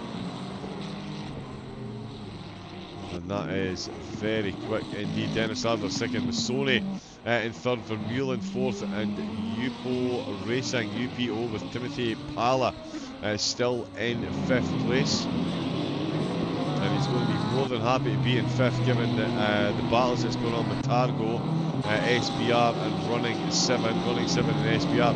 Still only half a second there, now 4.5 seconds between Krull and Milden. Okay, Papaya Racing, that's not for position. They've got, is that Apex Online's lead car? It is indeed. Race. That is Jared Vermeulen just behind them in 4th place. One car quickly getting himself, or herself, sorry, out of the way. And Martins still 6 tenths, Milden still 2 tenths up on Krull. Just as the rain gets lighter, it starts to get heavier again. So in 30 minutes it will start falling from the sky, even heavier than it was before.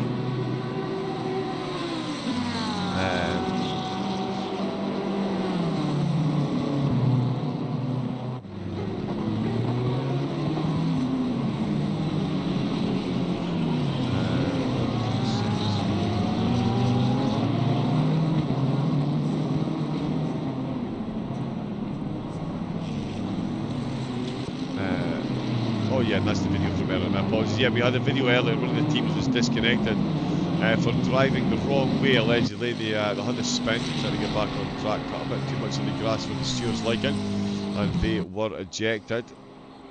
Jack the Ripper now bringing up the rear in 28th position.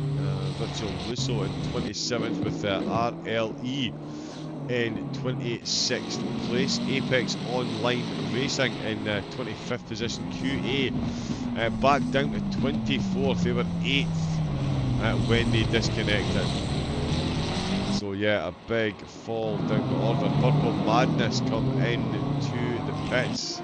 Michael Martins, within a tenth of a second of the side-by-side on the corner exit of the last corner, and it's going to be making contact on a straight into turn number 1.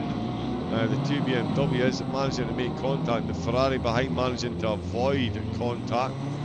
Milden moves on, Martinez moves on as well, and that is Vondracek, who is a lap down, so he'll be looking to unlap himself here, but he's going to be brought right back into a battle with Martins. 8th and 9th was separated by a lap as well as a position, and yeah, these things can definitely happen in the race here. And Milden and Martins having a lap after lap battle there, but turn 1, one car, couldn't see from my angle which one it was, but one car making the slightest of mistakes, it seems. Bit of a contact on the straight on the way into the braking zone, and it's Milden with the gap, and he's now got 4.7 seconds front and back, so he's closed in on Krull, and that's a big gap he's now got to Martins compared to what he's had. Yeah, a little bit of breathing room now. As I'm still watching the Daddy Cool Racing Porsche, still looking for that overtake on Krull in the Targo Esports Lamborghini, and he seems to have just about got it done, which obviously will be good for Milden, as he now knows that Krull is just in front of him. So yeah, I think maybe the Lamborghini of Krull potentially maybe coming into the pits soon, as it seems to be dropping pace ever so like a tiny bit every lap or so. Yeah, definitely losing pace, as you say, and the Porsche, Florian Schaefer, very easily getting it done. And it's now Ben Milton again. That's all worked in his favour. There are no Martins to deal with, and the Martins, I'm sure, would have been relishing the opportunity to catch up to Krull while still on the back of Milton. He could have used the traffic to his advantage, carve a way through, get a double overtake. Why go for one overtake when you can take two in the one move? We're coming into turn number one. It is nose to tail for Krull and Milden. Martin's down 4.1 seconds, so he's found a bit of time back. A couple of tenths, so I'm sure he is capable of catching up. Whether he can catch up before the pit stop. It's an hour and 20 minutes that we have been running back in the server for, so we'll see how long the cars stay out for. We know they're capable, 1 hour 40 minutes in some cases. Let's see who can push that the furthest. It could be all important. Yeah, as far as the last stint goes, carrying as little fuel as possible at the end. Getting some nice long stints done now, definitely not a bad idea, that is for sure. Crawl full defence. And oh, there is Martins in the background. That's almost the second he found on that lap there. And Krull in the Lambo. That is an excellent exit he's got. He is flown out of turn number 9, heavy on the brakes. You'll see Milden get a lot closer. Where is Martins? There he is there. So this battle coming back to life as we're seeing, Sarah, quite a few cars coming into the pits now. Yep, in the pits currently we have Purple Madness, we have JWP also in the pits currently. But yeah, I've been on board with this battle as well between the two BMWs and the Lamborghini, and I've got to say, Martin is definitely not letting that collision, letting him get in the way of him chasing these two in front of him and potentially being in the battle within the next lap or so. Yeah, absolutely. The rain didn't quell the fire inside, that is for sure. And Martin's definitely, I mean, that's already the gap back down to 1.3 seconds. 1.3 seconds, so into turn number 1, there's only 2 seconds separating these three drivers in total. None of them have come into the pits yet, neither did Amaya Adler or Massoni. Those three have stayed out. So they've all stayed out as well for more laps. It's an hour and 23 minutes. Let's see who can go the longest, because that will be important. With an hour and 40 minutes left. Oh, and Ben having a big look there, almost contact with the back of the Lambo. He's going sideways, he's lost control of the BMW behind him, almost making contact there. Code Brun there for both Martins. There was a collision between Martinez and Milden there. I believe Martinez sending Milden facing the wrong way. So yeah, unfortunately Milden out of that battle currently. Yes indeed, yeah. There was a bit of contact there. They got close before, and then they got close again, and that has put us the race. Second place is now in the mix. That's Dennis Adler that's just rocked up onto the back of this battle. And he is now part of the blue flag procession. As there is a Ferrari, it's Vondracek. Yes, it is Vondracek in 9th again. He's a lap down, but only a position down on Milden. So it goes to show you the pace the drivers up at the front of the field have got. Giuseppe Massoni for Phoenix Racing. They're still on the podium. And yeah, himself and Vermeulen, those connections are jumping up and down, which means new drivers joining soon. Yeah, and I'm not sure if it on your screen, but Martinez seems to have picked up some damage from that collision with him and Milden. Oh yeah, he does, yeah. So just when he gets on the back of Kroll, that damage might hamper his chances of getting right behind him. As I say that, the gap goes down, so obviously not hampering him too much. Yeah, certainly not hampering him that much at the moment. As you say, Martin's only 7 tenths behind. Milden now has 5.6 seconds to make back up. Kroll was his original target, and then Martin's caught up and they engaged in a battle. It's gone Martin's way at the moment. Looks like Kroll.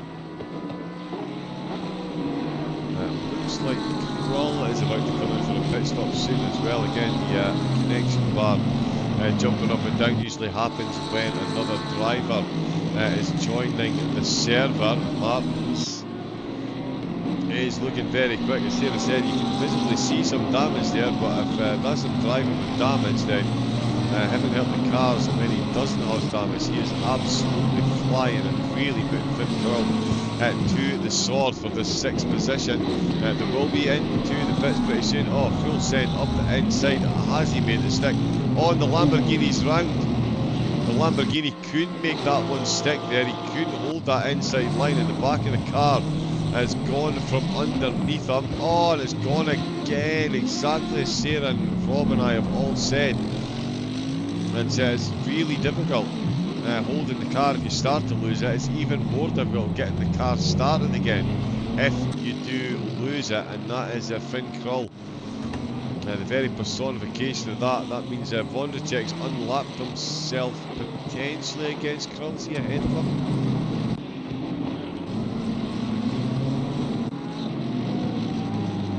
Yes, he is.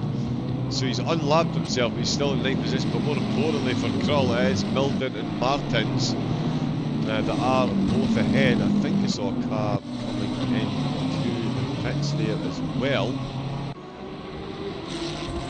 but apparently I did not.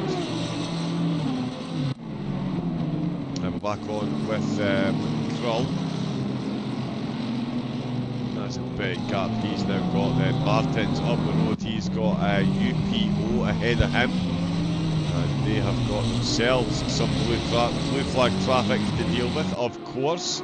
Every single corner of the grid has got themselves some traffic to deal with at the moment. And down in 17th and 18th, Guido Krieg and Ivan Gibbon reigniting their battle from earlier on, as Krieg now chasing Gibbon, ISS and ISS and Team 49 battling out for that 17th position. Ricky Racing coming into pits in the Mercedes, and Project Pain 21st place.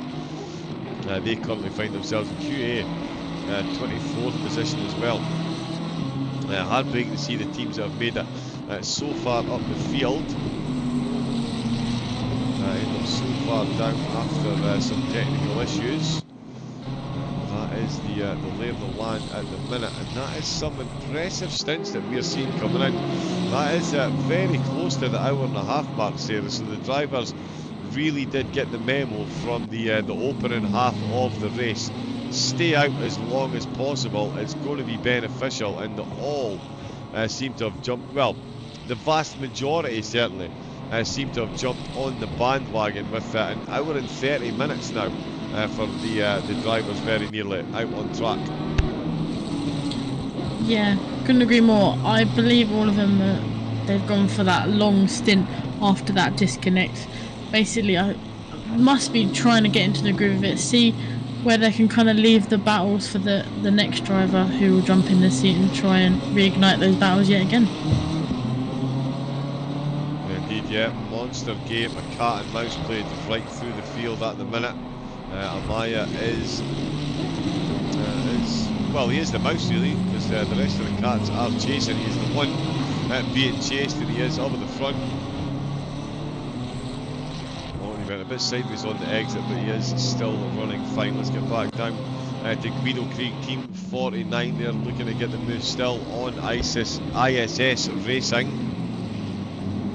The Lamborghini, not quite as good on the brakes as the BMW it seems, but is it as good in a straight line? I think the answer might well be yes, but the VR will look to find a move any place he can, especially if you can stay close here. Could see him move into turn number 1. The Ferraris have struggled. The Lamborghinis have seemed okay, so yeah, the middle engine rear wheel drive cars, mixed bag of results for them. So far into turn number 1, we'll see what Krieg can do against Gibbon in this time. Let's see how that battle plays out. Still 19-degree track temperature, so the temperature is holding. And into the final corner, got another yellow flag. It's Curcuit Motorsport just in turn 11. Another car off track in turn 11. Let's see what happens into turn number 1 with Krieg and Gibbon. He is slightly too far ahead. He's going to be completely unsighted when he gets into the braking zone. There is the car. So much precision there. Excellent control by Krieg. Keeps it right on the rear splitter of Gibbon ahead of him. We're still playing hardball for 17th position. These two are battling for. Oh, it's an extra tab of the brakes there from Krieg. Turn 49 driver thinking better of that one there. He is a lot quicker through turns 4 through 8. But it is the twistiest, tightest part of the track, so it is the most difficult to get an overtake done. So if you're going to be faster through here, you really need to be faster to make it count. And as you can see, not able to make it count yet again. And the Lambo just says goodbye into the tight hairpin. Nice open corner for the B-Man. Nice apex by the Lambo. And this one could be a bit of a stalemate for a while. Unless there's some kind of unforced error or forced error by one of the drivers. And yeah, they've got a lot of traffic to take up there as well. Dennis Ebert is behind Missoni. Did Ebert come into the pits, did you notice there? I didn't know. I didn't. I was on board with Milden, who I think had a slight excursion because he lost quite a lot of time to Martinez in the running 7 Iron Beers BMW. I was keeping an eye on that. Virtual Racing League have just gone into the pits, but no, I didn't catch that earlier pit stop if they did come in and swap. Yeah, it might have happened when I was looking further down the order. They could, might they have sneaked in and out? If they haven't, there's been something happen because they're down in 3rd place. They're only 3 seconds behind Missoni, so a pit stop would certainly fit the parameters and the time scale. Yeah, Dennis Adler not long out the car. I'm sure he'll be back in soon though, as his teammate Ebert looks to get back up to 2nd position. It's Missoni, the driver. He's got himself up there at the minute. Another one, he'll need to be coming in for a pit stop soon to get himself fuel, if nothing else. Ebert 2 seconds down. Pospisil into the pits for the Czech console racing team, so he has a thought. That is a lot of pit stops we're about to start seeing. It's going to need to be drivers maybe about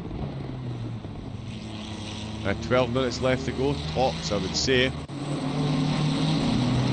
or maybe a bit longer actually. Sorry, 3 hours and 46 minutes left to go, and I'm 40 off that. Yeah, still plenty of time to run out on track. Wow. Yeah, a wide spectrum of outcomes is still absolutely on the cards as far as the teams go. But really just having a bit of a moment with his connection. Krieg is past Gibbon. Tony Tequila, the next target, and he's not far up the road either. In fact, he's only 1.3 seconds ahead as Krieg in 17th, he's bringing Gibbon with him. Yeah, I've been keeping an eye on that battle as well. There seems to be a few back markers in between Krieg and Tequila at the moment.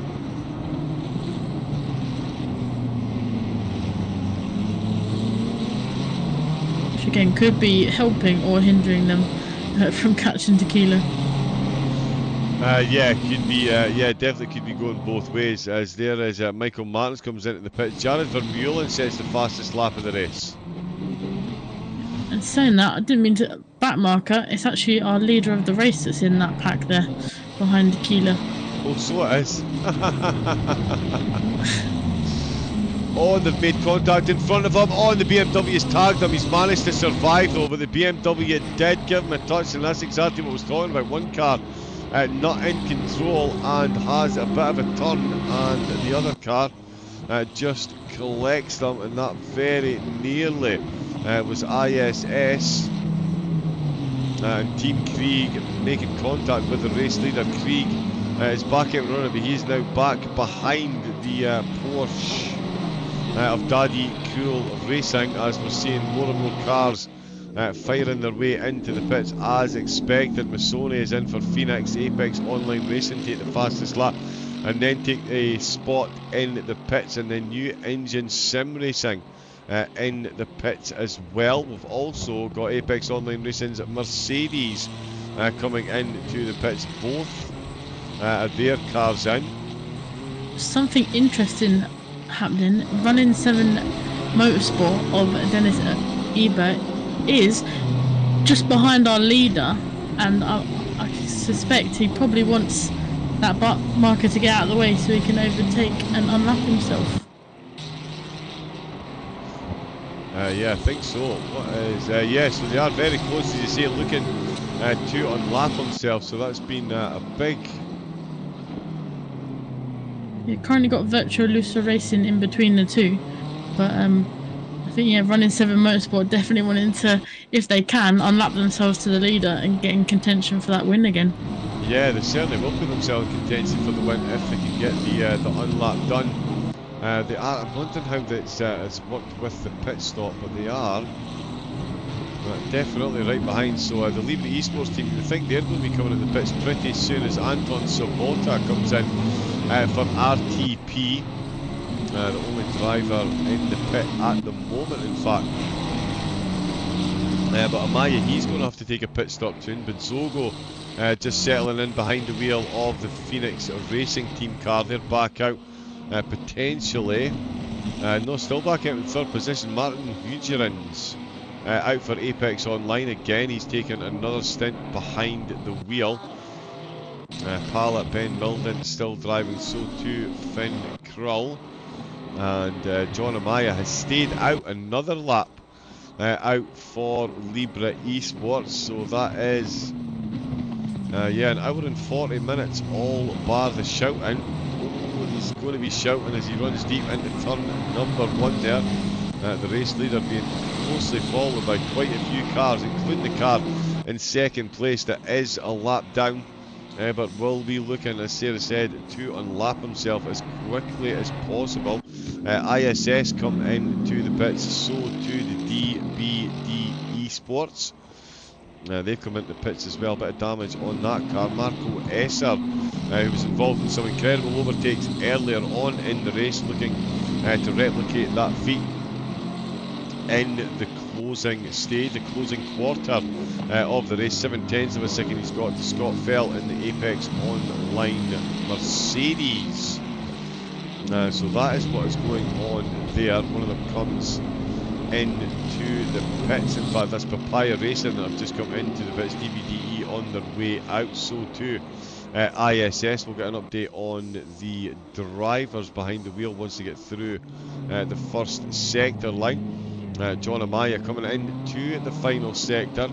Is this going to be when he comes in to take his pit stop? Because yeah, by my count that is easily an hour and 40 minutes. They've been out since V joined the server. So it'll be interesting to see how much longer. As Finn Krull, he comes in to the pits as well. Patrick Arndt is out with the BMW. That does look like it's got a bit of damage there actually.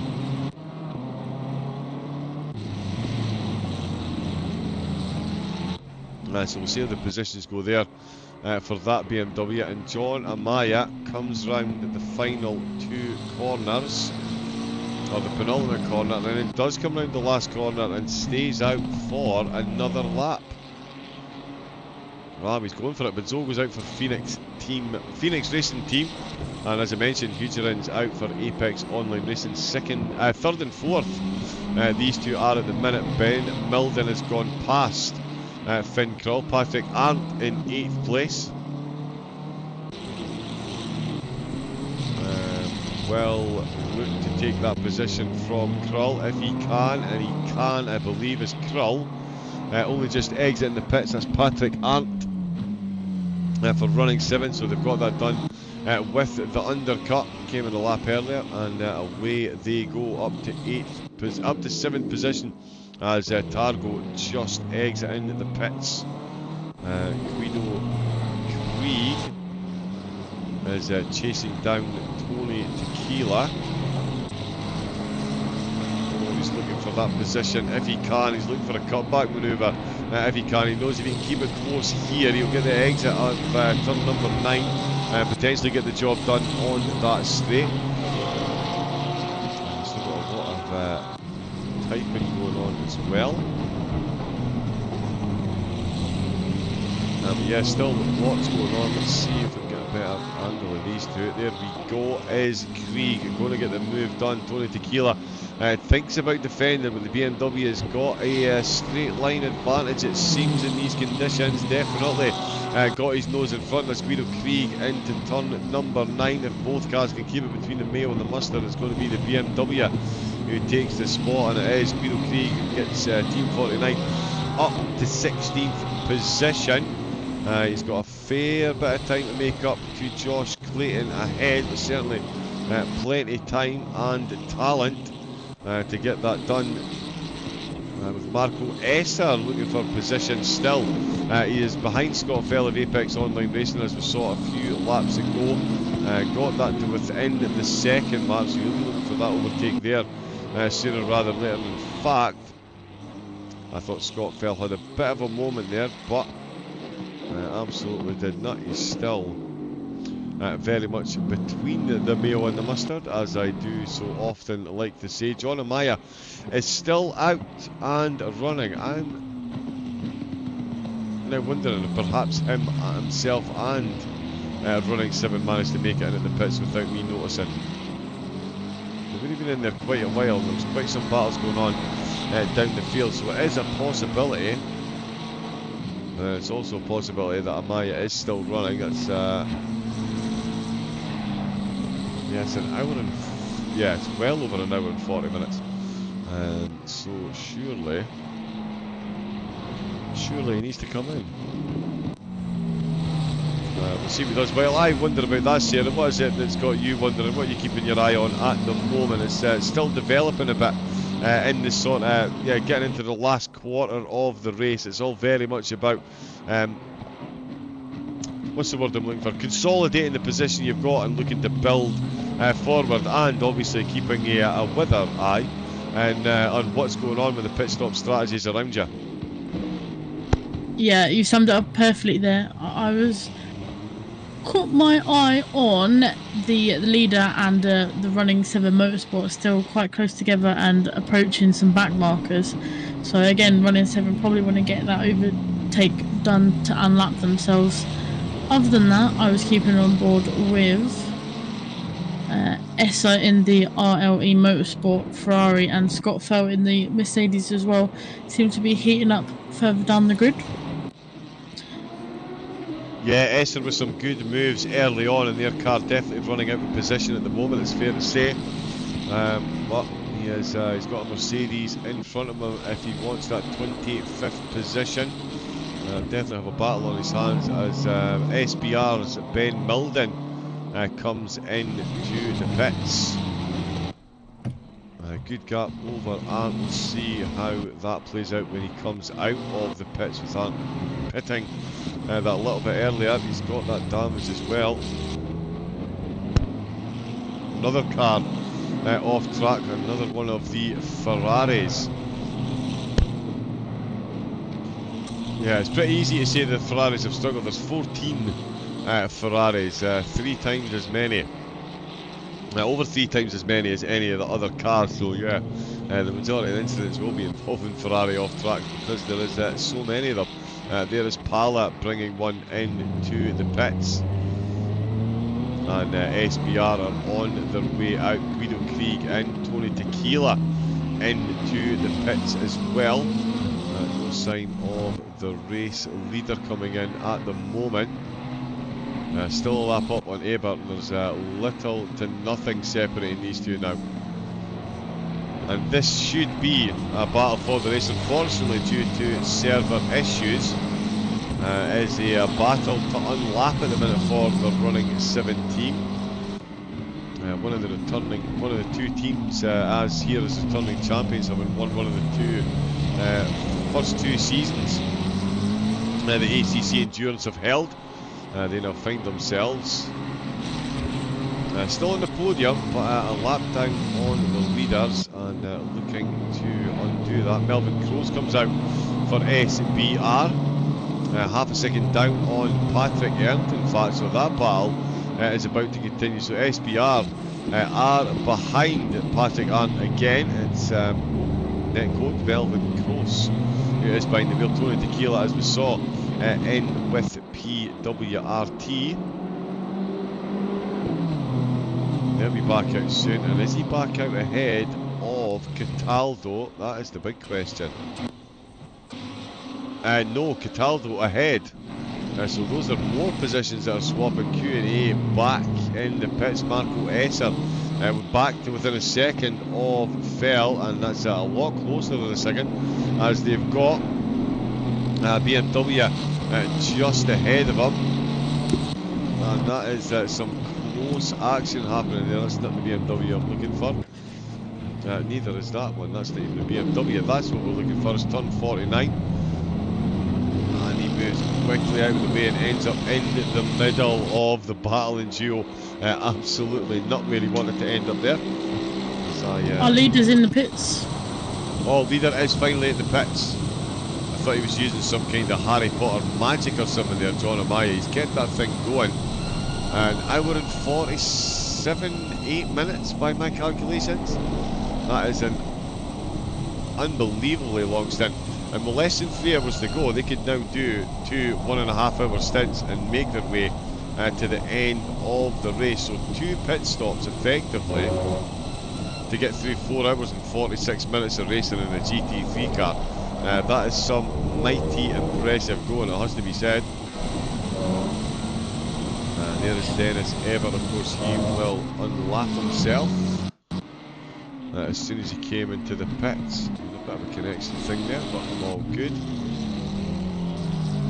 What I'm going to do here, actually, if you don't mind, I need to take myself a very quick pit stop. So would you like to give us another phenomenal run down the field and keep us up to date with the action, and I'll be back in a few moments once I pour a drink and have a very quick pit stop.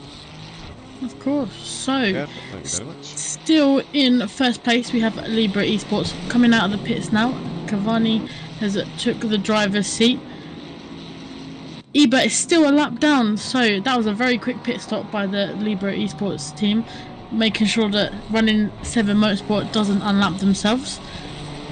Apart from that, in third we have Phoenix Racing team doing a phenomenal job so far. In fourth we have Apex Online Racing Pro with currently holding the fastest lap of the race. 3 laps after them we have the UPO Racing team.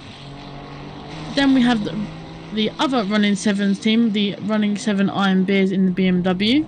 In 7th only 1.4 seconds down from the Running 7 Iron Bears, we have Melvin Crows in the SBR Pro BMW. We then have in 8th we have the Targo Esports Lamborghini, 7.8 seconds behind SBR Pro. In 9th we have Virtual Racing League in the Ferrari, and behind them in 10th, rounding up the top 10, is the New Engine Sim Racing team in the Lamborghini. Outside of our top 10 currently, 6 laps down on New Engine Sim Racing, we have the RTP Racing team. We then have the Porsche of Daddy Cool Racing in 12th place, followed by Czechs Console Racing in 13th in the McLaren. Behind them, only 4.9 seconds behind the Czech console racing team, we have the Purple Madness BMW. In 15th place, we have the SBR Amigos, now Eden taking the seat. Behind, we have JWB Racing Esports. 28.6 seconds behind them, we then have Team 49 Sim Racing with Grohl taking the driver's seat. Only half a second down from them, a battle brewing, is the ISS Racing team in the Lamborghini. Definitely one to keep an eye on in the next few laps. 12 seconds down from them, in 19th place, we have the PWRT team. 9 seconds down from that, we have the Project Pain Motorsport getting themselves back up to 20th place. In 21st, we have the Rookie Racing Motorsport AMG. In 22nd, we have the Papaya Racing team again doing a pretty good job after their disconnect earlier. In 23rd, we have the DDD Esports Racing Team Ferrari. In 24th, we have the QA Motorsport again getting themselves back into the race after an unfortunate pit stop technical difficulty. In 25th, we have Scott Fell in the Apex Online Racing Mercedes AMG. 12 seconds down from them, we have the RLE Motorsport team in the Ferrari. We then have in 27th place the Virtual Lusso Racing team. And in 28th, and our last runner on the grid, is Jack the Rippler Racing team. And that is our current grid. Yeah, a few battles hotting up. We have Melvin Crows in the SBR Pro BMW, only 3/10 down from the running 7 Iron Beers BMW. Again, the two BMWs getting very close to each other on the track again, and it'll be the battle of the BMWs in a few corners time. We have a yellow flag for car number 12, which is the DDD Esports Racing team. Obviously not ideal, letting a few cars go through, rejoining safely and letting Daddy Cool's Porsche through. Again, lower down on the grid, we have the ISS Racing Lamborghini, only 1 second away from Team 49's BMW. So it battles across the field. And the running running 7 Motorsport is about half a lap distance away from Libra Esports, our current leaders. Again, a very fast pit stop from them, wanting to definitely secure that top spot on the podium with only 2 hours and 53 minutes left of the race. But I'm personally going to have a look at the battle between the two BMWs. It's a battle that's gone across loads and loads of laps. It's gone back and forth, obviously some tragedy earlier between the two, both coming out with some damage and swapping some paintwork, shall we say. But yeah, both mostly driving with respect, and always good to see. And what's not to like, two BMWs fighting it out for position. Currently in front we have the running 7 Iron Beers, and only 7/10 behind them is Still Crows. He's keeping on the back of Ardent in the BMW just in front. Again, the BMW looks nice and calm again. Earlier in the race it did look, when the track was flooded, it did look very unsettled, the rear wheel drive of BMW, but since then the track has remained at 18 degrees. They seem to have settled back into the race, running smoothly, which again is always great to see.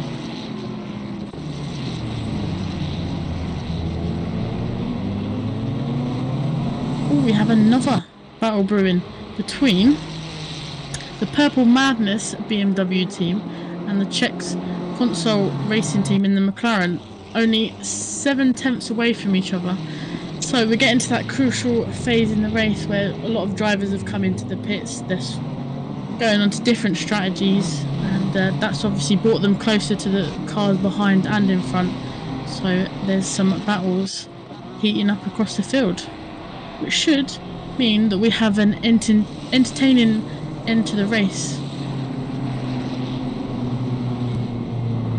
Yeah, a lot of drivers getting quite close to each other again. Again, there's across the track, there's not one sector that's not occupied by a group of drivers.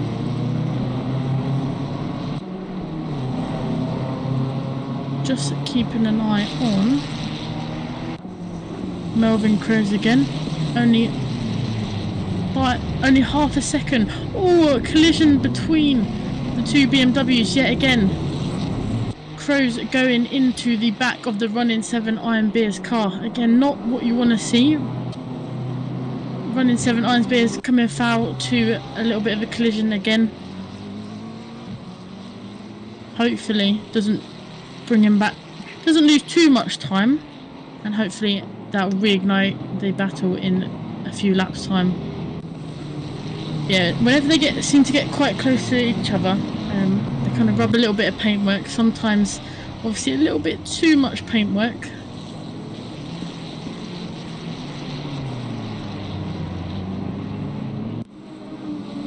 Just looking back at, so the battle between Purple Madness and Czech Console Racing has died down a little bit. The gap is now back to 2 seconds, which allows the Purple Madness team to have a little bit of a breather. Behind them, we still have the Team 49 Sim Racing right on the back of the ISS Racing Team Lamborghini. That gap's now down to under a second. Grohl looking onto the inside line, not making it stick, thinking better of it. Oh, and Cataldo runs wide, which does let Grohl through. Indeed, yeah, it's been all action all the times here. I've enjoyed listening to that phenomenal coverage. Everything that's going on. The drivers kept you on your toes there. You got through the rundown, and then the BMWs started battling once again. As you said, there's no love lost between Running 7 Iron Beers and SBR, and another contact sees them separated by another 4.2 seconds. So the full-blooded battles absolutely continuing, and yeah, we'll jump back on board and let you continue with Alexander Crow and Cataldo. Although Cataldo, it looks like he has made enough of a mess of turns 17 and 18, 19 and 20 done and dusted, and Alexander Grohl, Team 49, looks like they've secured that 17th position for the minute. Yeah, I think they'll definitely be happy with that. Cataldo running a little bit wide, which let Grohl through, and Grohl seems to be loving the clean air. And I think a lot of drivers at this point in the race, they'll definitely want some clean air, a little bit of visibility, better visibility than they have had all race, considering they've all been remarkably close together. Yeah, they have, with the amount of spray that's coming up from the cars, absolutely incredible that we've not seen a whole lot more collisions, because the drivers really haven't seen much of each other until they're absolutely on that back bumper.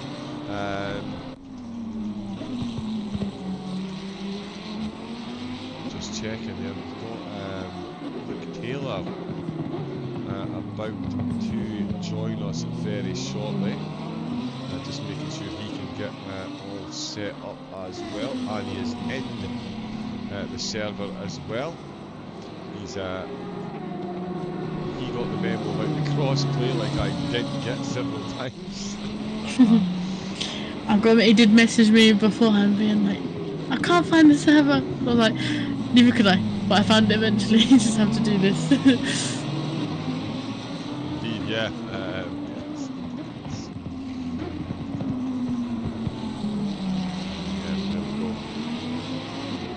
So yeah, well, I'll tell you what's here, and that is Luke ready to join us. So Massive thank you on behalf of the viewers, the organisers and himself for joining me. That is quite the 6 hours that you've managed today. Your first goal was your race as well, so not too bad at all. So thank you very much for joining us and for the phenomenal comments that you gave us as well. Thank you very much for having me. It's been a pleasure and a very entertaining race. I'll definitely be keeping my eye on in the next 2 hours and 46 minutes to see who comes out on top. Yes, indeed, because at this point in time, it's anybody's guess.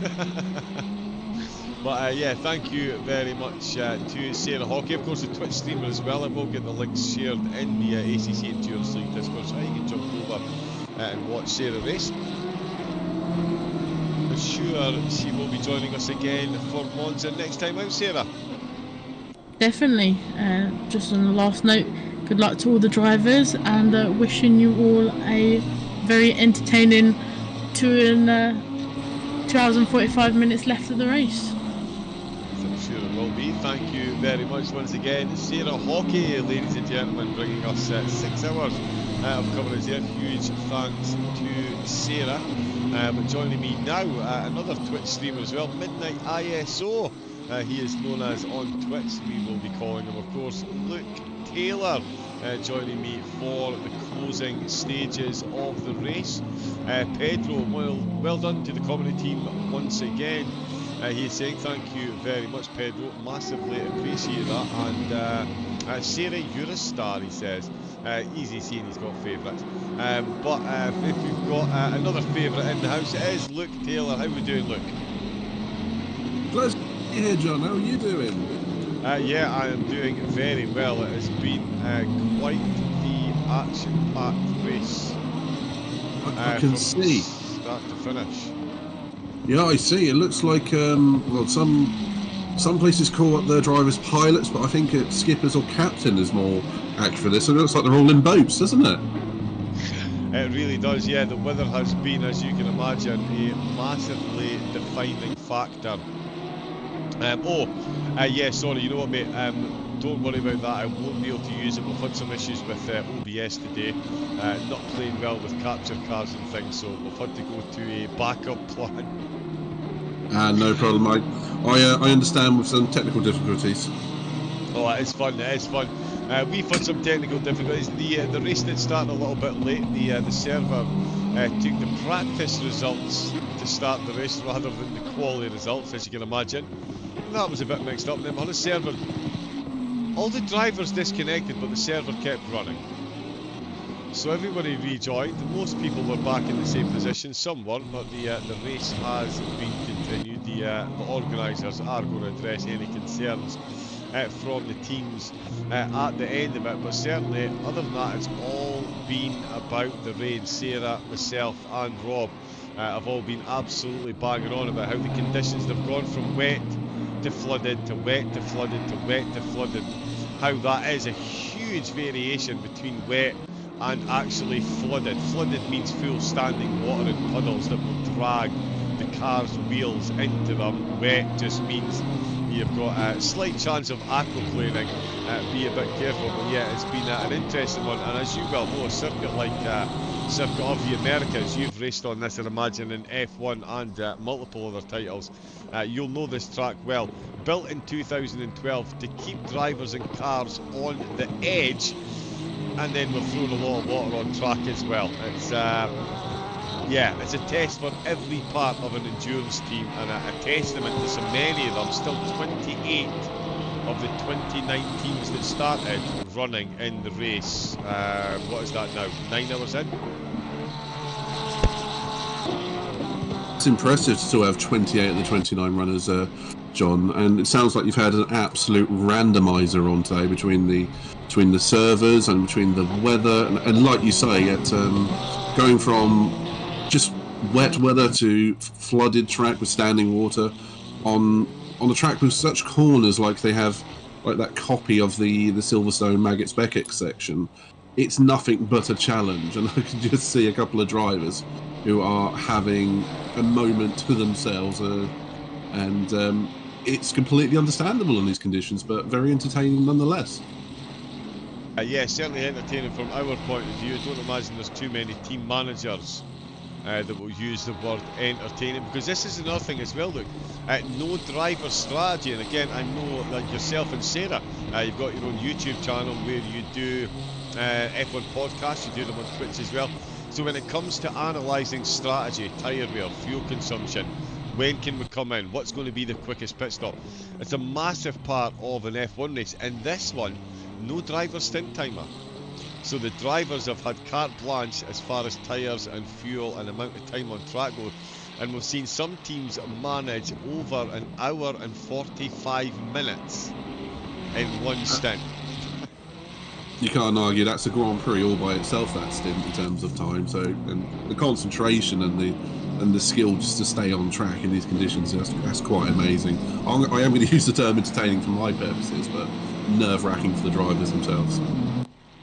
Yeah, it certainly is, and it definitely throws a new aspect in. A couple of teams pitted after the first hour, and then they saw other teams go for an hour and 40 minutes.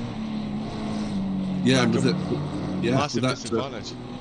Completely, yeah. With that pit stop time, that's can easily lose your lap around here. Oh yeah, it definitely could. It definitely could. It's Yuri Cavini who's back out behind the wheel in Libre Esports. Dennis Evert has stayed out behind the wheel of the running 7. Running 7 were leading before the disconnect, but for some reason, or when they reconnected, they were put a lap down in second place. They themselves have won a championship here at ACC Endurance League. Out the two champions up front there, one of the champions, Apex Online Racing, winning the other one. Apex Online, let's face it, AOR have got a few handy drivers in the ranks, to say the least. Quite a few of the drivers, quite a few of the times do here as well. We'd like to say a decent mix of cars, but it's all Ferrari, 14 of them, in fact. So yeah, very Ferrari loaded. Yeah, still Libre Esports leading the way, running 7 in second, Phoenix in third, Apex Online in fourth, UPO in fifth, SBR in sixth place, running 7. Got another car in 7th. These two BMWs in 6th and 7th have been contacted a couple of times so far this race, to the detriment of both of them. And Sabarovsky in 8th place won't be complaining. He's got the Lambo back within 1.2 seconds. Virtual Racing new engine rounding out the top 10, and Daddy Cool's Porsche 6 laps down at the minute. In fact, there is Cataldo. He is within 6/10, turn 1. Thought I was about to claim another victim there, but Cataldo out the pits, and he has got PWRT's TiVo just ahead of him. Let's see how that Ferrari does in the old Big Red. That is it's been an absolute killer so far for the Ferrari. Keep an eye on that. What is your own driving experience around here, Luke? I know you've done a couple laps. Have you tried it? And what cars have you tried? Sorry, around here. For the most part, my experience is on obviously F1, but obviously the same layout. But it's very rare to see this track in anything but beautiful sunshine.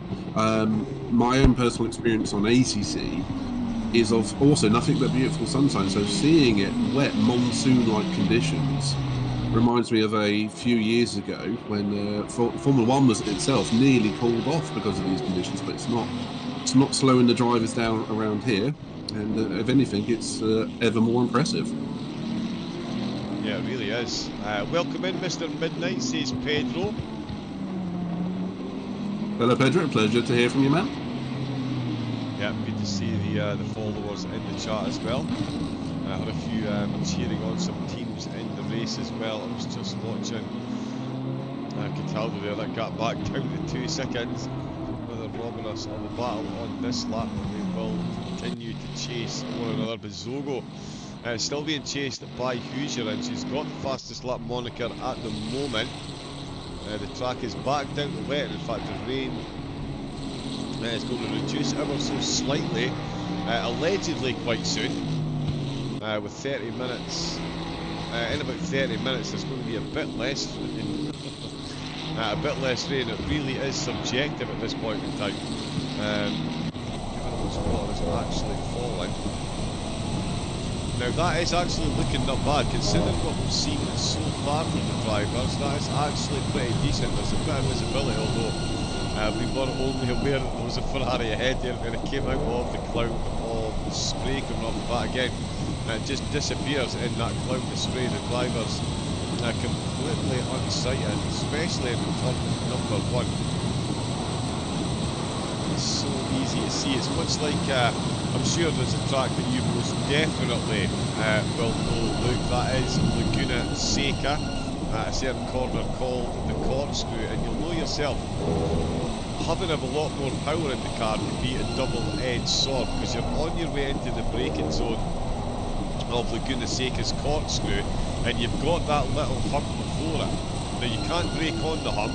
If you brake just before it, you're going too slow, and if you get it wrong just after it, you're going into the sand. And it's very much the same here at turn number 1, Big Red. You go up the hill, there's a little, almost like a dip, almost like a bunker on a golf course that you've got to then navigate, that throws the car up and down, and no balance, no weight on the front wheels when you're trying to steer, no weight on the back wheels when you're trying to accelerate. It just, Laguna Seca, Corkscrew, braking zone, tricky one. Turn 1 here, massively tricky, and as far, I think it's much in the same ilk as that corner. I'll give you that, John. Fully agree with it.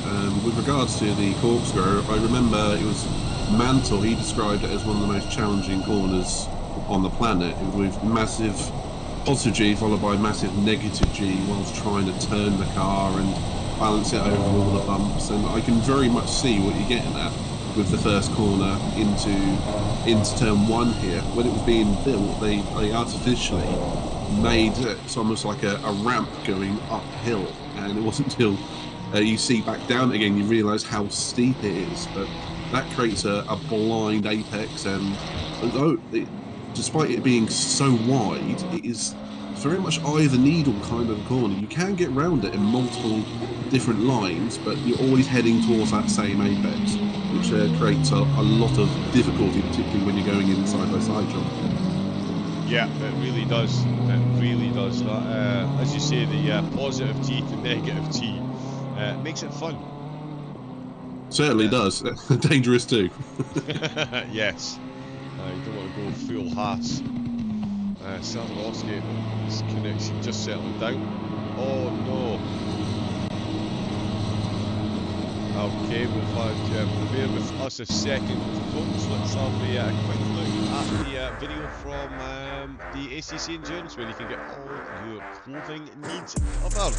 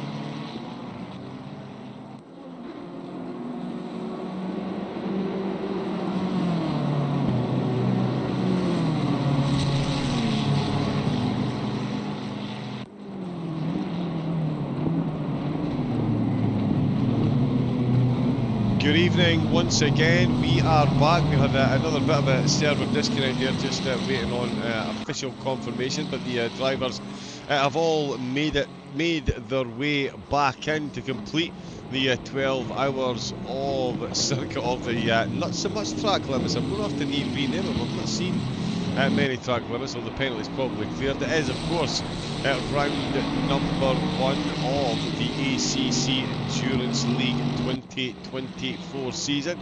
My name, John Wright, aka Double O Raven. Joining me so far today, we've had Rob G. Barker for the opening 3 hours, then Sarah Hockey joining me in the comedy box for a solid 6 hours and chucking a few hours under his belt as well. The man, the myth, the legend that is Midnight ISO. Of course it is Mr. Luke Taylor joining me for the close of the proceedings, and he did say to me this is very much in at the deep end. This has been quite the endurance race to keep up to date with, and the action just continues on. Luke, welcome in. Thank you very much, John. And I think deep end is actually very, very adequate. It looks like a deep end of a swimming pool in some of these corners, John. It really does, and a very deep swimming pool at that. We've also got someone else in the chat. Is that Rob G. Barker joining us as well?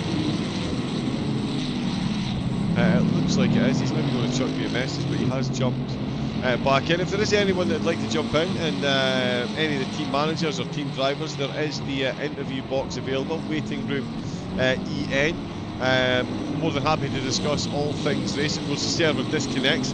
Unfortunate, the admins will deal with any driver queries as far as that goes. Certainly outside the broadcaster's remit at the moment. Welcome back, guys, says Sarah Hockey. Hello, Sarah. I hope you're joining in. We've just had another little disconnect here that's brought more battles into focus. A few teams have been moved down the order. So again, the admins are going to look at the final results. So any questions, certainly get in touch with one of the admins and they'll be able to steer you all right. There's an announcement in there as well, but at the moment it is Libra who are leading the way. We're running 7 in second, Phoenix in third, Apex Online, they've got fourth with Targo and UPO 5th and 6th. New Engine, they're up to 7th with running 7. Their second car 8th, Ben Milden in 9th for SBR, so he's back behind the wheel. Vondracek and Sabota 10th and 11th, Benjamin Seaforth in 12th, Cataldo and Heinz Harzer in 14th, Tequila for PWRT in 15th with Team 49 in 16th position, SBR Amigos, Andrew Eaton behind the wheel of their Ferrari, 17th place there. JWB Racing in 18th with Project Pain in 19th, and Papaya Racing rounding out the top 20 now. Rookie Racing, they've got the Mercedes up to 21st, with RLE Motorsport back up to 22nd position, QA down to 23rd, Apex Online and Virtual Lusso 24th and 25th, with Jack the Ripper Racing in 26th, and DVD Esports now bringing up the rear in 27th position, meaning we have lost a second team from the race, it seems. So yeah, 29 started, we've got 27 left. I saw one cruelly disconnected after missing an apex. The back of the car spun, drove across the track, and as soon as they got back on track were returned to the garage and disconnected. The disconnect stuck with that driver, so when they did rejoin, as soon as he got behind the wheel again, the car was banned once again. So even with the restart they couldn't finish, and we are now missing another team whose name absolutely escapes me. Well, I have to say, John, it's still massively impressive after nearly 10 hours. Still got 27 teams still going around this waterlogged track. So congratulations to all the drivers and all the teams still taking part. But it does sound like it's been an unfortunate set of circumstances with the server disconnections to lose a team or two. It is, yeah. Sorry, just checking the announcements there again. I thought something popped up, but it did not.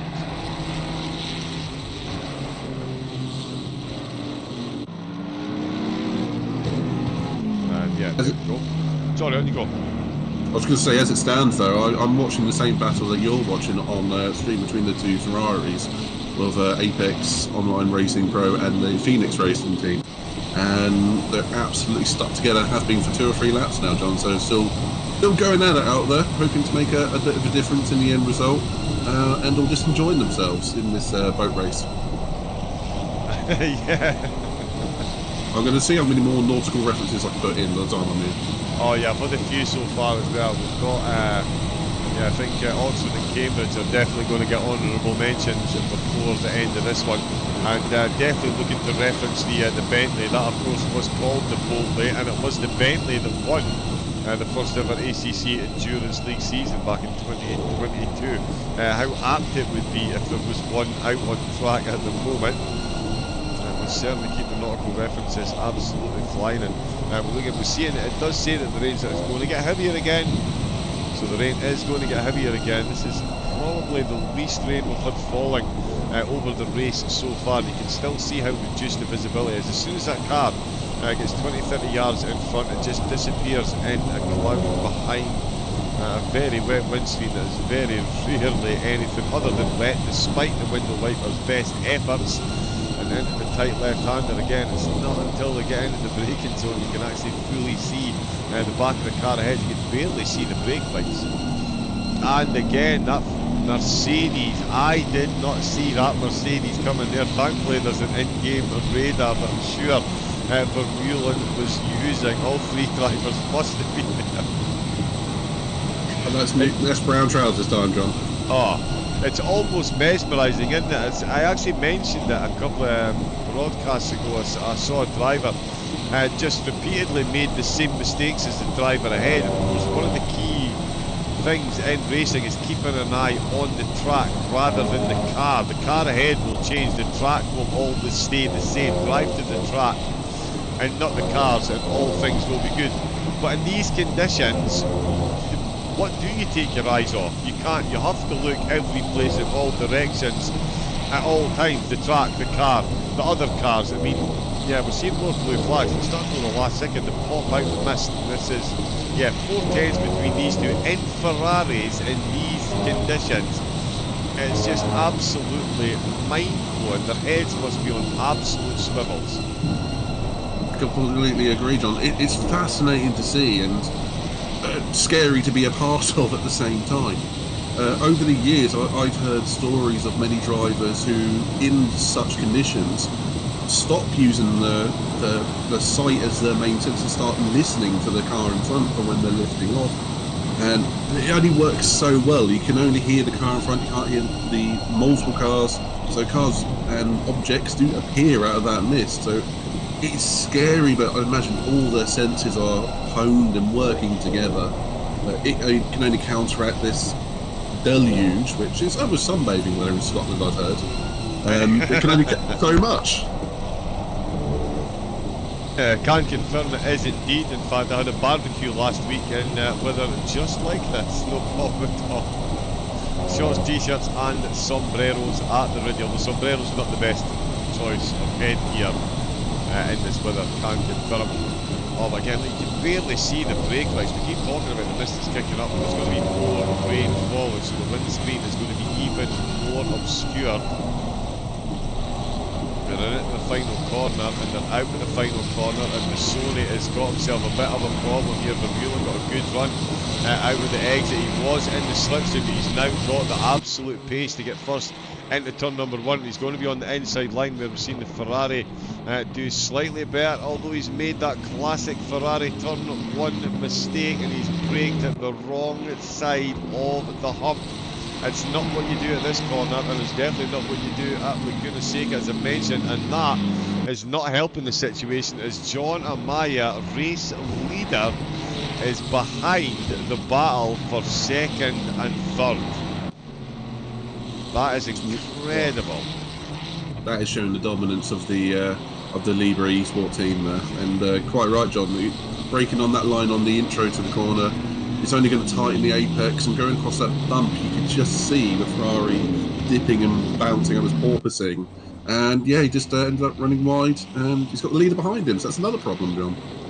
It is indeed, yeah. When you're battling for the final podium position and you've got the boss man piled on your rear diffuser, what exactly is it that you do?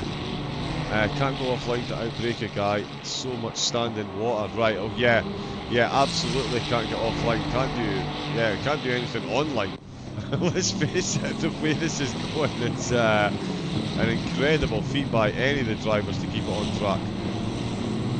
Completely, but you can see that the Apex racing car has got back on the rear wing of the orange Ferrari, and he's going out again. He's going to try and go around the outside, which comes inside into the double left-hander. So they're still going at it. He's trying to find a bit of grip, but I think he's just about done it, John. But on you go. Yeah, that was a good little bit of racing. Used the bit of the track which is not a high speed, so the wet track, the swimming pool, wouldn't be affecting him quite so badly. But that's a tricky pass, but well done. Yeah, and perfectly timed as well, as you were saying. It makes it a whole different kettle of fish when they got the race leader. But Massoni not done with this one either. They're trying to go around the outside again, trying to reply in kind outside of turn number 20. John Amaya has now got a whole lot of heading. 3 Ferraris heading into turn number 1. Does anyone else suddenly feel very, very, very afraid? We've not seen this go well for Ferraris before, and the 3 of them make it through. Perfect formation flying by the Ferrari squadron, and it is Massoni who finds himself in 4th position, as Vermeulen does take 3rd place, and he leaves Massoni with that headache. He's done exactly what he needed to do when he needed to do it. Couldn't quite get the overtake done. Saw the race leader and thought, and got the overtake done. He's put a car between himself and the leader, and he has given Massoni a big old headache. Massoni loses any time like that at all, and he's going to have to give up that position to Amaya. See them drive past a car that looks absolutely torn to shreds there. Yeah, that black and red, I think it was the Ferrari, looked like it had a big trip across the grass, outbraked himself into the right-hander, and just that's the last thing the leading trio wanted to see, another hazard coming back on track. Yeah, that's DBD Esports. They have changed their livery since they got back in, but they are back in, so that's what is important. Connection issues as well. There's one of the teams that was showing an extra 100 laps are now back up. They were showing quite a few extra laps. RLE seemed to have had most of them shrugged off. They were way down at the back of the grid behind Jack the Ripper as well, like a few laps down on Jack the Ripper. They're now back up ahead, so yeah, I'm not sure exactly what's going on with the server resets. There is an announcement come through from the race hosts, which I can't share. It's to say they understand everyone's frustrations as they have teams competing in the league as well. The organisers have got their own teams as well. The current server issue has been confirmed as a G portal issue, which most likely won't be updated. It is most likely directly related to the update this week with the addition of Red Bull Ring and the GT2s. The race will carry on to the end, and there will be a full and frank discussion afterwards about how to handle the situation going forward and retrospectively, I believe, as far as points go for today's race. So some unfortunate technical issues for the drivers, but we'll still do have 27 of them out on track, and the organisers doing their best to bring round 1 to a full completion. Of course, Monza on the horizon. There won't be much water at the Monza track. There will be a turn 1 though.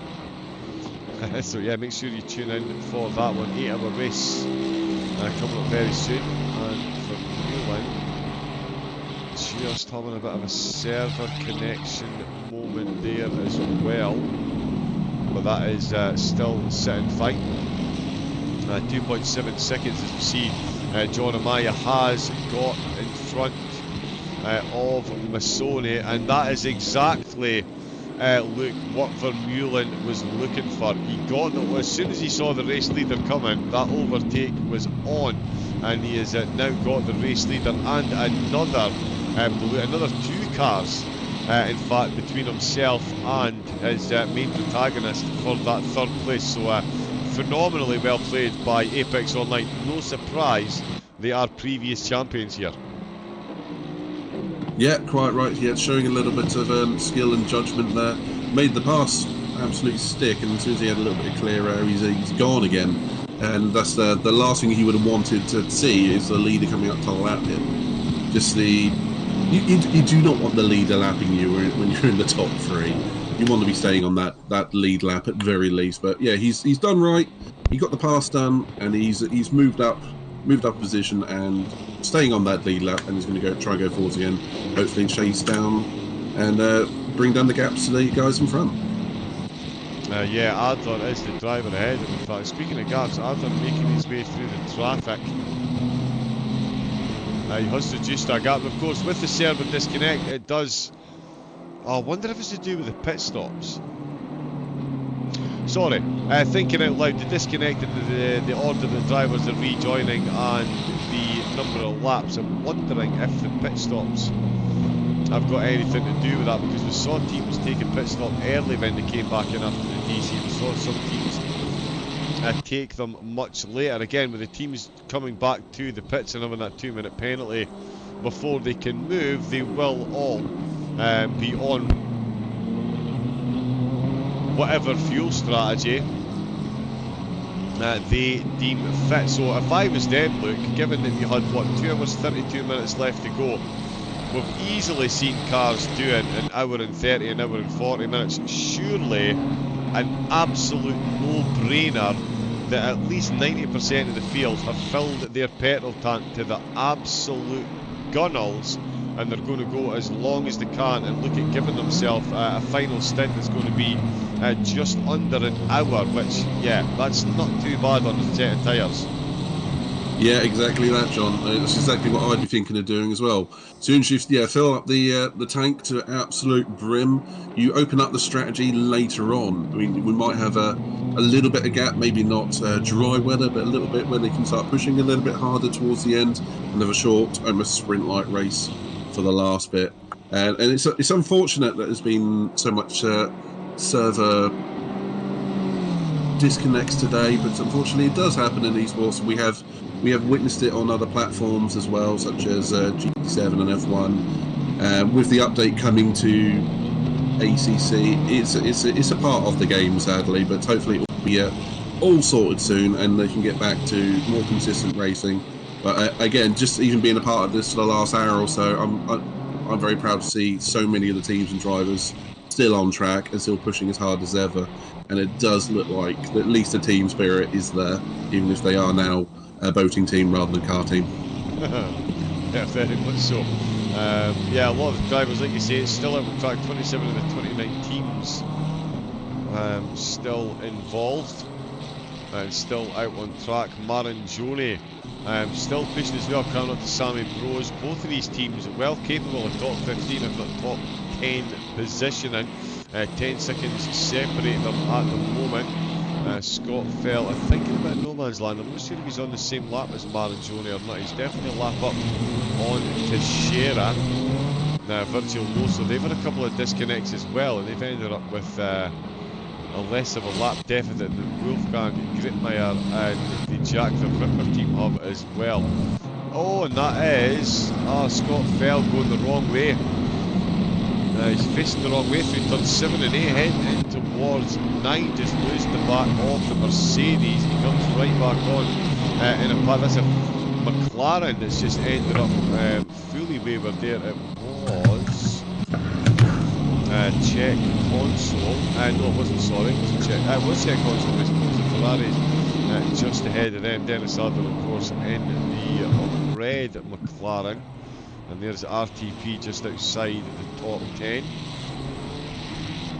Sony just having a bit of a crabbing moment there. Safarovsky as well.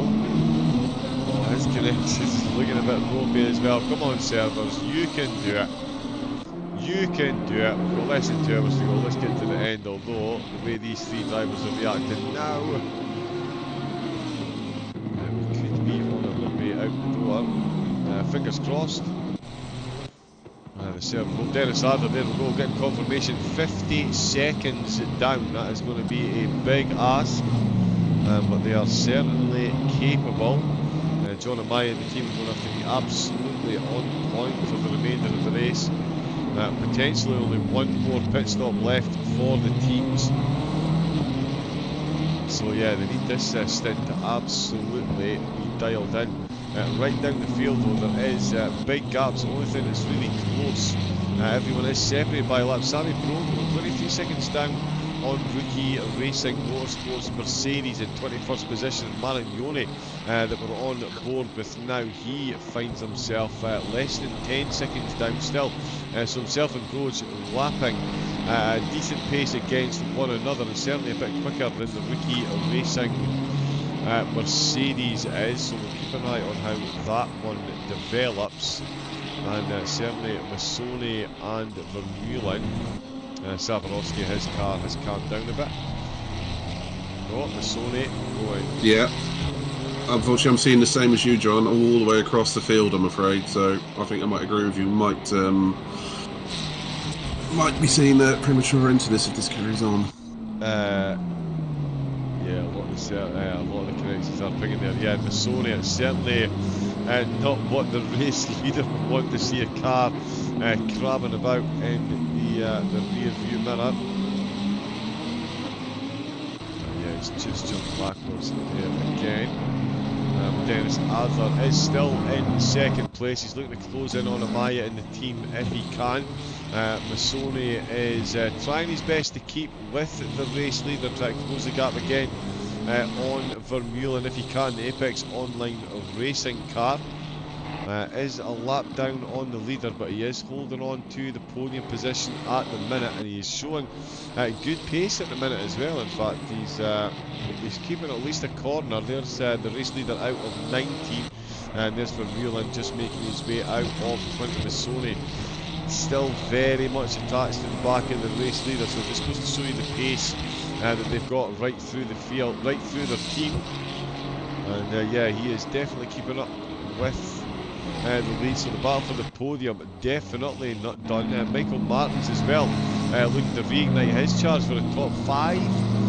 Might be a bit of an ask. He's got a couple of lap downs on Pala, I think, but Brett's Marv ahead of him in the new engine sim racing Lamborghini. 21 seconds is the gap there, so we'll see how quickly he can get that gap down.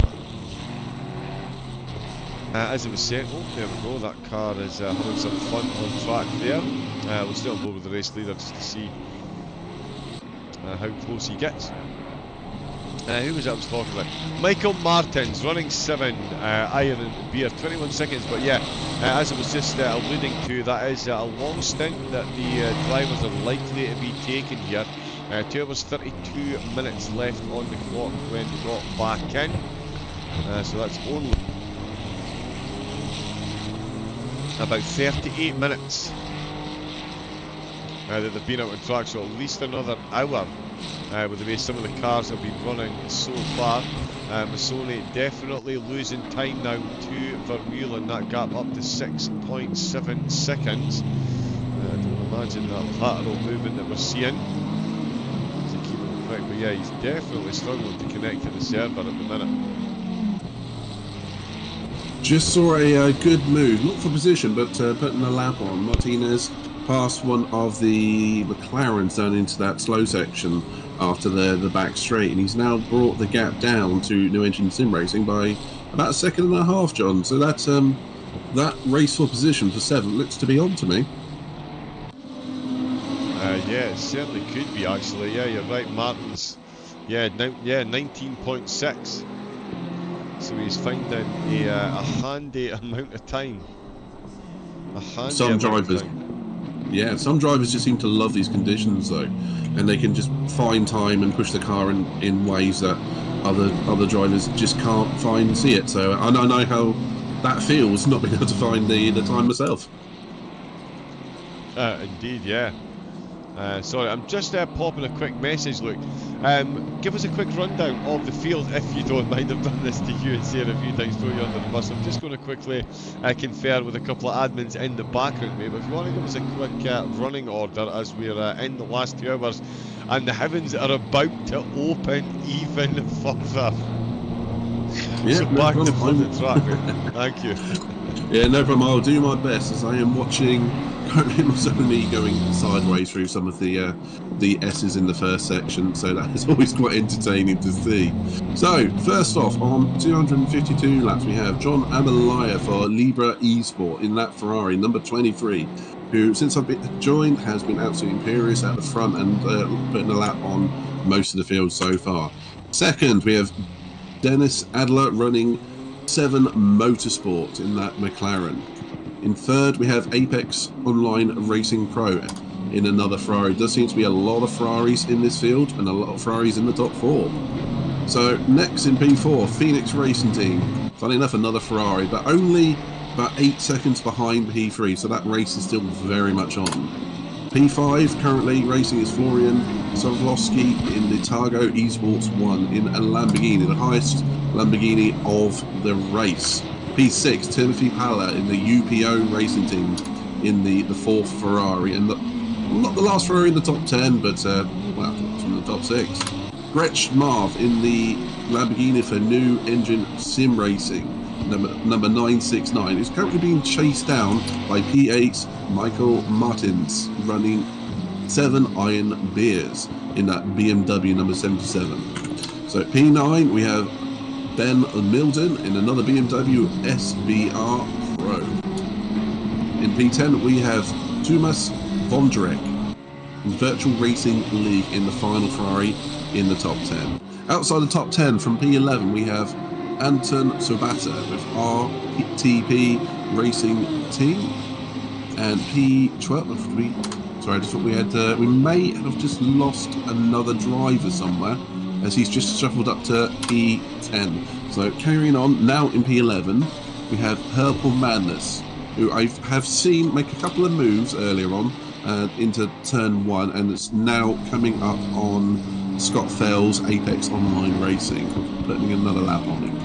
P12 we have Daniel Catalido in ISS Racing Team, which we can only surmise stands for International Superstar Soccer as I would know it, but obviously that won't be the case for this one. Times Jerez Hazel Czechs Console Racing. I take it you heard that one, John. I did indeed, yes. Even while I'm typing away furiously. Yep, I still got the ISS, International Superstar Soccer. Let's go to It's a classic. Carlos and Ronaldo. It's a classic. It's showing our age a little bit on that one. Before Pro Just Evo about. was Pro Evo. Pro Evo, baby. P15 we have Team 49 Sim Racing in BMW. P16 PWRT in the Ferrari number 42. P17 Andrew Eden with SBR Amigos. P18 with JWB Racing Esports. P20 Sebastian Schliel Project Pan Motorsport with number 420, obviously having a good time in that one. P20 we have Papaya Racing in the McLaren number 720, that's rounding up the top 20. So final runners from 21 down to 26, we have Rookie Racing Motorsport, followed by REL Motorsport, then QA Motorsport, Apex Online Racing, Virtual Luso Racing, and rounding out to the final but best named of the whole lot, Jack the Ripper with Wolfgang Gidmala. So they're all still going out there, and kudos to each and every single one of the drivers out there. But honestly, I have to say I'm impressed with that P1 John Amalaya with Libra Esports, John. Oh, absolutely flying. They've had a very, very, very good race, to say the least, to be leading in this field. is absolutely not no mean feat. Flawed, actually, Flawed, I did know that was you from your YouTube name, because that's the name that you've got in the Google Drive document. But thank you for subscribing. Brand new channel, inaugural race. It is their third endurance series, and this one will be launching the channel. 9 races this time out, 2 24-hour races and 2 12-hour races, and a whole lot of 8s and 10s. Yeah, the race has been going well. Unfortunately, there's been ACC server issues, a couple of disconnection, a bit of instability, unfortunately. And yeah, for some reason, Phoenix Racing are somewhat struggling to connect. But yeah, very much ACC doing ACC things. No, indeed you cannot. Indeed you cannot. You can't hide from us. Indeed. We have eyes every place. Eyes and ears. Oh, I'm sorry. Yeah, that is brutal. Reminds me of the opening days of GT7 for anyone who was there.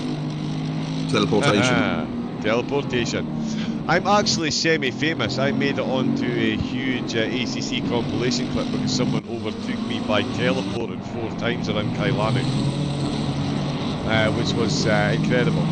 Just appeared, disappeared, appeared, disappeared, appeared, disappeared, and then bang! Was in front of me at the bottom of the mine shaft. It was, yeah, fun times, fun times. Midnight doing an amazing job on comms, as always. Yes, indeed, or as per usual. Sorry, I was just making the sentence there.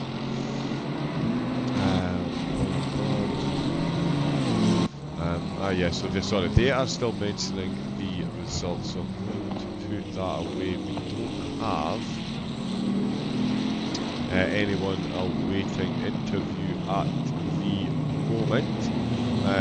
Just basically us waiting on, and Phoenix Racing were on for a podium as well. See, my big concern here, I did message the admins to make them aware of that in case anyone from Phoenix Racing is watching. It might look fine on their screen, but if this is what other drivers on the track are seeing, that really is where the issue comes in, and yeah, they have unfortunately had to disconnect.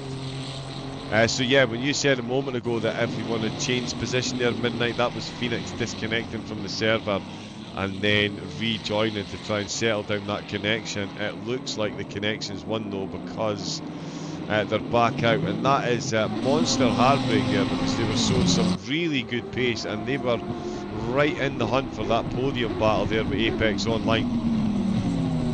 Yeah, that's unfortunate, John. Any disconnected time out of the racing, you're going to lose a lap or two at absolute best. So that's going to ruin an opportunity for a podium. But it does currently elevate a couple of drivers. So someone's misfortune, someone else's gain, I'm afraid. It is, yes, an ill wind that blows nobody some good, and the 3 km/h wind is indiscriminately throwing good and bad in everyone's direction during this race. It's also throwing down the rain, which is about to get heavier again. As I mentioned not so long ago, it did say 10 minutes. It does feel like that was about 15 minutes ago. I'm sure the drivers were minding the rain being delayed ever so slightly. Before the track is back to flooded, which it no doubt will very soon.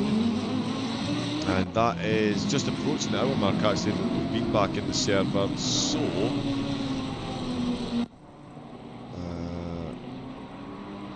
I was just going to say, John, for anyone who's a F1 fan out there and plays the F1 games, Jeff has said the rain is coming in about 5 minutes, so it could be any time in the next hour. If at all. Or 5 minutes ago, in fact. It really could have been. I mean, how does the rain get heavier than we're currently seeing on screen at the minute? Underneath that start. We've got Flawed Genius in the chat. Raven on his 10th hour says Rob G, and Flawed saying he's an absolute legend. I'm sure he's AI. Johnny 5 is alive. It's just Now, unfortunately there's a 5 is reference. the start of my age. Not quite. Not quite. But not far away. Certainly closer to that than anything else. Have we had our Apex Online walk back to the pits, or has he come in, John? I missed that. Oh yeah, he's Have we- driven back in. Sorry, yeah, Scott Fell, he's driven back in. Oh, and the Marignone's connection, he started crabbing on track as well a bit. But yeah, no, Scott Fell, he has driven into the pits. He's just stopped before his box there, maybe sorting out the pit stops. I've seen a couple of drivers have some strange pit stops, to say the least. Marignone, it says he's 310. Oh, he's got the overtake done. Marignone's got the overtake done on the Rookie Racing Mercedes, so he's up to 23rd position. That'll update in a second. We do have Massone, he's got back in, and I think the driver's swap, it does seem to have settled down his connection at least, although Purple Madness. Oh no, that was, yeah, just a couple of slight diva moments there. The CPU is sitting at very low numbers, latency 30, ping 27 milliseconds. That's those are not high numbers. I can assure you, those are not high numbers. He's doing some funny things out there, John. But there is a battle on track between P6 and P7. Yeah, I was just jumping on board with that actually. New Engine Sim Racing, one of the teams that have been promoted between the disconnects. They now find themselves on the back of Michael Martins in the BMW. It's fair to say the Running 7 Iron Bears team, they've run more hot than cold, definitely, no arguments there, but they have run hot and cold. There's no denying that. They've shown some supreme pace in some of the stints and then just seem to lose it. Or they'll start a stint with not much pace and then at the end, bang, they really do put those laps in, but at the minute losing time to the Lambo, and it could all be down to the amount of little, it could just be down to the amount of water that's on the track. Some cars just handle it a lot better, look. Yeah, it can exactly be that. It can be car specific, or it can be the balance of the car with the increased and decreasing fuel load and the driver style. So it can be any number of things, but some drivers do get proportionally a lot faster towards the end of a stint, which makes them very dangerous as a bit of a overcut, perhaps. But we'll see. And most drivers now will be thinking about that final stop, and will be pushing to get that final stop in before the deluge happens.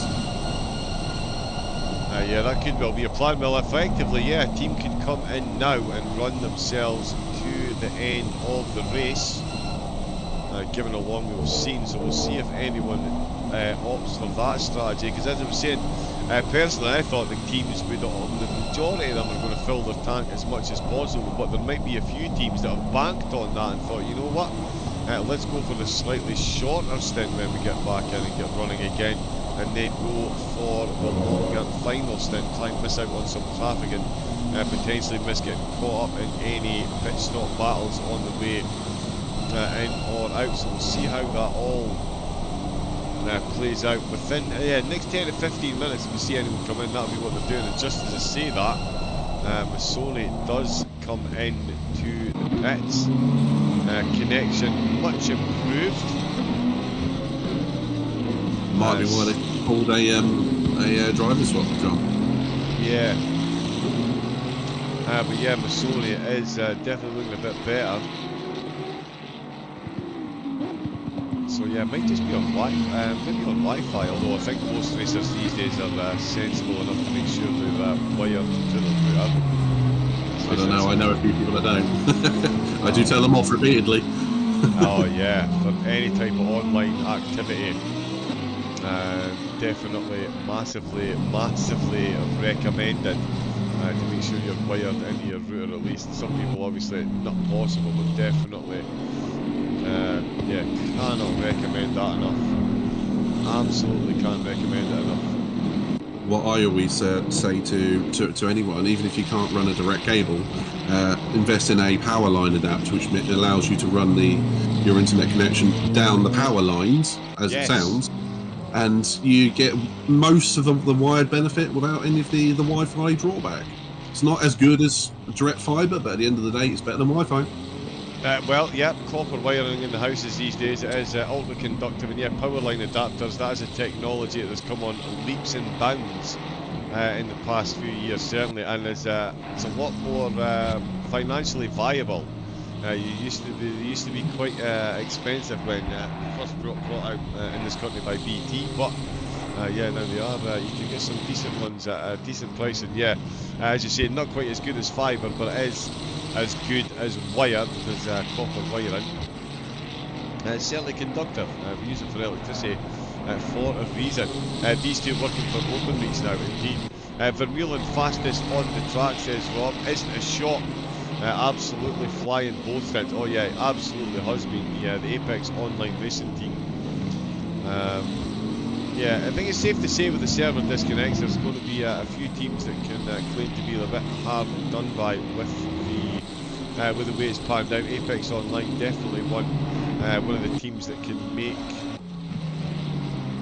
that claim. Oh, and now, so they've put Candarella in the car, and now the connection is pinging again. They've just gone past 17th there, so they've just unlapped themselves against Andrew Eden. He almost teleported in the background. Candarella certainly doesn't seem to have the same amount of sideways motion as his teammate Sony did. So hopefully that'll settle down once he gets a few laps under his belt. Jared Vermeulen kind of in the same boat as well, but the car has looked very planted unless he's going over curves like that. Not far behind him is John Amaya. So Vermeulen is still maintaining the gap to Vermeulen.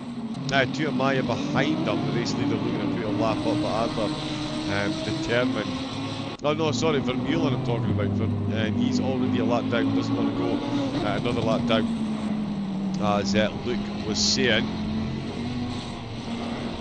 Just having a look, it's Martins and Pala. There's 8 seconds between Marv and Martin. So yeah, Martin's car's got a bit lighter with the fuel load, and he is finding a bit of pace again. That gap now settling out at 8 seconds. I think that's come down from about 22 seconds, John, if I remember correctly. Yeah, it was a sizable gap at one point, and it really has come down. But again, I've just noticed there with the plus sign above the rain cloud, there is a minus sign, but there's also a flooded notification. So the track started at 11 degrees, got as high as 19. It's now back down to 15, as we just see Brett Marv there throwing away a whole lot of time against Martin. 9.3 seconds before he made that mistake, so he lost about a second or so, and then he's run that deep again. 11 through 13. The driver's really struggling when it gets to flooded, and it's as soon as it gets to flooded, we're seeing this look, and it's no surprise, as we've all said in the Conley box all day. As soon as you get to flooded and you start getting that standing water, it really does catch the tyre, and it massively changes how each corner is lap on lap. You really are breaking into the unknown on many of these corners, and absolutely just relying on the car gripping and hoping that it does, rather than being confident that you're taking your line, and that's the way to do it. Yeah, I can only agree with you there, John. At such a point when the track reaches flooded, the tyres are overwhelmed with the amount of water that is on the track. They can't clear the water out of the grooves fast enough, and you just end up with aquaplaning, braking distances increase, and taking each corner becomes more praying than actual driving at this point. As you can see, it's just Marv in the background. He's still struggling, bless him, on this, but each corner is it's a different experience every single lap, and each of them terrifying at this point, because you never know where the braking zone is going to be. You can't drive to your full degree, and you're constantly having to guess what the grip is going to be. But it doesn't seem to be slowing down our Apex Online racing pro of Vermeulen, who is scything through the back markers at the moment. This weather does suit some drivers more than others. They have an extra sense of where the grip is. For those that can keep the temperature in the tyres, who've got the PSI set correctly, I say it's a lot easier. It's it's easier, but it's still an absolute challenge. But I'm going to dispense with the boat metaphors, but right now it is absolutely apt. It is more swimming out there than it is motorsport. So any of them that are staying on track, it's more of a blessing than anything at the moment. Good luck to each of them every following corner and following lap. Yeah, you get the feeling almost that when the drivers come into the pits, someone's going to smash a bottle of champagne across the bow as they make their way out of the pits as well, just to wish them bon voyage on their final stint.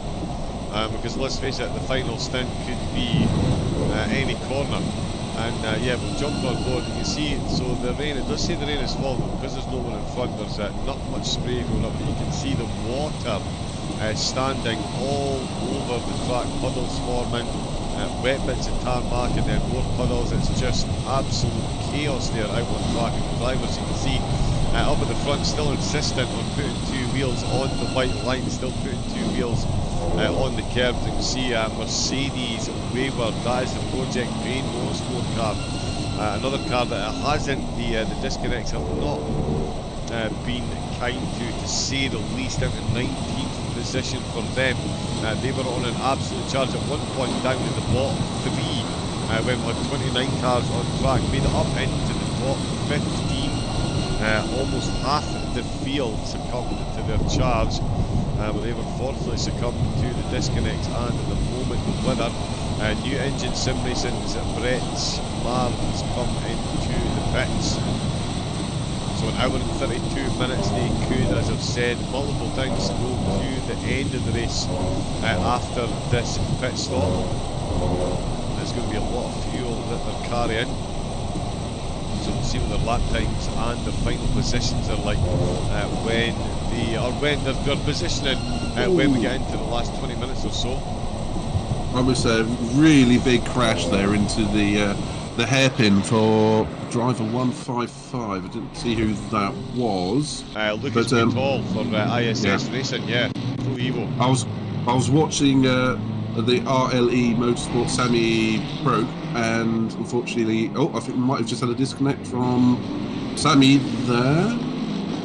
But no, we nearly had a collision down into the hairpin, and as an avoidance, the ISS driver took avoiding action has ended up off the track.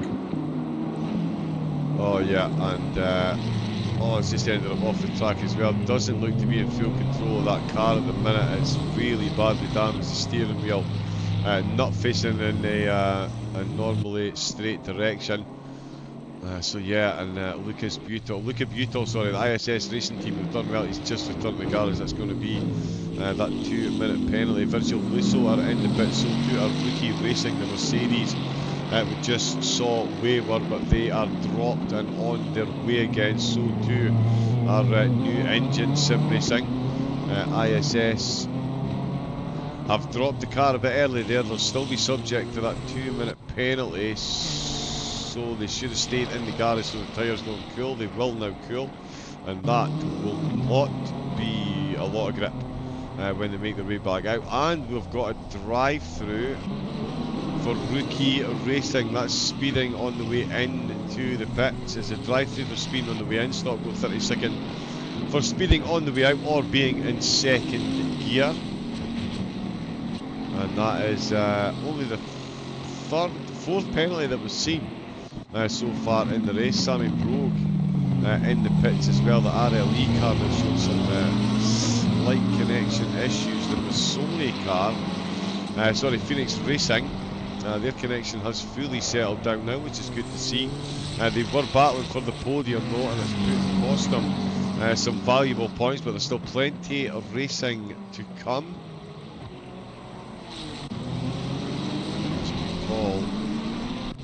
We do have a battle developing for P4, John. Targo Esports 1 against UPO Racing Team. Only 1.4 seconds between them. Actually, it's way less than that now. It absolutely is, yeah. The Lambo and the Ferrari battling for fourth, so the battle for third and fourth has switched down to fourth v fifth.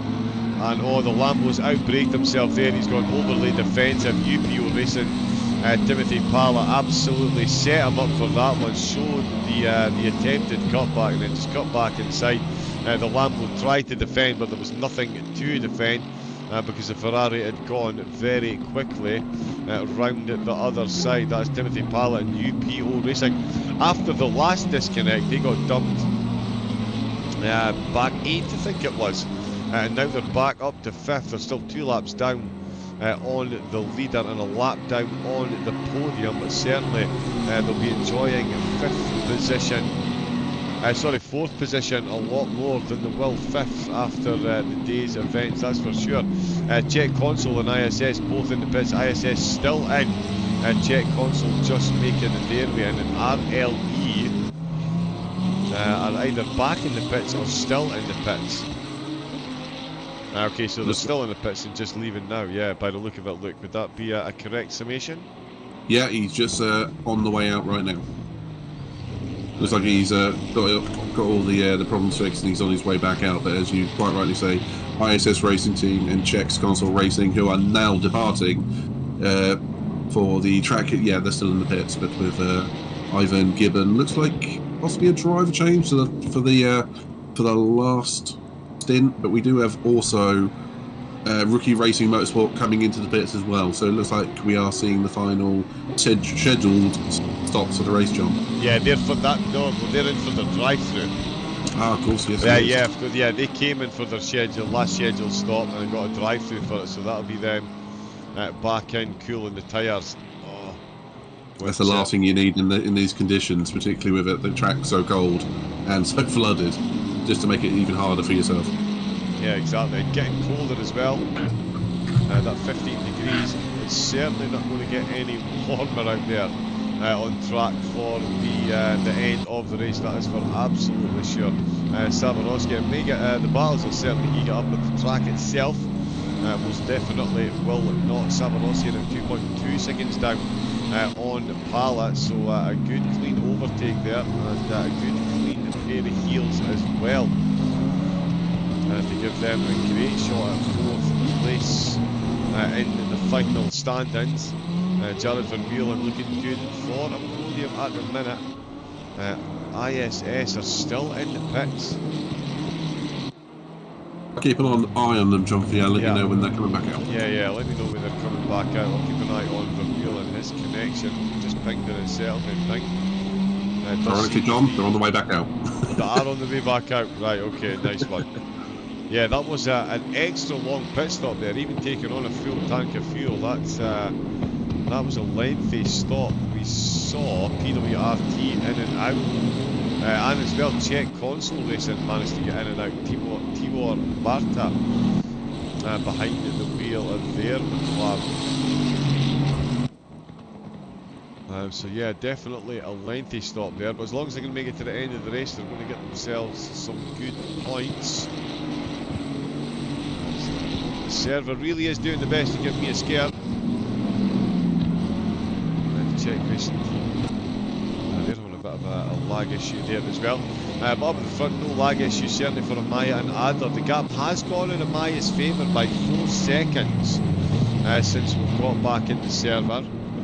So that's about an hour. So yeah, it's not like he's gaining time hand over fist on Adler, but he is finding those few tenths every lap, and they're certainly piling up. That's, as I say, another 4 seconds on the lead that Amaya's got. So it is all down to these pit stops.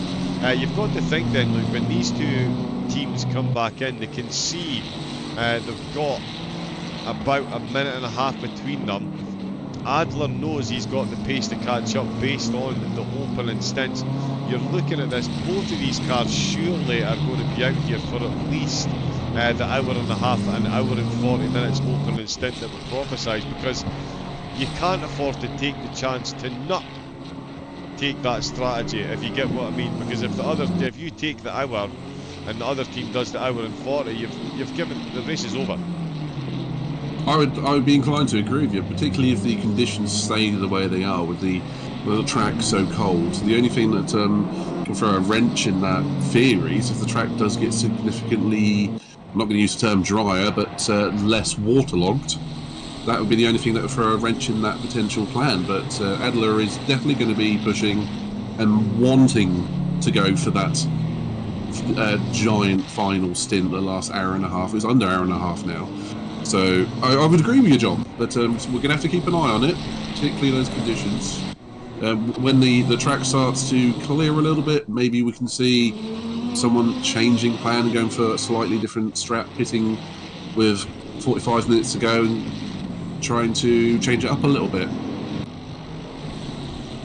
Yeah, with 2.5 hours left to go. So yeah, that would be pretty much the limit then, wouldn't it? 45 minutes. So there's 2.5 hours left to go, and they could do about an hour and 40. So yeah, you would be looking at about 45, 50 minutes left. Would be the absolute latest we'll see any of the teams taking their pit. That just jumped, but that's okay. For Adler disconnected there, but he's still running. So we're fine, 53 seconds, so it's gone back in his favour ever so slightly. Still an hour and 22 minutes to go. So that is a fair few laps, 81. They should manage to make their way through. I'm just wondering, is boats an option if we get any more water on the circuit? I'm sure a lot of the teams are wishing they brought the boat eventually. Most definitely. I know a lot of teams that will be sad to brought the Ferrari, 14 of them. In fact, 14 Ferraris in the championship. But yeah, boats, canoes. I would definitely say you wouldn't go too far wrong with a submarine. At least a rubber dinghy. At least an outboard motor, John. Yeah, exactly. An outboard motor is definitely. And the thing is, you could probably hang the outboard motor off the front of your car and try and clear water so you can see where you're going. I think anything could be help right now. I don't think the speed's measured in miles or kilometres an hour, maybe even knots at this point. Yeah, I would say that's a fair estimation. Savarovsky gets back past Pala in the pits, so splitting the last stint, an hour and 11 minutes out on track so far, an hour and 20 minutes left to go. So we'll see if Swarovski answers straight away or how much fuel they put in when they got back in. 52.8, so that's gone again in Adler's favour. Submarine seems appropriate, it really does. It really does. Apparently we're going to see a reduction in the amount of rain falling over the next 30 minutes, which will get us just into the last hour. So we'll see how long the teams can hang on. This is quite again an interesting proposition here. At 6th place being lapped by 3rd, and this could easily be a battle for the lead. It's also a battle between teams that are definitely in contention for podium positions. Running 7 currently being lapped by Apex Online, who are chasing running 7.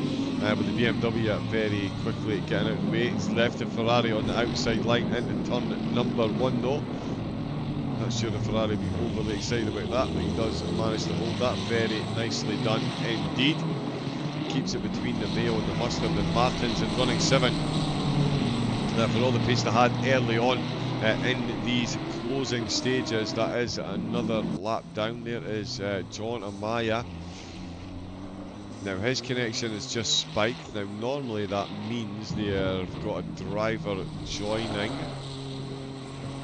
And it's just jumped back down again. So yeah, it does look like Amaya will be doing a driver swap for the final stint. Not really surprised. 2 hours and 32 minutes in these conditions is a fairly sizable ask, to say the least. I was going to say that's actually a hugely impressive stint, John. Just to be pointed in the right direction for all of this time is amazing. But to move forward through the grid as well, and to be among the fastest lapping drivers out there, that's quite special in my opinion. Yeah, it is. Yeah, and if he does pull it off, it will be quite the feat. Although we've seen a few drivers out. I've done a couple of back-to-back stints, so yeah, there's going to be some incredible amounts of time behind the wheel. For some of the cars, and it's just dawned on me, one of the cars that we've lost is the Porsche. which was Daddy Cool Racing. So it's the Porsche Daddy Cool Racing that's one of the cars that has disconnected. I've just realised there. So yeah, we're down 3 cars and they are one of them, unfortunately. RLE did make it back out of the pits, thankfully.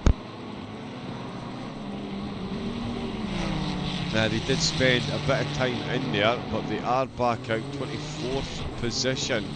They're back out in, which is good to see. Still quite close between Phoenix Racing and RTP Phoenix Racing.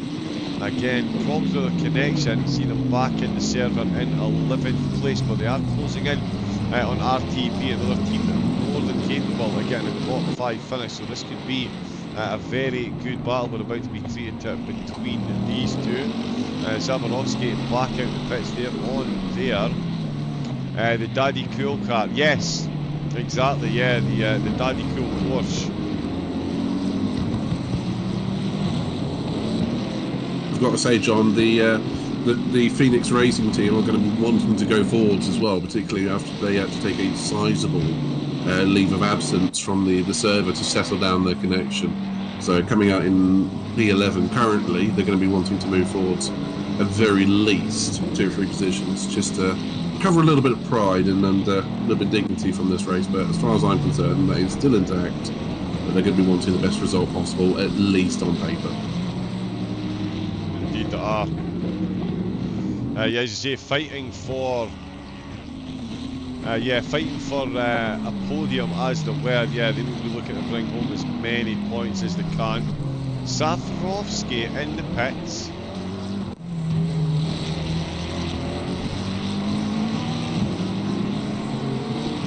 Am I confused, or has Zawarovski not just been in the pits? Quite possibly. There's been a lot of action and a lot of damage. He might have just been bitten for damage earlier on. Now it's coming through his actual final pit stop, perhaps. So he's running. He was just battling with the UPO team coming into the fast left-right section in section 1. So they're still in the same rough position. But maybe they've had to. I haven't seen any drive-throughs for them, but maybe it's just it's a driver swap now, definitely. Maybe they've had to do another unscheduled pit stop at either side of that. Fortunately, I do not know on that one, John. Okay. I'll keep an eye, but yeah, there's a new name on the dashboard. Reinhardt now. Is that him back on the lap? See, he was 52 seconds down. Has he made that back in the pit stop? That is plausible. But yeah, Flawed, yeah, Daddy Crude is, that is Courtney that does the Twitch streaming, does a bit of commentary as well. Daddy Cool Racing is a team. But yeah, easy to get confused with that when they do sound very, very similar. But no, it's not Daddy Crude that was racing. But yeah, Sarah, sadness ensues, of course. Yeah, the Porsche disconnected from the server and not making it back in. Unfortunately, a few laps down as well. Unfortunately, we've proved today that the Porsche is not a boat. Indeed we did. As good as Herbie was, there's only so much a Volkswagen Beetle can in fact do. We've got Thomas Vondracek for virtual racing. I think they're about to come in for a driver swap as well. We'll see what they do on this lap. An hour and 15 left to go. So yeah, well within range. Oops. Bit of a neck code there, so we'll jump off hopefully. If it like I've watched the pot and never boils. So if we don't watch the net code, it won't happen. Let's watch Michael Martins instead. They're running out of the beer car at several points in the race. Has had the fastest lap under their belt, so they've got some strong, quick drivers in that lineup. Make absolutely no mistakes, and they find themselves a bit down on Targo, who've put Manuel Andre behind the wheel, but that gap is at 16 seconds as Benjamin Seaforth brings the Purple Madness Beamer into the pits. They'll be hoping this will be for the last time as well. Ivan Gibbon out to finish the race for ISS Racing. by the looks of it, JWB, they'll still have a pit stop to take. We've still got a bit of time left to take it. Dennis Adler still out running and still around about the 50 seconds mark of a gap. We'll get confirmation on that.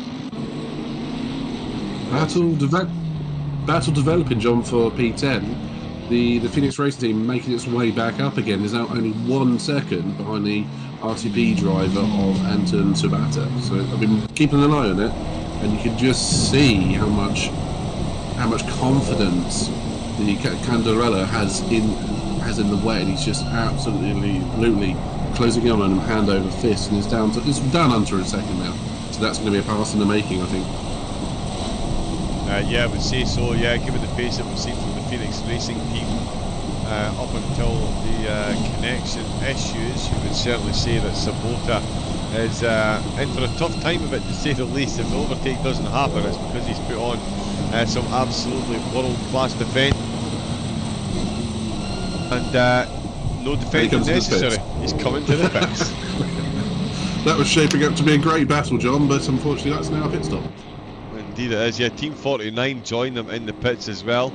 RTP maybe thinking better of it. Let's let the quicker car past. We'll come in and take our final pit stop now. Hour and 12 minutes left. Nothing doing for the front two still. They've both come past the pit entrance once again. We've had a mile. Sorry, on you go, Luke. I was just going to say, sometimes that is the cleverest decision. Get out of the battle before you get into it and focus on your own race, rather than spending time and energy fighting another driver that's going to get past you. Sometimes you're better off just getting out of the way and maximising your own race. Yeah, exactly. Run your own race. To finish first, you must first finish.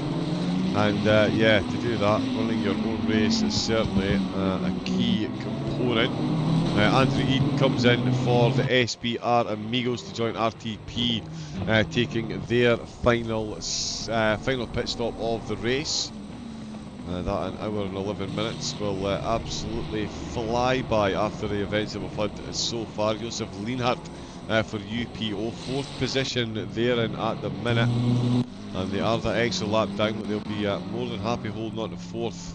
Again, with the way things have panned out so far, it certainly could have been a whole lot worse for them. We've got Jack the Ripper in for their final pit stop as well. So yeah, they'll be taking their last stop. Hour and 10 for them left to go. Some cars go flying on past. Let's see what the race leader does. Stays out for another lap. Dennis Adler, 53 seconds down the road.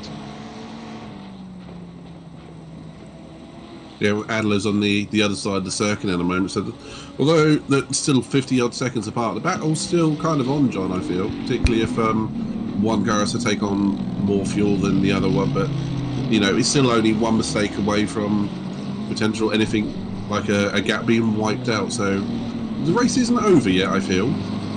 But obviously, the running 7 motorsport's still got a lot to do.